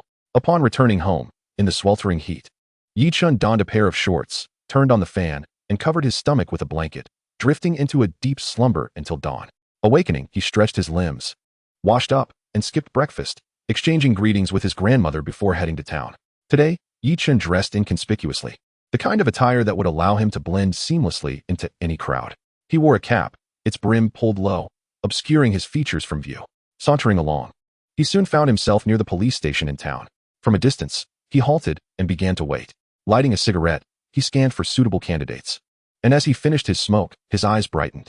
At that moment, 3 or 4 children, around 7 or 8 years old, were playing with paper poppers, the sound echoing as they challenged one another with playful shouts. Yi Chen approached, and the children eyed him with a hint of trepidation. "Big brother, do you want to play too? We can lend you some." Yi Chen chuckled, realizing how innocent children could be, already viewing him as an elder. But since they had called him Big Brother, he felt compelled to reciprocate. Pulling out 5 yuan from his pocket, he waved it in front of them. "If you help me with something, I'll give you this money. How does that sound?" The children's eyes lit up, nodding eagerly. Yi Chen produced a CD from his pocket and handed it to them. "Here's the money. You need to take this to the police station and give it to them, all right?" The bravest among them patted his chest confidently, declaring, "Don't worry, Big Brother. We'll get it done." Watching the children scamper off until they entered the police station, Yi Chen smiled softly, tossing his cap into a trash bin before departing. The item he had entrusted to the children was none other than the recording of Daping using illegal fishing methods, and he was certain that with this evidence, Daping would at least face a few days of confinement. At this moment, Yi Chen felt a twinge of hunger. Glancing in a direction, he made his way to his uncle Yi Fugui's shop. "Oh, Chen, what brings you here?" "Uncle, I haven't had breakfast yet. I was hoping to snag a meal." Yi Fugui shot him a mock glare. "What's this? You act as if your uncle can't afford a meal." Soon after, Yi Fugui returned with a bowl of noodles, feeling a bit frugal, and added some marinated vegetables to the order. "Chen, how has the boat business lately?" "Not bad. Made a few thousand." Yi Chen quickly interjected. "Uncle, come on, that beef looks delicious." Yi Fugui chuckled as he placed the beef down. "You call that not bad? I've been at it for half a year and barely made a few thousand, and that is from before. Luck was on my side." Yi Chen laughed, explaining, "On my first fishing trip, I stumbled upon a school of fish. Yesterday, while shore fishing, Xiaomi caught a big green eel, over 30 jin. And we split the catch." Yi Fugui's jaw dropped in astonishment. Over 30 jin of green eel? Incredible. Before they could delve deeper into conversation, customers began to trickle into the shop, and turning around, they found none other than Mi Dage and his daughter, Xiaomi. "Mi Dage, you're here too. Hey, it's Xiao Chen." Mi Dage approached with a smile, immediately ordering a table's worth of food. "Yi boss, 2 baskets of buns and 2 bowls of millet porridge." Yi Fugui chuckled and began preparing the meal. "Yi Chen, are you going out to sea tomorrow? My hands are itching to fish again." Mi Dage rubbed his hands together, eager for another fishing adventure after the last successful trip. Yi Chen pondered for a moment. With Daping's evidence already delivered, he expected results today. "Well then, I suppose I can go." "Great. Let Uncle Chen know. We'll head out together tomorrow." "I want to go too." Xiaomi chimed in, but Mi Dage swiftly swatted her hand down. "School is almost out. Tourists will be flocking in. You're staying here to help." Xiaomi sighed in resignation. "All right. I understand." Chapter 57. The capture of Wang Daping. On the way, Yi Chen heard sounds approaching from behind. Turning his head, his expression brightened. Was that not the police vehicle? They were quick to act. He twisted the throttle, racing home. Fortunately, he had not missed the timing. A large group was already making their way toward Daping's house. Yi Chen did not stop, but rode his tricycle straight to the scene. On the road, Li Yin spotted Yi Chen and waved her arms. Chen, wait up, take me along." Once Li Yin hopped on, Yi Chen turned to ask, "Sister, where are you all headed?" Li Yin paused for a moment. "You don't know? Oh, I see. Yesterday's incident with Daping. Now the police are here to arrest him, and everyone in the village is going to watch," confirming that they were indeed there to apprehend Daping. Yi Chen felt a wave of relief and drove his tricycle at full speed toward the location. Upon arrival, he did not see Daping but spotted Mao amidst the crowd. What was he doing here? Yi Chen furrowed his brow, pondering why the Mao family had not emerged after the commotion of the previous night. Yet today they seemed eager to witness the spectacle. After observing for a moment and noting Mao's inactivity, Yi Chen decided to disregard it, reasoning that as long as the fellow did not cause trouble, he could indulge in his curiosity. Shifting his attention to the Daping household, he noticed the forcibly breached door, with a group of uniformed individuals bustling in and out, extracting various items from within. Among them were fish traps and nets, some still adorned with recently caught fish, small, but evidently fresh.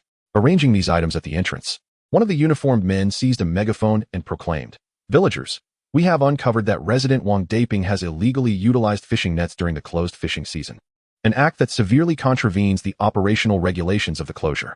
Such behavior will be met with stringent penalties. As Wang Daping is currently absent from his home, we offer a reward of 500 yuan in cash for any information leading to his whereabouts, with the informant also eligible for commendation as a model villager." After delivering this announcement, the man remained stationary, aware that the villagers were the most knowledgeable about each other's affairs. At that moment, a uniformed man emerged from the courtyard, cradling a small dog in his arms. Chen focused intently and approached, saying, "Greetings, officer. This dog belongs to my family. I thought it was lost a couple of days ago, only to discover it had been taken by Wang Daping." The officer paused, scrutinizing Chen before frowning and inquiring, "Do you have any proof that this dog is yours?" Chen chuckled, "Certainly." He then made a series of clicking sounds, instantly attracting the dog's attention, which began to squirm and rush toward him. The officer hesitated briefly before placing the dog on the ground, and as soon as it touched the earth, the dog dashed toward Chen, lavishing him with affectionate licks. Cradling the dog, Chen addressed the gathering crowd, "Officer, the villagers are familiar with my dog. They can verify this. Moreover, this dog was entrusted to me by Professor Me, so you may inquire with him as well." The uniformed men turned their gaze toward the villagers, who, although envious of Chen's dog, could not deny its ownership. At that moment, Lian stepped forward from the crowd, affirming, "The dog indeed belongs to Aiken, and it is skilled at foraging for seafood. It's a pity it was taken by Wang Daping." The officers were taken aback. "A dog can forage for seafood? How so?" Lian explained, "It can indeed. On a good day, it can bring in 1 or 200 worth of seafood." Skeptical, the officers deliberated. If the dog's value was substantial, then Wang Daping was not merely guilty of illegal fishing, but also theft. This situation had escalated significantly. One of the officers then called out again, "Is there no one who knows anything?" The temptation of 500 yuan is not insignificant. It equates to the hard work of the villagers over 10 days or more. The crowd scratched their heads in contemplation, momentarily stumped as they were unfamiliar with Daping, whose remote home limited their interactions. After a couple of minutes, a woman suddenly clapped her hands. Could it be that Daping is at Huazi's house? Upon hearing this, all eyes turned toward her, and as they pondered, it indeed seemed plausible. Hadn't Daping mentioned something about Huazi and Chen Mei just the day before? They were surely acquainted, making this a real possibility. The officer inquired, "Who is this Huazi you speak of?" The woman replied nonchalantly, "A good-for-nothing in the village." The man nodded, "Can you lead us there?" "Why not?" Thus, the group set off again. As they departed, Ermao suddenly approached, whispering something to one of the uniformed men, who nodded in understanding.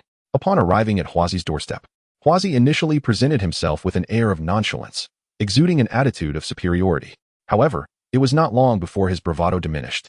Ultimately, they did locate Daping at Huazi's residence. Upon seeing the police, Daping was indignant. "What is the big deal? It was just a matter between me and Chen Mei. Mutually consensual. Was it necessary to apprehend me? Do you realize you have violated fishing regulations?" retorted the officer, producing a fishing net and displaying it before Daping. Daping's complexion paled instantly. The evidence was irrefutable, and his only thought was to flee. As he took a step, several officers swiftly subdued him, pinning him to the ground before escorting him into a vehicle. Observing this scene, Chen shook his head. Wickedness begets retribution. With De Huang safely returned, the matter seemed to be resolved. Just as he prepared to leave, a uniformed man approached him. "You are Chen, correct? May we have a word?" Chen frowned, but ultimately acquiesced, following the officer to a quieter corner. Upon hearing the topic at hand, Chen chuckled. "I believe there has been a misunderstanding. The fishery officials visited us the other day. Our catches were merely serendipitous encounters with a school of fish." Chen nonchalantly nodded, cradling De Huang as he departed the scene. Meanwhile, Ermao, secretly observing, breathed a sigh of relief. Was it truly as he suspected? He had just reported Chen once again, yet nothing had come of it. In his view, purchasing a boat was indeed feasible. "Son, how is your contact on that front?" asked Ermao. "I've made significant progress. 68,000 yuan will secure the boat, and the paperwork can be handled gradually." Chen Gang replied through gritted teeth. Ermao nodded, "Excellent.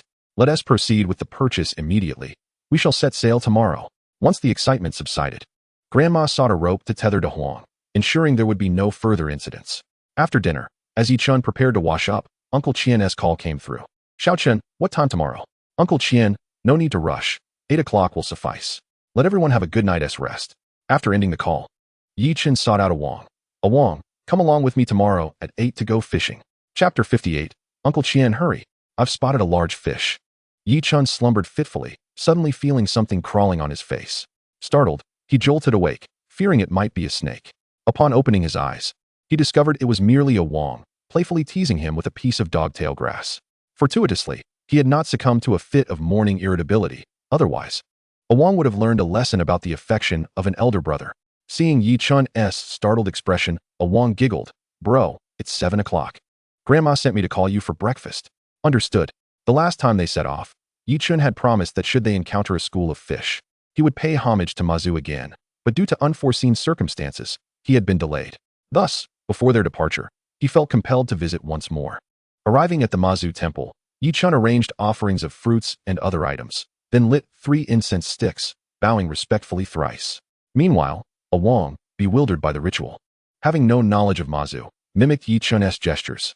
Once the ceremony concluded, Yi Chun collected the offerings, just as at the dock previously. The deity's consumption did not preclude human consumption, and waste was shameful. Let us go. Upon reaching the town, they procured meats and vegetables, ensuring all provisions were in order before heading directly to the dock. At 7:45, they were fortunate not to be late. Yi Chun's here. Quickly, come aboard. At the bow of the boat stood Uncle Chen and Uncle Mi, waving eagerly upon spotting Yi Chun and Awang. Yi Chun and Awang loaded their supplies into the boat's cooler, while Uncle Chen settled into the captain's seat, grinning as he quipped, Go ahead and secure everything. If it's insufficient, just let me know. Uncle Mi approached, playfully squeezing Awang's bicep. Young man, you look strong.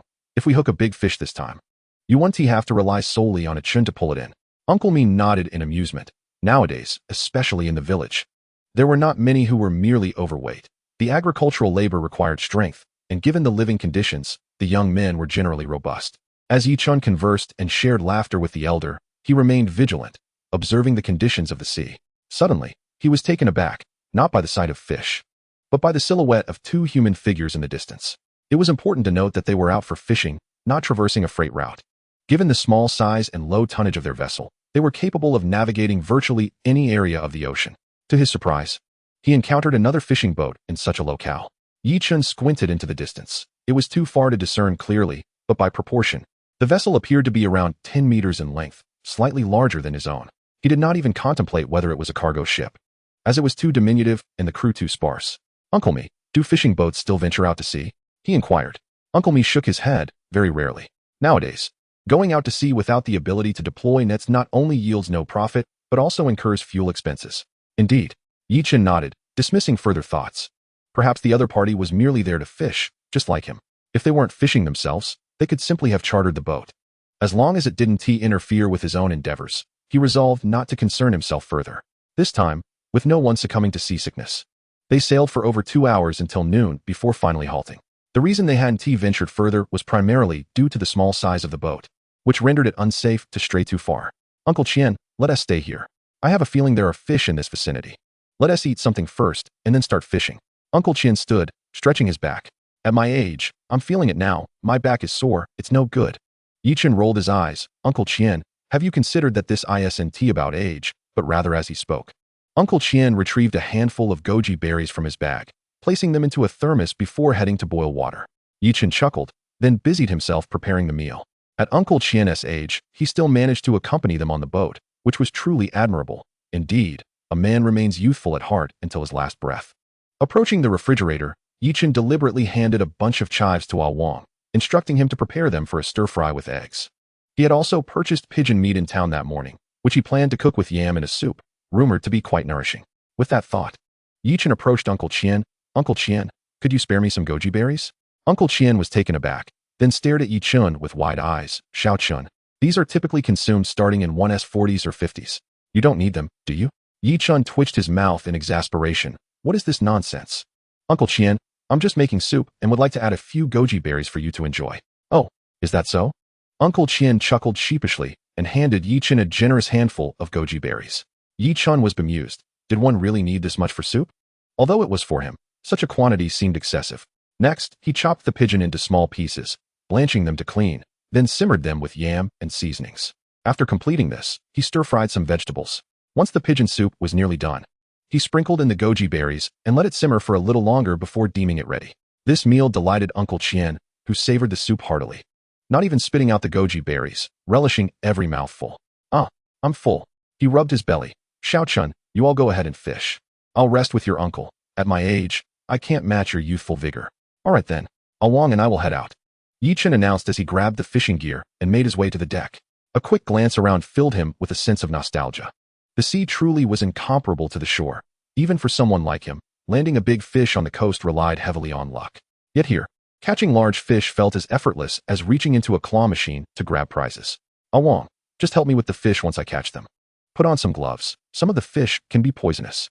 With that, Yi Chen cast his line into the water. In his line of sight, he spotted a sizable fish, weighing around 20 pounds. He maneuvered the fishing line, positioning the hook as close to the fish's head as possible to attract its attention. Generally, fish of such size are predatory, feeding on smaller fish. As the shrimp thrashed in the water, the fish suddenly opened its mouth and swallowed the bait. "Awang, get ready," Yi Chen instructed, reeling in the line. A fish weighing around 20 pounds, no matter how strong, could not withstand his pull. Unlike other fishermen, he didn't have to worry about the rod or line breaking. As long as the hook held, he could simply pull without fear. 2 minutes passed, and a long, slender fish was pulled to the surface, where Awang netted it with a large scoop. "Brother, what kind of fish is this? Is it worth anything?" Yi Chen shook his head. He had seen it within 30 meters of their previous location. While it was sizable, it was not valuable. "It's a sea mullet. It's not worth much." "Oh." Awang was undeterred. Catching fish was still a success. After all, it was meat. Yi Chen, however, was more calculated.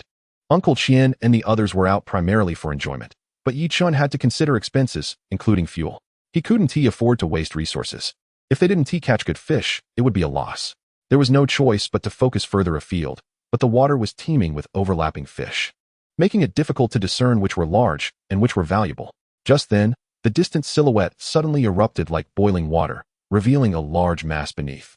Yi Chen's excitement surged. He neglected to consider whether Uncle Chen needed a break and hurried towards him. "Uncle Chen, quickly, over there. I just spotted a big fish." Chapter 59, Swordfish?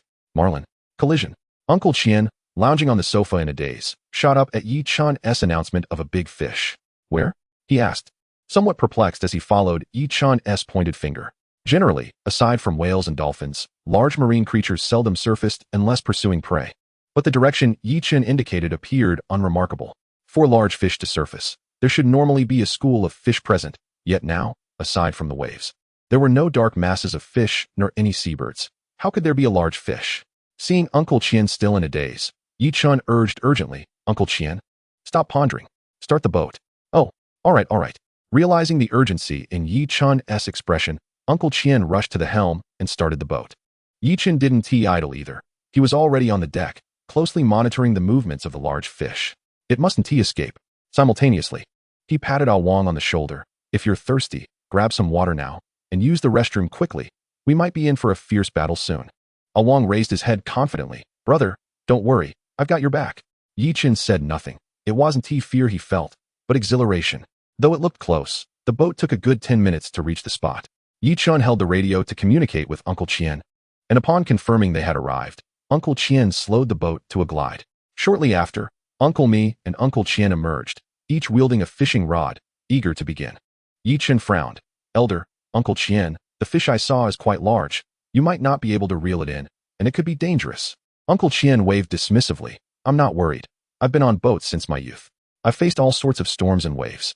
While Uncle Chen remained unconcerned, Uncle Mi hesitated before reluctantly setting his rod down. At his age, he recognized the limits of his strength. The last time he had hooked a marlin, he hadn't lasted long. It was better not to cause trouble this time. With the necessary warnings conveyed, Yi Chen turned his gaze to the water. The current here was swifter than in other locations, likely indicating a small ocean current, which typically attracts fish. Below them, a small school of fish swam, smaller than the last time, but still plentiful enough to sustain a few larger fish. From afar, they were indistinct. But now Yi Chen had a clearer understanding of the situation. What he considered small fish were merely diminutive compared to the larger predators lurking below. In truth, they were not insignificant. Their elongated bodies and schooling behavior indicated they were likely ribbon fish. As anticipated, while Yi Chen was still searching for the opportune moment to cast his line, Uncle Chen had already hooked a fish. The freshly caught ribbon fish glistened like silver under the sun, resembling a strip of stainless steel. Observing the fish before him, Uncle Chen furrowed his brow. Strange. Shouldn't ribbonfish be swimming in the mid to lower layers of the sea during the day? Why is it up here? Ribbonfish are migratory, typically inhabiting the middle to lower waters during daylight and surfacing at night. Moreover, although it was Uncle Chen who caught the fish, it was actually snagged by the anchor, given that he was using a large hook upon hearing of the big fish. Meanwhile, Yi Chun, after watching for a while, turned to his companion, Awang, and instructed, "Go to the cabin and fetch a knife. Chop up the fish we caught earlier." "All right." Awang retrieved the sea mullet and, with a swift motion, cleaved it in two on the deck. "Brother, how big should the pieces be? No need to chop further. Just bring it here." With half the fish now on the hook, Yi Chun seized the moment as the big fish was preoccupied, creating an opening amidst the school of fish, and quickly cast his line. Having just feasted, the large fish didn't even glance at the hook and dove down. Yi Chun remained calm. The hefty sea mullet was halved, and his portion weighed nearly 10 pounds. He was confident that a fish would bite. After half a minute, there was still no movement from the earlier catch when suddenly a large red shadow appeared in the distance. Yi Chun's heart sank. This wasn't good. While he might not recognize many sea creatures, this one was unmistakable. Its combination of fins and body clearly indicated it was a shark. Cold sweat trickled down his brow as he wiped his forehead. Behind him, Mr. Mi called out, "Xiao Chun, what's wrong? Are you feeling unwell?" "No, not at all." Yi Chun replied hastily. "Brother, have you hooked a fish?" "Not yet. Just wait a moment." Frustration gnawed at Yi Chun. Was this fish challenging his patience? Just as he was about to reel in the line again, a fish darted towards him at an astonishing speed and bit onto the hook. Upon closer inspection, it was not a shark, thank goodness. On the surface, the line suddenly tightened, producing a whistling sound as the tension increased. All eyes were on Yi Chun, and judging by the bending of the rod, this fish was likely not smaller than the previous tuna. Furthermore, the line was being pulled out even faster than before. "Uncle Chen, prepare to set the boat in motion. This fish is incredibly swift." "All right, I'm on it." "Allow me, keep the walkie-talkie ready. Let us know if anything comes up." With quick steps, Uncle Chen rushed to the helm and, after starting the engine, steered the boat in the direction where the fish was fleeing. Yi Chen's expression fluctuated between joy and concern. The fish was indeed large, but from its silhouette, it could either be a swordfish or a marlin, both perilous adversaries. However, having hooked it, there was no turning back now. Steeling his resolve, Yi Chen focused on battling the formidable creature in the sea. With the experience from his previous encounter, he felt much more adept this time. Positioning himself with feet apart, he lowered his hips, leaning back to create a balance between himself, the fish, and the reel, conserving energy while remaining comfortable. With Awang assisting him, he felt no panic. After about 20 minutes of a tense struggle, Awang donned a belly harness, took over the fishing rod, and began to reel in the fish, mimicking Yi Chen's technique. At that moment, the line suddenly slackened, and the reel began to wind in rapidly. Awang, caught off guard, nearly stumbled, but Yi Chen quickly steadied him to prevent a fall. Frowning, Yi Chen muttered, "Did it come off the hook?" Peering over the side of the deck, his heart raced as he seized the walkie-talkie from Mr. Mi. "Uncle Chen, turn the boat. The fish is charging towards us." Simultaneously, Yi Chen urged Mr. Mi and Awang to duck down to avoid a potential collision. In his previous life, he had read about certain marlins attacking anglers after being hooked, with some even impaling fishermen. As the boat turned, the three of them crouched down. Soon, a loud crash echoed as the vessel jolted violently. Yi Chen clutched Mr. Mi tightly, fearing that without him, Mr. Mi might be flung against the railing. Chapter 60. The swordfish of the island. The crackling voice of Uncle Chen came through the walkie-talkie. Xiao Chun, are you all right?" Yi Chen rubbed his ears. Having leaned sideways to hold Mr. Mi, the sudden impact had momentarily disoriented him. Shifting his body, he retrieved the scattered walkie-talkie and pressed the button. "Uncle Chen, we're fine. How's the boat?" In the cockpit, Uncle Chen sighed in relief. "Good to hear. The fish didn't ram the boat directly. Everything seems all right. You can get up now." Yi Chen helped Mr. Mi to his feet, while Awang, unfazed, remained on the deck, still grappling with the fish. Mr. Mi nodded, his heart still racing. Fortunately, his health was robust, or that jolt might have been too much for him. "You young ones are quite bold." Mr. Mi chuckled, shaking his head. After experiencing the terror of facing death, any psychologically sound person would certainly wish to avoid a repeat. "Awang, are you hurt?" "Brother, I'm fine. This fish is incredibly strong. It can still swim after the boat hit it." Yi Chen couldn't help but smile at the absurdity. Of course, it was strong. A person could still recover from a punch. With that thought, he approached the railing to inspect the damage from the collision. The vessel's structure seemed intact, though the paint at the impact site was marred, leaving a dent. Overall, it was not serious. Having assessed the damage, Yi Chen returned to Awang's side and helped him up. "Take a break. I've got this." "Brother, I'm not tired." Well, if you're not tired, then why are you trembling? Let me take over. Yi Chen shot Wang a glare, taking the rod from his hands and watching as Wang dashed toward the water, where the impact had scattered some items. Unscrewing a bottle cap, he guzzled down the contents in a matter of seconds. Yi Chen rolled his eyes in exasperation. Next time, just say you're tired. I'm your brother. Sit back and rest. Got it, brother. I'll definitely say it next time. With Wang seated, Yi Chen turned his attention back to the struggle against the fish. Strangely, it felt easier to battle this one than the previous big-eye tuna, perhaps due to the earlier collision's effects.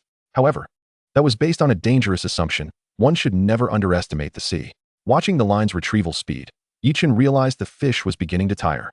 Its swimming pace significantly reduced, likely unable to outpace the boat much longer. Just as Yi Chen began to feel hopeful, he soon encountered a new dilemma. A small island loomed in the direction the fish was heading. He couldn't afford any mistakes at this critical moment. After another 10 minutes, Yi Chen's mouth twitched in frustration. Are you really heading straight for the island? Can't you just calm down for a moment? Wang, come help me. As the fish surged towards the island, Yi Chen felt a surge of anxiety within him. After all, they were in the ocean, and the agility of the fish far surpassed that of their vessel. Should it suddenly change direction, they would find themselves utterly bewildered. In this unfamiliar marine expanse, the slightest miscalculation could lead to disastrous consequences. With Wang's assistance, Yi Chen promptly adjusted the parameters of the fishing reel, applying a forceful release of 100 kilograms. The sudden increase in tension caused the fish to writhe in pain, unleashing a burst of energy as it recklessly propelled itself forward. Moments later, Yi Chen observed a tumultuous churn in the water ahead, followed by an unsettling stillness. What could be the matter? Yi Chen scratched his head in confusion. Even Wang, beside him, appeared perplexed. Brother, have we hooked the earth itself? I have no idea. Yi Chen replied, attempting to lock the fishing reel, tugging at the line, but to no avail. It was reminiscent of childhood days when he snagged his line while fishing. Uncle Chen, glide over. I'll keep an eye on the reef. All right. The small boat had its advantages. It drew little water and moved slowly, allowing them to observe for any potential hazards. As the vessel advanced, Yi Chen could finally spot the fish and quickly shouted into the intercom. Uncle Chen, stop the boat. There are rocks ahead. With the boat halted, Uncle Chen and Grandpa Mi emerged. Xiao Chen, what's the matter? Yi Chen shook his head. I'm not certain. Wang, steady the fishing rod. With that, he began to shed his jacket and trousers, diving into the water, leaving Uncle Chen and Grandpa Mi astonished by his decisiveness. I just need to take a quick look. As he swam forward, he kept a watchful eye on the fish. After swimming about 40 to 50 meters, he halted to observe the large fish up close, which was indeed quite intimidating. Hesitant to proceed further, he activated his system panel. System, upgrade the X-ray vision. X-ray vision upgraded. Cost, 20,000 points. Current range, 40 meters. Current points, 123, 707. Next level, 30,000 points for a range of 50 meters. With his vision enhanced to 40 meters, Yi Chen edged closer, finally discerning the fish's predicament. Its snout was wedged firmly in the rocks, rendering it helpless. Despite its struggles, the intensity was minimal, clearly a result of the prior collision that had inflicted considerable injury. Xiao Chen, what is going on? It's stuck. Please wait a moment. He made his way to the cabin, retrieving the harpoon he had exchanged for earlier. It had a section at the back to attach a rope. After securing the rope, he returned to the side of the large fish, this time positioning himself nearer and targeting a precise spot before hurling the harpoon, striking the fish's head directly. The creature thrashed violently in response, but being trapped, had no room to maneuver. A swordfish, fortunately not a marlin. Yi Chen nodded. Marlins could pose a greater threat to humans. After approximately 10 minutes, the fish ceased bleeding, and Wang began to dissect the fish's head. It was necessary to do so. The fish measured over 3 meters, and its elongated snout was too large to fit in the ice hold intact. Once everything was tidied up, as Uncle Chen prepared to set sail again, Yi Chen suddenly tugged at him. Uncle Chen, wait a moment. I spotted some small treasures over there. Let me catch one for you to assess its value. Chapter 61, Coastal Harvest on the Island, White Eel. Under the watchful eyes of the three, Yi Chen leaped into the sea once more, swimming towards the tidal flats near the island. Here, he discovered several round objects he recognized as sea urchins, though he couldn't identify the exact species. They appeared to be quite sizable. Surely they must be valuable? Yi Chen scooped one up, scrutinizing it closely. Its brownish-yellow hue and spiky exterior gave it the appearance of a clump of dried grass. Uncle Chen, do you think this is worth something? Uncle Chen accepted the sea urchin, which filled his palm entirely. This is a horse manure sea urchin. It's quite large, weighing over 3 taels. During the closed season, there are no trawlers operating, making this quite rare. How many are there over there? Hearing that it was rare, Chen's face brightened. So does that mean it's worth a lot? Uncle Chen shook his head. It depends on the location. Near the sea, these aren't too expensive. But in a city restaurant, the price skyrockets. How about this? I'll give you 10 yuan each. You go and collect more. Chen pondered for a moment. At 10 yuan each, and each weighing over 3 taels, that would amount to roughly 31 yuan per pound. This price was comparable to salmon, which was quite profitable. Moreover, this was easy work. It was like picking money off the ground. Awang, grab 2 sacks. Let's go together. All right. Wait, bring the dip net too. Awang hurriedly dashed to the cabin, seizing the sacks and dip net before splashing back into the sea. Brother, look at all these. Indeed. Let's get to work. In the shallow waters, the seabed was teeming with sea urchins, each one plumper than the last, far larger than the one Chen had previously collected. With the dip net in hand, collecting them became effortless, akin to scooping noodles from a pot. This is the ultimate secret to coastal harvesting. Chen mused. In the past, people would joke about filling sacks with money. Now, he and Awang were doing just that. No jesting involved. They scooped, deposited into the sacks, and money was practically in hand. As they laughed and collected, Chen glanced at their half-filled sack, slightly frowning at the slow pace. Awang, stop collecting. Just hold the sack open for me. That will speed things up. All right. With their roles divided, their efficiency surged. Chen focused solely on collecting, while Awang held the bag open, and they were soon engrossed in their task. This is far better than harvesting wheat. There's no choking involved. Before long, both sacks were filled to the brim, and they exchanged gleeful smiles as they secured the tops and dragged them into the water. In the water, the buoyancy made it manageable. With a bit of effort, they could pull them along.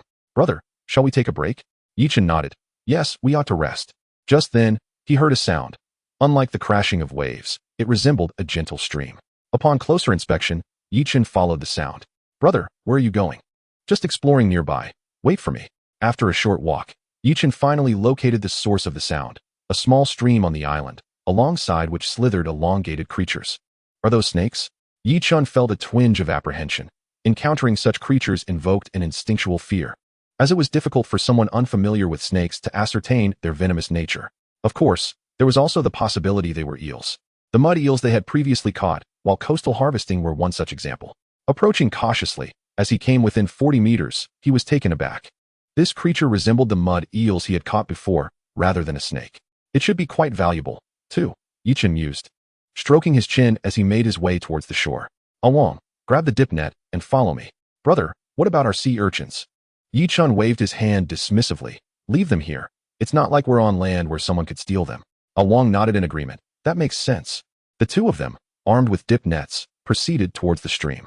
As they drew nearer, Chen signaled for Awang to wait. He then approached the stream alone, readying his net for an opportune moment to scoop. Got it.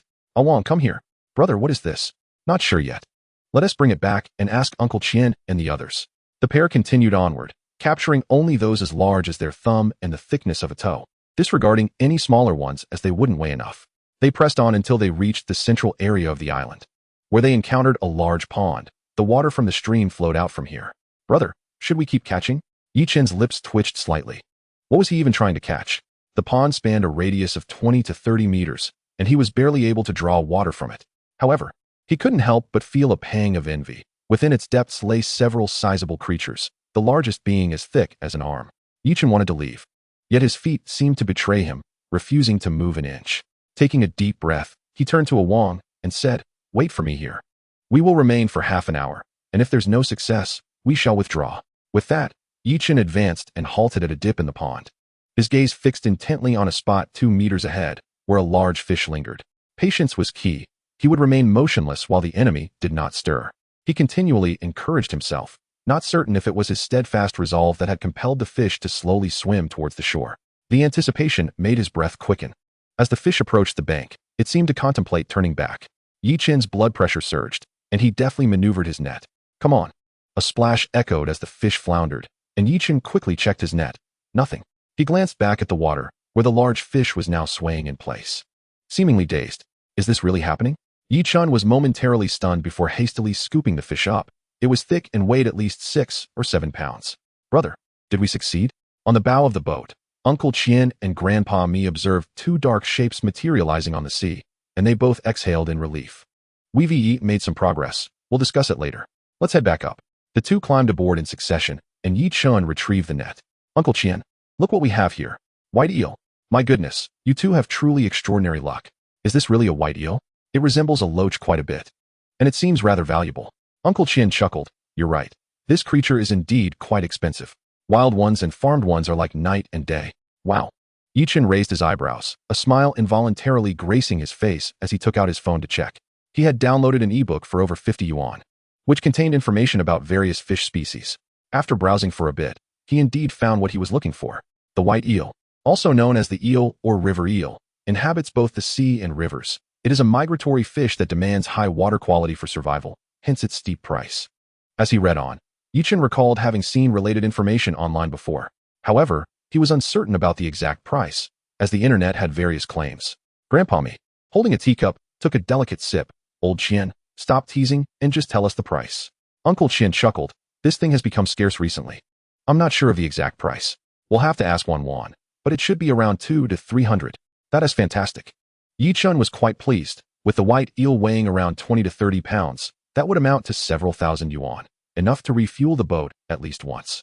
Uncle Chen, Grandpa me, please go inside and take a seat. Let us rest for a moment.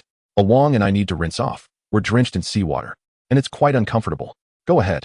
Uncle Chen replied as he picked up the items Chen had brought and headed toward the ice storage. Chen suddenly slapped his forehead, realizing he had completely forgotten about the goods in his excitement. Uncle Chen, Wang and I can handle it. We still need to wash up. You little rascal. Uncle Chen laughed playfully as he scolded Chen for trying to take over. Standing outside the ice storage, Chen hesitated, uncertain whether to place the white eel inside. After all, it could survive in seawater. However, having just been pulled from freshwater, he was unsure whether it would encounter problems if placed in salt water. After some contemplation, he shook his head and decided to store it in the ice storage. Best not to take any chances. If something went wrong, there would be no room for lamentation. Leading Wang to the lounge, Wang wore a distressed expression. Brother, I forgot to bring a change of clothes. Chen shot him an exasperated glance. I told you not to be so hasty. You jumped into the sea without changing. Now you realize you have no clothes? Just wash as you are. I don't have any spare clothes either. Even if I did, you wouldn't be able to wear them. The boat is filled with men. So it's no big deal. All right then. Wang conceded, realizing they were all men, so there was nothing to fret about. Chen sorted out his own clothes. And before he could catch his breath, he heard Wang's voice again. Brother, how do you use this thing? Chen sighed and walked into the bathroom, where Wang stared at the shower head, utterly perplexed. What is this? I've never seen anything like it. With no other choice, Chen had to guide Wang through the process until he finally understood, and he sighed in relief. Love is just a single word. I will only say it once. You know I can only express it through actions. Chen smiled gently. To be honest, it sounded quite lovely. And combined with an aged voice, it possessed a unique charm. Grandpa me, I didn't expect that despite your age, your heart remains youthful, and you possess such talent. Chen's voice echoed, prompting Grandpa me to suddenly fall silent, his face turning crimson. Hee, just reminiscing. Grandpa me stammered, appearing somewhat bashful. Grandpa me, you sing beautifully. You should serenade Aunt May sometime. She would surely adore it. Really? Grandpa me was both puzzled and pleasantly surprised. He had spent the first half of his life in busyness, either teaching or researching, and had rarely sung. Suddenly receiving recognition left him at a loss for words on how to express his gratitude. Chen nodded, indeed. However, Grandpa, you could sing another song for Aunt May. She would undoubtedly be moved. Upon hearing this, Grandpa Me's body jolted. Being moved was one thing, but if it led to action, that would be another matter entirely. He pondered. At the very least, he needed a reason. An anniversary? No, that was still far off. A birthday? No, that had already passed. After a moment of thought, Grandpa Me's eyes lit up. He vaguely recalled that his first encounter with Aunt May was in the months of June or July. That young lad. What song were you referring to earlier? Chen smiled subtly. Grandpa, I can think of the most romantic thing. Do you know this song? Grandpa Me scratched his head. I think I've heard it before. Whether Grandpa Me had heard it or not was of little consequence. Chen had listened to it during his childhood. I can think of the most romantic thing. It is to grow old slowly with you, collecting bits of laughter along the way, saving them for later to sit in a rocking chair and chat leisurely. The more Grandpa Me listened, the brighter his eyes became. This was perfect, tailor-made for his needs. After finishing the familiar lines, Chen paused as the sound of applause erupted around him. The applause came from Wang, who gazed at Chen with admiration. My brother is amazing. As expected, there is nothing my brother cannot do. As the applause subsided, Grandpa Me excitedly patted Chen on the shoulder. Uncle Chen chuckled. Just download it. We are at sea now, and there is no signal. The atmosphere brightened once more, and Chen joined in. If the sea could take away my sorrows, just like it carries every river away. Sweet and lovely. Your smile is sweet and lovely. Each man had his own style, and the three of them sang with wild abandon. As for Wong, he had entirely devolved into the cheerleading squad, merely clapping and cheering. After about half an hour, Grandpa Mi finally grew tired while Yi Chun was still riding high, dragging Uncle Chen to the helm. Uncle Chen, teach me how to steer the boat. All right. Uncle Chen had nothing else to do, leaning against the side to instruct him on the basics, left and right steering, accelerating and decelerating, before leaving him to it. Now that we're at sea, you can drive freely without worrying about collisions. Having grasped the fundamentals, Yi Chun grew bolder, driving the boat in a wild fashion, showcasing his skills with erratic maneuvers on the ocean. Uncle Chen watched from behind, feeling nostalgic. But it wasn't long before he could no longer bear it, and moved to the front to assist Yi Chun. What on earth are you doing? Your uncle has been driving boats for years, and you nearly made me seasick. Yi Chun chuckled awkwardly. I didn't feel anything. As night fell, they set up the barbecue, preparing some lamb and beef, and a few people gathered around to grill and indulge in the feast. Their spirits lifted by the warmth of camaraderie and a few glasses of wine. After a hearty meal, they enjoyed a restful night. The next morning, Uncle Chen stood on the deck, furrowing his brow as he gazed out at the sea. Yi Chun glanced at the overcast sky, noting the gloominess and the increased waves compared to the previous day. Chapter 63. Is it Air Mao? The returning journey was turbulent, and Uncle Chen did not allow Yi Chun to take the helm, opting instead to steer the boat himself. As they navigated, they spotted a fishing vessel at work ahead. Dad, this is fantastic, so many fish. Yi Chun Gang exclaimed joyfully, standing on the boat and pulling in the drag net. The soaked gill net was heavy and the pulling sluggish, yet the catch brought immense joy to the father and son, their smiles wide and infectious. I told you so. I said buying a boat could be profitable, but you didn't believe me. Yi Chun Gang beamed, oblivious to Air Mao's nagging. What is wrong with a little chatter? The profits are what truly matter. Besides, Air Mao is over 50, he and his wife are aging. How much money do they really need? In the end, it will all go to the son and grandson. Given this context, Air Mao's complaints, even if they turned into scolding, would only make Yi Chun Gang beam with delight. Dad, don't you think Ah Chun made so much money doing the same thing? Air Mao nodded. I reckon he did. Otherwise, with his family situation, how could he afford a car and a boat? Indeed, Yi Chun Gang pulled in the net while Air Mao handled the fish, their teamwork resembling seasoned fishermen, albeit a bit slower. However, real old fishermen would never be so brazen. After finishing with the gill net, they collapsed onto the deck, exhausted from a day and night of relentless work. Even Yi Chun Gang, accustomed to hard labor, felt drained.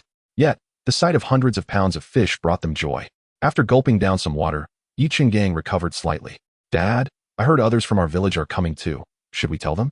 Upon hearing this, Air Mao slapped Yi Chun Gang playfully on the head. What nonsense are you talking about? Yi Chun Gang felt a bit wronged. His temper flaring, he almost retaliated. But the thought of his father held him back. Dad, I was just asking why hit me. Air Mao maintained a stern expression. Yes, I did hit you. Do you not realize what we are doing is illegal? If it's just the two of us, that's one thing. But if more people join, it becomes serious. In Yi Chun Gang's mind, he still believed it was better to bring a few others into the fold. Otherwise, if they showed up and were questioned about their absence, they could initially evade with excuses, but repeated absences would raise suspicions. Seeing his son remain unconvinced, Air Mao shot him a glance and stepped outside the boat, lighting a cigarette. After a moment, he spoke. What nonsense. Do you think all those widows in the village came from nowhere?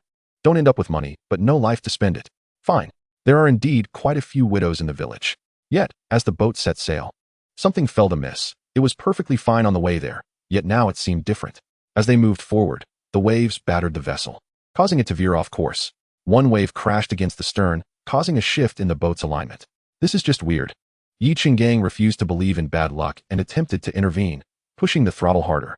The speed increased, but the boat careened erratically. Air Mao, caught off guard, felt nauseous and, recognizing the difficulty of cleaning up inside the boat, leaned over the cooking pot to vomit. The sounds alone indicated the unpleasantness of the situation, and thankfully, there were no other passengers aboard. Otherwise, they would have all been repulsed. After heaving for a while, feeling utterly emptied, he began to feel better, though his head still swirled. Chun Gang, what kind of boat are you driving? And why are you looking back while steering? Air Mao rolled his eyes, lamenting the folly of having such a son. If this continued, he would truly start to question his sanity. Lighting another cigarette, Air Mao puffed intermittently, already feeling dizzy. And now the smoke only exacerbated his discomfort. In a daze, he noticed a white figure appear in the distance. For heaven's sake, don't tell me I'm hallucinating. Rubbing his eyes, he looked again and indeed saw a vessel ahead. On the distant sea, Chen stood on the deck, engaging in idle chatter with Awang. Awang, a chatterbox, was asking incessant questions now that he had the chance to talk to Chen out at sea, which left Chen somewhat speechless. Suddenly, Awang pointed ahead. Bro, what is that? Chen followed the direction and was momentarily taken aback. Wasn't he that the same boat they had seen before? Oddly, during the closed fishing season, boats were supposed to be scarce, and now with the wind picking up, why was that boat still out there? Moreover, their erratic movements resembled Chen's previous steering, zigzagging chaotically. Chen chuckled. Looks like another young person is out for thrills. But with such turbulent waves, didn't they fear for their lives? Oh, the two of them shrugged it off, as they were on a different course and had no need to concern themselves with it. Not lingering any longer, they pressed on, the waves crashing occasionally and splashing over them.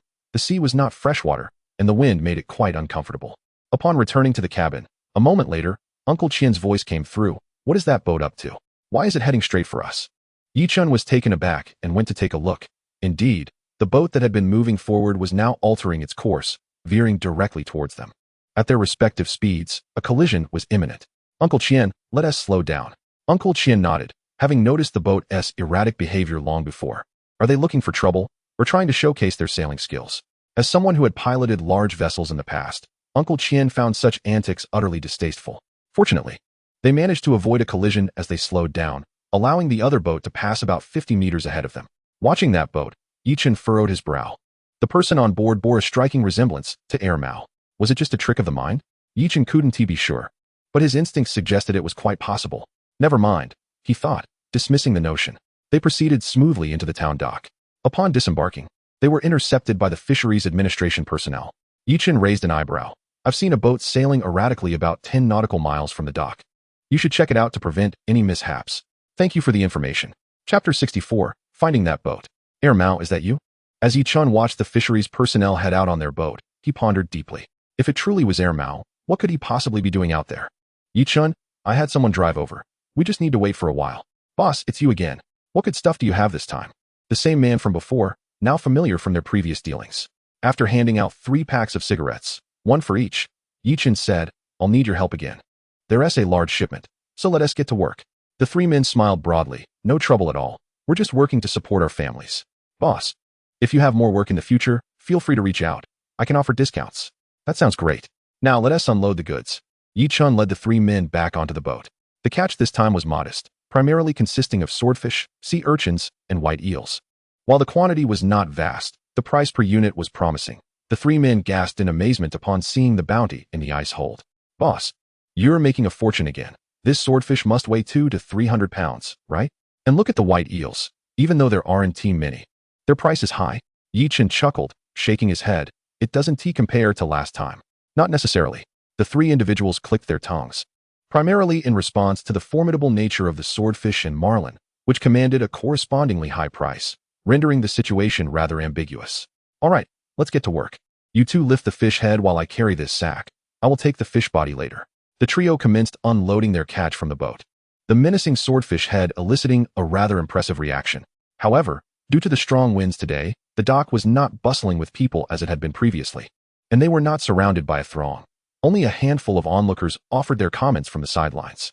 Chen stood beside the scale, diligently recording various data when suddenly, a man approached him. The stranger pulled out a cigarette and offered Chen one, asking, Brother, where did you catch the swordfish? Chen, taken aback by the absurdity of the question, thought, isn't it obvious? Would you fish from a river? The man's lips twitched, realizing his inquiry was rather inappropriate. After all, fish are not like people. No one is building houses for them in the sea, and they could appear anywhere as they roam freely. Chuckling awkwardly, the man shifted the conversation, pointing to the sack. Brother, what's inside here? Chen glanced over, replying, sea urchins. The man lost interest after a brief question. Sea urchins are quite common along the coast, and once the sea opens, he could easily sample some from trawlers. However, when the white eel was pulled from the net, the man's demeanor changed. He said nothing, but his eyes were darting around. Had he stumbled upon something remarkable? Given the sea's closure, it was indeed possible for a prime spot to emerge. Should he venture out to take a look? No, he quickly dismissed the thought. Going out to sea requires money. Perhaps this person was merely fortunate. He would observe for now. If there were similar catches next time, he would join in. Unbeknownst to the man's thoughts, Chen was preoccupied with compiling the data. Shortly thereafter, the catch was loaded onto a truck, and Uncle Chen approached. How's the haul? Chen smiled slightly. Not bad. Uncle Chen laughed heartily. I trust you to handle things well. Glancing over the list, Uncle Chen noted only 3 entries. The swordfish weighed 307 pounds, the sea urchins totaled 413 pounds, and the white eel was a mere 31 pounds. Upon reviewing, Uncle Chen frowned. Xiao Chun, I had mentioned that we would count the sea urchins by piece, but there are simply too many now. Counting would be cumbersome. I'll tally them as 31 pounds for you, and you'll have to wait for my daughter to set a price for the rest. What do you think? That works. After finalizing the statistics, Uncle Chen and Grandpa Mi prepared to leave. Chen, seeing this, quickly boarded the boat and packed a couple of mixed fish into 2 bags. Here, Uncle Chen, Grandpa Mi, take these. The 2 smiled slightly, not minding, and casually picked them up. Chen chuckled. Got it. I'll come find you later. Noticing Chen still present, the other party approached. Young man, are you certain you saw a boat not far from here? Chen nodded. Indeed, I saw it. It was the boat Uncle Chen was operating, and it nearly collided with us. By the way, my Uncle Chen's name is Chen Daoming. The fisheries officer nodded, having seen both Chen Daoming and Professor Mi earlier, and had no doubts about Chen's statement. However, if that boat had indeed not returned, it was preferable for it to have docked elsewhere, lest something unfortunate occurred. Not to worry, the fish are frozen. They won't spoil anytime soon. Let us head to the dock. Accompanied by Ah Wang, they arrived at the dock, where they spotted several boats belonging to villagers, but the one they had seen at sea was absent. Had he perhaps misjudged? Chen shook his head. That silhouette was too familiar, almost a perfect match for Mao's figure. After waiting at the dock for half an hour without sight of any incoming boats, Chen and Ah Wang ventured elsewhere. Strolling along the coastal perimeter of the village, Chen shook his head. Perhaps he truly had seen it incorrectly. Brother, I need to pee. On the way back to the village, Ah Wang suddenly changed his expression, urgently announcing. Chen hastily stopped the vehicle. Sometimes, one can be caught off guard by such sudden urges. Watching Ah Wang disappear among the rocks, Chen lit a cigarette, patiently waiting. Is that a boat? Ah Wang's voice piqued Chen's interest as he followed him, navigating through the rocky terrain until they indeed discovered a boat. This small cove had numerous rocks as one ventured further, with trees obscuring the path, yet the shoreline was relatively flat, making it an ideal spot. Approaching closely, Chen discerned that it was indeed the boat he had seen earlier, and he noticed fishing nets on board. The vessel still reeked of a strong fish odor. Chapter 65. Help me plan. Chen jumped onto the boat, instantly pinching his nose. This was not merely a fishy smell, it was a veritable olfactory assault. Scanning the surroundings, Chen's tolerance waned. There were not only remnants of fish scales, but also pots of excrement. Did they not think to clean up? Even more outrageous, he spotted a pot filled with indescribable contents, a grotesque mixture of red and white, resembling a cauldron of vomit. Disgusting, utterly revolting. As he gazed upon the scene, a wave of nausea washed over him, and he quickly retrieved his phone, snapping several photos of the fishing nets before hastily leaping off the boat. Once ashore, Chen still felt unwell. The past few days had taken a toll on him, and each time he closed his eyes, the grotesque imagery replayed in his mind. Bending over at the water's edge, the nausea surged, while Ah Wang stood behind him, gently patting his back. Yet, curiosity proved too great to resist, and he eventually succumbed. Retching. After a while, Chen felt somewhat better. Brother, are you all right now? He waved his hand dismissively. I'm fine. Let us go. Oh, back in the car. Chen took out some water to rinse his mouth, attempting to eradicate the lingering taste, but still feeling a bit queasy, he lit a cigarette, taking a couple of deep puffs before the unpleasant flavor dissipated. Brother, what was it like on the boat? Upon hearing this, Chen's previously settled emotions stirred once more. Don't ask, it was utterly repulsive. Oh, then I want to ask. Ah Wang covered his mouth, signaling he would not inquire further. The sky grew darker. An ominous sign. Consulting his phone, he noted no typhoon was brewing, but there was a forecast of continuous heavy rain for 2 to 3 days, accompanied by gusts of wind. Having seen that Grandma and Aunt had cleared the weeds in the yard, Chen contemplated unclogging the drainage ditches. Otherwise, excessive water accumulation could damage the vegetable seedlings. That's good. What are you all having for lunch? Chen shook his head. The refrigerator at home was nearly full.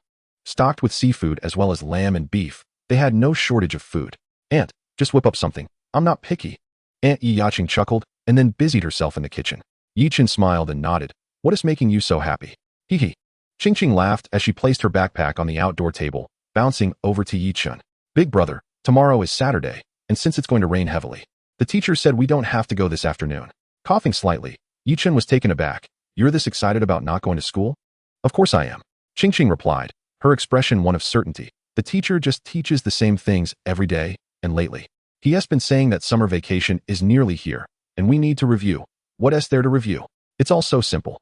Yi Chun smiled slightly and pinched Ching Ching's cheek. Ching Ching, just because you excel in your studies doesn't mean everyone else does. Some people need help. You shouldn't only think of yourself. Consider others too. Ching Ching nodded sagely, taking his words to heart. Big brother, you're right. Some classmates are so slow. The teacher has taught them several times, and they still don't get it. Yi Chun felt as though this was a subtle insinuation directed at him. During his school days, while his academic performance was generally satisfactory, his English skills were a source of relentless torment. He chuckled softly. Go see if there's anything to eat.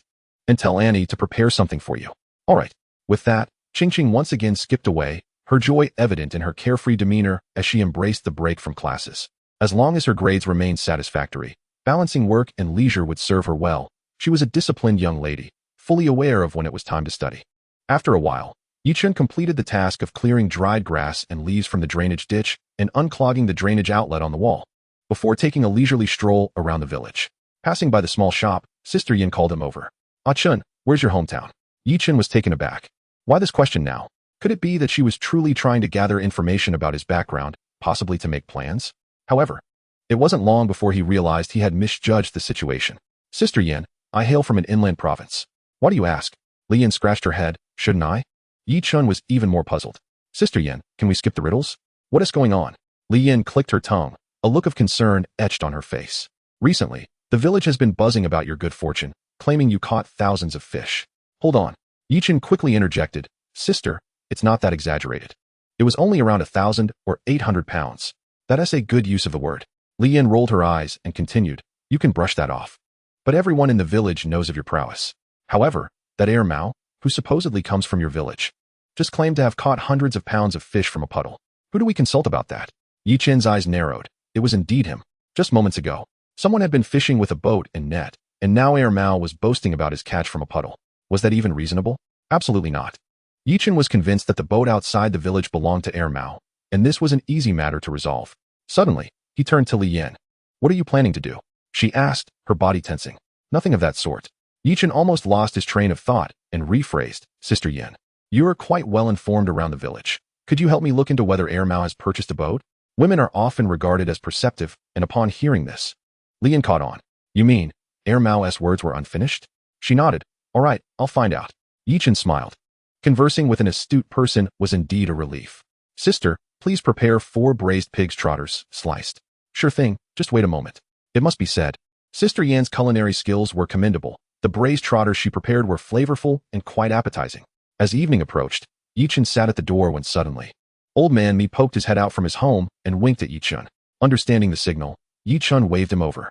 Xiao Chun, could you help me download some songs? Also, we can't just sing. At my age, I don't quite grasp it. You'll need to help me plan. Plan? Me? Yi Chun pointed to himself, bewildered. I'm just a single dog. How can I assist in planning for others? Precisely. Old Man Mi nodded. You young folks understand so much. I must rely on you for this.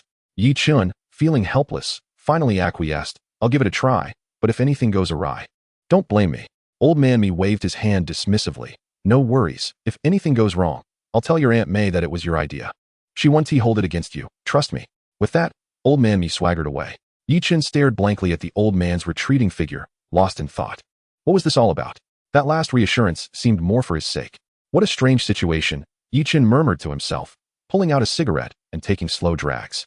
His face clouded with melancholy as he occasionally glanced towards the direction of Old Man Mi's door. Before long, Yi Chun slapped his forehead, realizing he had forgotten something vital. When it comes to understanding women, no one knows them better than other women. Mi Xiaomi, being Aunt May's daughter, would undoubtedly have deeper insights. If he couldn't manage it alone, enlisting external help was a worthy plan. Thus, he resolved to message Mi Xiaomi later to inquire about Aunt May's preferences and then have a chat with Sister Yin, who, being a widow, likely had a more delicate sensibility. Brother, dinner's ready. All right, I'm coming. Looking at his handiwork, Yi Chun smiled knowingly. Perfection. Upon returning home and rinsing off, he lay on his bed and texted Mi Xiaomi. Xiaomi, here's the situation regarding your dad. The message was lengthy as he detailed the circumstances. Haha, I see. Don't be fooled by my mom's flowery speech. She has little experience in matters of the heart. Both of them are teachers, with hardly any time for each other. It's surprising that they still wish to be romantic at their age. Let me think it over for a couple of days. Just wait. Hee hee. All set. Yi Chun set his phone down and quickly drifted into slumber. Meanwhile, a figure laden with bags approached the yard of Mi Chungang without uttering a word. Knock, knock, knock. Who is it? Anson opened the door. It's Dahai. With a creak, the door swung open, and Li Yanhua and Mi Chungang emerged to assist in carrying the packages. I was delayed a bit while settling the bill with the boss, Dahai said as he walked inside, plopping down onto the floor. Uncle Ant, is everything you discussed on the phone true? Mi Chungang hesitated for a moment, then sighed softly, pulling out a cigarette to take a puff. Dahai, do you think I would joke about such matters? The video is still in the DVD. See for yourself. With that, silence enveloped the room, leaving only the swirling smoke. Dahai stepped forward, turned on the television, and soon his expression morphed from shock to fury, slamming his hand on the table as he prepared to storm out. Li Yanhua quickly grabbed him, shouting towards the back. Chungang, stop him. Don't let him do something foolish. Mi Chungang hastily moved to restrain Dahai. This young man, usually gentle and good-natured, could turn into a different person when angered, capable of anything. If this situation was mishandled, it could escalate into a serious incident. Listen to your uncle. Dahai, calm down for a moment. Dahai's face was anguished. Uncle, how can I calm down? I toil day in and day out. All my earnings go to her and the child. Previously, just seeing them smile brought me joy. But now what has she done? Has she been fair to me? Mi Chungang took a deep breath. Anyone would be enraged in his shoes, but they must not act impulsively. I understand your struggles, but I can't watch you make a rash decision. Think of your parents. Trust me, let us share a few drinks. He then called out to Li Yanhua. Yanhua, go get some marinated dishes from the village entrance. Dahai and I will have a drink. As Li Yanhua left, Dahai's tears fell freely. Uncle, am I truly so pathetic? Not pathetic. It's that Chinmei woman who is too reckless.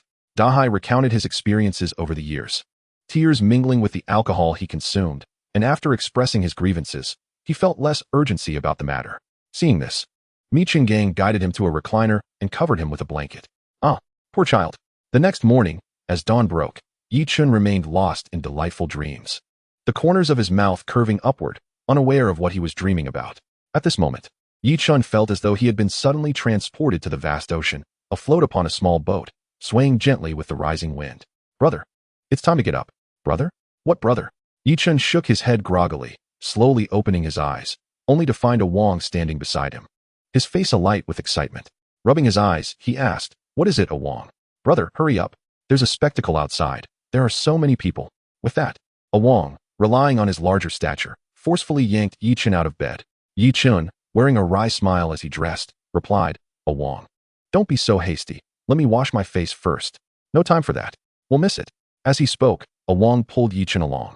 And after a short run, Yi Chun began to awaken, albeit feeling rather uncomfortable without brushing his teeth or washing his face. Before long, the clamor of voices reached Yi Chun's ears, and he saw a dense throng of people ahead. Thankfully, Wang Daping had gone inside. Otherwise, the sea would certainly have come looking for him. Who could be blamed? He couldn't manage himself, and it served him right. But honestly, Wang Daping wasn't particularly impressive either. What could Chen Mei have seen in him? The crowd murmured in disappointment. Who knows? Some men present were secretly envious, noting that Chen Mei was quite attractive. Why hadn't she taken a liking to them? Oh, by the way, where's Hua Zi? Didn't Daping say that Chen Mei had some connection with him? Haha. Still looking for Hua Zi? I saw him running off early this morning. I wonder if he caught wind of something. Yi Chun listened intently from behind. As the gossip surrounding Chen Mei had become the talk of the village these past few days, everyone was aware of it. Even those who ventured into town for market day were discussing her, igniting chatter in several neighboring villages. Suddenly, a sharp slap echoed through the air, causing the crowd to fall silent, followed swiftly by Mi Dahai's voice. Speak up. Besides Daping and Hua Zi, is there anyone else? Chapter 67. Think twice. Chen Mei knelt to the side, a clear imprint of fingers visible on her face. No one else. Mi Dahai glared. Are you absolutely certain there's no one else? Chen Mei felt a surge of fear. Mi Dahai's expression was terrifying. Well, there's one more. Her voice was scarcely above a whisper, inaudible from a distance. But Mi Dahai, standing nearby, caught every word. The mention of one more nearly sent him into a fit of fury. Shooting a glare at Chen Mei, Mi Dahai contemplated striking her, but hesitated. Watching her retreat into the house, he suddenly broke into a sardonic laugh, incredulous that two weren't enough. And now a third one had emerged. What kind of misfortune had he brought upon himself? In the courtyard, Mi Dahai sat quietly, smoking and gazing at the sky, when a thought struck him. From where did his third uncle acquire that film? Contemplating this, he beckoned Mi Chungang, who had been standing watch at the door. Third uncle, where did that film come from? Where did it come from? Mi Chungang scratched his head. He hadn't considered this question. Ever since he had seen the film, his mind had been consumed with rage, leaving no room for thoughts about its origins. However, upon reflection, it indeed raised questions. Well, here's the thing. A few days ago, I went out in the morning and found that film in our yard. At first, I didn't pay much attention, thinking it was an action movie. He could piece together the subsequent events. Yet, the film's origin was clearly suspicious, and with no surveillance in the village, tracking down who had brought it was, evidently, impossible. What is the matter? Mi Dahai inquired, noticing Mi Chenggang's sudden look of doubt. Mi Chenggang found a stool to sit on, tilting his head in contemplation before speaking. Well, a while back, Shunzi grabbed someone's dogtail and got pushed. Then, Chen Mei had a quarrel with that person. Also, your aunt mentioned that he came to our house not long ago, claiming to be visiting. Upon hearing this, Mi Dahai's mind began to race. Third uncle. Are you suggesting that this person is responsible? Who is he? His name is Yi Chen. Mi Chenggang shook his head again. But there's one more thing. He had many visitors that day, so whether he specifically targeted our family, I'm not sure. Mi Dahai nodded. Regardless, this Yi Chen certainly bore the greatest suspicion. He had no intention of causing trouble for Yi Chen. On the contrary, he felt compelled to express his gratitude. If it weren't for that film, he might have remained oblivious for many more years. Resolved, Mi Dahai stood up and headed inside. Meanwhile, Chen Mei was sitting at the table, sobbing quietly. Crying. What a sight. Speak up. Who is the other person? Chen Mei lifted her head, hesitating before replying. From outside the village. Mi Dahai sighed in resignation. You've got some skills, Chen Mei. Managing to find someone from another village. Impressive indeed. Chen Mei's eyes widened in shock. No, it's not like that. Dahai. I promise I won't do it again.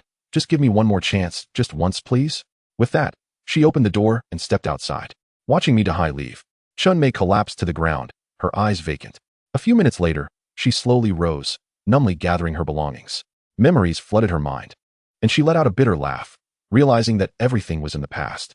Yi Chen shook his head, reminding himself that one must think twice before acting. Kids should refrain from prying. Brother, you're only a year older than me. A year is still older. Third uncle, who is Yi Chen? I must thank him. Mi Chenggang nodded. Whether he acted out of kindness, we don't know, but you indeed need to express your gratitude. Mi Chenggang took a seat and handed a cigarette to Dahai. Dahai, Yi Chen is a young man who hasn't been here for long, but don't underestimate him. He possesses great talent and can earn a lot of money. Just skip lunchtime today to avoid misunderstandings. You can buy something in the afternoon and sneak over. Mi Dahai agreed that it made sense. Third uncle, you say he is quite capable of making money? Yes, but don't dwell on it too much. He brought along several young men, including our village's Huzi, so he is not short on manpower. If you want to give it a try, wait until the sea opens. They will certainly be in need of workers. Unbeknownst to Yi Chen, he was currently at home enjoying a meal, pondering whether he should seek out Mi Xiaomi for a more in-depth conversation. After all, if old man Mi were to inquire, he would want to avoid feeling awkward for being uninformed. After finishing breakfast, Yi Chen first visited Sister Yan's small shop. At that moment, Sister Yan was chatting with another woman, who smiled slightly upon seeing Yi Chen approach. What are you two talking about?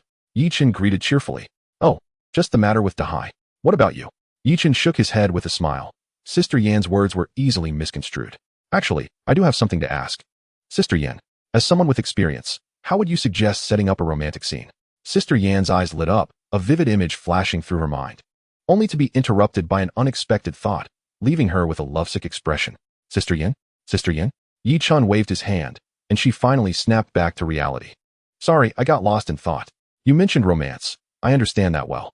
The scene must be surprising, not necessarily extravagant or luxurious, but it should have the essentials. Get some balloons, some streamers, and customize a few slogans. These can all be arranged. You just need to figure out their preferences and the overall theme. It will definitely work. Yi Chen nodded. I understand, Sister Yan. I have a few more things to attend to. I'll treat you to a meal next time. As Yi Chen turned to leave, Sister Yan grabbed his arm. Is there something else? Yi Chen was taken aback, realizing that the two of them had already connected. Suddenly, Sister Yan jumped up, exclaiming, Thank you, Ah Chen. Yi Chen glanced back before hastily exiting, bemused by the fervor of women in love. Once back in his car, Yi Chen headed straight for the town, intending to discuss the scene design with Xiaomi Chapter 68, Fishing by the River. En route, Yi Chen pondered deeply about what topics to cover in their conversation. As he pondered, the sky suddenly seemed to collapse, and the torrential rain that had been accumulating for so long cascaded down with a deafening roar. Large raindrops, propelled by a fierce wind, pelted against Yi Chen's face through the window, extinguishing the cigarette in his hand. He slammed on the brakes, bringing the car to a halt by the roadside, hurriedly rolled up the window, and peered outside with wide eyes. Goodness, this rain is utterly relentless. Not only was it raining, but thunder and lightning followed in quick succession, rumbling and crackling, awakening Yi Chun's youthful spirit. He pointed dramatically at the sky. Fellow cultivator, are you undergoing tribulation here? Crack. Not far ahead. A tree branch snapped in response, its fracture blackened and emitting wisps of smoke. Yi Chun recoiled in fright. Run. He swiftly shifted gears and accelerated, soon arriving in town. After parking the car, he dashed into the supermarket. Phew. Yi Chun sighed deeply, realizing he was drenched to the bone in such a short time. At the checkout counter, Mi Xiaomi gazed at him with wide eyes. Yi Chun, what brings you here? Yi Chun turned to her and replied, Didn't I mention yesterday that I came to discuss something? Oh, I see.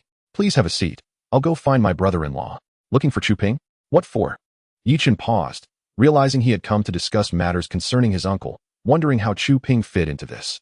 Could he be an expert in this regard? Mi Xiaomi shot him a sidelong glance and replied impatiently, I'm asking him to get you some clothes. Look at you, you're a mess. Oh, I see. Yi Chun scratched his head, glancing at himself. He was dripping wet, wearing a white short-sleeve shirt, feeling quite embarrassed after being soaked by the rain. After a while, Chu Ping emerged from the back and, upon seeing Yi Chun, burst into laughter. Buddy, what happened to you? Come, I found some of my clothes. See if they fit. The supermarket had a room in the back, and Yi Chun followed Chu Ping there. At the door, Mi Xiaomi stood with a towel and, seeing Yi Chun approach, handed it to him. Wipe yourself off. We don't want you getting sick. I'm fine. My constitution is pretty robust. When he emerged again, Mi Xiaomi burst into laughter, while Chu Ping stifled a chuckle. Yi Chun, puzzled, asked, What is so funny? Mi Xiaomi grinned widely. Yi Chun, your clothes seem a bit small, brother-in-law. Could you find him another? Chu Ping's face darkened. This is the biggest one I could find. Yi Chun waved his hand dismissively. No need to look further. I feel quite comfortable in this, much better than my wet clothes. Chu Ping nodded. That's good. By the way, how about going fishing? Fishing? Yi Chun placed a hand on Chu Ping's forehead, only to be pushed away. Brother Ping, are you out of your mind? It's pouring rain. Do you want to be swept away by the waves? Chu Ping shot him a disgruntled look. What do you know? We're not going sea fishing. We're heading to the river. A few days ago, a friend caught a big fish there. Are you in? Yi Chun agreed, thinking fishing in the river was feasible. All right, but I still need to discuss something with Xiaomi first before we go. That has settled then. I'll tidy up. Chu Ping cheerfully rushed off. The store had been busy lately, leaving him exhausted, and now with the heavy rain, he finally had a chance to relax. Xiaomi, I asked around, and they said we need to set up a scene with a theme. Do you have any suggestions? Mi Xiaomi tilted her head and thought, I have an idea. The venue will be at home, but the setup will be up to you all. I plan to take my mom into the city to buy some new clothes. What about you? After a thorough discussion, Yi Chun nodded quietly, appreciating Mi Xiaomi's thoughtful ideas. They were indeed splendid. Just then, Chu Ping reappeared, all set. Chen, are you ready? We can head out now. All right, let us go. The two of them opened their umbrellas and stepped outside. Chu Ping's vehicle was a pickup truck, equipped with fishing gear, a fish net, large umbrellas, and even a barbecue grill. Brother Chu, you're well prepared. Chu Ping nodded. If we get hungry, we can grab a bite. Going out is all about having fun. After half an hour of driving, they reached the riverbank. After another 10 minutes of searching, they found a sheltered spot to set up for fishing. Under the large umbrella, they placed stone supports to secure it. Since they were fishing in the river and Chu Ping provided the equipment, Yi Chun decided against checking the system. The joy of fishing was what mattered most. Moreover, in the river, the catch wasn't as crucial. As long as they weren't skunked, it was fine. The two sat a few meters apart, baited their hooks, and each held a bag of sunflower seeds, enjoying the moment while listening to the soothing sound of the rain. With a hook each, a bag of seeds, and a bottle of soda, sitting in this environment all day was a true delight. Unfortunately, the pleasant scene was short-lived. Just as Yi Chun was reveling in the tranquil ambience, he heard Chu Ping's raucous laughter nearby. Haha, I've got one. Yi Chun turned to see Chu Ping's bobber bobbing up and down. Chu Ping carefully pulled on the fishing rod, wary of losing the fish, but soon sensed something was off. It feels so light. Did the fish get away? Then he pulled the hook out of the water, revealing not a fish, but rather a small carp. Yi Chun burst into laughter. Brother Ping, that carp isn't bad among the small fry. Chu Ping's expression soured. While the carp was indeed decent, it was still a baby carp. What are you laughing at? At least I caught something. Have you caught anything yet? Yi Chun immediately stifled his laughter, realizing Chu Ping was right. He hadn't caught anything yet. Today, he hadn't planned on using the system. And he certainly didn't want to come up empty-handed. The two sat in silence for an hour, catching only small fish. And while Chu Ping managed to reel in a half-kilogram crucian carp, it was hardly impressive. As noon approached, Yi Chun began to think about lunch when suddenly, Chu Ping exclaimed, Haha, this fish has some fight in it. It must be big. Yi Chun suppressed the urge to look, but curiosity compelled him to peek. Haha, it's a black fish, not bad at all, weighing about 2 or 3 pounds. Chen's face darkened. Without the system, he still wasn't faring well.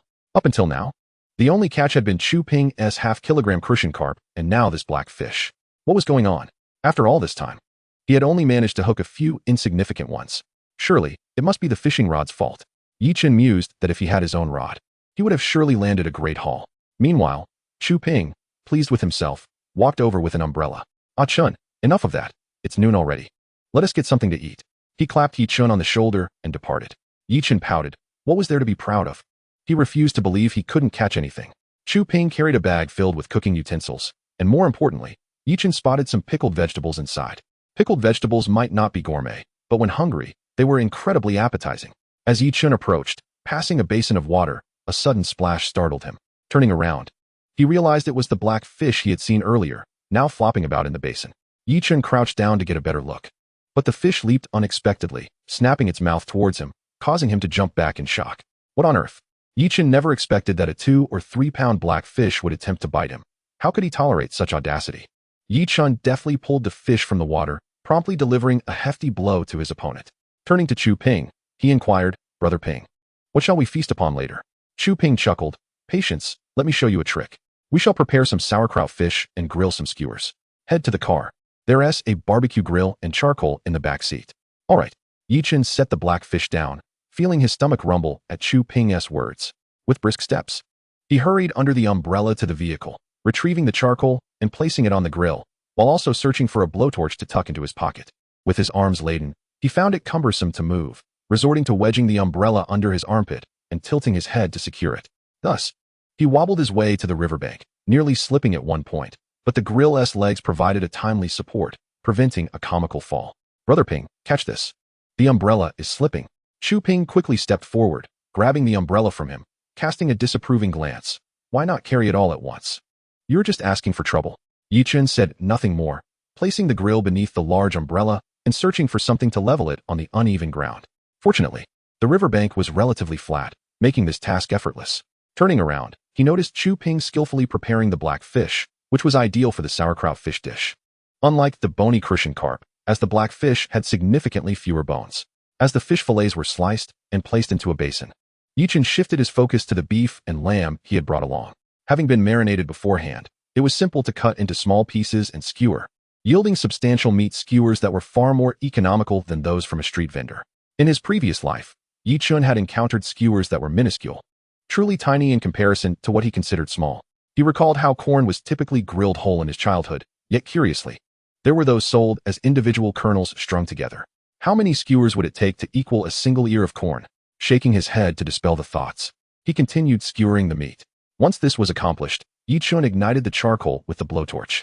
Just as the flames flickered to life, he noticed the fishing float in the water stir. He hastily set down the torch and rushed over. Upon lifting the fishing rod, Chen furrowed his brow. The sensation felt off, not quite like a fish biting, merely a heavier weight with little resistance. Another tug on the line elicited a vigorous struggle. Chen's excitement surged. Judging by the intensity of the struggle, the fish must be substantial.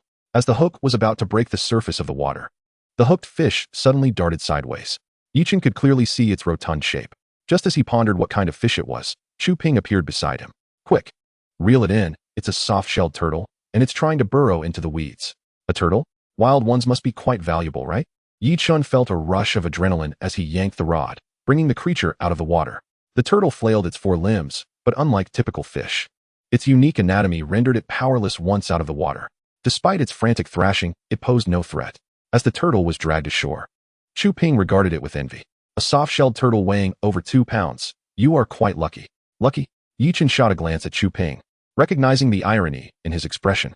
The fish you catch is skill, while mine is mere luck, is that it? You're just jealous.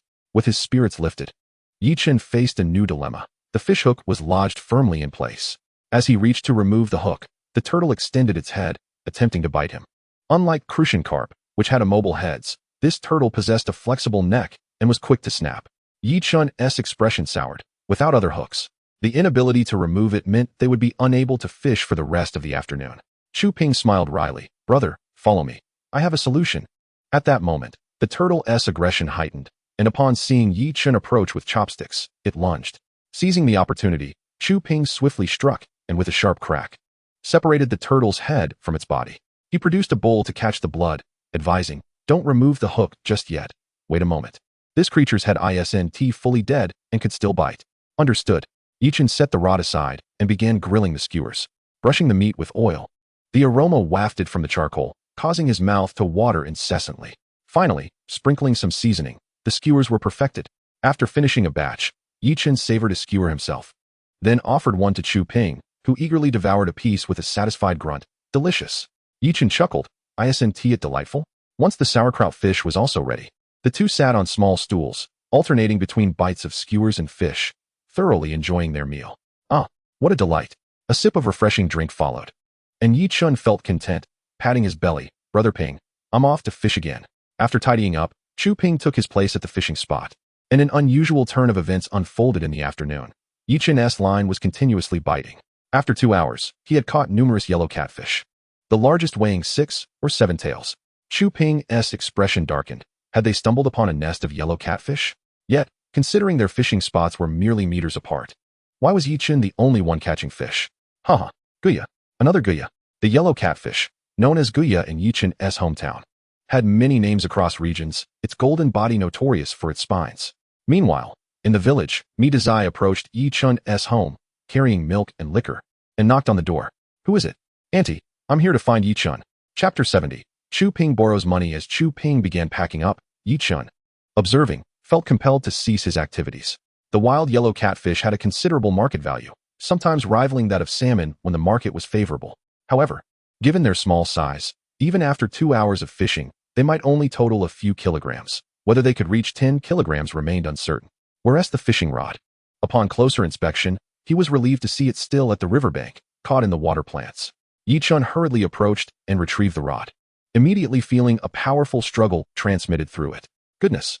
Estimating the sensation, he thought that if this were in the sea, the fish might weigh 3 or 4 kilograms. But here, in freshwater, it was likely to be heavier. Just then, Chu Ping approached, having finished packing his things, and couldn't he help but smirk at Chen's predicament. "Even as we prepare to leave, you managed to catch a big one?" Chen, noticing Chu Ping beside him, seized the opportunity to ask, "Brother Ping, can this fishing rod handle a strong pull?" Chu Ping rolled his eyes. "Do you take me for a novice with a cheap rod? A few kilograms of fish is no problem. Just pull. After all, my rod costs over 2,000. With a fishing rod worth over 2,000, Chen felt emboldened to reel in the fish, drawing on his experience with tuna and swordfish. This fish felt like a mere minnow, easily manageable. As Chen exerted his strength, within minutes, the fish was at the water's edge, where Chu Ping swiftly scooped it up with a net. It was a walleye, weighing 5 to 6 kilograms, not considered small in the market, and such a specimen could fetch a good price, often selling for 40 to 50, with the potential to reach 60 for a prized catch. In high spirits, Chen clapped his hands, stowed the rod, and pulled the fish from the water, declaring, "Let us go, Brother Ping." The two loaded their belongings into the car. But along the way, Chu Ping seemed hesitant, his pace growing increasingly slow. "Brother Ping, is something troubling you?" Chu Ping sighed deeply, his demeanor exceedingly awkward. "Ah Chen, could you lend me a bit of money?" "Not much, just 1,000 will suffice." Chen was taken aback. Chu Ping owned a supermarket, a substantial establishment with appliances and all manner of goods. Surely he couldn't be in dire need of this 1,000 yuan? "Brother Ping, have you encountered some trouble?" Chu Ping scratched his head. "Not really. I actually have the money, but you know how it is with personal savings." Chen nodded in understanding. He then pulled out his phone, opened the payment app, and transferred 1,000 yuan to Chu Ping. "Brother Ping, the money's sent. Is it still at Honglangman?"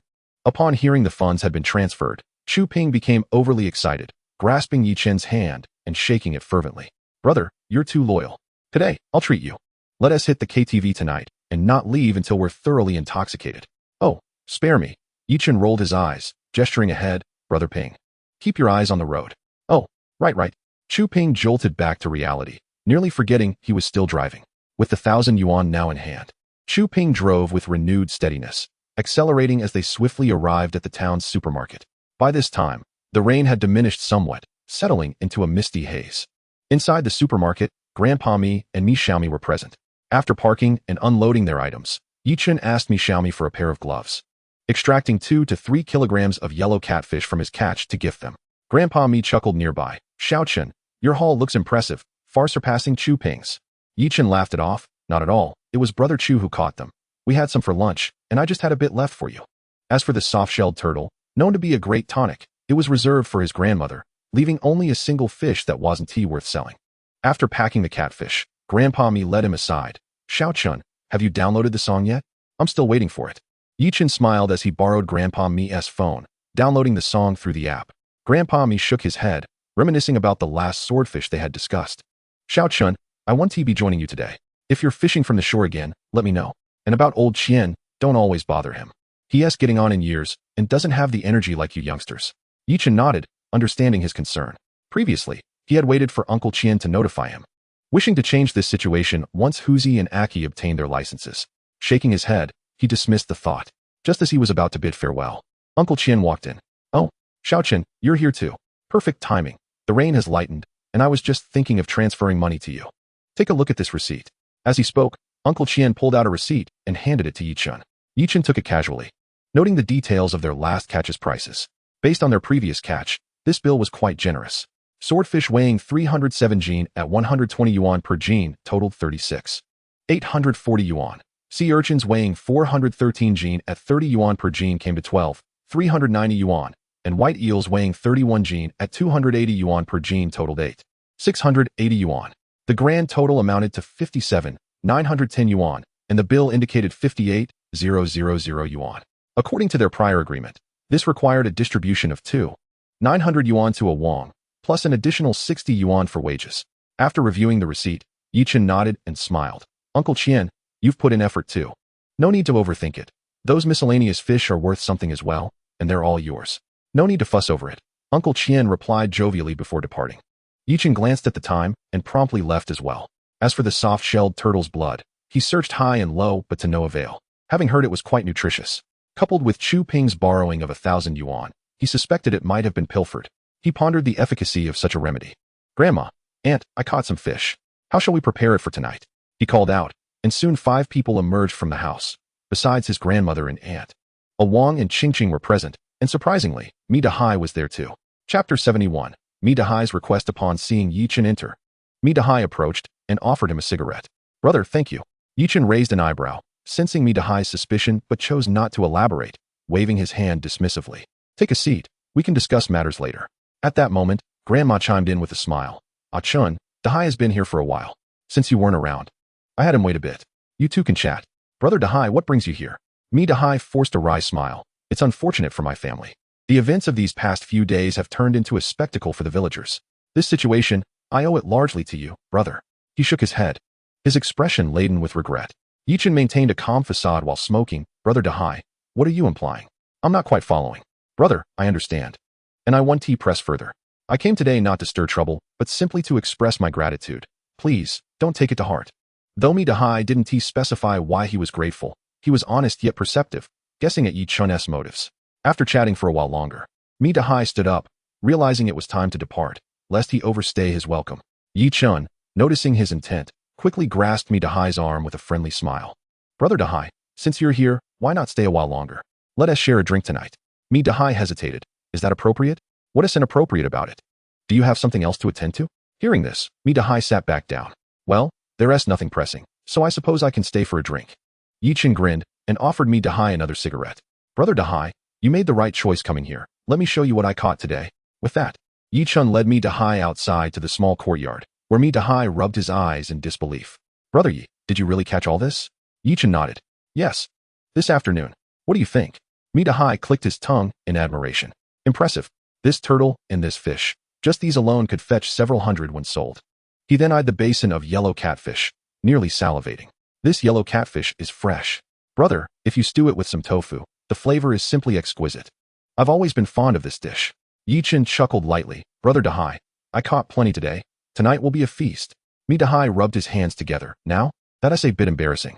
As evening approached, the kitchen was ablaze with light, with yellow catfish stewed with tofu, steamed fish, braised catfish, and some crabs prepared alongside a stir-fry of greens. In the midst of it all, Yi Chen contemplated cooking the turtle, but Mi Dahai firmly opposed, leaving him no choice but to relent. At the dining table, the two sat together, and Yi Chen poured a glass of wine. Brother Dahai, I toast to you. Cheers. Yi Chen had expected that drinking in the southern regions would require savoring the beverage. Yet he was taken aback by Mi-Dahai's boisterousness as he downed his drink in one go, leaving Yi-Chun to finish the remainder of his own. Hiss. Let us eat. Yes, yes, let us eat. Grandma chimed in, bustling about. Dahai, feel at home. Make yourself comfortable and eat as you wish. Mi-Dahai smiled bashfully. Grandma, rest assured, since I'm here, I'll definitely eat my fill. That's great. Eat up. Amidst the feasting, Yi-Chun's phone suddenly buzzed in his pocket. He pulled it out to find a transfer notification. Mi-Dahai caught a glimpse out of the corner of his eye and was instantly astounded. What amount is that? Unable to restrain himself, Mi-Dahai stared hard, and his eyes widened in disbelief. It was a 5-digit sum, with the balance reaching 6 figures. How much is this? Could this possibly be the funds of a young man in his 20s? Surely, this must be a jest? Mi-Dahai couldn't help but glance at Yi-Chun's grandmother and aunt. From their attire, they hardly appeared to be affluent. Thus, it dawned on him that this money must have been earned by Yi-Chun himself. Mi-Dahai shook his head, pondering quietly, and to his surprise, this contemplation startled him. He had departed during the sealing of the sea in May, and now it was not yet July. Thus, it meant that in less than 2 months, Yi-Chun had amassed a 6-figure savings. This was not what his third uncle had described as earning money. It was akin to fishing for wealth from the sea. After observing for a while, Mi-Dahai could no longer contain himself. Brother Yi, is it really that profitable out there in the sea? Luck, pure luck. Although Yi-Chun dared to say so, Mi-Dahai was skeptical, thinking Yi-Chun was merely being modest. Initially, his uncle had mentioned that Yi-Chun didn't lack manpower, suggesting they discuss it further once he opened up the sea, yet now, he truly could not hold back. Brother Yi, there is something I'm uncertain whether to ask. Yi-Chun poured Mi-Dahai a drink. Brother Dahai, feel free to speak your mind. I will certainly share what I know. Mi-Dahai hesitated, fearing he might leave a poor impression on Yi-Chun. However, upon reflection, he realized that in these times, one must seize opportunities.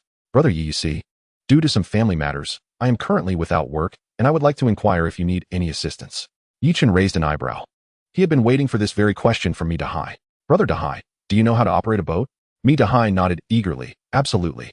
I have experience operating various vessels, both large and small. Yi-Chun smiled.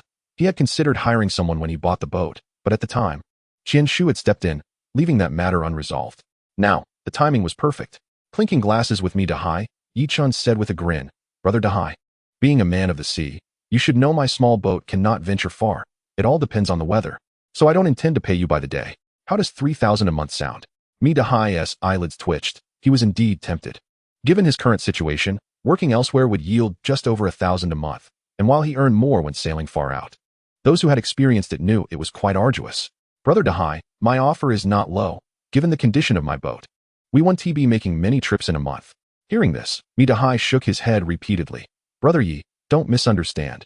Your salary is more than generous. I'm simply taken aback. With this reassurance, Yi-Chun felt relieved, raising his glass. Then it settled. Cheers. As they passed by Mi-Chun-gang's house, Mi-Chun-gang stood waiting, and upon seeing Yi-Chun's smiling face, he expressed concern. Dahai, nothing has gone awry, has it? Uncle, what are you talking about? I've made arrangements with Yi-Chun to go out to sea together next time. Mi-Chun-gang laughed upon hearing this. So it's all set? That is wonderful. What is the pay? Hee 3,000 a month. Mi-Chun-gang chuckled, patting Dahai on the shoulder. Work hard. If your wife is gone, you can always remarry. Chapter 72. The luck value turns red. The heavy winds and rains persisted intermittently for 2 days. On the third day, with the sound of birds chirping, Yi-Chun woke early. After freshening up, he stepped into the yard, his mind clear, and began to organize his recent gains. A catch of tuna and a school of eagle rays, combined with the recent swordfish, had once again filled his wallet, bringing it to nearly 160,000. Simultaneously, the points in the system had risen to 181,707. Just as he was checking the system, he suddenly froze. Under his gaze, the luck value section flickered with a red glow, the number now standing at 80 points. Based on Yi-Chun's experiences in recent days, the luck value seemed somewhat superfluous, beyond initially exchanging it for a sand shovel and net that led him to sandworms and large yellow croakers. It appeared to yield little else in terms of benefit. Yet now, an 80-point luck value left him profoundly astonished. While the luck value did not guarantee personal gains, it did indicate the presence of resources. Whether those resources would come to him depended on his true fortune. Contemplating this, Yi-Chun glanced at his grandmother bustling in the kitchen, greeted her, and proceeded toward the beach. Armed with a net and shovel in one hand and a bucket in the other, which also contained a sack, just in case. Oh, Chen is here for the harvest too. On the beach, several elderly men greeted Yi-Chun, who offered them cigarettes. How is the harvest, gentlemen? Ah, don't even mention it. We were hoping for something after the storm, but right now, finding a few spicy whelks or bitter clams would be a good haul. The elderly men exhaled clouds of smoke, seemingly unfazed. They knew that harvesting from the sea depended on luck. It wasn't guaranteed that heavy winds and waves would yield a bounty. Those fortunate enough might find something good, while most would fare similarly to usual. Without typhoons or high tides, how could everyone find something worthwhile? If everyone were to strike it rich, then after a storm, they would all flock to the beach instead of working. Chen, you should take a look. The whole village knows you excel at harvesting from the sea, and we'd love to see your skills. With that, the group followed Chen, clearly intending to stay with him. Chen chuckled to himself, bemused by the situation. Although he had come to the beach, he found himself followed by a host of elderly men instead of children. As for the cat's eye clams, the relief they provided was delightful when squeezed in hand. After squeezing a few cat's eye clams, Chen swiftly dug again, unearthing a clam thicker than his thumb. Behind him, the elderly men's eyelids twitched. What sorcery was this? As they watched Chen continue forward, the elderly men crouched down, peering into the hole he had just dug. Did you see anything? No. They shook their heads, initially hoping to learn a trick or two. However, this young man was no mentor. Not only had they failed to spot any breathing holes, even before he dug, they hadn't seen any signs. The elderly men scratched their heads, looking at Chen. Let us go see somewhere else. Paying little mind to his entourage, Chen walked on until he found a rock to sit on. Slowly exhaling a puff of smoke, he felt a tinge of melancholy. While there were some cat's eye clams and clams in this area, their distribution was evidently sparse, not aligning with what the system's luck value suggested. After 20 minutes had passed, he had found no other discoveries. Perhaps this was simply not meant for him. With that thought, Chen finished his cigarette and stood up, heading toward the crowd. There were plenty of people harvesting from the sea, scattered about, and he wanted to see what others had collected. Happiness is relative, one must compare. Though his own harvest was meager, if others were similarly lacking, it would provide some psychological comfort. As he walked toward the gathering, before reaching them, his eyes suddenly brightened. In the distance, a large puddle was teeming with red. Wow, could this be what the system referred to? In an instant, Chen became acutely aware, his mind racing as he took a deep breath and casually approached. Once he was within 30 meters, his heart raced. He recognized the fish in the water. It was the black fish he had seen during his first outing to the sea, its dark body tinged with a hint of purple upon closer inspection. Calm down. Calm down. Chen continually reassured himself. Within moments, he had composed himself entirely. This puddle was large, and typically, people would overlook it. But with the elderly men trailing behind him, he couldn't afford to reveal any hints. Glancing at a spot a dozen meters away, Chen smiled. Annie, you're here for the harvest too. How is it going? The woman about 10 meters away was familiar to Chen. She was Mi-Dai's third aunt, Li Yanhua, her name differing from the shop owner's by just one character. Oh, Chen, you've come too. Li Yanhua greeted him with a smile. I've only managed to find 2 crabs in the crevices of the rocks. How about you? Not much. I dug up some clams to keep for myself. Li Yanhua nodded. That is not bad. By the way, thank you for your help with Dai's situation. Chen waved his hand, deliberately taking his time to avoid drawing attention. As he departed, the individuals who had been following him ceased their pursuit, shaking their heads and returning to their own affairs. Upon reaching home, Chen urgently called for Awang. Brother, what is the matter? Awang, having just risen, was still in a state of drowsiness. No time to explain. Let us go. Chen tugged Awang onto the 3-wheeled vehicle, and with a swift motion, they sped off. Hey, Chen, have something to eat before you leave. Grandma shouted after them, but by the time she stepped outside, they had vanished without a trace. Arriving in town, Chen first headed to the supermarket to inquire about a water pump from Chu Ping. A water pump? Chu Ping stared at Chen blankly. Are you looking to drain a water pit? Chen nodded affirmatively. Yes, Brother Ping. Do you know where I might purchase one in town? Chu Ping stroked his chin thoughtfully. Then, with a glint in his eyes, he draped an arm around Chen's shoulder. Chen, I happen to have one here that I bought for fun, but only used once. If you want it, I'll sell it to you. What do you say? How much? Chen asked. Chu Ping laughed heartily. Talking money can spoil the friendship. He then lowered his voice, holding up a finger. Chen, I want to deceive you. A standard pump can go for several hundred, but mine costs 1,600. Let us settle the account, and you can take it. Chen nodded, acutely aware of the time constraints. Acquiring the equipment was his immediate priority. Brother Ping, lead the way. Let us go. Chu Ping guided Chen to the back of the supermarket, lifting a tarpaulin to reveal the pump, and subsequently brought over an oil barrel. Brother, everything is ready for you. It's good to go. Saying this, he filled the pump with oil and handed the remaining container to Chen. Awang, lift it. Let us move. Chen and Awang hurriedly carried the pump past their home without pausing, heading straight for the beach. The recent rain had left some areas muddy, requiring Awang to hop off and push a few times. Upon reaching the beach, Chen discovered that others were already draining water from a pit, but fortunately, it was not the one he had previously scouted. As Chen approached on the three-wheeled vehicle, another group of water drainers turned their gaze, shutting off their pump and heading towards the water pit ahead of him. Chapter 73. The water draining commotion. As they drew near, the vehicle could no longer navigate the path, forcing Chen and Awang to carry the pump onward.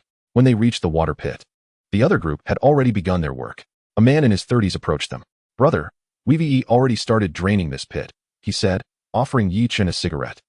Chen frowned. "Are you really going to drain this pit?" The man chuckled. "Brother, while the pit is a public resource, there are unspoken rules. If someone claims it first, others shouldn't interfere." "Very well, then. You can have this pit. We'll find another." The man smiled, shaking Chen's hand. "Thanks, brother." In truth, the man was somewhat surprised. They had only occupied the pit upon seeing Chen's approach, hoping to gain some advantage, if pressed. While they had some justification, their actions were somewhat unseemly. Meanwhile, Chen and Awang continued on. "Brother, are we not going to use this pit?" Chen nodded. "No, they got here first. It's theirs." He shook his head with a smile, realizing that his inquiry was out of goodwill. The earlier pit he had observed was not the one he had initially scouted, and upon closer inspection, it contained only a single eel and a few small crabs. Such a pit was rarely chosen by anyone due to its size, oil consumption, and uncertainty of yield. With that thought, Chen arrived at the water pit he had previously identified, peering inside to find it teeming with fish. The two set down the pump and connected the water intake to the hose, Chen eagerly rubbing his hands together. After pulling the cord twice, the pump roared to life, quickly sending water surging through the hose. Adjusting the throttle, the two settled beside it, with Chen pulling out a cigarette, inhaling deeply, his heart filled with joy. Black eels. He had encountered them once before, but hadn't caught any since. Such fish were scarce in the market, and their price was remarkably high. Moreover, there was no need for strenuous effort. Simply set up the pump and wait patiently. As for the possibility of them getting stuck during extraction, there was no cause for concern. The hose had a trap at the front, and Chen had noted that the eels in the pit were all substantial, with none weighing under a pound, and some even reaching 3 or 4 pounds. As the draining progressed, the fish began to stir, occasionally splashing at the surface. "Brother, there are fish. There really are fish." Chen waved his hand. "Calm down. It's no big deal." Though he urged Awang to maintain composure, his own lips betrayed him, curling into a grin that even his poor eyesight couldn't miss. After a while, the commotion in the water grew louder, and the fish became clearly visible. Moreover, a throng of onlookers had gathered nearby, pointing and whispering about the pit. Chen stood up, furrowing his brow at the crowd. "Everyone, I've been draining this water for quite some time. You wouldn't have any thoughts about it, would you?" The gathering of spectators looked sheepish. "Of course not. We're just watching." Chen nodded. "That's good. Awang, let us get in." "All right, brother." The two descended into the water pit, and as soon as they did, Chen felt fish brushing against his legs, occasionally splashing against him. Awang experienced the same, quickly snatching a fish with a swift motion. "Brother, this fish is so plump." As they pulled the fish from the water, the crowd erupted in excitement. "Black eels. That's a black eel. Goodness, that one must be worth several hundred." "Mom, I want to eat black eel," a child piped up, only to receive a couple of light slaps from his mother. "Eat, eat, eat. If you can score first in your finals, I'll buy you 2. Upon hearing this, the child's eyes brightened. "Mom, will being last work?" "Oh, you're asking for it, huh? I'll make sure you're not sick today. Come on. I'll take you to school." "Huh?" The child was left dumbfounded, his mother dragging him away with a long face. After this brief interlude, Chen and Awang continued to catch fish, and as more black eels were pulled from the water, the onlookers became restless. The allure of wealth was hard to resist, especially with so many people present. Bolder due to their numbers, one by one, they began to inch closer. Chen paused, eyeing the approaching crowd, and calmly stated, "Everyone, what are you planning to do?" "Hey, Chen, we're all from the village. The CS resources belong to everyone. It can't be just you two fishing, right?" The man stepped forward, with others watching, hoping that if Chen didn't resist, they could partake as well. Before Chen could react, Awang stepped forward, grabbing the man by his collar. "Try taking another step closer." The old man, barely over 5 feet tall, felt like a chick in Awang's grip. The 30-centimeter height difference was monumental in this context, and to the old man, Awang seemed like a mountain looming over him. When he looked up, he could only see Awang's chin, unable to even glimpse his face. "What do you want?" The old man stammered, feigning bravado. Had he not been held, he would have already fled. Awang ignored him, keeping his gaze fixed ahead. Being a hot-headed youth, Once he set his mind on something, he was as stubborn as a mule, recognizing no one but Yi Chun. Seeing Ah Wang's unyielding stance, the old man turned to Yi Chun. Ah Chun, you need to rein in your brother, otherwise, he might end up in trouble. Yi Chun nodded slightly and took out his phone to start recording. Ah Wang, let him go. Once Ah Wang released his grip, Yi Chun pointed his phone at the crowd and spoke softly. I heard from my uncle that a group of people was taken from the village before. Tell me, if I report this to the authorities, do you think they will take action? The crowd murmured. Why should they? Yi Chun nodded in agreement. You're right. But I have drawn water from the pit. I have squandered resources and time, yet you wish to partake in the spoils. If this matter goes unchecked, does that not imply that I too can act with impunity? The earlier speaker fell silent, realizing that speaking up now would surely invite retaliation. Moreover, some individuals had indeed been taken previously. If this escalated, it would spell disaster. Among the crowd, some had come merely to witness the spectacle, and they began to step back cautiously. Seeing that the crowd had retreated, Yi Chun shook his head and continued fishing with Ah Wang, while also taking a moment to call Uncle Chen. Uncle Chen, bring the entire pickup truck over. I have some valuable goods. Chapter 74. Unexpected gains. Yi Chun and Ah Wang were engrossed in their fishing, and before Uncle Chen arrived, both wore broad grins, their mouths stretched wide, reminiscent of the grinning woman with a slit mouth from folklore. As the pump operated, the fish in the water appeared to multiply, and the two had already filled a sack, with it seeming only half full. Yi Chun estimated their catch to weigh around 200 pounds. Likewise, the crowd by the water's edge grew larger. It was already noon, yet not a single person had left. Moreover, Dahai had arrived, not in envy, but rather admiring Yi Chun's bountiful haul, even assisting him in keeping others at bay. Yi Chun observed this with a nod of approval. Before long, the 2 sacks of fish were filled, and Yi Chun's aunt arrived, joining Dahai to load the catch into the fish tank on the tricycle, turning on the oxygen pump to prevent unnecessary deaths. My goodness, Xiao Chun, you've stirred up a hornet's nest. Uncle Qian's astonished voice rang out. Yi Chun chuckled. Luck. It's all about luck. Here, Uncle Qian, have a cigarette. Uncle Qian accepted the cigarette, taking a couple of puffs with a radiant expression. Yi Chun's ability to catch good fish made him happy as well. His daughter's new hotel was in need of quality items, and with the fishing ban in effect, he had been worried just days prior. To his surprise, Yi Chun had caught not only tuna and swordfish, but also a considerable number of pomfret. In high spirits, Uncle Qian set aside his pretenses and sat beside Yi Chun at the water's edge, relaxed and carefree. Xiao Chun, is there still some left in there? Not much. Just a little for Ah Wang to scoop up. Uncle Qian nodded, and the two chatted casually. After finishing a cigarette, Yi Chun ventured down again. Ah Wang, that's enough. Brother, I feel there's still more in there. Yi Chun shook his head. I know, just go up for now. Once Ah Wang left, Yi Chun scanned the water pit. There were still fish, albeit small, totaling 5, each weighing about a pound. There were even some crabs and shellfish, which he could forego. For Yi Chun, arriving in this village to share a meal with the villagers was a pleasure, but if anyone attempted to seize the meat, he would not hesitate to be unyielding. After all, he possessed the ability to see through objects. He could even check on others from the comfort of his home if he wished. Shaking his head, he dismissed further thoughts. At that moment, the water in the pit had nearly been drained, with only a small amount remaining. He instructed Ah Wang to stop the pump, leaned over, felt the water, and after a quick glance, placed the items into the sack. Exiting the pit, Yi Chun pulled out a cigarette and lit it slowly. Ladies and gentlemen, I've nearly finished fishing this pit. As for what remains, that depends on you. Haha. Xiao Chun, well done. I've seen this young man since he was little. Yi Chun rolled his eyes. How long have I even been here for you to say that? Nonetheless, the ant who made the remark immediately jumped into the pit to begin searching. Others, seeing this, rushed in all at once, and the scene quickly became lively. Haha, black-haired fish, it's a black-haired fish. One shouted, but no one paid him mind. There were too many people, and everyone was frantically searching. In fact, 2 people simultaneously grabbed hold of a single fish, one seizing its head and the other its tail. Mine. Who are you? It's clearly mine. I've got its head. One shouted, pulling with all his might, only to find that his opponent was equally strong. And the fish, unable to endure the tugging, thrashed and leapt free. Both were left dumbfounded as the fish escaped, leaving them to scramble for more. With so many people, it took less than a minute for the fish to be completely cleared out, leaving only 5 fortunate souls. Yi Chun watched as the fish were caught, but the others, unable to see the catch, became even more fervent. Everyone, barehanded, felt through the dirt and crevices, their movements wild and unrestrained, completely disregarding the water pit. A sudden scream pierced the air, startling the crowd. The source of the scream raised his hand, revealing a blue crab weighing 6 or 7 tails. The man, still yelling, burst into laughter. Haha, a blue crab.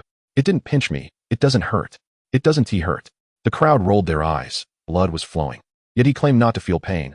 What a charade. After processing the crab, he beamed with joy. Although he hadn't caught any black-haired fish, snagging a blue crab was still a win. A little injury was no concern. A bit of disinfectant would suffice. Who hadn't endured a few scrapes by the sea? Seeing this, Chen chose not to linger. Uncle Chen had already prepared the fish. Xiao Chen, what's in that sack? Uncle Chen pointed at the sack in Chen's hand, his brow furrowed in curiosity. Uncle Chen nodded. Then thank you, Uncle Chen. By the way, it's already noon. Would you like to stay for a meal before you leave? Uncle Chen shook his head, glancing at the pickup truck. There are too many fish. Space is limited in the truck. I need to haul them away quickly. You should come with me. Chen hesitated. Uncle Chen, I trust you to handle this. Just keep an eye on the fish. Uncle Chen shook his head. Regular fish is fine, even the pomfret from last time. But these are black-haired fish. You must come along. All right then. Chen relented. No problem. He called Awang over, hopped onto the tricycle, and sped away. Upon arriving home, Chen carefully stored the black-haired fish from the sack, and then pulled Awang into his room. Brother, I remember. Awang nodded. Good. Xiao Chen, you're quick. Haha. The tricycle is convenient. Indeed. Uncle Chen opened the door, directing the pickup truck inside, then unloaded the fish to weigh them and placed them into larger tanks. After tallying the total, it came to 211 pounds. Xiao Chen, let me be clear about these fish. Due to the large quantity, I can't buy them at market price because there may be losses. Before he could finish, Chen quickly waved his hand. Uncle Chen laughed. Doing business with someone who understands makes things simple. If it were any other villagers, they would surely wonder why the price is so low given how expensive they are in the market. Thus, for fish of this size, the market price generally hovers around 330 per pound, with variations. The usual purchase price is about 260. I'll give you 290. What do you think? Sounds good. Let us go with that. Subsequently, Uncle Chen provided a receipt, and Chen glanced at it, totaling 61,190. Wow. Chapter 75. The Home of the Hermit Crab. Wine cup. Chen's eyelids twitched. This was astonishing. The last time he caught a swordfish, his earnings were only 58,000, and after deducting Chen's commission and boat expenses, he barely broke 50,000. This time, however, he could buy a pump outright, netting over 60,000, and after expenses, he could still pocket over 50,000. This was impressive. Uncle Chen patted Chen on the shoulder. You've struck it rich this time. Stay for a meal at noon. I'll have the restaurant deliver. Chen shook his head. The thought of that thing at home prompting him to take his leave. After bidding farewell to Uncle Chen, Chen made a trip to the bank, withdrawing 10,000 yuan. The last time they went to sea, Awang's share had yet to be divided, including his base salary. He could allocate 3,000 to Awang. This time, factoring in the base salary of 31,195, he could round it to 3,200, totaling 6,200. He also needed to give me Dahai some money, although it was late June and July was approaching. Chen decided not to quibble over it and would provide him half a month's salary. After all, one cannot expect a horse to run without feeding it grass. Chen was committed to providing his employees with every benefit he could, as long as they fulfilled their duties. Slacking off was simply unacceptable. Chen, I heard from the villagers that black-haired fish are selling at a premium. How much did we sell this time? Upon hearing this, Chen beamed with joy and chuckled. Grandma, we sold over 60,000 today, but you mustn't let it slip, or people will get envious. Grandma nodded. Rest assured, I've been around for over 60 years. I've seen it all. Chen smiled, realizing that when it came to the ways of the world, his grandmother was far more astute than he was. He then reached into his pocket. Aunt, here's 6,000 too. It's for Awang. Please confirm it. Why so much? Aunt Yaching's hands trembled as she accepted the money, contemplating returning half to Chen. Chen, you keep it. I can't accept this much. Aunt, what are you saying? This was the agreement. What belongs to Awang is his. Just don't be upset that I took more. If you can earn money, I'm delighted. Since you were little, I've raised you. To me, you're like my own son. As long as you can earn, that's what matters.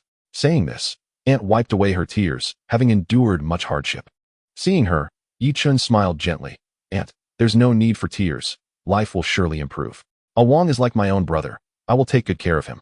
By the way, has Mishue visited recently?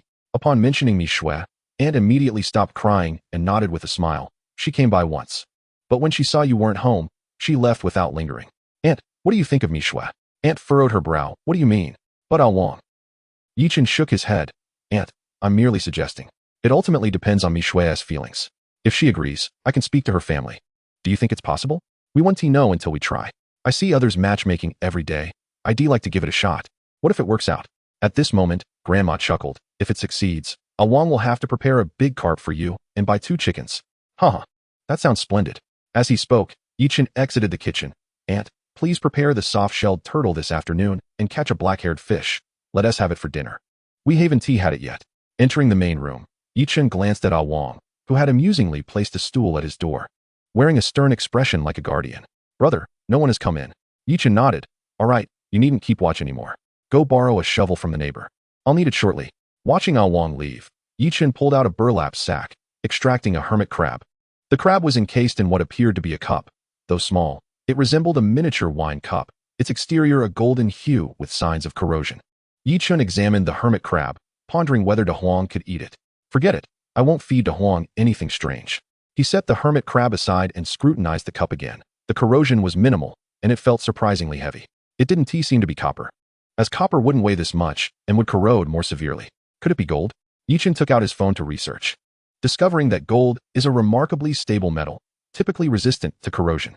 However, he also encountered explanations regarding impurities, noting that gold items were not always pure and that gold with higher impurities could indeed corrode. After assessing the cup and testing its hardness, he ultimately concluded that it was a gold artifact. Having made his determination, Chen glanced at the disregarded hermit crab, bemused. This little guy really doesn't mind the weight, does he? Ah Wang, dig a hole here. The deeper, the better. Sure, brother. Chen pointed to a spot, and the two began to alternate digging. By the time dinner was ready, they hadn't finished. Ah Chen, Ah Wang, wash your hands. Dinner is ready. I'll go call Ching Ching. Okay, Grandma. Chen surveyed the hole, which was over a meter deep, and placed the wrapped cup inside. Ah Wang, cover it up. After filling the hole, Chen and Ah Wang washed their hands, just as Grandma arrived with Ching Ching. Ching Ching, where have you been? Why didn't you come over at noon? I was feeding the chicks and ducklings. By the way, Grandma said we're having soft-shelled turtle tonight. Big brother. Can you catch one for stew? That won't do. We need to keep the chickens for eggs. I'll just buy one. There's a big rooster at home that doesn't lay eggs and is aggressive, so buying another seems a waste. Ching Ching muttered quietly. Chen chuckled. Fine if it bites. We'll just have it for dinner and buy chicks next time. The meal was filled with joy. In the afternoon, Chen didn't go anywhere. He lay on his bed searching for information about the antique he had acquired, which resembled an artifact. However, the online information was mostly superficial. Lengthy articles felt insincere to him. By evening, Chen shook his head, realizing he should consult Uncle Me for any relevant contacts on his end. He rolled out of bed, washed his face, and turned to find Mi Dahai arriving. Brother Dahai, what brings you here? Mi Dahai scratched his head. I got a bit tipsy last time and forgot to ask for your phone number. I thought I'd come and get it to stay in touch. Oh, that. I completely forgot. Just then, another figure approached, causing Mi Dahai to express surprise. Village chief, what brings you here? Ah Dahai is here too. I need to speak with Chen about something. Mi Dahai nodded. I see. Then I'll take my leave. Chen pulled Mi Dahai back. Brother Dahai, why not sit for a moment? It's getting late. Stay for a meal. Mi Dahai hesitated, as he indeed had something to discuss. All right, you two chat. I'll go inside. At this moment, a smile appeared on Chen's face upon seeing the village chief, whom he recognized from the time after the typhoon when they went to sea, including today's water pumping. The elder had been present but had refrained from competing, leaving Chen with a favorable impression of him. Village chief, what brings you to me at this hour? The village chief sighed. Please, just call me Wei. Everyone in the village calls me Old Me. Today, I'm here to trouble you for a favor. Could we possibly discuss it? Chen raised an eyebrow. While the village chief preferred a familiar address, he couldn't bring himself to call him that, considering their age difference. Village chief, let me refer to you as uncle. Let us discuss inside. With that, Chen led the village chief into the house and poured him a cup of tea. The thing is, the village chief took a sip. I don't know if you've heard, but we are planning to develop tourism here. It's quite a major project. Chen nodded, recalling that his uncle Yi Fuguei had mentioned it before, suggesting that the villagers had become more earnest, likely related to this initiative. However, he was puzzled about how this tourism project concerned him as an outsider. Uncle, I've heard about it, but I'm not sure how I could be of assistance. Please elaborate. All right, then let me explain. The village chief lowered his head in contemplation, seemingly pondering where to begin. After a moment, he spoke again. In fact, our tourism initiative concerns not just our village, but also the neighboring Miqian village. Between the two villages lies a beach. I wonder if you have ever passed by it. The village chief nodded. That place is quite favorable, with a beach and a small bay where the waves are gentle and the quality of the sand is commendable. Indeed, Chen silently agreed. Although he hadn't visited the place specifically, it appeared quite beautiful from a distance, with its golden sands frequented by numerous visitors. Without interrupting the village chief, Chen continued to listen. That place is promising. After reviewing the town's documents, we decided to enhance its development. Initially, we thought we could manage with some resources from the county, but unexpectedly, the city took notice and approved our plan. At this point, Chen couldn't help but interject. Isn't it good that the city has recognized it? Yes, it is indeed beneficial, the village chief replied, clicking his tongue. However, they are now sending a team to conduct an assessment. One of the stipulations in our documents is to attract inland visitors to experience the joy of tidal fishing. But have you seen anyone fishing there? Well, that area is filled with sand, with few stones and muddy flats. Moreover, when people visit to have fun, they only dabble for a moment with their children, and there are still resources available. Chen looked at the village chief. Have you not considered any solutions? I cannot assist in this matter. We have considered it. The village chief pulled out a cigarette and offered Chen one. Originally, we planned to regularly release resources there for tourists to experience, but now, we are pressed for time. As for you, the village chief paused. I was thinking of having you go tidal fishing so that the assessors could gauge its feasibility. Chen shook his head. This task may not be easy. Sir, perhaps you should consider involving someone else. As an inland person, I may not match the skills of others. The village chief, anxiously scratching his head, responded. Chen, I and the village chief of Mythical have sought others, but no one is willing. How about this? You are an outsider. And if this succeeds, I can assist you in applying for residency. What do you think? Chen's brow twitched. He was quite tempted.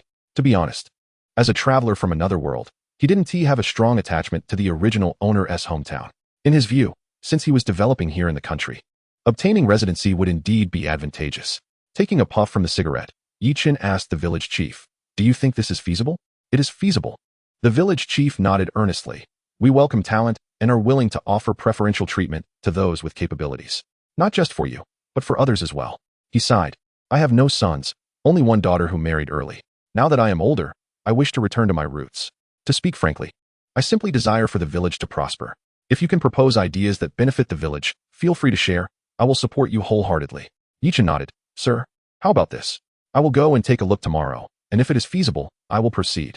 The village chief immediately stood up, warmly shaking Chen's hand. Thank you immensely. Here is my number. If you go tomorrow, just let me know, and I will accompany you. With that, the village chief left, appearing several years younger as he bounced away. Chen shook his head with a smile and walked into the kitchen.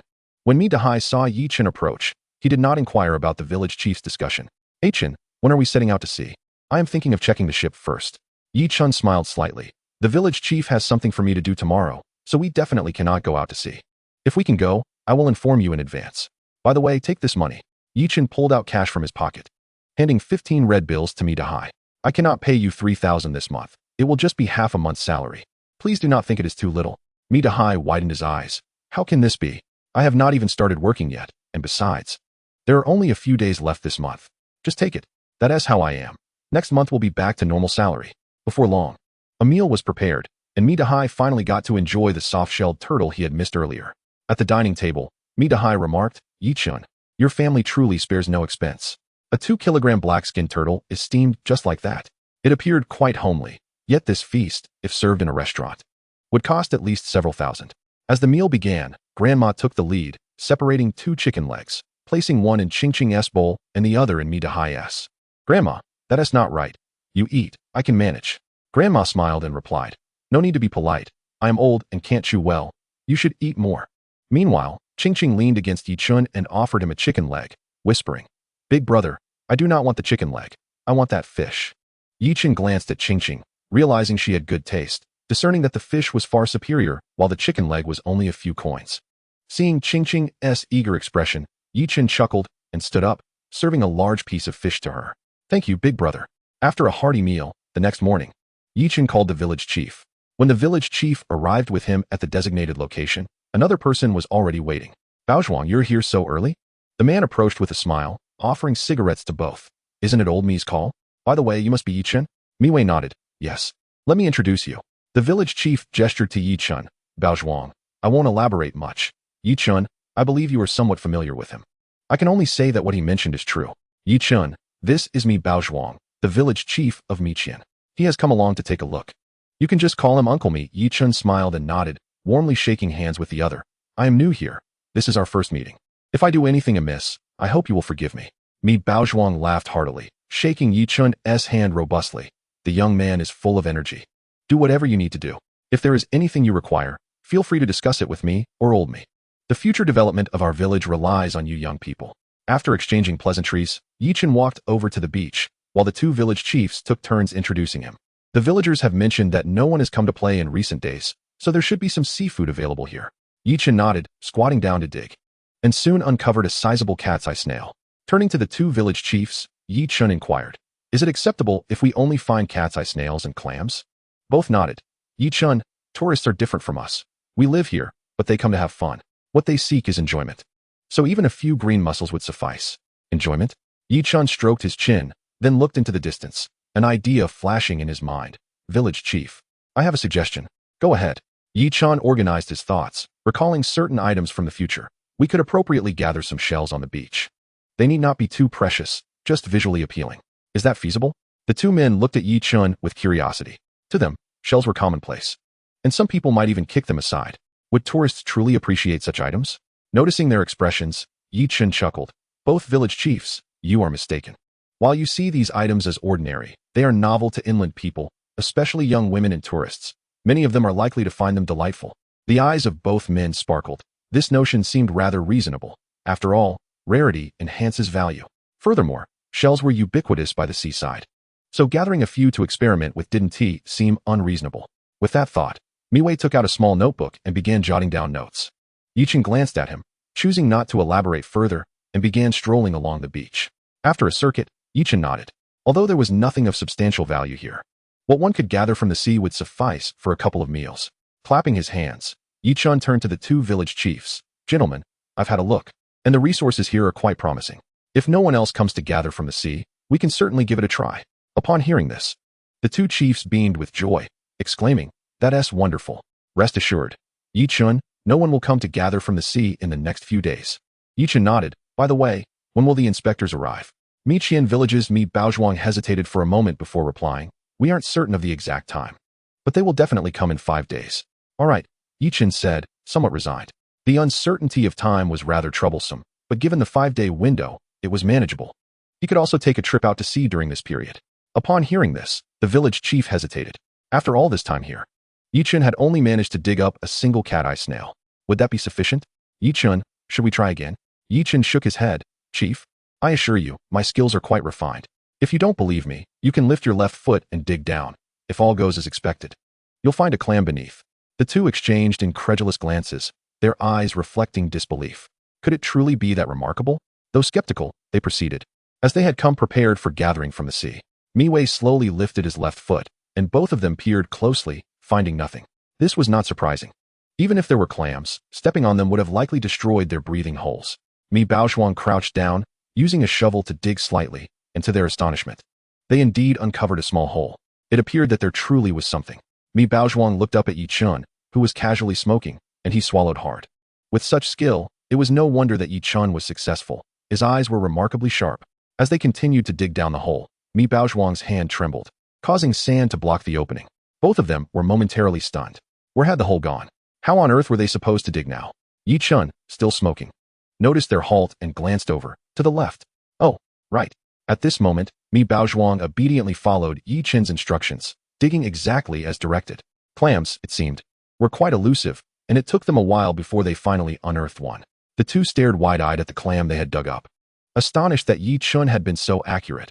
He had not only foretold its existence, but had also known precisely what lay within. Mi Baozhuang held the clam for a moment before placing it down again, saying, "I'm impressed, truly impressed." Chen smiled slightly. "Well then, can I take my leave now?" "Chief, of course. Allow me to escort you." Upon returning to the village, Chen first called Mi Xiaomi and, upon learning that Uncle Mi was inactive for the next few days, he then contacted Dahai. A few minutes later, Mi Dahai hurried over. "Chen, what's the matter?" "Brother Dahai, get in the car. I want to show you the boat. We're setting sail tomorrow." Hearing that they would be going out to sea, Mi Dahai quickly hopped into the car. Ever since Chen had given him a salary, he had felt a bit anxious. After all, having received money, he would feel uneasy if there was no work to be done. Upon arriving at the town's dock, Chen led Mi Dahai onto the boat. Once aboard, Mi Dahai began his inspection. Chen, everything seems fine with the boat, except we're running low on fuel." Chen nodded and took a look. There was still some fuel left, but it might not be sufficient for the next outing. "Brother Dahai, I'll fill the tank shortly. You can take the boat back to the village dock. We'll set off from there tomorrow. I have a few things to attend to." Leave it to me. Eventually, after spending 4,000 yuan to fill the tank, Chen made a trip to the supermarket. Ah Chen, I heard you made quite a profit? Indeed. I earned a bit. By the way, can you procure a camera for me? The kind that connects to an external power source and can record for extended periods. A camera? Chu Ping frowned. I'll need to ask around with some friends. I'll let you know if I find anything. Chen nodded. All right. I'm going out to sea tomorrow. If you find one, just go ahead and purchase it for me. Chapter 78. The Gold Rush. Chen raised an eyebrow. It was no guess that Mao would definitely be going out to sea, having tasted the spoils of the last outing. He doubted Mao and his son could resist, especially with the recent days of strong winds and heavy rain. They were likely out there yesterday. Shaking his head, Chen drove away, as he had no intention of moving against Mao without solid evidence. He would wait to see what Chu Ping had to say. Once he acquired the camera, he would ensure Mao faced the consequences.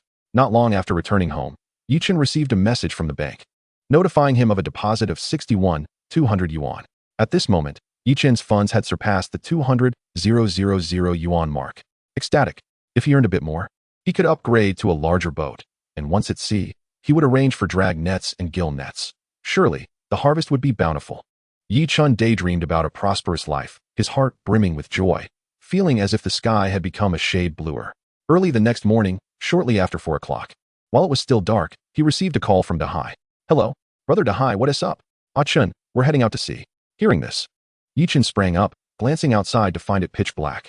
Shortly thereafter, he heard knocking at the door. Upon opening it, he found Dahai standing there. Yawn. Chen stretched. Good morning, Brother Dahai. Dahai shook Chen. It's not so early. Some people board the boat as early as 2 or 3 o'clock. Hurry and wash up. Chen was still getting used to it, particularly because his previous outings had all been quite late.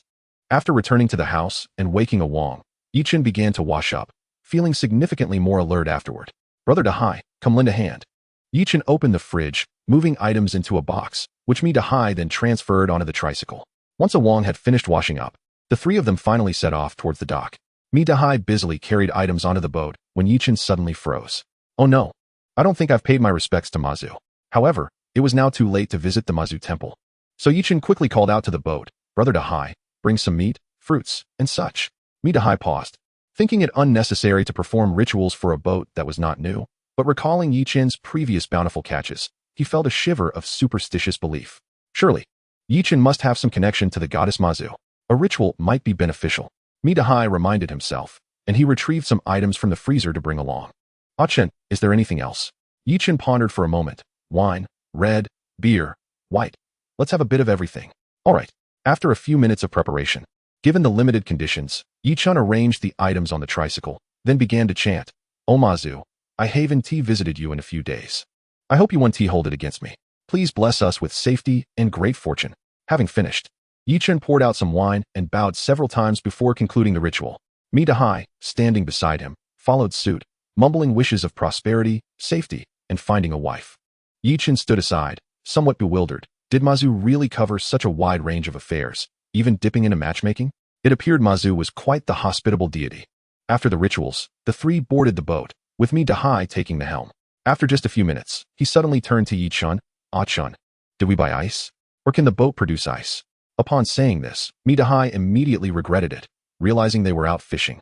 And in the presence of an ice hold, what need was there for ice? We might even fill the hold with fish. I've never heard of such a thing. To his surprise, as soon as he regretted it, he noticed Chen looking somewhat confused. Dahai was momentarily dumbfounded. He had just been thinking he was the foolish one, yet Chen was genuinely considering buying ice. Shall we head to the town then? Yes. Chen nodded. Let us go to the town. After saying this, he plopped down on the sofa, thinking it was a waste of fuel. Upon reaching the town, since Uncle Chen had previously bought the ice, Chen was unaware of the price until he inquired and discovered it was quite reasonable. 30 yuan per ton. Chen estimated that a ton would suffice, as the ice storage was merely a temporary measure for emergencies. Whether it would even be utilized remained uncertain. Continuing their voyage, Chen stood resolutely at the bow of the ship. After more than an hour at sea, he called out through the intercom, Dahai, halt for a moment. I sense there might be fish here. Dahai brought the vessel to a stop and approached the bow, furrowing his brow. Although he had ventured into the sea numerous times, it was his first outing with Chen. Judging by the current state of the waters, it did not appear particularly promising for fishing. Ah Chen, are you certain there are fish? Chen nodded. It looks like it. Looks like it. Dahai retorted skeptically. This doesn't seem indicative of a fish presence at all. In the cabin, Chen retrieved his fishing rod, replacing the hook. The previous one was still from his swordfish expedition and was rather oversized. For fish weighing around 2 pounds, one would need to be quite foolish to even consider using such a hook. Once prepared, Chen took a fish from the freezer, chopped it into pieces with a knife, and affixed it to the hook. On the deck, he cast the bait into the water, with Wang standing by, ready to assist him in reeling in any sizable catch. As the hook submerged, Chen observed that the fish density was decent, indicating a small school nearby. Soon enough, he felt a struggle on the line, and with a swift motion, Chen pulled the fish up. It was rather small, requiring little effort. When the fish surfaced, Chen's eyes widened in astonishment. It was over 30 centimeters long, weighing about 2 or 3 pounds, and seemed somewhat familiar. Dahai, come over here. Take a look at this fish. Is it a large yellow croaker? A large yellow croaker? Dahai rushed over, his initial excitement quickly fading as he examined it closely, shaking his head in disappointment. No, this is a spring fish. A spring fish. Chen felt a twinge of disappointment. This fish bore a striking resemblance to the one he had caught previously, though in his eyes, it lacked the characteristic golden hue. Noticing Chen's despondence, Dahai chuckled. Do not be disheartened. Spring fish and large yellow croakers are akin to distant cousins, and they are quite valuable. Quite valuable? Chen straightened up, suddenly intrigued. How much is this one worth per pound? Dahai scrutinized the fish Chen had caught. Spring fish typically weigh around a pound, but yours is 2 to 3 pounds. In a good market, it could fetch over 100. Over 100. Chen exhaled in relief, eager to continue fishing. Thus began his quest for more fish. Although the scattered nature of the fish below meant it was not as frantic as the previous encounter with the eagle ray. As the evening approached, the vast ocean and lack of bait resulted in Chen catching only about 100 pounds of fish. After a simple meal, he immersed himself once more into the relentless pursuit of fishing. With a cigarette clenched between his lips, Chen had just attached his bait when he suddenly froze. Then erupted with excitement, jumping up and down. Damn it, I've struck gold. Wang. Brother, what is it? Chen glanced at the darkening sky. The lights on the ship illuminated the surroundings, while Dahai was on the other side, utilizing the lights to fish for squid. The pen squid, while not large, exhibited phototaxis, gathering in response to light. Certain fishing gear is specifically designed for this type of catch, employing luminous bait and a series of hooks to maximize the yield. While a more efficient method involves using nets to attract and catch a substantial quantity of squid at once, Dahai's current method was comparatively less effective. Chen called out to Dahai, Brother Dahai, hold off on the squid fishing. I need to turn off the lights. Understood. Dahai reeled in his hook, and Chen turned to Wang, switch off the lights. Just leave one on in the cabin. Once the lights were extinguished, Chen cast his hook once more. This time, his aim was precise. The hook sank directly onto the fish's head, momentarily bewildering the large yellow croaker. After a brief pause, the fish swam away. Appearing curious, it turned back to gaze at the hook. Seeing no apparent threat, it cautiously approached, inadvertently brushing its tail against the bait. Chen remained patient, but soon, the large yellow croaker lost interest and drifted away. Chen frowned. This fish seemed rather clever and difficult to deceive. Brother Dahai, can I borrow a squid? What do you mean borrow? I'm on the payroll. This is all yours. Dahai replied as he approached with a bucket, intrigued by Chen's actions. Chen peered into the bucket, selecting a small squid to attach to the hook before casting it back into the sea. This time, his aim was slightly off, landing over half a meter away from the large yellow croaker, but it was still close enough to catch its attention. Indeed, the large yellow croaker quickly became intrigued by the squid. Perhaps the previous encounter had startled it, as it now circled warily around the squid without biting.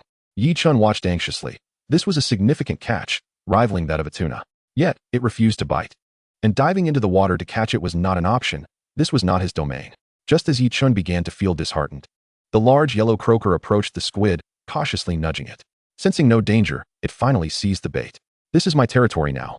Chen's heart raced, and he proceeded with caution. This was no ordinary fish. He could easily reel in sea bass or wolf fish, but not this one. If it broke free, it would be a monumental loss. Gradually, Chen tightened the line, pulling the fish closer to the boat. As the fish neared the vessel, it suddenly struggled in the opposite direction, sending Chen's heart into his throat. Thankfully, the hook was securely lodged, preventing it from escaping. As the fish was pulled alongside the boat, Wang and Dahai, who had been observing intently, nearly leaped with excitement. Wang, unfamiliar with the fish's name, exclaimed, Brother, it's golden. Dahai, equally thrilled, shouted, Ceylon mackerel. What a magnificent large yellow croaker. He swiftly removed his short-sleeved shirt and took up the net, carefully scooping the large yellow croaker aboard. Once on deck, Dahai quickly wrapped the fish in his shirt, revealing the fish's head to remove the hook. With a couple of deft motions, the large yellow croaker lay still, and Mi Dahai's face beamed with exhilaration. Incredible. It's been years since I've seen one this size. Yi Chen, equally elated, inquired, Brother Dahai, how much do you think it weighs? Mi Dahai weighed it in his hands, clicking his tongue in admiration. I'd estimate around 8 or 9 pounds. This one must have mingled with the spring fish. 8 or 9 pounds. Yi Chen felt euphoric. As if his spirit had soared, the previous catch weighed over 6 pounds and sold for over 60,000. How much would this one fetch? Perhaps over 100,000? He could become wealthy overnight. One fish could pay for the entire boat. Mi Dahai said nothing further, as it was common to share a portion of the earnings with the crew as a token of goodwill. Typically a couple of hundred, or perhaps a few packs of cigarettes. It was rare for someone like Yi Chen to be so generous as to offer 1,000. Mi Dahai walked over and placed the fish in the ice storage, taking a deep breath as he did so. Yi Chen pulled out a cigarette and offered one to Mi Dahai. Awang, bring over some beer and set up the barbecue grill. Let's celebrate. Sure thing. Awang responded, darting towards the cabin. He was filled with joy, for the fish was extraordinarily beautiful, and from the expressions of Mi Dahai and Yi Chen, he could discern that this fish seemed to possess considerable value. Awang set up the barbecue grill, adding charcoal and preparing chunks of beef and lamb. As for the other offerings, he planned to grill some spring fish, along with squid, which also made for an excellent barbecue dish. Yi Chen was particularly looking forward to the spring fish, recalling that in his previous life, many of the grilled fish he had tasted were charred, which was an entirely different flavor compared to the grilled variety. While Awang and Mi Dahai busied themselves with the grilling, Yi Chen continued to cast his line, simultaneously keeping an eye out for any signs of large yellow croaker. After half an hour of fishing, he managed to catch a few spring fish, but not a single yellow croaker in sight. Yi Chen shook his head. Catching one fish was already a significant gain, far superior to several bluefin tunas. And to hope for a second one was perhaps a touch greedy, particularly since it seemed that the spring fish had sensed danger and were now scarce in the vicinity. Leaving only a few squids, Yi Chen reeled in his fishing rod, and at that moment, Awang approached with a skewer of lamb. Brother, give it a try. Yi Chen took a bite. Ouch, hot, but the flavor is quite delightful. Holding his fishing rod, he swallowed the lamb skewer and said, You all enjoy. I'll wash my hands and be right back. After securing his fishing rod, Yi Chen splashed some water on his face and emerged holding a glass of beer. Dahai. Awang, let us celebrate our fruitful first day. Cheers. The three raised their glasses and downed their drinks in unison, followed by a collective belch. They felt comfortable, having a late-night snack. Since they had dined only recently, they didn't consume much, but they did manage to drink 2 cases of beer, satisfying their cravings. After their meal, they stood on the deck gazing out at the boundless ocean, singing heartily. After several verses, Yi Chen felt somewhat refreshed and alert. As he gazed into the distance, contemplating the itinerary for the following day, he hesitated on whether to take Dahai to the previous White Eel Island. He could not shake the fond memories of that place. Chapter 80. This cannot be an extra meal. Upon awakening, it was already the next day, and Mi Dahai was busy preparing breakfast. Chen, come here quickly. I've made some squid and lean meat porridge. Yi Chen smiled slightly, appreciating Mi Dahai's thoughtfulness and attentiveness. Let me freshen up. I'll be right there. After washing up, Yi Chen squatted on the deck, holding a bowl, enjoying the morning sun, which was neither too hot nor too cold. By the way, Dahai, how did things go with Shunzi? Mi Dahai paused while sipping his porridge, then sighed. Let us see what she says. If she treats Shunzi well, then it's fine to give her some, but if not, I'll take him back. Yi Chen nodded. He didn't harbor much dislike for Shunzi either, as it was quite common for children to engage in playful antics. After breakfast, Yi Chen glanced at the sea, noting that the abundance of fish from the previous day had dwindled significantly. Chen, where are we heading later? On the deck. Mi Dahai took a puff of his cigarette, his gaze fixed on the horizon. Yi Chen furrowed his brow. He had considered White Eel Island yesterday, but after some thought, he refrained from mentioning it. Dahai, I don't have any particular destination in mind. Since you go out to sea often, do you have any recommendations? Mi Dahai shook his head. My previous outings were different from yours. They used nets for fishing, catching everything, and venturing far out to sea. He didn't finish his sentence, but Yi Chen understood Mi Dahai's implication. Simply put, for many fishermen, going out to sea for fishing was viewed as a losing venture. Without the use of nets, one could only fish for high-value species. Catching less valuable fish would hardly cover fuel costs, thus deemed a waste of money. In such circumstances, aside from those who could afford to indulge, who would engage in such activities, Yi Chen was about to dismiss the matter casually, but upon turning, he noticed Mi Dahai deep in thought, momentarily pausing. After contemplating for a while, Mi Dahai suddenly lifted his head, scratching it, and saying, I recall an island where the resources seemed quite abundant. I wonder what it's like now. Yi Chen's eyes lit up, initially planning to go wherever. He was now eager to explore a place rumored to have resources. Dahai, let us set sail directly and take a look. All right. The resolute man accustomed to the sea wasted no time. As soon as Chen spoke, Dahai started the boat, and they were off. As they sailed, Chen enjoyed the sea breeze while smoking. He split his attention between the wind and his cigarette, finishing it quickly, scarcely having savored a few puffs before it was gone. After over an hour, the outline of a small island came into view ahead of them. Brother, this island is so tiny. Chen nodded in agreement with Wang's observation. Indeed, the island before them was quite small, roughly the size of a single building, and could easily be submerged by a strong wind or wave. They anchored nearby, and Dahai stepped out. Dahai, is this the island? Dahai nodded. Yes. Here it is. I've heard that someone discovered abalone here, and they were quite large. Chen blinked. Where was the abalone? A glance revealed a few roundish objects, but hardly any, and since it was merely hearsay, they were likely long gone. Feeling somewhat disappointed, he dismissed the notion of wild abalone but spotted a few other things, uncertain of their value. Dahai, let us head to the island. Good. With that, the two shed their clothes and jumped into the sea, leaving Wang behind on the boat. They didn't bring much gear, just a net and a bag. Nothing else was necessary.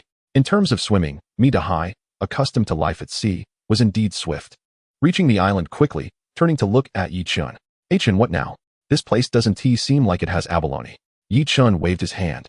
While abalone was scarce, other treasures might still be found. Follow me. The small island was not large, and within a few steps, they reached the other side. The conditions here differed significantly from where they had entered. The other side was relatively flat, while this side had more reefs in the water. Chen dove into the sea, his net sweeping through the water, capturing a long cylindrical object. He lifted the net. Dahai, if I'm not mistaken. This should be a sea cucumber, right? Dahai rubbed his eyes, then swam over to Chen, assessing the contents of the net, his eyes lighting up. It's a prickly sea cucumber. This is excellent. Chen beamed. Sea cucumbers were highly regarded, and he had often heard of their value in his past life. Dahai, where did you find this? Let us gather more. It's no less profitable than fishing. Chen felt the same. Sea cucumbers were not as elusive as fish. Dahai, there are plenty down below. Let us scoop some up. Upon hearing that there were many, Dahai became enthusiastic, not for any other reason, but he wanted to capitalize on the earlier reward for the yellow croaker.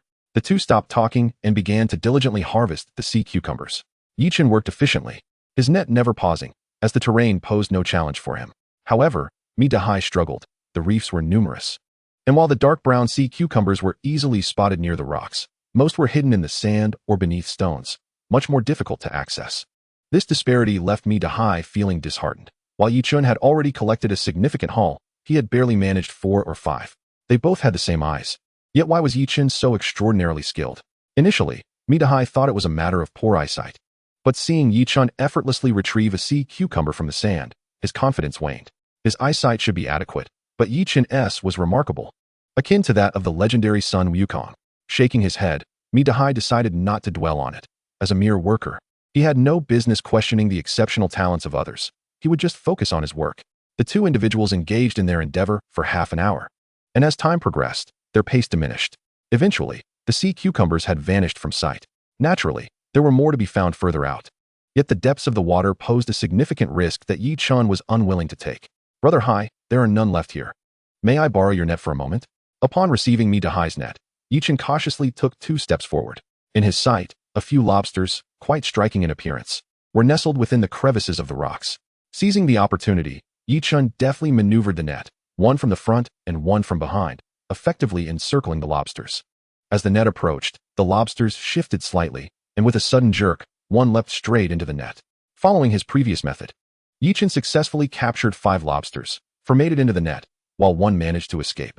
These lobsters were notably sizable, with the largest estimated to weigh between 2 to 3 pounds, adorned in vibrant hues and exhibiting remarkable beauty. Brother Hai, we can indulge in a feast for lunch. Whoa, hold on, we can't have that. Chapter 81, The Astute Wealthy Brother. Can't have it. Chen was taken aback, gazing at the still crackling lobster. Is this a protected species? Dahai shook his head. No, but this is a qinglong, quite valuable. If we're going to splurge, let's stick to some spring fish and sea cucumbers. Dahai seemed distressed. In his view, a meal could simply consist of some squid and perhaps some beef or lamb, which would be equally delightful. He thought it best to avoid any extravagant seafood, as that would undoubtedly cost a fortune. Acknowledging Dahai's sentiment concerning the expense, Chen nodded. If it were too costly, It was indeed best to refrain from consuming something of this magnitude. Once aboard the vessel, the two washed up and then sat on the deck, engaging in light-hearted conversation. Wang brought Chen a bottle of beer, while Midahai opted for a soft drink. Although the sea was not akin to the roads, there was still a chance of encountering patrol personnel, and drinking during daylight hours was inadvisable. Brother Hai, I spotted sea cucumbers in town before. Do these weigh around 20 to 30 pounds? 20 to 30? Midahai scoffed. Those are farmed. Dried goods typically range from several hundred to 1,000 per pound, while wild ones are quite different. Dried can fetch several thousand. Chen raised an eyebrow. Is it truly that expensive? Indeed. Midahai lit a cigarette and offered one to Chen. This isn't even considered high-priced. The sea cucumbers here are reasonably priced. If we venture north, they become even more costly. Fresh ones can reach over 100. Chen clicked his tongue, noting the vast disparity in seafood prices. From green mussels to sandworms, and then to sea cucumbers, the difference was staggering, akin to heaven and earth. Brother Hai, what is the price of our fresh sea cucumbers? Midahai scratched his head. Prices vary with time. Roughly 60 to 80? Is there such a difference? Not much. Midahai exhaled a plume of smoke. It takes about 20 to 30 pounds of sea cucumbers to yield 1 pound of dried goods. Do the math on that. Plus, the process requires labor and resources, with varying methods affecting the price. Chen calculated silently in his mind. 20 to 30 pounds would cost around 1 to 2,000, which seemed reasonable. While they conversed, a yacht of about 20 meters approached from a distance. Chen furrowed his brow as the vessel was heading directly towards them. As it drew nearer, he noticed a young man at the bow waving his hands energetically, accompanied by booming music from the boat. This left Chen perplexed. The yacht appeared to be for leisure, so why were they approaching him? Hey there, are you out for fun or are you fishermen? The two boats were now less than 10 meters apart, and the voice carried over. Chen stood on the deck. We're here to fish. Upon hearing this, the other party's interest peaked. After a few exchanges over a walkie-talkie, Chen noticed they were moving even closer. The proximity on the sea was considerably more perilous than on land. Hey, have you caught anything good?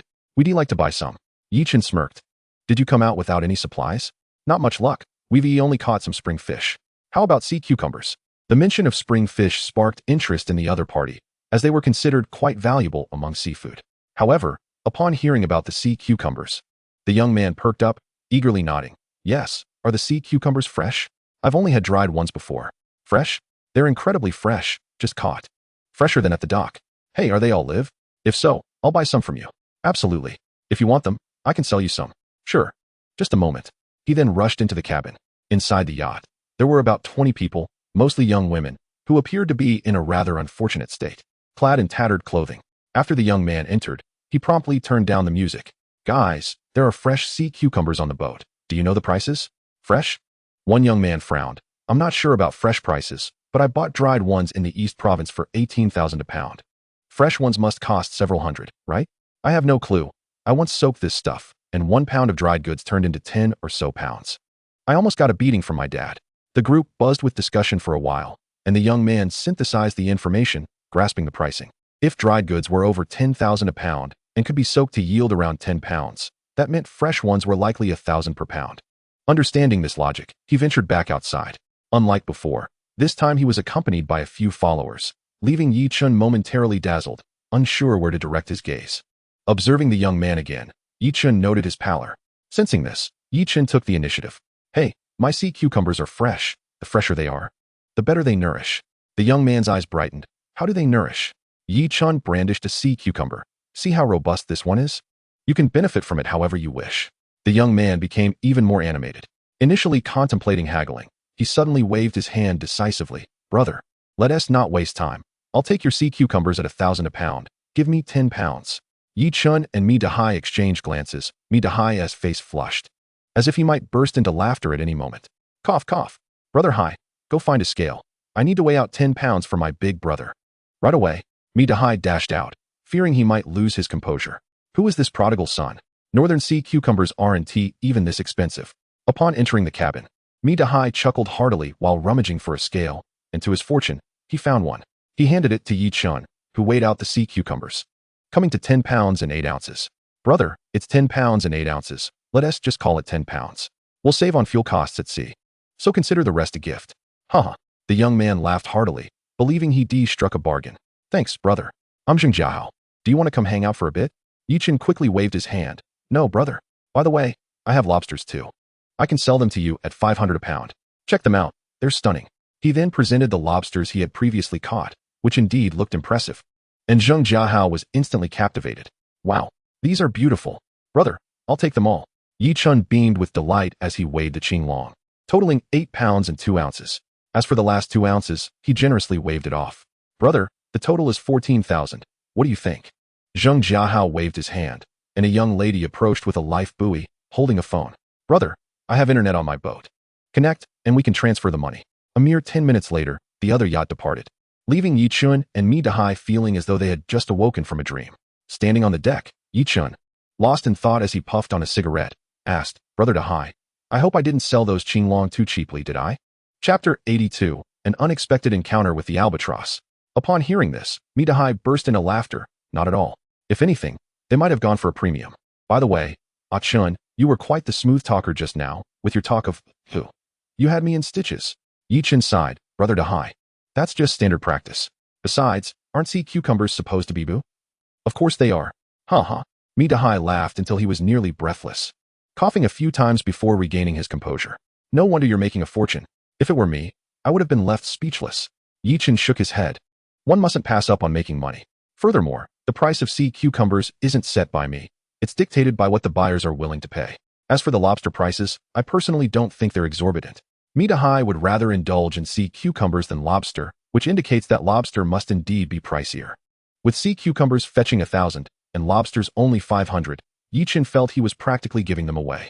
Offering nearly 10 pounds of lobster free of charge was a grand gesture, and Yi Chun estimated that even at 1,500, the buyers would still be eager. People who can afford yachts certainly wouldn't quibble over such trifles.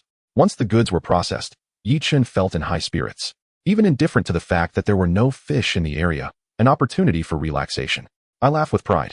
I laugh with glee, seeking a lifetime of carefree joy. Brother, what song is this? It sounds so cheerful.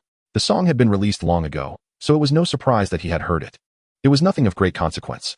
Moreover, as the melody played, his mood brightened further, and soon the entire ship was enveloped in a spirited atmosphere. Yi Chun waved his hand grandly. Brother Dahai, let us pick out some plump sea cucumbers. We're having a sea cucumber feast for lunch today. Mi Dahai scratched his head, still in a jovial mood, but not quite losing his sense of reason. Ah Chun, all sea cucumbers taste the same. Why don't we choose some smaller ones instead? We should eat the big ones. Yi Chun dismissed the notion with a wave of his hand, feeling that this trip had been remarkably fortunate and warranted a celebration. Financial luck must be embraced, otherwise, one might act timidly, which could lead to a sour mood. And a poor mood often invites misfortune. Brother Dahai, feel free to choose. If you don't pick out the larger ones, I will. No, I'll do it myself. Mi Dahai called out as he began selecting, reserving the largest ones for himself, while choosing slightly smaller ones that still appeared hefty. Yi Chun glanced at the selected sea cucumbers and appreciated Mi Dahai's steadiness. Most people would have gone for the biggest ones, thinking the boss would foot the bill. And if they didn't eat, they would be the real fools. But Mi Dahai, accustomed to a simple life, would find it hard to indulge extravagantly. With just the 3 of them on board, if it were only him, a bowl of hanging noodles with a bit of pickled vegetables and some peanuts would suffice. Yi Chun said little about this and watched as Mi Dahai prepared the sea cucumbers. The sea cucumbers were first gutted and cleaned, removing their mouths. After this, Mi Dahai turned on the stove to boil water, and Yi Chun chimed in, Brother Dahai, isn't there a way to prepare them cold? Mi Dahai chuckled. Cold dishes aren't prepared this way. Fresh sea cucumbers are best not eaten raw. Yi Chun nodded. He wasn't too familiar with this, after all. Not everyone has the luxury to study how to properly enjoy sea cucumbers daily. Too extravagant for an ordinary family living on a monthly salary. After a while, the water boiled, and Mi Dahai placed the sea cucumbers into the pot. Yi Chun watched as the initially plump sea cucumbers slowly shrank. Ah Chun, this needs to boil for quite some time, and after boiling, they need to soak. But since we don't have ample time, we can just boil them longer. Is that all right? Yi Chun nodded. That's fine. One can't rush a dish. Patience is key. However, as he gazed at the sea cucumbers in the pot, he felt a bit salivated. They looked quite bouncy, probably similar in texture to well-cooked beef tendons. After a while, he decided not to stare any longer, fearing he might lose control. Just then, a voice from outside caught his attention. It was Ah Wang, seemingly trying to shoo something away. Ah Wang, what is going on? Yi Chun frowned as he stepped outside. Brother, this creature is so bothersome, stealing food and refusing to leave. Following Ah Wang's gaze, Yi Chun spotted a large bird on the water's surface, its white feathers interspersed with yellow, resembling a duck in appearance. Unlike a duck, however, This creature was larger, and its beak was distinctly different. While a duck's beak is flat, this one's was round, with a slight hook at the tip. Upon recognizing the bird's features, Chen's lips twitched. Awang, you didn't harm it, did you? Awang shook his head. No. As soon as I approached, it dove into the water. But as soon as I turned away, it came right back. It's so annoying. No worries, no worries. Chen patted Awang on the shoulder and returned to the cabin. Brother Dahai, are albatrosses a protected species? Indeed. They are first-class protected. Dahai nodded matter-of-factly. Then turned to Chen. Why do you ask? Did you see one? Yes, right outside. 2 of them. Dahai raised an eyebrow, intrigued. You must be mistaken. While there are albatrosses around, they're not easily encountered. The 2 then stepped onto the deck together, and Dahai took a look, nodding. Well, it really is an albatross. Seems we're quite lucky to have spotted such a rare bird. Chen raised an eyebrow. Such birds are rare? Dahai nodded. This should be a short-tailed albatross. Quite vigilant. They will eat whatever is thrown overboard, but they rarely approach boats. I suspect the entrails of the sea cucumbers attracted them. With this explanation from Dahai, Chen began to understand. However, it was peculiar that the bird had come so close to the boat. Perhaps it was a pair of social butterflies. Dahai observed for a moment before returning to his tasks, reminding Chen not to harm the birds. That was unnecessary. Chen was well aware of the need to protect them. Harming a first-class protected species could lead to serious consequences. And the very fact that they were classified as such indicated their scarcity. Protecting what is rare is a noble pursuit. Chen took some leftover squid from yesterday, placed it on the deck, and then pulled Awang away. Let us feed them a little. Although albatrosses have large wings, with the short-tailed albatross boasting a wingspan exceeding 2 meters, their flying abilities can be quite frustrating. On calm days, they struggle to take off. Yet when the winds pick up, they become masters of flight, gliding with finesse. Given the current gentle breeze and the scarcity of fish here, they must be quite hungry. After completing his tasks, Chen reclined on the sofa in the cabin, waiting for a long time until afternoon when they finally had a meal. In the meantime, he even took a nap. Chen, it's time to eat. Chen sniffed the air. It smelled delightful. With only 3 people aboard, they hadn't prepared much: a scallion stir-fried sea cucumber, a sea cucumber stew with chicken, and sea cucumber noodles as the main dish. The aroma of the stir-fried dish was enticing, and perhaps due to the late hour, all 3 were ravenous. After a while, Chen furrowed his brow. Had he eaten too much? Why did he detect a fishy taste? Lifting his gaze, he couldn't help but burst into laughter, pointing at Dahai and Awang.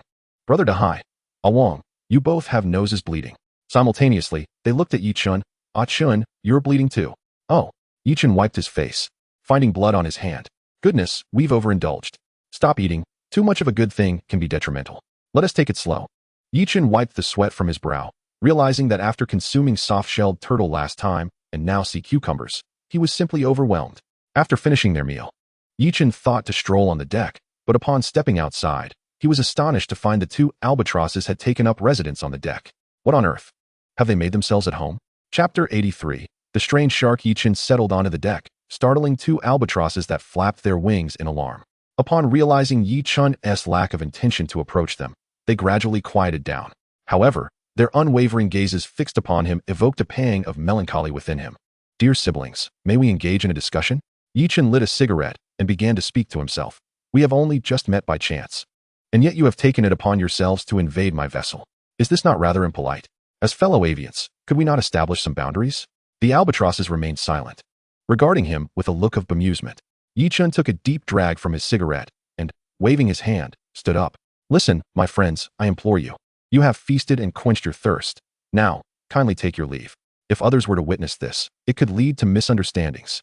With that, he bowed deeply, his expression sincere. Yet, the 2 albatrosses remained unmoved, still perched at the edge of the boat, continuing to observe him. This incited Chen's irritation. For heaven's sake, if I cannot harm you, can I not at least drive you away? He quickly took a couple of steps forward, waving his arms vigorously. Shoo, shoo, go find a cooler place to linger. This time, his efforts bore fruit, as the 2 albatrosses flapped their wings rapidly and scurried away from the boat. Goodness! Chen quickly crouched down, shielding his head, as the 2-meter wingspan approached him threateningly. If they were to strike him, his face would surely be swollen for days. Fortunately, the albatrosses fluttered a few times before leaving the boat and began to swim on the water's surface. Simultaneously, their unique calls echoed, a sound difficult to imitate. Reminiscent of a cross between a duck and a goose, quite marvelous indeed. Once the albatrosses departed, Chen glanced at their current direction and grimaced. Well, you can eat all you want, but why must you leave such a mess? Though you are birds, can we not exhibit a modicum of civility? Chen felt a sense of helplessness. Birds, after all, were rather straightforward creatures, unable to control their bodily functions. Shaking his head, he realized that seeking compensation from the albatrosses was futile. He could only wash away the remnants left on the boat, as it was quite unsightly. After cleansing the deck, Chen leaned over the side of the boat, watching the two albatrosses frolicking in the water. Their little beaks clacked together, producing a delightful sound. After a while, Chen turned around. "Brother Hai, let us set sail." "Absolutely." The boat roared to life, drifting toward the horizon. Chen remained on the deck, gazing into the distance, only to turn his head and spot the two albatrosses swiftly swimming alongside the vessel. Their speed, however, was somewhat lacking, and soon they began to flap their wings. With the wind picking up, the albatrosses leapt from the water, soaring above the boat in graceful glides. Remarkable. Chen marveled at the albatrosses above him. Their wingspan, though long, was narrow, yet it effectively supported their flight, a testament to their remarkable adaptation. Chen mused that perhaps with a bit of muscle gain in his chest and arms, coupled with a reduction in weight, he too might one day take flight. To soar against the wind, a dream cherished by many a youth, yet alas, it remained unattainable. Lost in thought, Chen suddenly recalled something and hurried into the cabin. He had just driven the two albatrosses away. Should they hold a grudge, they could very well stage a surprise aerial assault.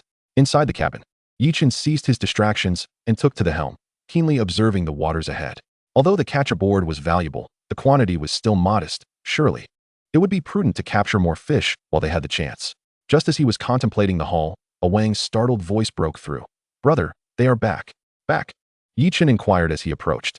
Upon exiting the cabin, he beheld the two albatrosses once more, flapping their wings furiously on the deck, accompanied by sounds tinged with alarm. Chen glanced around, puzzled. There was nothing else in sight. No large predatory birds, nor any formidable marine creatures. What could possibly be troubling them? Scratching his head, he turned around and suddenly understood. A massive figure had appeared in his line of sight. A shark, undoubtedly a shark. As for its species, Chen was uncertain, but judging by its size, it likely possessed formidable strength. Furrowing his brow, he estimated the creature to be over 2 meters long, weighing conservatively 200 to 300 pounds. Were the albatrosses fearful of it?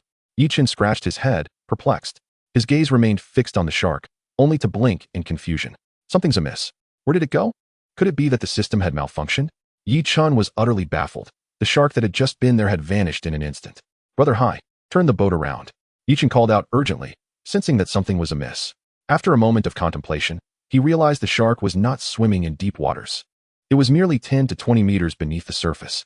Yet, it had shown no reaction as the boat approached. After all, it was on their direct path. This was indeed peculiar.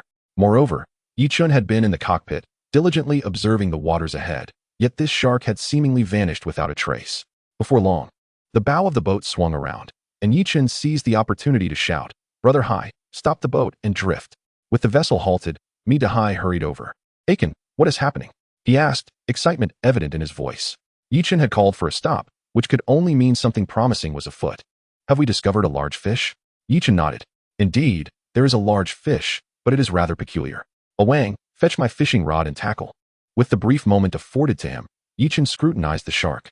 It swayed left, then right, as if being manipulated by an unseen force. Its speed was not rapid, yet it remained within a confined area, as though held by a giant hand. Soon, Wang arrived with the fishing rod and tackle, and Chen swiftly opened the bag and replaced the hook with a larger one. This time, he did not attach any bait, simply casting the line straight out. "Aiken, you didn't use bait. Should I get you some?" Chen firmly grasped Hai's arm. "Brother Hai, trust me, this time we don't need bait. Fishing without bait. Surely you jest." Yet considering Chen's track record, Hai chose to believe him. Chen cast his line. The first attempt missed its mark, but the landing was close enough that the fish showed no reaction, bolstering his confidence. On the second attempt, he again missed, but this time the hook struck the shark on the forehead. With the third cast, he finally succeeded. In his eyes, the hook landed precisely in the shark's mouth, which then closed, and the creature began to thrash about. Chen felt a sudden heaviness on his line, followed by the reel beginning to spin. What a sensation! Chen savored it, a smile spreading across his face. "Wang, come help me pull." With Wang's assistance, Chen began to reel in the shark, which gradually drew closer to the side of the boat. Once it was visible, Hai, poised and ready, reached for the scissors to cut the line. "Brother Hai, wait." "Aiken, that is a shark." Chapter 84. The Leaping Yellowfin Tuna. Chen nodded. "It is indeed a shark, but perhaps not in the manner you might envision. It is possible that it is not born of the sea. Not born of the sea? Mita-Hai was momentarily flummoxed. A shark was a shark. If it wasn't from the sea, then from where could it possibly originate? Aiken, this creature is dangerous. We should leave it be. Chen sighed. Brother Hai, do you truly believe this is a shark? A 200 to 300 pound shark could not be pulled in so effortlessly. Mita-Hai felt his mind reeling. Indeed, how could such a large shark be so easily reeled in? Could it be that this isn't a shark after all? Mita-Hai glanced left and right. And no matter how he looked at this creature, it bore an uncanny resemblance to a shark. Its formidable teeth were immediately intimidating. As the shark was drawn alongside the boat, Mita-Hai began to discern the peculiarities. While its exterior was shark-like, a closer inspection revealed distinct differences. Typically, when a shark is caught, it thrashes vigorously, yet this particular specimen swayed with a consistent rhythm. Furthermore, despite the size of the fishhook, capable of lifting a human, it exhibited no signs of bleeding. Mita-Hai stammered in disbelief, contemplating a possibility, one that could yield substantial profits. Brother Dahai stopped staring, quickly grabbed the rope, and tied a knot to hoist it up. Oh right. Mita-Hai hastily fetched the rope and secured a slip knot around the shark's tail fin. Together, the three of them exerted their strength, and in a flurry of commotion, they pulled the shark onto the deck, causing a chaotic stir. As soon as the shark was aboard, a nearby albatross began flapping its wings frantically, splashing into the sea, much to the dismay of Chen and his companions, who found the birds flapping rather painful. However, Chen felt he couldn't complain too much. After all, this creature had helped them capture such a substantial haul, and he owed a debt of gratitude. He retrieved several spring fish from the ice hold, estimating they would thaw in the current weather and could serve as a token of appreciation. Whether this gesture was too modest did not concern Chen. After all, it was unlikely they would accept money. Once all was settled, the trio sat on the deck, their gazes fixed upon the shark. Brother, when will this thing stop moving? Chen pondered aloud, scratching his head. It should cease once it runs out of energy, right? What do you think, Brother Dahai? Mita-Hai smacked his lips in contemplation. I'm not sure. We salvaged a similar creature years ago, but it was cylindrical and quite long, yet it remained motionless. Chen nodded, leaning closer to examine the shark's exterior, even bending down to catch a whiff. He had heard that sharks excrete through their skin, yet he detected no foul odor. Not even the typical fishy scent. It blended seamlessly with the ocean's essence. He recalled that there existed swimsuits designed to mimic this trait, effectively reducing water resistance to enhance swimmer speed. After a moment of reflection, Chen admired the ingenuity behind such endeavors, noting that for the average person, capturing such large sharks was rare, aside from those targeting shark fins. Generally, the flesh of large sharks was seldom consumed due to its overpowering taste and unpalatable texture. Though some smaller species still held market value, such actions are better than outright killing them. Time passed, and as the afternoon waned into evening, Chen, initially resigned to a lack of catches, suddenly spotted a multitude of crimson forms. These fish, not particularly large by oceanic standards, approximately 40 to 50 centimeters, swarmed in dense clusters. Chen cast his line, and as soon as the hook sank, he felt a weight tugging at his hand, prompting him to reel in swiftly.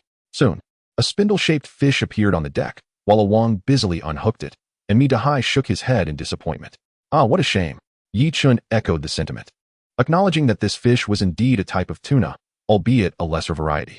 The disparity in price was significant. The fish he caught was widespread globally, modest in size, and would fetch merely 10 yuan per pound, far inferior to the prized yellowfin tuna. Brother Dahai, I've heard this fish can be used as bait. Mita-Hai nodded in agreement. Indeed, using this type to catch larger yellowfin is quite effective. Chen raised an eyebrow, and recognizing the potential of this fish, he set about fishing again. After a while, Chen glanced at his hook with disdain.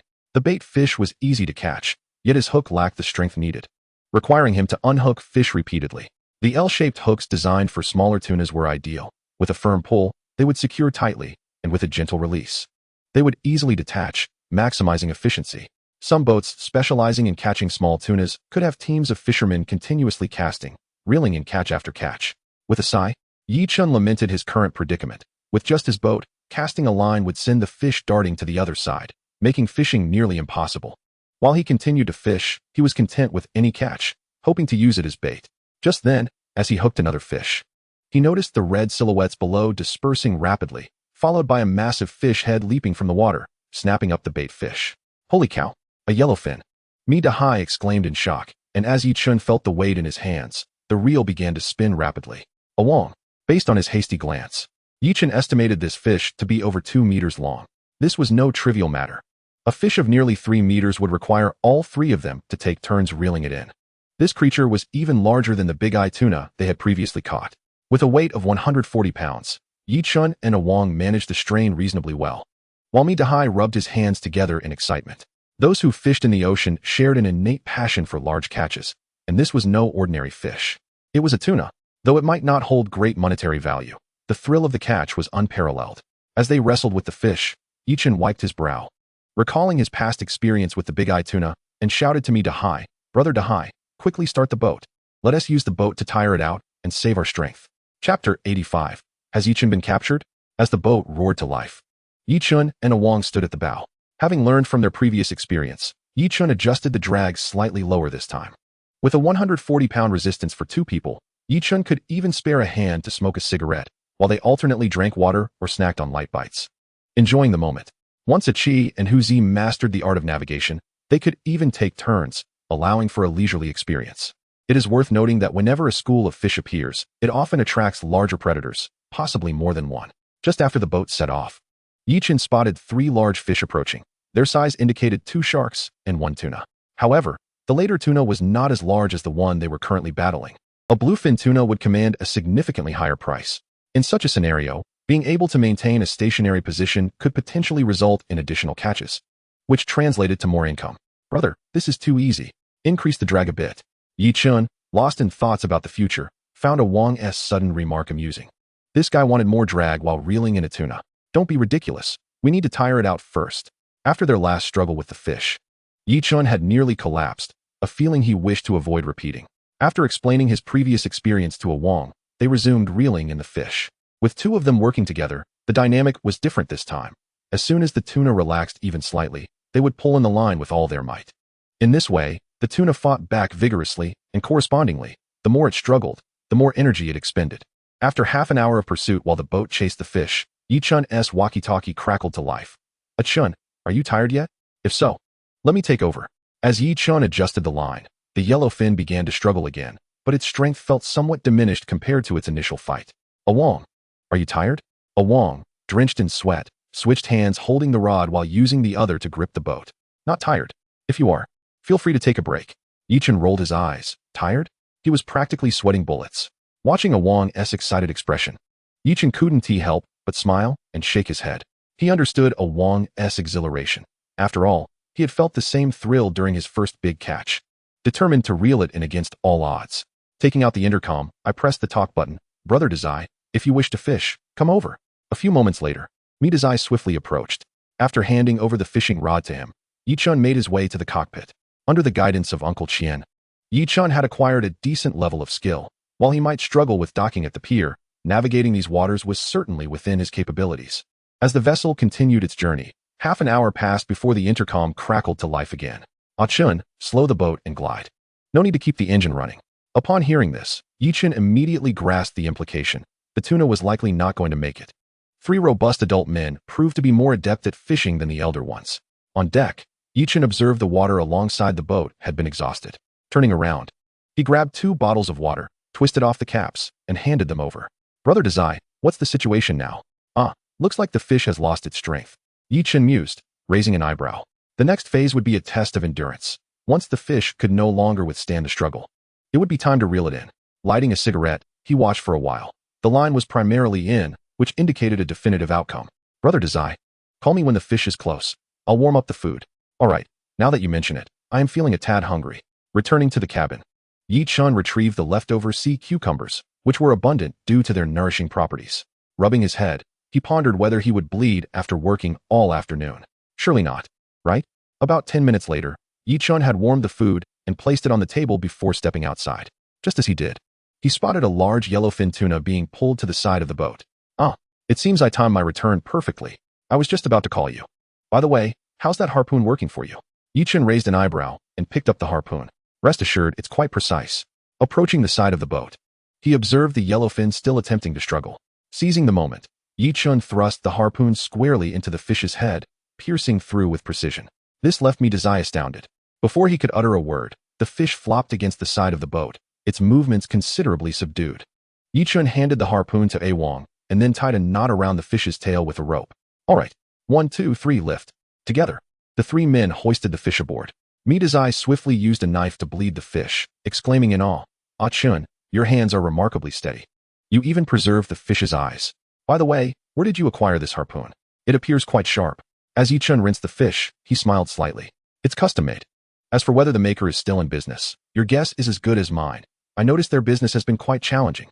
Don't ask, just know it's custom-made." "Oh, that's quite unfortunate." Midazai shook his head, his tone laced with regret. Yi Chen's harpoon appeared exquisitely crafted. Such a fine tool truly enhances one's catch. Yi Chen refrained from elaborating further. Once the fish ceased bleeding, he rinsed it a bit more. Only then did the trio finally place the fish into the ice hold. Upon entering the ice hold, Yi Chen scratched his head. The boat seemed a tad small. A 2-meter fish was almost too much to fit. Looking around the vessel, he mused, "Surely, I won't need to change boats already. I just bought this one." "What's the matter?" Midazai inquired, noticing Yi Chen's frown despite having caught a sizable fish. "Shouldn't you be jubilant?" "Nothing much." Yi Chen lifted his head, a smile returning to his face. "What good does it do to think too much? Besides, a smaller boat is a blessing. Last time we caught a swordfish. And now a yellowfin tuna. If there's something to worry about, it's a happy concern. Come on, stop lingering. Hurry in to wash your hands and eat. The food will soon cool." Having caught a substantial fish, spirits were high, and with the prospect of not needing to sail that night, the three men brought out a case of chilled beer, reveling in the moment. The return journey was uneventful. Even the familiar figure, Mao, was nowhere to be seen this time. As they neared the coast, Yi Chen stood at the bow with his phone, eagerly awaiting a signal. Once it arrived, he promptly called the fishery administration, followed by a call to Uncle Chen to report the catch. Half an hour later, at the town dock, just as Yi Chen and his companions finished docking the boat, a group of fishery officials boarded. "Hello, where's the catch?" Yi Chen pointed to a cloth on the deck, and several officials approached to inspect it. After examining, they nodded in acknowledgement. "Do you have time? We need you to accompany us for a bit." Yi Chen nodded. "I can accompany you, but may I first process the catch?" "Of course." Subsequently, Yi Chen located Uncle Chen and weighed the catch aboard the ship. The spring fish weighed 138 pounds, the sea cucumbers 62 pounds, and the yellowfin tuna 311 pounds. These were the main items. The remaining various catches were handed over to Uncle Chen. After recording the figures, Uncle Chen glanced at the boat and then patted Yi Chen on the shoulder. "Call me if you need anything." Yi Chen chuckled. "Uncle Chen, this is good news." "That's great." Following this, the fishery officials sprang into action. Such a large shark could not be hidden, especially given the notoriety of Yi Chen's vessel. News spread like wildfire. Rumors of someone capturing a shark quickly circulated from the dock. Chapter 86. Don't blame me. "Hello, could you recount the events?" Inside the room, the staff poured 3 cups of water and offered them to Yi Chen and his companions before commencing their notes. Yi Chen had little to conceal regarding these matters. After a moment of thought, he began recounting from the moment the albatross appeared, detailing everything from its boarding to its fright, leaving no detail unspoken. Naturally, when it came to the shark, Yi Chen refrained from mentioning that he had seen it firsthand, instead attributing it to the albatross's terror. There was no point in discussing whether or not they would find the albatross. Even if they did, what could they ascertain? An albatross is not human and cannot provide answers. Furthermore, Yi Chen's inference that large fish were nearby due to the albatross's fright was entirely reasonable. As for the accuracy of his predictions, fortune favors the bold, and luck can befall anyone. After a thorough inquiry, the staff smiled and nodded. "Sir, there's no need to worry about this matter. For discovering such a bionic creature, we offer rewards to the discoverers.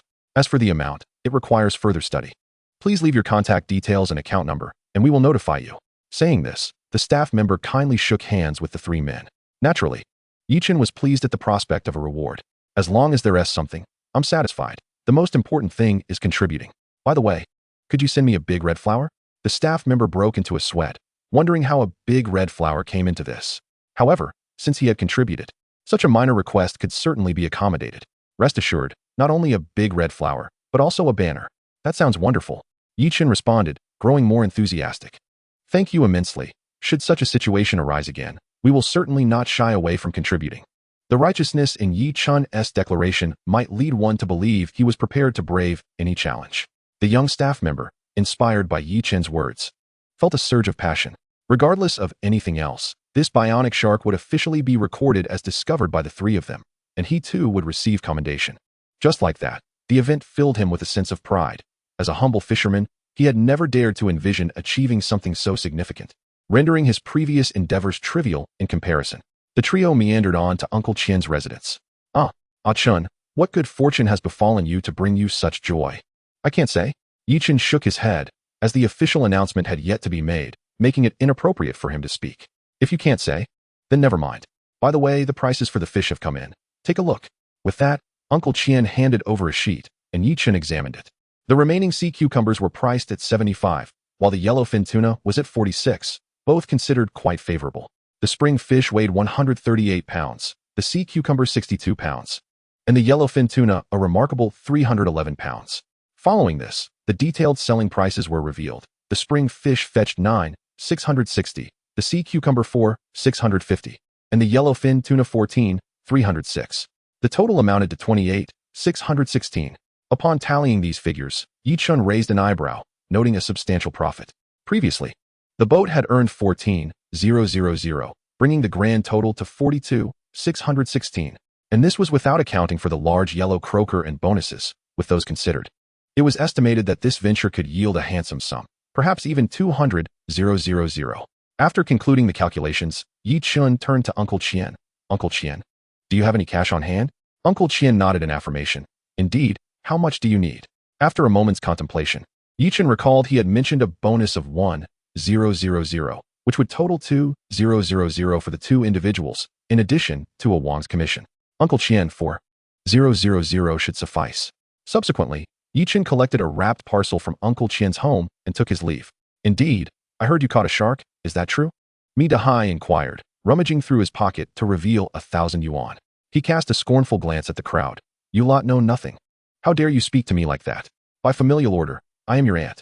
Mi Dahai shot her a glance, curling his lip in disdain. Familial order? You never handed out red envelopes when I was a child, yet I recall a few instances of you pilfering the fish traps. So much for being an aunt. With that, he dismissed her, striding away with a triumphant expression. He had been stifled for days, constantly hearing about his wife and others' affairs. Such matters would vex any man of dignity. Had it not been for familial ties, he might have resorted to violence. However, following this exchange, he felt a weight lifted, his mood buoyant, and he found himself shaking off the remnants of his frustration as he walked. After the three protagonists departed, a core group of villagers gathered to converse once more. Nyonyo's mother, I heard you rented out your house. Oh, you mean the cowshed? Yes. We no longer have cattle, so it's perfect. The group of women remained unfazed by Mi Dahai's attitude, engaging in lively banter.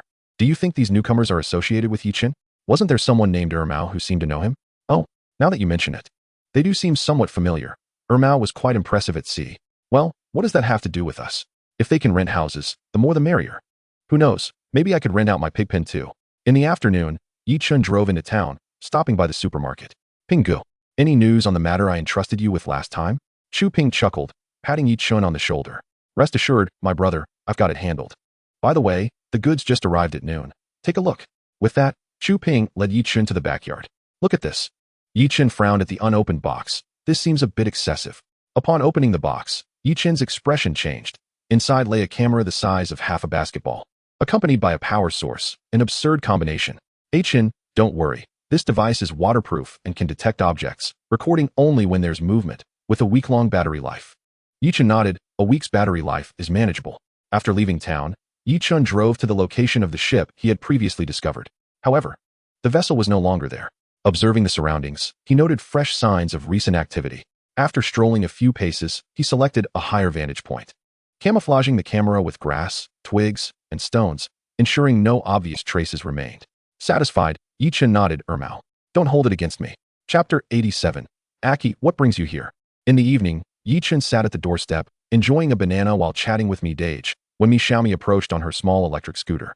Dad, Chen, there you are? Just in time. I've arranged everything.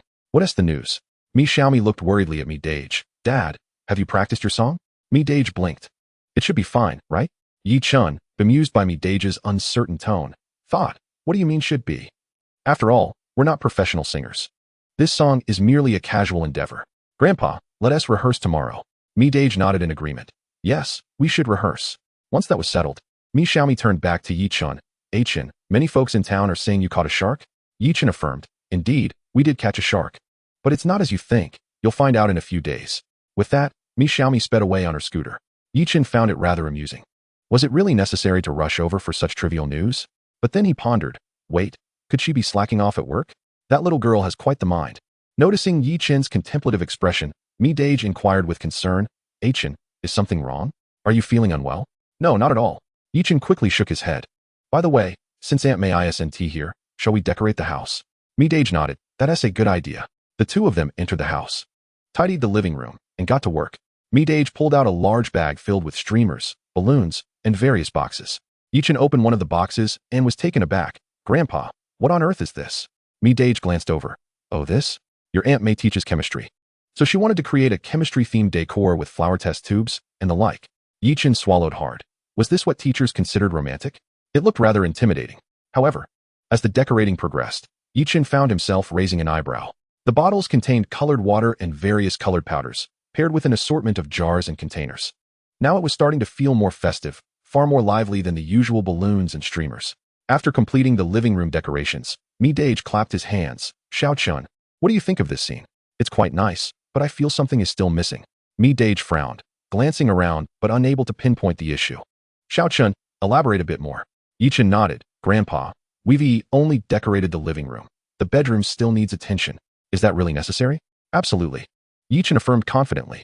They then moved into the bedroom and busied themselves once more until everything was in place. Mi Dage stared in awe at the transformed bedroom, suddenly feeling overwhelmed. Xiao Chun, are you trying to give me a heart attack? By the way, do you still have any oysters at home? Yi Chen waved dismissively. This is all for your happiness, Grandpa. I do have some oysters. I'll bring a few over shortly. Oh, and I have something else. Could you assist me, Grandpa? Mi Dage sighed. Sure, hand it over. Setting the oysters aside, Yi Chen retrieved the parcel. Grandpa, take a look. As he slowly opened the package, Mi Dage's eyes widened in astonishment. So large, he exclaimed, rushing out to fetch a scale. Xiao Chun, let us see how much this fish weighs. When weighed, it came to 8 pounds and 9 ounces. Goodness, that's impressive, even bigger than last time. Mi Dage whipped out his phone, snapping a picture of the large yellow croaker and posting it in the group chat with the caption, caught a big yellow croaker during night fishing. Interested parties, please contact. Yi Chen patiently awaited Mi Dage's actions, and once he set down his phone, he asked, Grandpa, do you think this fish will sell well? Absolutely. Uncle Mi clicked his tongue. Good things always find buyers. Yet now it's the fishing ban season, and such large yellow croakers are valuable, yet unattainable. All right then. I shall await your news, dear uncle. By the way, you're all alone. Why not come to my home for a meal? No, I'm fine with a simple meal by myself. Besides, I still need to practice singing. A pair of glistening, dark eyes gazed at Yi Chen, eagerly hoping for a morsel of meat to fall from his hands. Before his aunt could speak, Ching tugged at Yi Chen's sleeve. Big brother. Along was taken away by Sister Mi Shui. Taken away? What on earth? Yi Chen looked towards his aunt, who was beaming with delight. While you were away, Mi Shui stopped by? Now they've gone to the town together, saying they're off to eat. That sounds good. Let us eat. The four of them took their seats. Yi Chen picked up a piece of fish and placed it in his mouth, only to suddenly feel something at his feet. Glancing down, he saw Da Huang. The little creature had grown a bit, with its front paws resting on Yi Chen's foot, drooling and gazing at him with wide, watery eyes. Yi Chen couldn't help but chuckle. He dropped a piece of pork for the eager pup. Da Huang lunged at it like a famished wolf, devouring it in one bite. Yi Chen frowned. A dog that snatches food needs to be trained. Contemplating this, he shifted his chair and leaned down, causing Da Huang to tremble and, after a moment's hesitation, spit out the meat it had just devoured, looking at Yi Chen with longing. Is this for me to eat? Yi Chen's lips twitched. You truly are a good dog. Very well, eat up. His grandmother shot him a disapproving glance. Da Huang is quite well behaved. Do you really need to argue with him? Yi Chen felt a bit embarrassed. He intended for Da Huang to be obedient, but hadn't anticipated it would be so compliant. Subsequently, Yi Chen quietly continued his meal, finishing in silence before heading to bed. The next morning, after breakfast, Yi Chen intended to visit Uncle Mi's home when his grandmother called from the kitchen. Ah Chun, could you buy some yeast? Let us steam some buns. Buying yeast was a trivial task. The convenience store had it. Yi Chen ambled over. Upon entering the supermarket, he was taken aback. His eyes fell upon Achi, clad in pajamas. Achi, what are you doing here?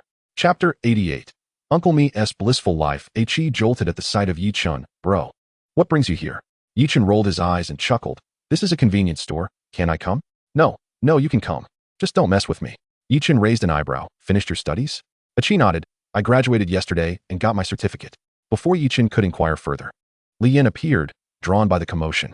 Today, Li Yin was particularly radiant, her smile bright and her gait lively, exuding a refreshing aura. Ah Chen, you're here. What do you need? Sister Yin, could you grab me 2 packets of yeast? How much is it? Li Yin handed him 2 packets of yeast while casting him a playful glare. What money? We're all family. As she spoke, a blush crept onto her cheeks, leaving Yi Chun momentarily stunned. No wonder Chi was smitten with such a charming proprietress, who wouldn't be enchanted. Her complexion, a perfect blend of rosy and fair, evoked the allure of youth while reflecting the grace of maturity. Her every smile and frown was captivating. Shaking his head to dispel unwelcome thoughts, Yi Chun pulled out 10 yuan, placed it on the counter, and dashed away. Ah Chun, you don't need to pay that much. Hearing her call from behind, Yi Chun quickened his pace. He knew 2 packets of yeast wouldn't cost 10 yuan, but he couldn't bear to linger. Today, Li Yin gave him an entirely different feeling, one that was somewhat intoxicating. On his way, Yi Chun took out a cigarette and inhaled deeply until he felt slightly lightheaded. Finally relaxing. Damn it, Chi is quite fortunate. Though divorced, she was still youthful, in her 20s, without children, and quite beautiful. All these factors combined made her truly remarkable. Most importantly, she knew how to care for others. After Yi Chun left, Chi blinked, momentarily at a loss for words. Li Yin glanced at him before turning back to the kitchen, emerging with a bowl of porridge. Have some. Chi picked up the bowl and took a few sips, only to notice Li Yin staring at him intently. Sister Yin, why are you looking at me? Li Yin shot him a look, exasperated. What happened to that energy you had yesterday? Why do you seem so lifeless upon seeing your brother today? Chi felt a bit embarrassed. It's different. I'm just not prepared yet. Haha. Li Yin remained silent until Chi finished the porridge, at which point she closed the door. Come, let us go inside. An hour later, Chi was all dressed up, his backpack slung over his shoulder as Li Yin escorted him out. Chi sighed. How am I supposed to live this life? He then stretched his waist and walked ahead. Back home, Yi Chun composed himself, feeling devoid of desires. Upon stepping out, he noticed Chi trudging in, looking disheartened. Chi, what's wrong?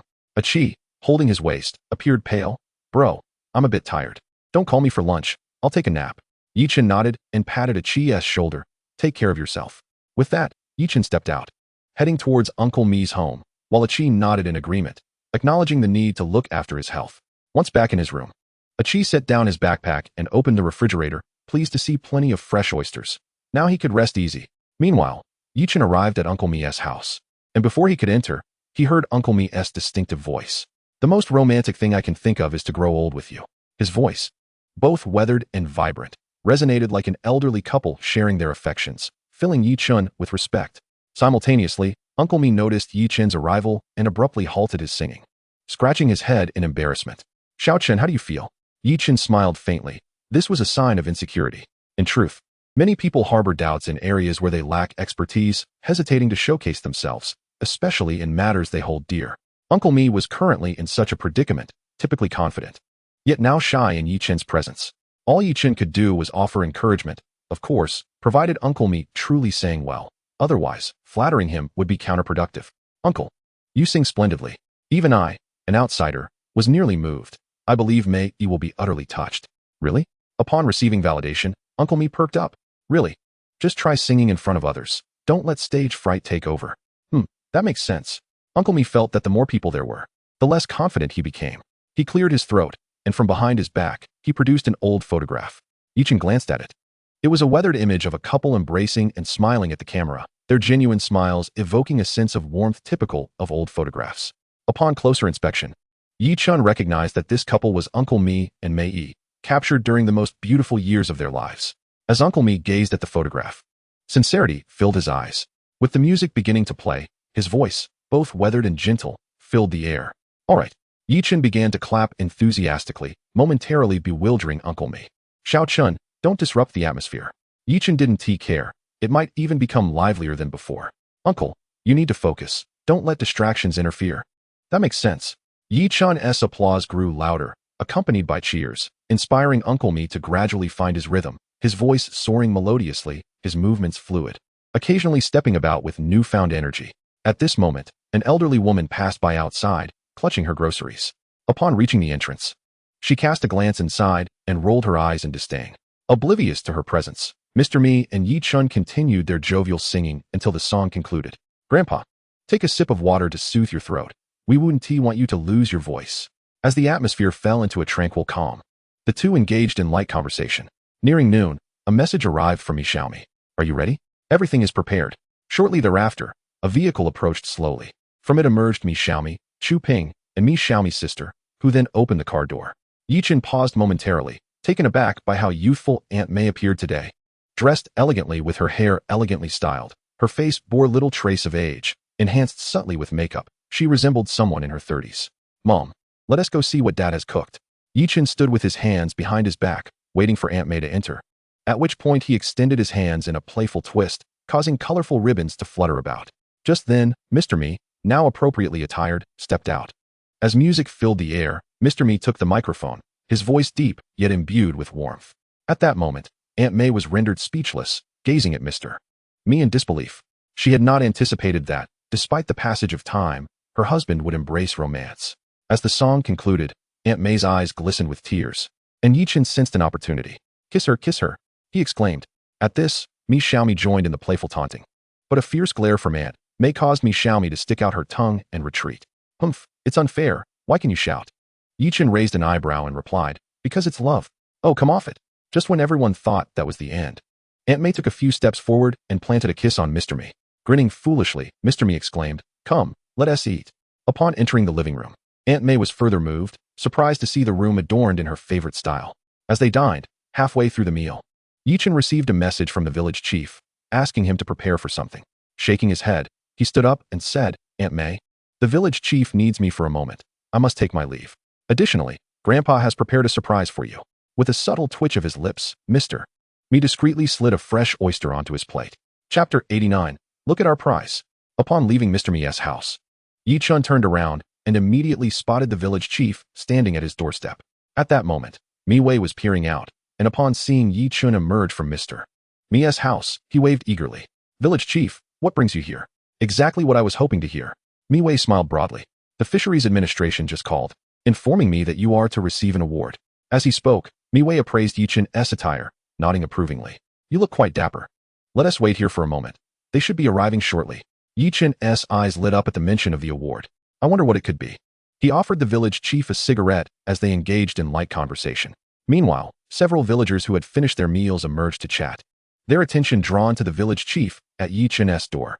The midday sun was quite warm, and initially, there were not many people, but gradually, a crowd began to gather, with a few aunts and grandmothers settling beneath the large tree to observe.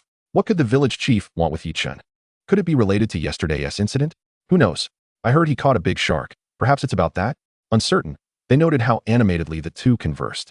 The village gossip mill buzzed with speculation, pondering whether they could glean any information, but it seemed they were making little progress, as the news was all the same. What is the point of standing around? I'll go ask. Soon, an aunt approached. Uncle, what is your business with Yi Chen? Is it about yesterday's shark? Mi Wei nodded with a smile. Yes, Ah Chen caught a shark and is to be commended. We're just waiting here for a bit. The aunt's mouth twitched as she exchanged pleasantries before departing. As she walked away, she grew increasingly puzzled, scratching her head in confusion. An award for catching a shark? What kind of shark was it? Did it attack someone? The aunt nodded, her eyes narrowing as if a thought crossed her mind. She beckoned a few others over. Listen. The village chief said Yi Chen caught a shark, and they're giving him an award. What do you think this shark is? I suspect it might have bitten someone. Really? Did it attack someone? That is serious. But why would they give an award for catching a shark? I heard it was an impressive catch. With many witnesses at the dock, the others exchanged glances, contemplating the implications of her words. Yi Chen, observing their whispered conversation, found their shock amusing. However, his attention was soon diverted by the arrival of Mi Dahu. Brother, am I late? Yi Chen glanced toward the approaching vehicles, noting 2 cars making their way over. Not at all. Just park the car properly. As Mi Dahu parked and approached, the other vehicles arrived as well. The village chief, Mi Wei, greeted the newcomers with handshakes. And after a round of pleasantries, one of the taller men stepped forward. He was robustly built, similar to Mi Dahu, but appeared more polished in his attire. Haha, you all have done well. The man boomed with laughter, clapping the shoulders of the 3 men. Upon noticing Mi Dahu, his surprise was evident. This young man is impressive, quite sturdy. Mi Dahu chuckled bashfully, and the man, sensing the moment, waved his hand as a few others approached bearing banners. Once the formalities were complete, the tall man turned to the village chief. Village chief, could you gather the villagers, or a few representatives? We have some important announcements to make. Mi Wei nodded. It's nothing too serious. Calling out to the women gathered beneath the tree, he urged, come, everyone, please help summon some people. We have something to announce. Curious about the unfolding events, the villagers, recalling the village chief's mention of an award, sprang into action. Within about 10 minutes, a large crowd had gathered at Yi Chen's doorstep. At this point, the tall man produced a loudspeaker. "Dear villagers, please quiet down. I have important news to share with everyone." The crowd gradually fell silent, and the tall man nodded in satisfaction before continuing. "We are here to promote a special marine device." Before he could finish, murmurs erupted from the crowd. "Haven tea, we heard about this before? Why are they bringing it up again?" "Yes, we just heard about it last year." The tall man frowned slightly. "Please, quiet down. What I'm about to say is different from last time." As he spoke, a staff member produced a large photograph, which depicted the bionic shark previously caught by Chen. "Ladies and gentlemen, take a look at this image. After our analysis, it's evident that this creation is remarkably well crafted. In terms of appearance, it bears an uncanny resemblance to a real shark. However, I must inform you that this is not a shark." The moment the tall man uttered these words, the room fell into an immediate hush. Subsequently, another staff member presented a skeletal diagram. "This is the anatomical illustration of the shark. I trust you've surmised that there are entities in the ocean capable of disguising themselves. Now, I can definitively state that recovering such items from the sea will yield a reward of no less than 100,000 yuan. The audience erupted in excitement. A minimum of 100,000, enough to purchase a modest home. Observing the stir he had caused, the tall man smiled slightly and began to distribute rewards before the crowd. Half an hour later, as the throng dispersed, Chen rubbed his hands together and said, "Leader, what about our bonuses?" Chapter 90. What is this? A treasure? Bonuses? The tall man chuckled. "Chen, there's no need to rush about the bonuses. Arriving late is not necessarily a bad thing." Chen raised an eyebrow. "What do you mean?" "The bonuses need to be assessed. If the find is ordinary, it will be rewarded at the lower tier. However, if the discovered item is of significant value, it will undergo further evaluation, and bonuses will be allocated according to the importance of the item." As he spoke, the tall man patted Chen on the shoulder.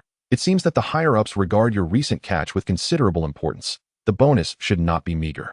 Just keep an eye on the information, and you will also receive a phone call." With a wave of his hand, the tall man added, "We must take our leave. Just wait for news regarding the bonuses." Chen and the others waved cheerfully as the vehicle drove away. Miwei then turned to Chen. "By the way, I've received word that the inspection team will arrive in 2 to 3 days. Prepare yourself. I must be off." "All right, I'll check in later today." "Has everyone left?" Chen nodded. "They've all departed. Our family has certainly enjoyed a moment of glory." Indeed, witnessing her grandson's success, Grandma waved her hand. "Yaching, come with me to the town. Our child has achieved something great, and we must celebrate this occasion with a feast. Let us go buy some groceries." Chen chuckled. Although their refrigerator was well stocked, he indulged his grandmother's joy and agreed to go shopping. Given the improved circumstances at home, treating themselves to some good food was quite reasonable. After all, at her age, having worked so hard for many years, it was time for her to enjoy some well-earned comfort.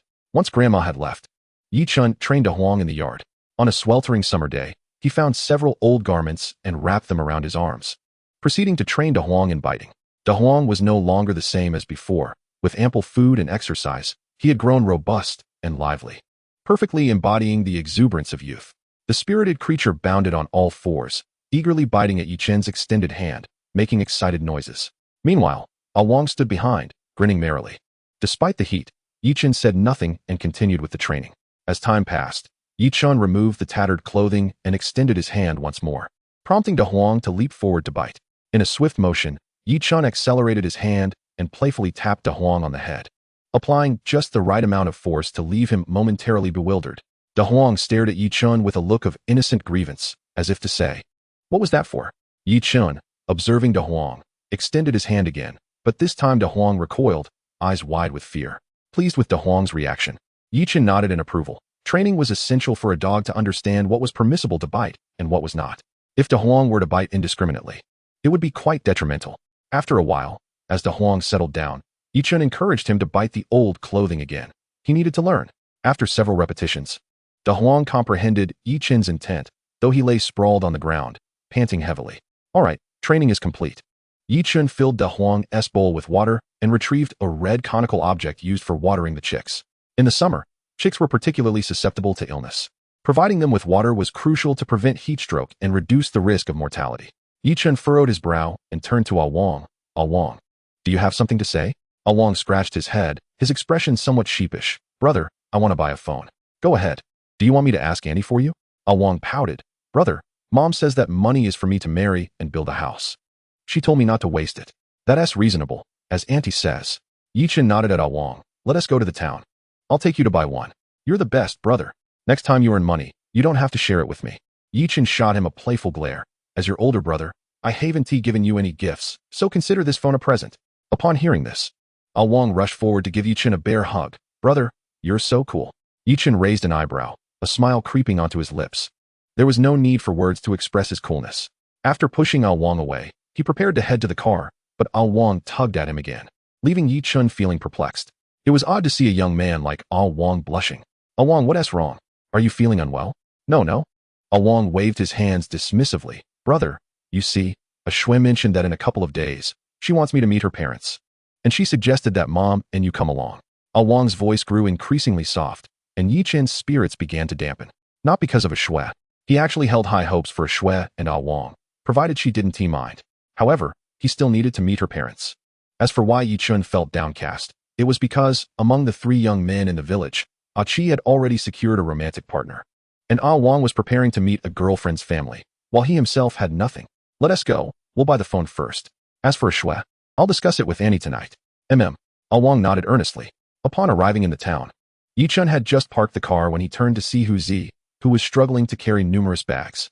Huzi, why do you have so much stuff? Huzi paused, recognizing the familiar voice, and turned to see Chen. Oh, Brother Chen, you're in town. Yes. Why didn't you call me if you had so many things? As he spoke, Chen and Wang stepped forward to help carry some of the bags. Huzi scratched his head. I just got off the bus and didn't have a chance to call. By the way, what brings you to town? Wang wants to buy a phone, and I'm accompanying him. The 3 of them then entered a mobile phone store, where the receptionist eagerly began to showcase the products. Gentlemen, this phone is excellent. It has 3G, fast internet speed, and outstanding sound quality. Wang nodded enthusiastically. Brother, how about this one? Chen rolled his eyes. Was this salesperson serious? A phone costing several hundred yuan had great sound quality? It seemed more like a combination of multiple phones into one. Chen interrupted the sales pitch, pointing to a phone. How much is this one? The receptionist glanced at it, realizing it was a good choice with a decent commission. 2,500. Would you like to buy one? Chen sighed. This phone was undoubtedly not sourced through normal channels. The reason was clear. It was a Xiaomi, just like his own, but priced a few hundred more. Nevertheless, even with the markup, it remained a solid option among the available phones. During dinner, Huzi arrived with his bags. Grandma, Annie, these are for you. Thank you for taking care of Qing these past few days. Amidst laughter and chatter, Qi finally woke up. Upon seeing the spread of dishes, he paused in disbelief. Chen looked at him with a complex expression, unable to discern whether it was envy or pity. Come, eat more of this. What is it? A treasure. Chapter 91, Captured Evidence. Archie was so moved, he almost cried. Brother, you truly care for me. Yet, Chen felt a pang of discomfort, indeed. Who would tend to his own feelings? Presently, their quartet had 2 members who were now romantically involved, leaving only him and Huzi in a state of solitary confinement, which was quite stifling. After all, were they not all young men in their 20s, filled with youthful vigor? The memory of that morning weighed heavily on Chen's heart, leaving him feeling desolate. Perhaps it was time to seek out Uncle Chen. He might soothe his tender spirit. With that thought, Chen added 2 more oysters to Archie's plate. Archie, engrossed in his meal, eventually seemed to register. Is today's feast a celebration of our academic achievements? Chen smirked. Academic achievements? You mean passing a driving test? Don't read too much into it. It's merely a minor award, and you 2 are just incidental. Archie rolled his eyes. So, Huzi and I are the sidekicks, huh? Haha. Chen shot him a glance. Just eat what's before you. What's wrong? Haven't you had enough? I specifically bought this for you in town. He then glanced at Huzi. Right, Huzi? Huzi blinked. Brother Chen, am I supposed to confirm or deny this? Chen facepalmed. Clearly, communication was futile. The young men bantered for a while before the topic shifted to Wang. Aunt Yaching looked at Wang. Is it true what your brother said? Did Axu really express a desire to meet? Wang nodded yes. She mentioned that her parents want to see us in a couple of days. But what does that mean, Mom? Aunt sighed. This boy? Why is he so slow to comprehend? But considering Wang's situation, she spoke earnestly. Wang, what do you think of Axu? She is quite nice, has a pleasant voice, and takes me out to have fun, though she is a bit short, petite. Aunt continued. What if you could marry someone like Axu? How would you feel about that? Huh. Wang's eyes widened, pointing to himself. Mom, what are you saying? Me? Is that even possible? Aunt found herself in a quandary. It was a delicate matter. Even if this proposition originated from Zhu, Axu still had her family to consider. If Wang were not troubled in mind, she wouldn't be too concerned. He might not be exceptionally handsome, yet he was quite presentable, tall, and robust. Given these attributes, finding a spouse should not prove overly challenging. Pondering this, Aunt glanced at Chen. Chen, what do you think? Aunt, let things unfold naturally. We should focus on our responsibilities, whether it succeeds or fails. At least we've given it a shot, and that's what truly matters. Aunt nodded. You're right. You've seen more of the world than I. Please help keep an eye on things when the time comes. Certainly. Chen replied, directing a cautionary glance at Archie. Be mindful. I'm also a young man. I understand the fervor of youth, but one must care for one's own health. Archie nodded. Brother, I know. Are we going out to sea soon? Not at the moment. There's something brewing. Well, I'm off to bed. As he adjusted the fan speed, his phone suddenly buzzed. Upon checking, he rubbed his eyes. Why was Xiaomi messaging him at this hour? Chen, I can't sleep. Chen raised an eyebrow. He was also wide awake. He decided to call her. And after a brief wait, she answered. What is up? Are you missing me? Haha. I called my sister, but she's asleep, so I texted you. Ah, I see. Chen nodded, realizing he had overthought the situation. Why aren't you sleeping at this hour? Oh. Chen felt a surge of respect. Me was impressive, creating quite the stir. Well, you might try knocking on the door. Perhaps it will silence the noise. Really? You could give it a go. After a while, Chen heard knocking on the phone, followed by Xiaomi's voice. Liar, it didn't work at all. Chen gave her a thumbs up. She was indeed focused. Likely not even hearing the knock. After chatting with Xiaomi for a while, Chen was uncertain when he drifted off. When morning came, he discovered they had talked for an entire hour. The morning air was refreshing as Chen stepped outside. After a moment, he spotted Mao riding up on a tricycle. Upon seeing Chen, Mao raised an eyebrow. Oh, isn't this Chen? I heard you caught a shark. Why aren't you inside? Chen approached, and from the truck bed, Chen gang shot him a glance. This is our bounty from the sea. How about you? Caught enough to cover your fines? Chen rolled his eyes. Bounty from the sea? Well, it's considerable, but what does my situation concern you? Mao clicked his tongue, sensing Chen's irritation. No point in provoking him now that money was flowing in. Consequently, under Chen's watchful gaze, the tricycle sped away, presumably heading to town. Arriving at the seaside, Chen parked the tricycle and pulled out the camera from the grass. In the distance lay the very boat from before. Often wandering by the river, who can escape wet feet? Chen chuckled. Mao had been around for a while. And now he finally had something to hold over him. Extracting the files from the card, Chen eagerly scanned through the footage. The video captured Mao and his son docking their fishing boat, after which Chen gang departed, while Mao clandestinely gathered the fishing nets, stealthily transporting baskets of fish away. As he continued to review the footage, Chen nodded in satisfaction. If this were burned onto a disc, it would be irrefutable evidence. Once the disc was ready, Chen took a pen and, differing from the previous time when he had written extensively, he made concise notes. With his left hand holding the pen, he jotted down the pertinent details, including the names of the individuals and the boat's location. Having completed this, Chen executed his plan once more, delivering the footage to the town police station. Now, all that remained was to wait. For 2 consecutive days, nothing transpired in the village, but on the third morning, the village head's call came. Chen, prepare yourself. Chapter 92. How will it develop? Upon receiving the village head's notification, Chen contemplated briefly before turning to change into a fresh outfit. He donned a rather ordinary ensemble of long sleeves and trousers, complemented by gloves. Grabbing a water bucket and a net, he was finally ready. As he emerged from the house, he spotted the village head running towards him. Drenched in sweat. Chen, is everything all right on your end? Rest assured, I've checked in the past few days. There's absolutely no issue.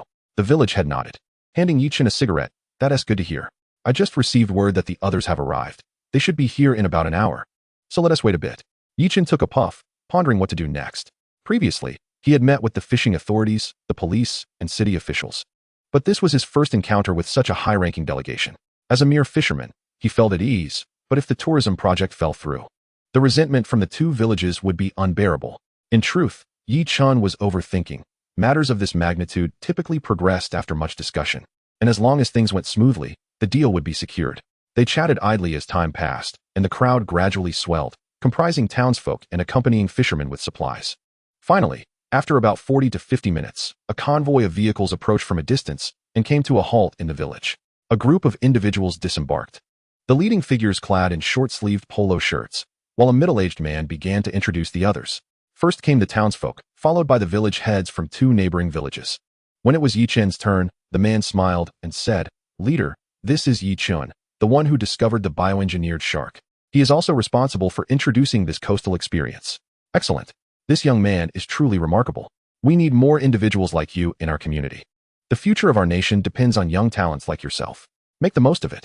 Chen, taken aback by the praise, promptly extended his hand to shake hands with several leaders. As a newcomer, I owe much to the support of the local community, which has provided me with this opportunity for growth. Well said, one leader remarked after observing Chen. He turned to his colleagues. This is the spirit of contemporary youth. We must vigorously support the endeavors of ambitious young people and provide them with certain privileges. Once these formalities were concluded, the group boarded vehicles to the beach at Jiang Village. The sand here was soft and fine, complemented by lush vegetation, the shimmering surface of the sea, and a gentle breeze that created a delightful atmosphere. After disembarking, the village head signaled to Chen and approached him to exchange a few words.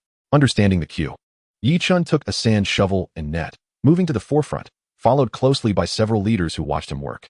Esteemed leaders, while this stretch of beach may not yield as many marine delicacies as muddy flats, it is often more enchanting. The abundance of sand here allows for the construction of castles and sunbathing, and of course, the thrill of coastal foraging.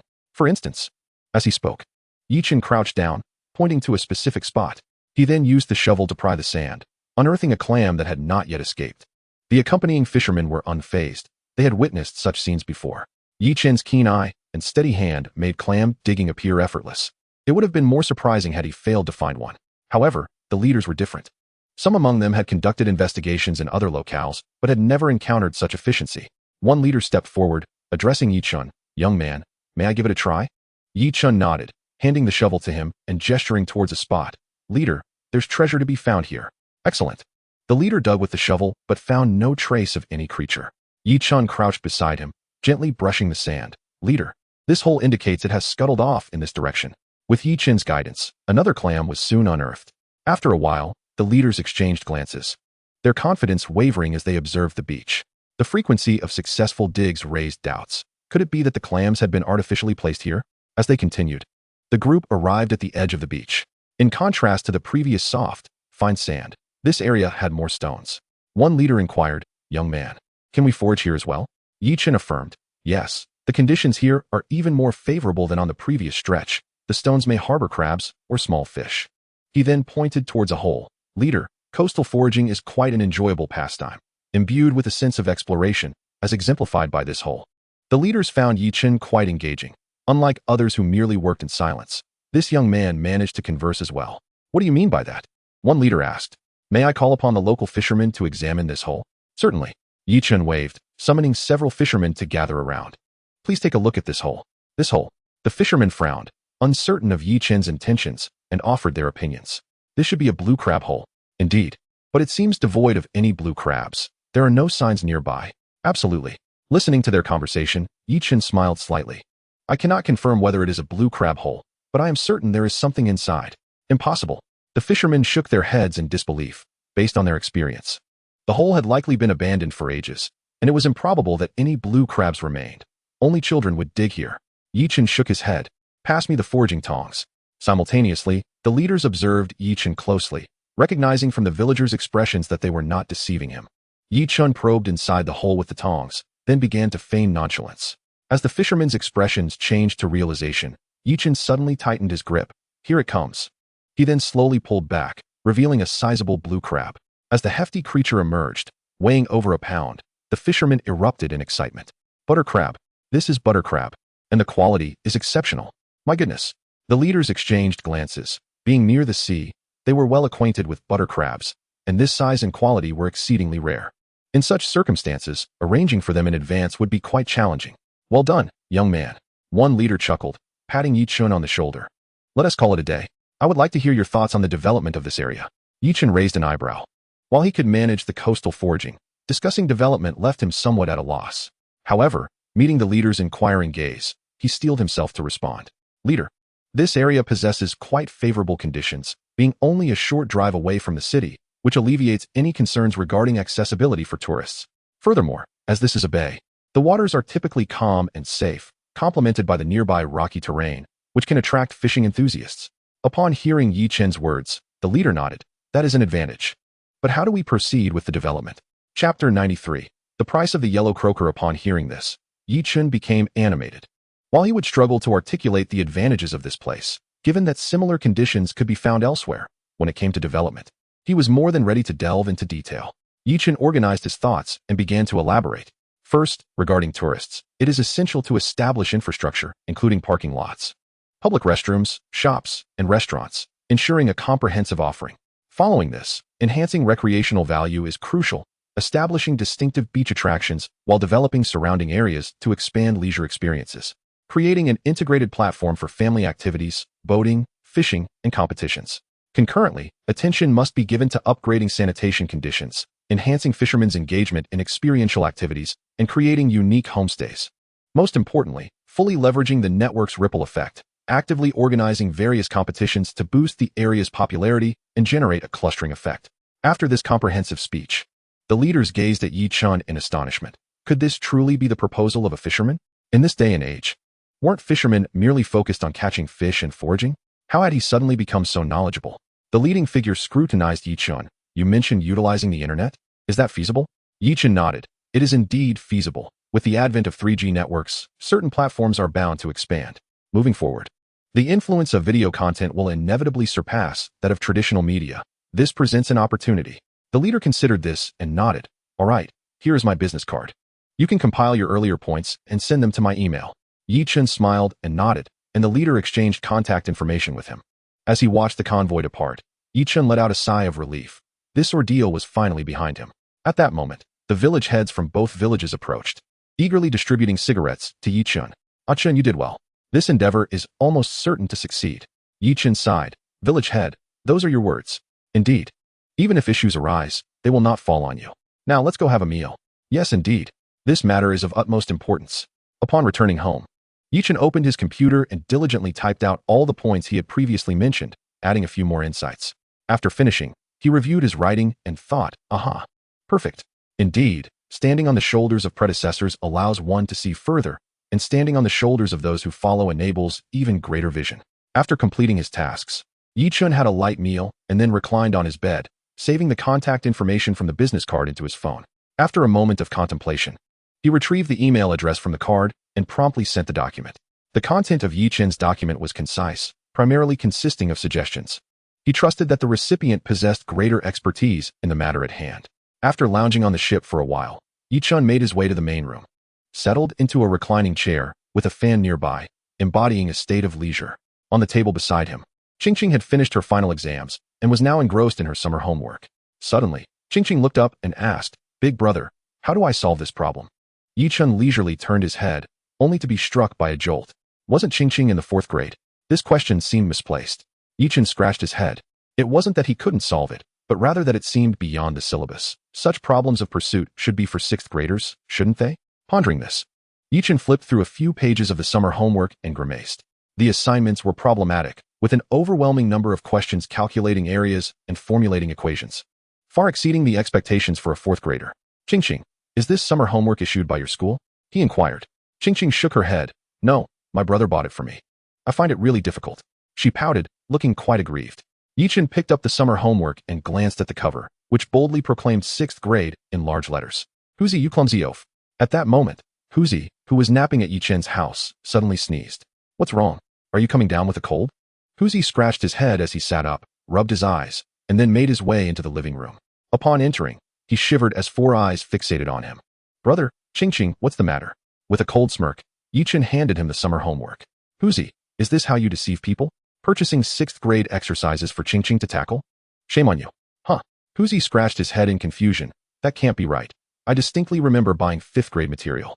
How did it turn into 6th grade? Don't be angry. Don't be angry. Huzi quickly consoled the fuming Qingqing while offering a cigarette to Yi Chen. My fault. I'll rectify it immediately. All right. Once Qingqing departed, Huzi sheepishly smiled. Brother, aren't you going to take a nap? Sure. After Huzi left, Yi Chen rose. The earnings from the last sea outing had been credited by Uncle Chen, but news of the big yellow croaker from the old man was still pending. As he reached the door, Yi Chen suddenly halted and took 2 steps back. Xiaomi, what brings you here? Xiaomi rubbed her head. It hurts so much. Why are your bones so hard? It's killing me. Yi Chen twitched his lips. Please, spare me. If you keep talking, I might just develop a headache. Xiaomi shot him a glance. You didn't even hit your head. Where's the headache coming from? My dad sent me to call you. He said the fish has been sold. The fish has been sold? Yi Chen felt a surge of joy and grabbed Xiaomi's hand, rushing outside. Old man, I've come to see you. Old man sat expressionlessly in his chair. You're here to see me, or are you here for the money? He continued. If it weren't for your terrible idea, I wouldn't be in this predicament. Just thinking about it makes my kidneys hurt. Suddenly, old man Mi's gaze hardened. Let go of my hand. Hand? What hand? Yichen glanced down to discover he was still holding Mi Xiaomi's wrist. Given the old man's intense look, he discreetly released her hand. Meanwhile, Mi Xiaomi's cheeks flushed as she shot Yichen a sideways glance and hurried up the stairs. At this moment, old man Mi relaxed his stern expression. The big yellow croaker is being offered for 100,000. Do you plan to sell or not? Yichen nodded. The price was quite substantial. It should be noted that not everyone has an affinity for big yellow croakers, especially the larger wild ones, which are often used for show rather than consumption. Old man, 100,000 is a fair price. Let us go with that. Good. Now scram. Just the sight of you irritates me. Yichen chuckled. You, old man, seem to be oblivious to the fortune you possess. Upon returning home, after waiting a day, news finally arrived regarding Wang's situation. Chapter 94, Blind Date the next morning. In town. Xiao Chen, what brings you here now? Uncle Chen, you're at the store. Today, I brought Wang for a blind date. Could you help arrange a private room? Not a problem. Uncle Chen smiled, waving his hand, and led the four upstairs to a quiet room in the back. This room is yours for today, and since it's a Wang-s blind date, I'll cover this meal. Just let me handle the arrangements. Thank you, Uncle Chen. Once Uncle Chen left, Yichun gestured for Wang to make a call to inform the other party of the address, and then they waited downstairs. After more than half an hour, a group of three approached, led by Mi Shui and her parents. Judging by their attire and appearance, it was evident that Mi Shui's parents were not wealthy, but rather humble people. Upon seeing them, Yichun nudged Wang's arm. Remember what I taught you? Wang nodded, looking somewhat anxious. Uncle, would you like a smoke? The man, appearing to be in his 50s, nodded and accepted the cigarette. Wang then produced 2 bottles of water. Annie. Mi Shui, would you care for some water? After this, Wang seemed to freeze, standing awkwardly to the side. Observing this, Yichun quickly stepped forward. Uncle, Auntie, let us head inside for some tea. All right. Once in the room, Mi Shui's parents fell silent for a moment before addressing Yichun and the others. We would like to speak with Wang privately. Is that acceptable? Upon hearing this, Mi Shui immediately interjected. Dad, didn't we agree on this beforehand? Mi's father nodded at Mi Shui. Don't worry. I just have a few questions. Seeing this, Yichun's grandmother, although feeling a bit disheartened, smiled and said, It's no trouble. We understand you want to speak with Wang privately. Wang, you stay. We'll take a stroll outside. Then, his grandmother ushered Yichun and his aunt outside, where his aunt sighed. What now? Do you think Wang can handle this? Yichun reassured her. Annie, don't worry. I'll talk with Mi Shui's parents. Let us not lose hope just yet. Despite his words, his aunt's anxiety remained palpable, and Yichun felt powerless to alleviate it. The wait was not lengthy. After about 10 minutes, Wang emerged, albeit looking somewhat dejected. Wang, what did they ask you? Wang lifted his head. Brother, they asked if I have a house, if I have an income, and what skills I possess. Honestly, I'm not sure what I can offer. Yichun nodded and patted Wang's shoulder. Don't fret. I'll go in and talk to them. With that, Yichun ascended the stairs and opened the door. Inside, Mi Shui's eyes were red-rimmed. Uncle, Auntie, I hope I'm not interrupting you. Mi Shui's parents glanced at Yichun before nodding. No, it's not an interruption. This room is booked under your name. That's a relief. Yichun stepped forward. Uncle, Annie, do you have any concerns regarding Wang's cognitive abilities? Yichun candidly laid the matter bare. In his view, if they were indeed troubled by Wang's condition, then there was no point in continuing the conversation. However, if not, perhaps there was still a chance. Under Yichun's scrutinizing gaze, Mi's father and mother shook their heads. I've heard about you from Xiao Shui. You must be Yichun, right? Yichun nodded. Mi's father continued. I admit, you are an impressive individual, but you are not a Wang. Our concern is not about Wang's intellect. As you may have observed, we are getting older, and we have only one child. Thus, we do not wish for our children to endure the same hardships we have faced. As long as we can shower them with affection, provide them with sustenance and shelter, and raise them well, we are content. With these words, Father Mi shook his head. However, I have just inquired about these matters, and he lacks them all, which is why I am apprehensive about Xiao Shui following him. Upon hearing this, Yichun smiled, eliciting expressions of confusion from both father and mother Mi, while Mi Shui gazed at Yichun in a daze. Unfazed by their scrutiny, Yichun approached and poured a cup of tea for father and mother Mi, and then offered a cigarette to father Mi, uncle, and aunt. I comprehend your concerns. However, these inquiries should not be directed at Wang. Perhaps you could consult my aunt, or even ask me. Father Mi raised an eyebrow. What do you mean? This time, Yichun did not keep them in suspense, but rather directly presented his income. Uncle and aunt, there are certain matters you might be unaware of. I wish to ask. You inquired about Wang's housing, his income, and his skills. But do you know his actual earnings? As he spoke, Yi Chen stood up and called for his aunt from outside. Aunt, how much has Awang earned recently? His aunt glanced at Yi Chen, understanding his intent, and pondered for a moment, perhaps around 20 to 30,000. Yi Chen then turned to Father Mi. Uncle, that is his monthly income. What? Father and Mother Mi's eyes widened in disbelief. Awang just said he had no income. Yi Chen chuckled. This is precisely where your inquiry went astray, uncle. The money I distribute to Awang is given to my aunt, so for Awang, it naturally appears as if he has no income. This left Father and Mother Mi feeling somewhat embarrassed. Indeed, they had only one child, and their intentions were purely for her benefit, seeking a suitor with better prospects. Yet, was there anyone better than Awang? Earning 20 to 30,000 a month equated to what others might earn in a year. And Awang was honest and treated Mi Shui well. Father Mi dared not contemplate further. Their family's circumstances were limited, and replacing Awang would likely yield someone less suitable. At this, Father Mi's dark complexion flushed slightly, and he turned to Mi Shui. Xiaoxue, what do you think? I am willing. Mi Shui pouted, her expression resolute. At that moment, Mother Mi pinched Father Mi's arm. Look at the situation you've created. The child has agreed. Why are you meddling? Indeed, you are right. With this, the misunderstanding was cleared, and Yi Chen cheerfully called everyone in. Please, take a seat. I will go down and see about the dishes. Let us enjoy our meal while we converse. Once everything was settled, the dishes began to arrive, and at that moment, Uncle Chen appeared, carrying 2 bottles of Maodai. Yi Chen is my little brother. Awang is Yi Chen's brother, thus he is also my little brother. Today, as you all meet for an arranged marriage, let us eat and drink well together. Yi Chen quietly tugged at Uncle Qian's sleeve. Uncle Qian, that is not quite right. What do you mean by not quite right? Today is a joyous occasion, come. Father Mi clicked his tongue, regarding Yi Chen with newfound respect. Uncle Qian was quite a figure in the village, and the Maotai he brought was not something just anyone could afford. Chapter 95. Air Mao is captured, a major catch. The heavens did not align with human desires, for after a few days of pleasant weather, as dinner had just concluded, the sky suddenly turned overcast, accompanied by the sound of rain pattering down. However, not all was bleak. Around 10 o'clock that night, as Yi Chen had yet to fall asleep, he heard a cacophony of wailing outside.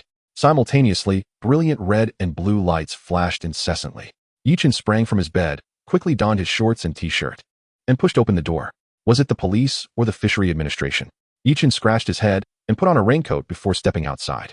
The village lacked entertainment options, and at that hour, aside from those fighting on the front lines, the rest had long retired for the night. Yi Chen surveyed the surroundings. Apart from the sound of police sirens, the darkness enveloped the area, but as time passed, lights flickered on in various homes, and despite the rain, some ventured out to witness the commotion. Yi Chen raised an eyebrow and moved forward, passing by the home of Mi Dahai, who was also peering out. Upon seeing Yi Chen approach, he pulled him aside. Yi Chen shook his head. I don't know. Mi Dahai brought over 2 stools, at this hour. I suspect someone is secretly fishing. Hearing Mi Dahai's speculation, Yi Chen's mind began to race. He had sent out the footage of Air Mao. And could it be that they were here to apprehend him? The more he thought about it, the more convinced he became. Especially since several days had passed since he sent the footage, and he had not heard any news of trouble befalling Air Mao. Now, with this commotion, with a determined expression, Yi Chen pulled Mi Dahai. Brother Dahai, let us go take a look. Wait. Mi Dahai quickly donned a raincoat and grabbed a bucket along with a net, handing Yi Chen some tools as well. Ah Chen, the tide is starting to recede. We can take advantage of this to catch some sea creatures. Yi Chen raised an eyebrow. Indeed, early and mid-month were prime times for gathering from the sea. And although it was raining, the wind had yet to pick up. Let us go. I'm in a good mood today. Perhaps we shall have a fortunate haul. As they walked, Yi Chen discreetly checked his system. 60 points of luck. Yi Chen stroked his chin, pondering that perhaps they might indeed strike it rich. This luck indicated there was something to be found, but whether he could uncover it depended on his actual fortune. Upon reaching the seaside, out of curiosity, Yi Chen and Mi Dahai first headed toward the cluster of lights, where it seemed many had gathered. Upon arrival, to his astonishment, there lay Air Mao on the ground. But where had Yi Chen Gang gone? Just as Yi Chen pondered this, the voice of a police officer rang out. Recently, we received reports that fishermen in this area have been illegally harvesting fishery resources using nets and traps, violating the ban on fishing during the closed season. After verification, we confirmed that this was the work of one Yi, along with his son. Yi has been apprehended, while his son has fled. We urge anyone with information to come forward. Yi Chen clicked his tongue, surprised that Yi Chen Gang had managed to escape, though he likely wouldn't remain at large for long. Turning to leave, Yi Chen suddenly paused. Something felt amiss. According to reason, the nearby fishermen should be discussing the situation, yet there was an unusual silence. Upon closer inspection, Yi Chun's mouth twitched. He recognized a familiar crowd. They were all from his hometown, which explained their reticence. Moreover, this group was notably dedicated. He and Midahai had merely come out of curiosity, yet these individuals must have arrived much earlier. But the problem was, at this hour, they had only just begun to see the tide recede. It had only been a little over an hour since, and why had they come out so early? Especially in the rain when the villagers were still inside? Shaking his head, Yi Chen sighed, recognizing a few familiar faces, all of whom were settled down and likely had their own unspoken troubles. Brother Dahai, they have apprehended the culprit. Let us depart.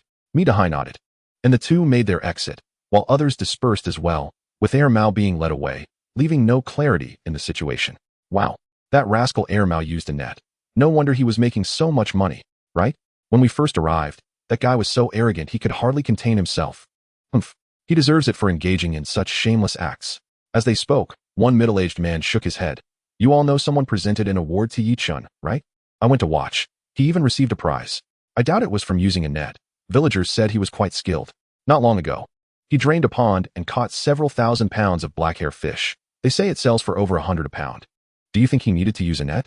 The group nodded in agreement, acknowledging that to amass such wealth, it was unlikely he had relied on a net. All right, let us get to work. We still need to earn a living. The speaker was the middle-aged man from earlier, and before he could finish his sentence, he suddenly tapped the young man beside him. Gotsi, why are you in a daze? Gotsi scratched his head and pointed in a direction. Uncle, look at that person. I was just observing him. Do you think he might be Yi Chen? Upon hearing Yi Chen's name, the middle-aged man turned to look and nodded. He really does resemble him. I'll go check it out. Yi Chen was lost in thought when suddenly he felt a tap on his shoulder, startling him in the quiet of the night. Hey Chen, what are you doing here? Oh my goodness. Yi Chen sighed in relief. Uncle, how come you make no sound when you walk? The middle-aged man scratched his head. Maybe it's because of the rain that you didn't hear me. By the way, are you here to catch crabs? Yi Chen nodded. Yes, I'm here to catch crabs. Hearing that, the middle-aged man chuckled. Would you like to join us? The place you're heading to. We just checked it out, and there's nothing there. Yi Chen waved his hand. No, uncle, I just came out to clear my mind since I couldn't sleep. If I don't catch anything, it's no big deal. You all carry on. All right then, someone is still waiting for me, so I'll take my leave. Watching the middle-aged man depart, Midahai smiled. Hey Chen, is that someone from your hometown? Quite interesting, catching crabs together. I wonder who gets to keep what they catch. Never mind them. Let us focus on our own work. Midahai nodded, and the two separated, yet maintained a safe distance from one another.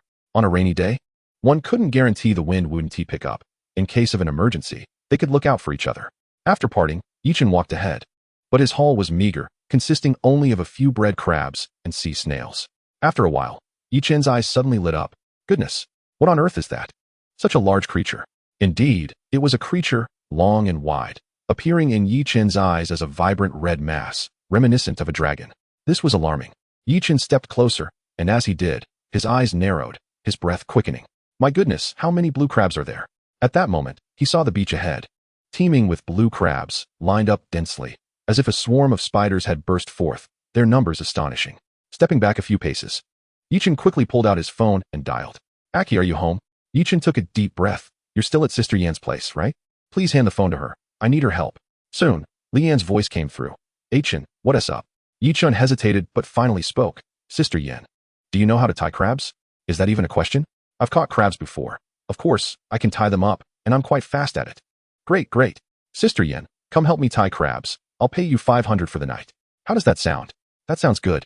Where are you? Give the phone to Aki. You both come over together. Yi Chen instructed Aki on a few details before heading toward Midahai. Brother Dahai, can I trust you? Yi Chen had some reservations. Midahai was different from Li Yan. Li Yan was alone, but Midahai had family, and he felt the need to clarify things up front. Midahai looked at Yi Chen with curiosity. Yi Chen, what do you mean? We have a contractual relationship now. Whatever happens, I will certainly assist you. Yi Chen nodded. Here's the deal. I need your help shortly, and I'll pay you an extra 500 for this task.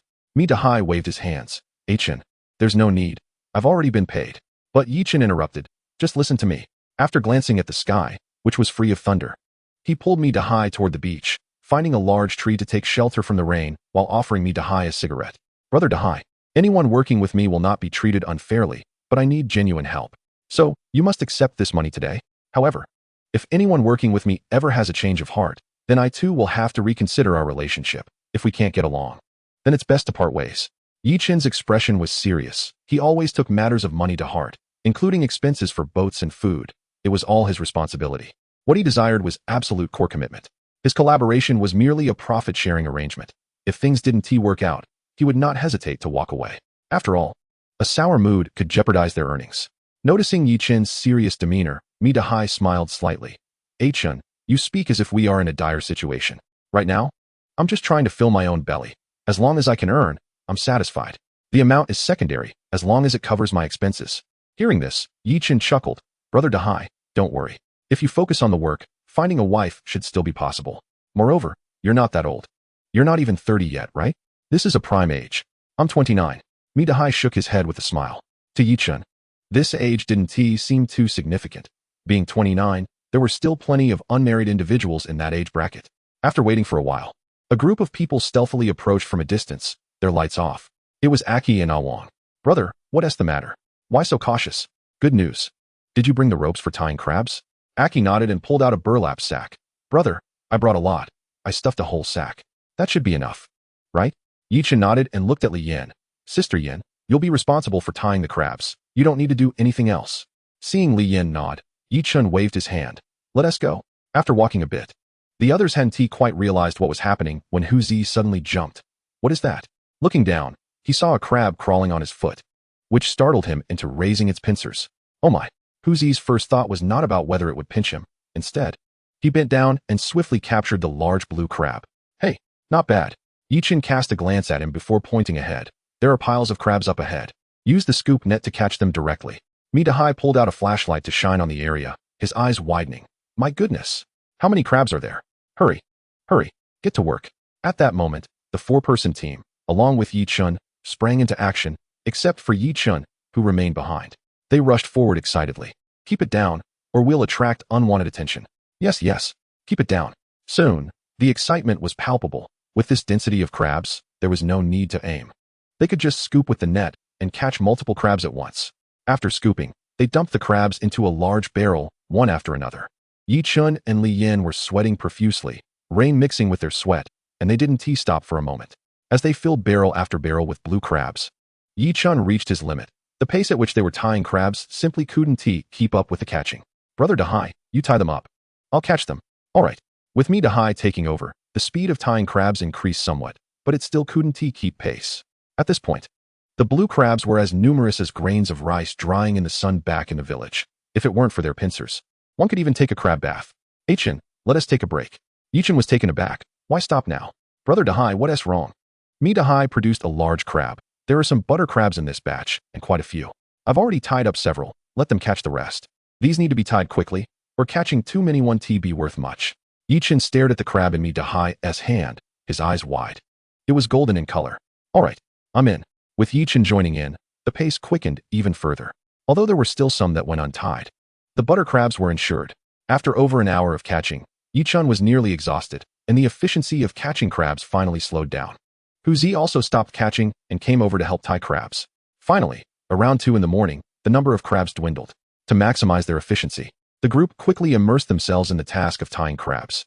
Brother, look at this one. It's over 2 pounds of butter crab. Awang suddenly raised his hand, startling Yi Chen, who nearly covered his face in surprise. However, this crab was truly magnificent, its legs a vibrant golden hue all the way to the tips. And from the underside, it resembled a crystal ornament. This one will be set aside for later. All right, brother. Yi Chen emerged around 10 and was busy until past 3. Finally finishing all the crabs. A total of 6 full sacks. How much does that weigh? Due to the rain, the tricycle was parked quite a distance away, but fortunately, many hands make light work, and they managed it in 2 trips. Upon returning home, Yi Chen called his aunt to help him unpack and arrange the crabs, before setting off again with a few companions. Brother, why are we going out again? Yi Chen chuckled. We'll talk about it when we get there. He remembered that when they captured Ermao, Yi Chen gang had disappeared, and considering only Ermao was taken, it fueled his suspicions. Ermao had been at sea for a long time. What about the catch? Chapter 97. Uncle Chen, how much do you think this can sell for? The nights before dawn are always the quietest. A few individuals stealthily approached the spot where Ermao's boat was docked. Mi-Dahai looked at the fishing boats by the shore in astonishment. Who would be so bold as to moor a boat here, not fearing the fierce winds and waves? Yi Chen chuckled. One who often walks by the riverbank will inevitably get their feet wet. Today, Fortune smiles upon us. Dahai's eyes brightened. Are you implying? Chen nodded. Follow me. Soon, the group boarded the vessel, and upon stepping inside, they could hardly contain themselves. The stench was overwhelming. The mingling of various odors was simply unbearable. Hurry and take a look. After a brief inspection, they disembarked and sought refuge from the rain to smoke a cigarette. All were somewhat disheartened. They had come such a long way and yet had found nothing. Scratching their heads, Chen suddenly raised an eyebrow. Let us see if there are any traces nearby. If so, let us follow them. All right. The group dispersed to search, and indeed, they found something. In a corner, Chen spotted a small patch of red. Initially, he thought it might be another creature, but upon closer inspection, it turned out to be something quite substantial. Lobsters, live lobsters. Moreover, Chen recognized them. They were the same ones he had scooped up with a net at sea. And they were rather beautiful. Approaching, Chen brushed aside some seaweed to reveal the burlap sacks, 3 large and 1 small. The 3 larger ones were packed in ice, with a bit left unmelted. He shone a flashlight, signaling for the others to come over. Come, let us move these. The group chuckled, carefully handling the burlap sacks. Especially the small one, which Chen took personally, handling it with great care. Ant, get the oxygen machine out. These are precious. What are they? Chen opened the sack, and Dahai suddenly covered his mouth. Exquisite lobsters. Quick, be careful not to kill them. After securing the live ones, Chen began to worry about the dead ones. He had checked the fish and found them to be of no particular value, averaging around 20 to 30 yuan per pound.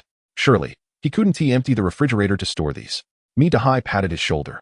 Ah Chen, I have a large freezer at home, not much inside. We can store these there. Chen's eyes lit up. That's wonderful. Dawij, Yinjia, take these to eat. That is not acceptable. Why not? Without hesitation, Chen shoved the items over, also packing a few blue crabs. Li Yin and Dahai were quite pleased. A night's work brought in 500 yuan, plus the fish and blue crabs, which could fetch a few hundred more. Such work was hard to come by. After Dahai left, the remaining fish were also delivered to his house, and Chen let out a sigh of relief. Was the work heavy? Not particularly, but it was exhausting. After a whole day without sleep, followed by this night's endeavor, who could endure it without the motivation of money? Aunt, I'm going to sleep now. All right, hurry along. You must be exhausted. After a quick wash, Chen wiped himself down, then sent a message to Uncle Chen before collapsing into bed. He slept soundly until past 9 in the morning, awakened by noises outside. 5 hours may not seem long, but it was sufficient, and a midday nap should suffice. Uncle Chen, you're here so early. Early? The sun is already up. You too. Why didn't you call me? I nearly missed your message. Chen scratched his head. I thought it was too late and didn't want to disturb you. Not too late. As he spoke, Uncle Chen yawned. Don't let my age fool you. I'm quite robust. When you sent that message, I might have still been at it. Chen raised an eyebrow. Does Aunt Lin know about that? Uncle Chen rolled his eyes. Go wash your face and brush your teeth. Chen freshened up. And then his grandmother brought him a bowl of porridge. You worked so late yesterday. You must be worn out. Today, I made you something nice. Chen waved his hand. Grandma, something simpler will do. I bled all over on the last trip to sea.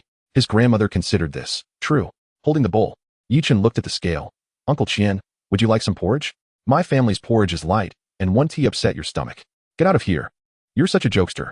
Uncle Chen glared at Chen, then pointed at a bucket. You struck it rich last night, didn't you? Where did you get so many butter crabs? Found them by the sea. Uncle Chen narrowed his eyes. Really? Of course it's true.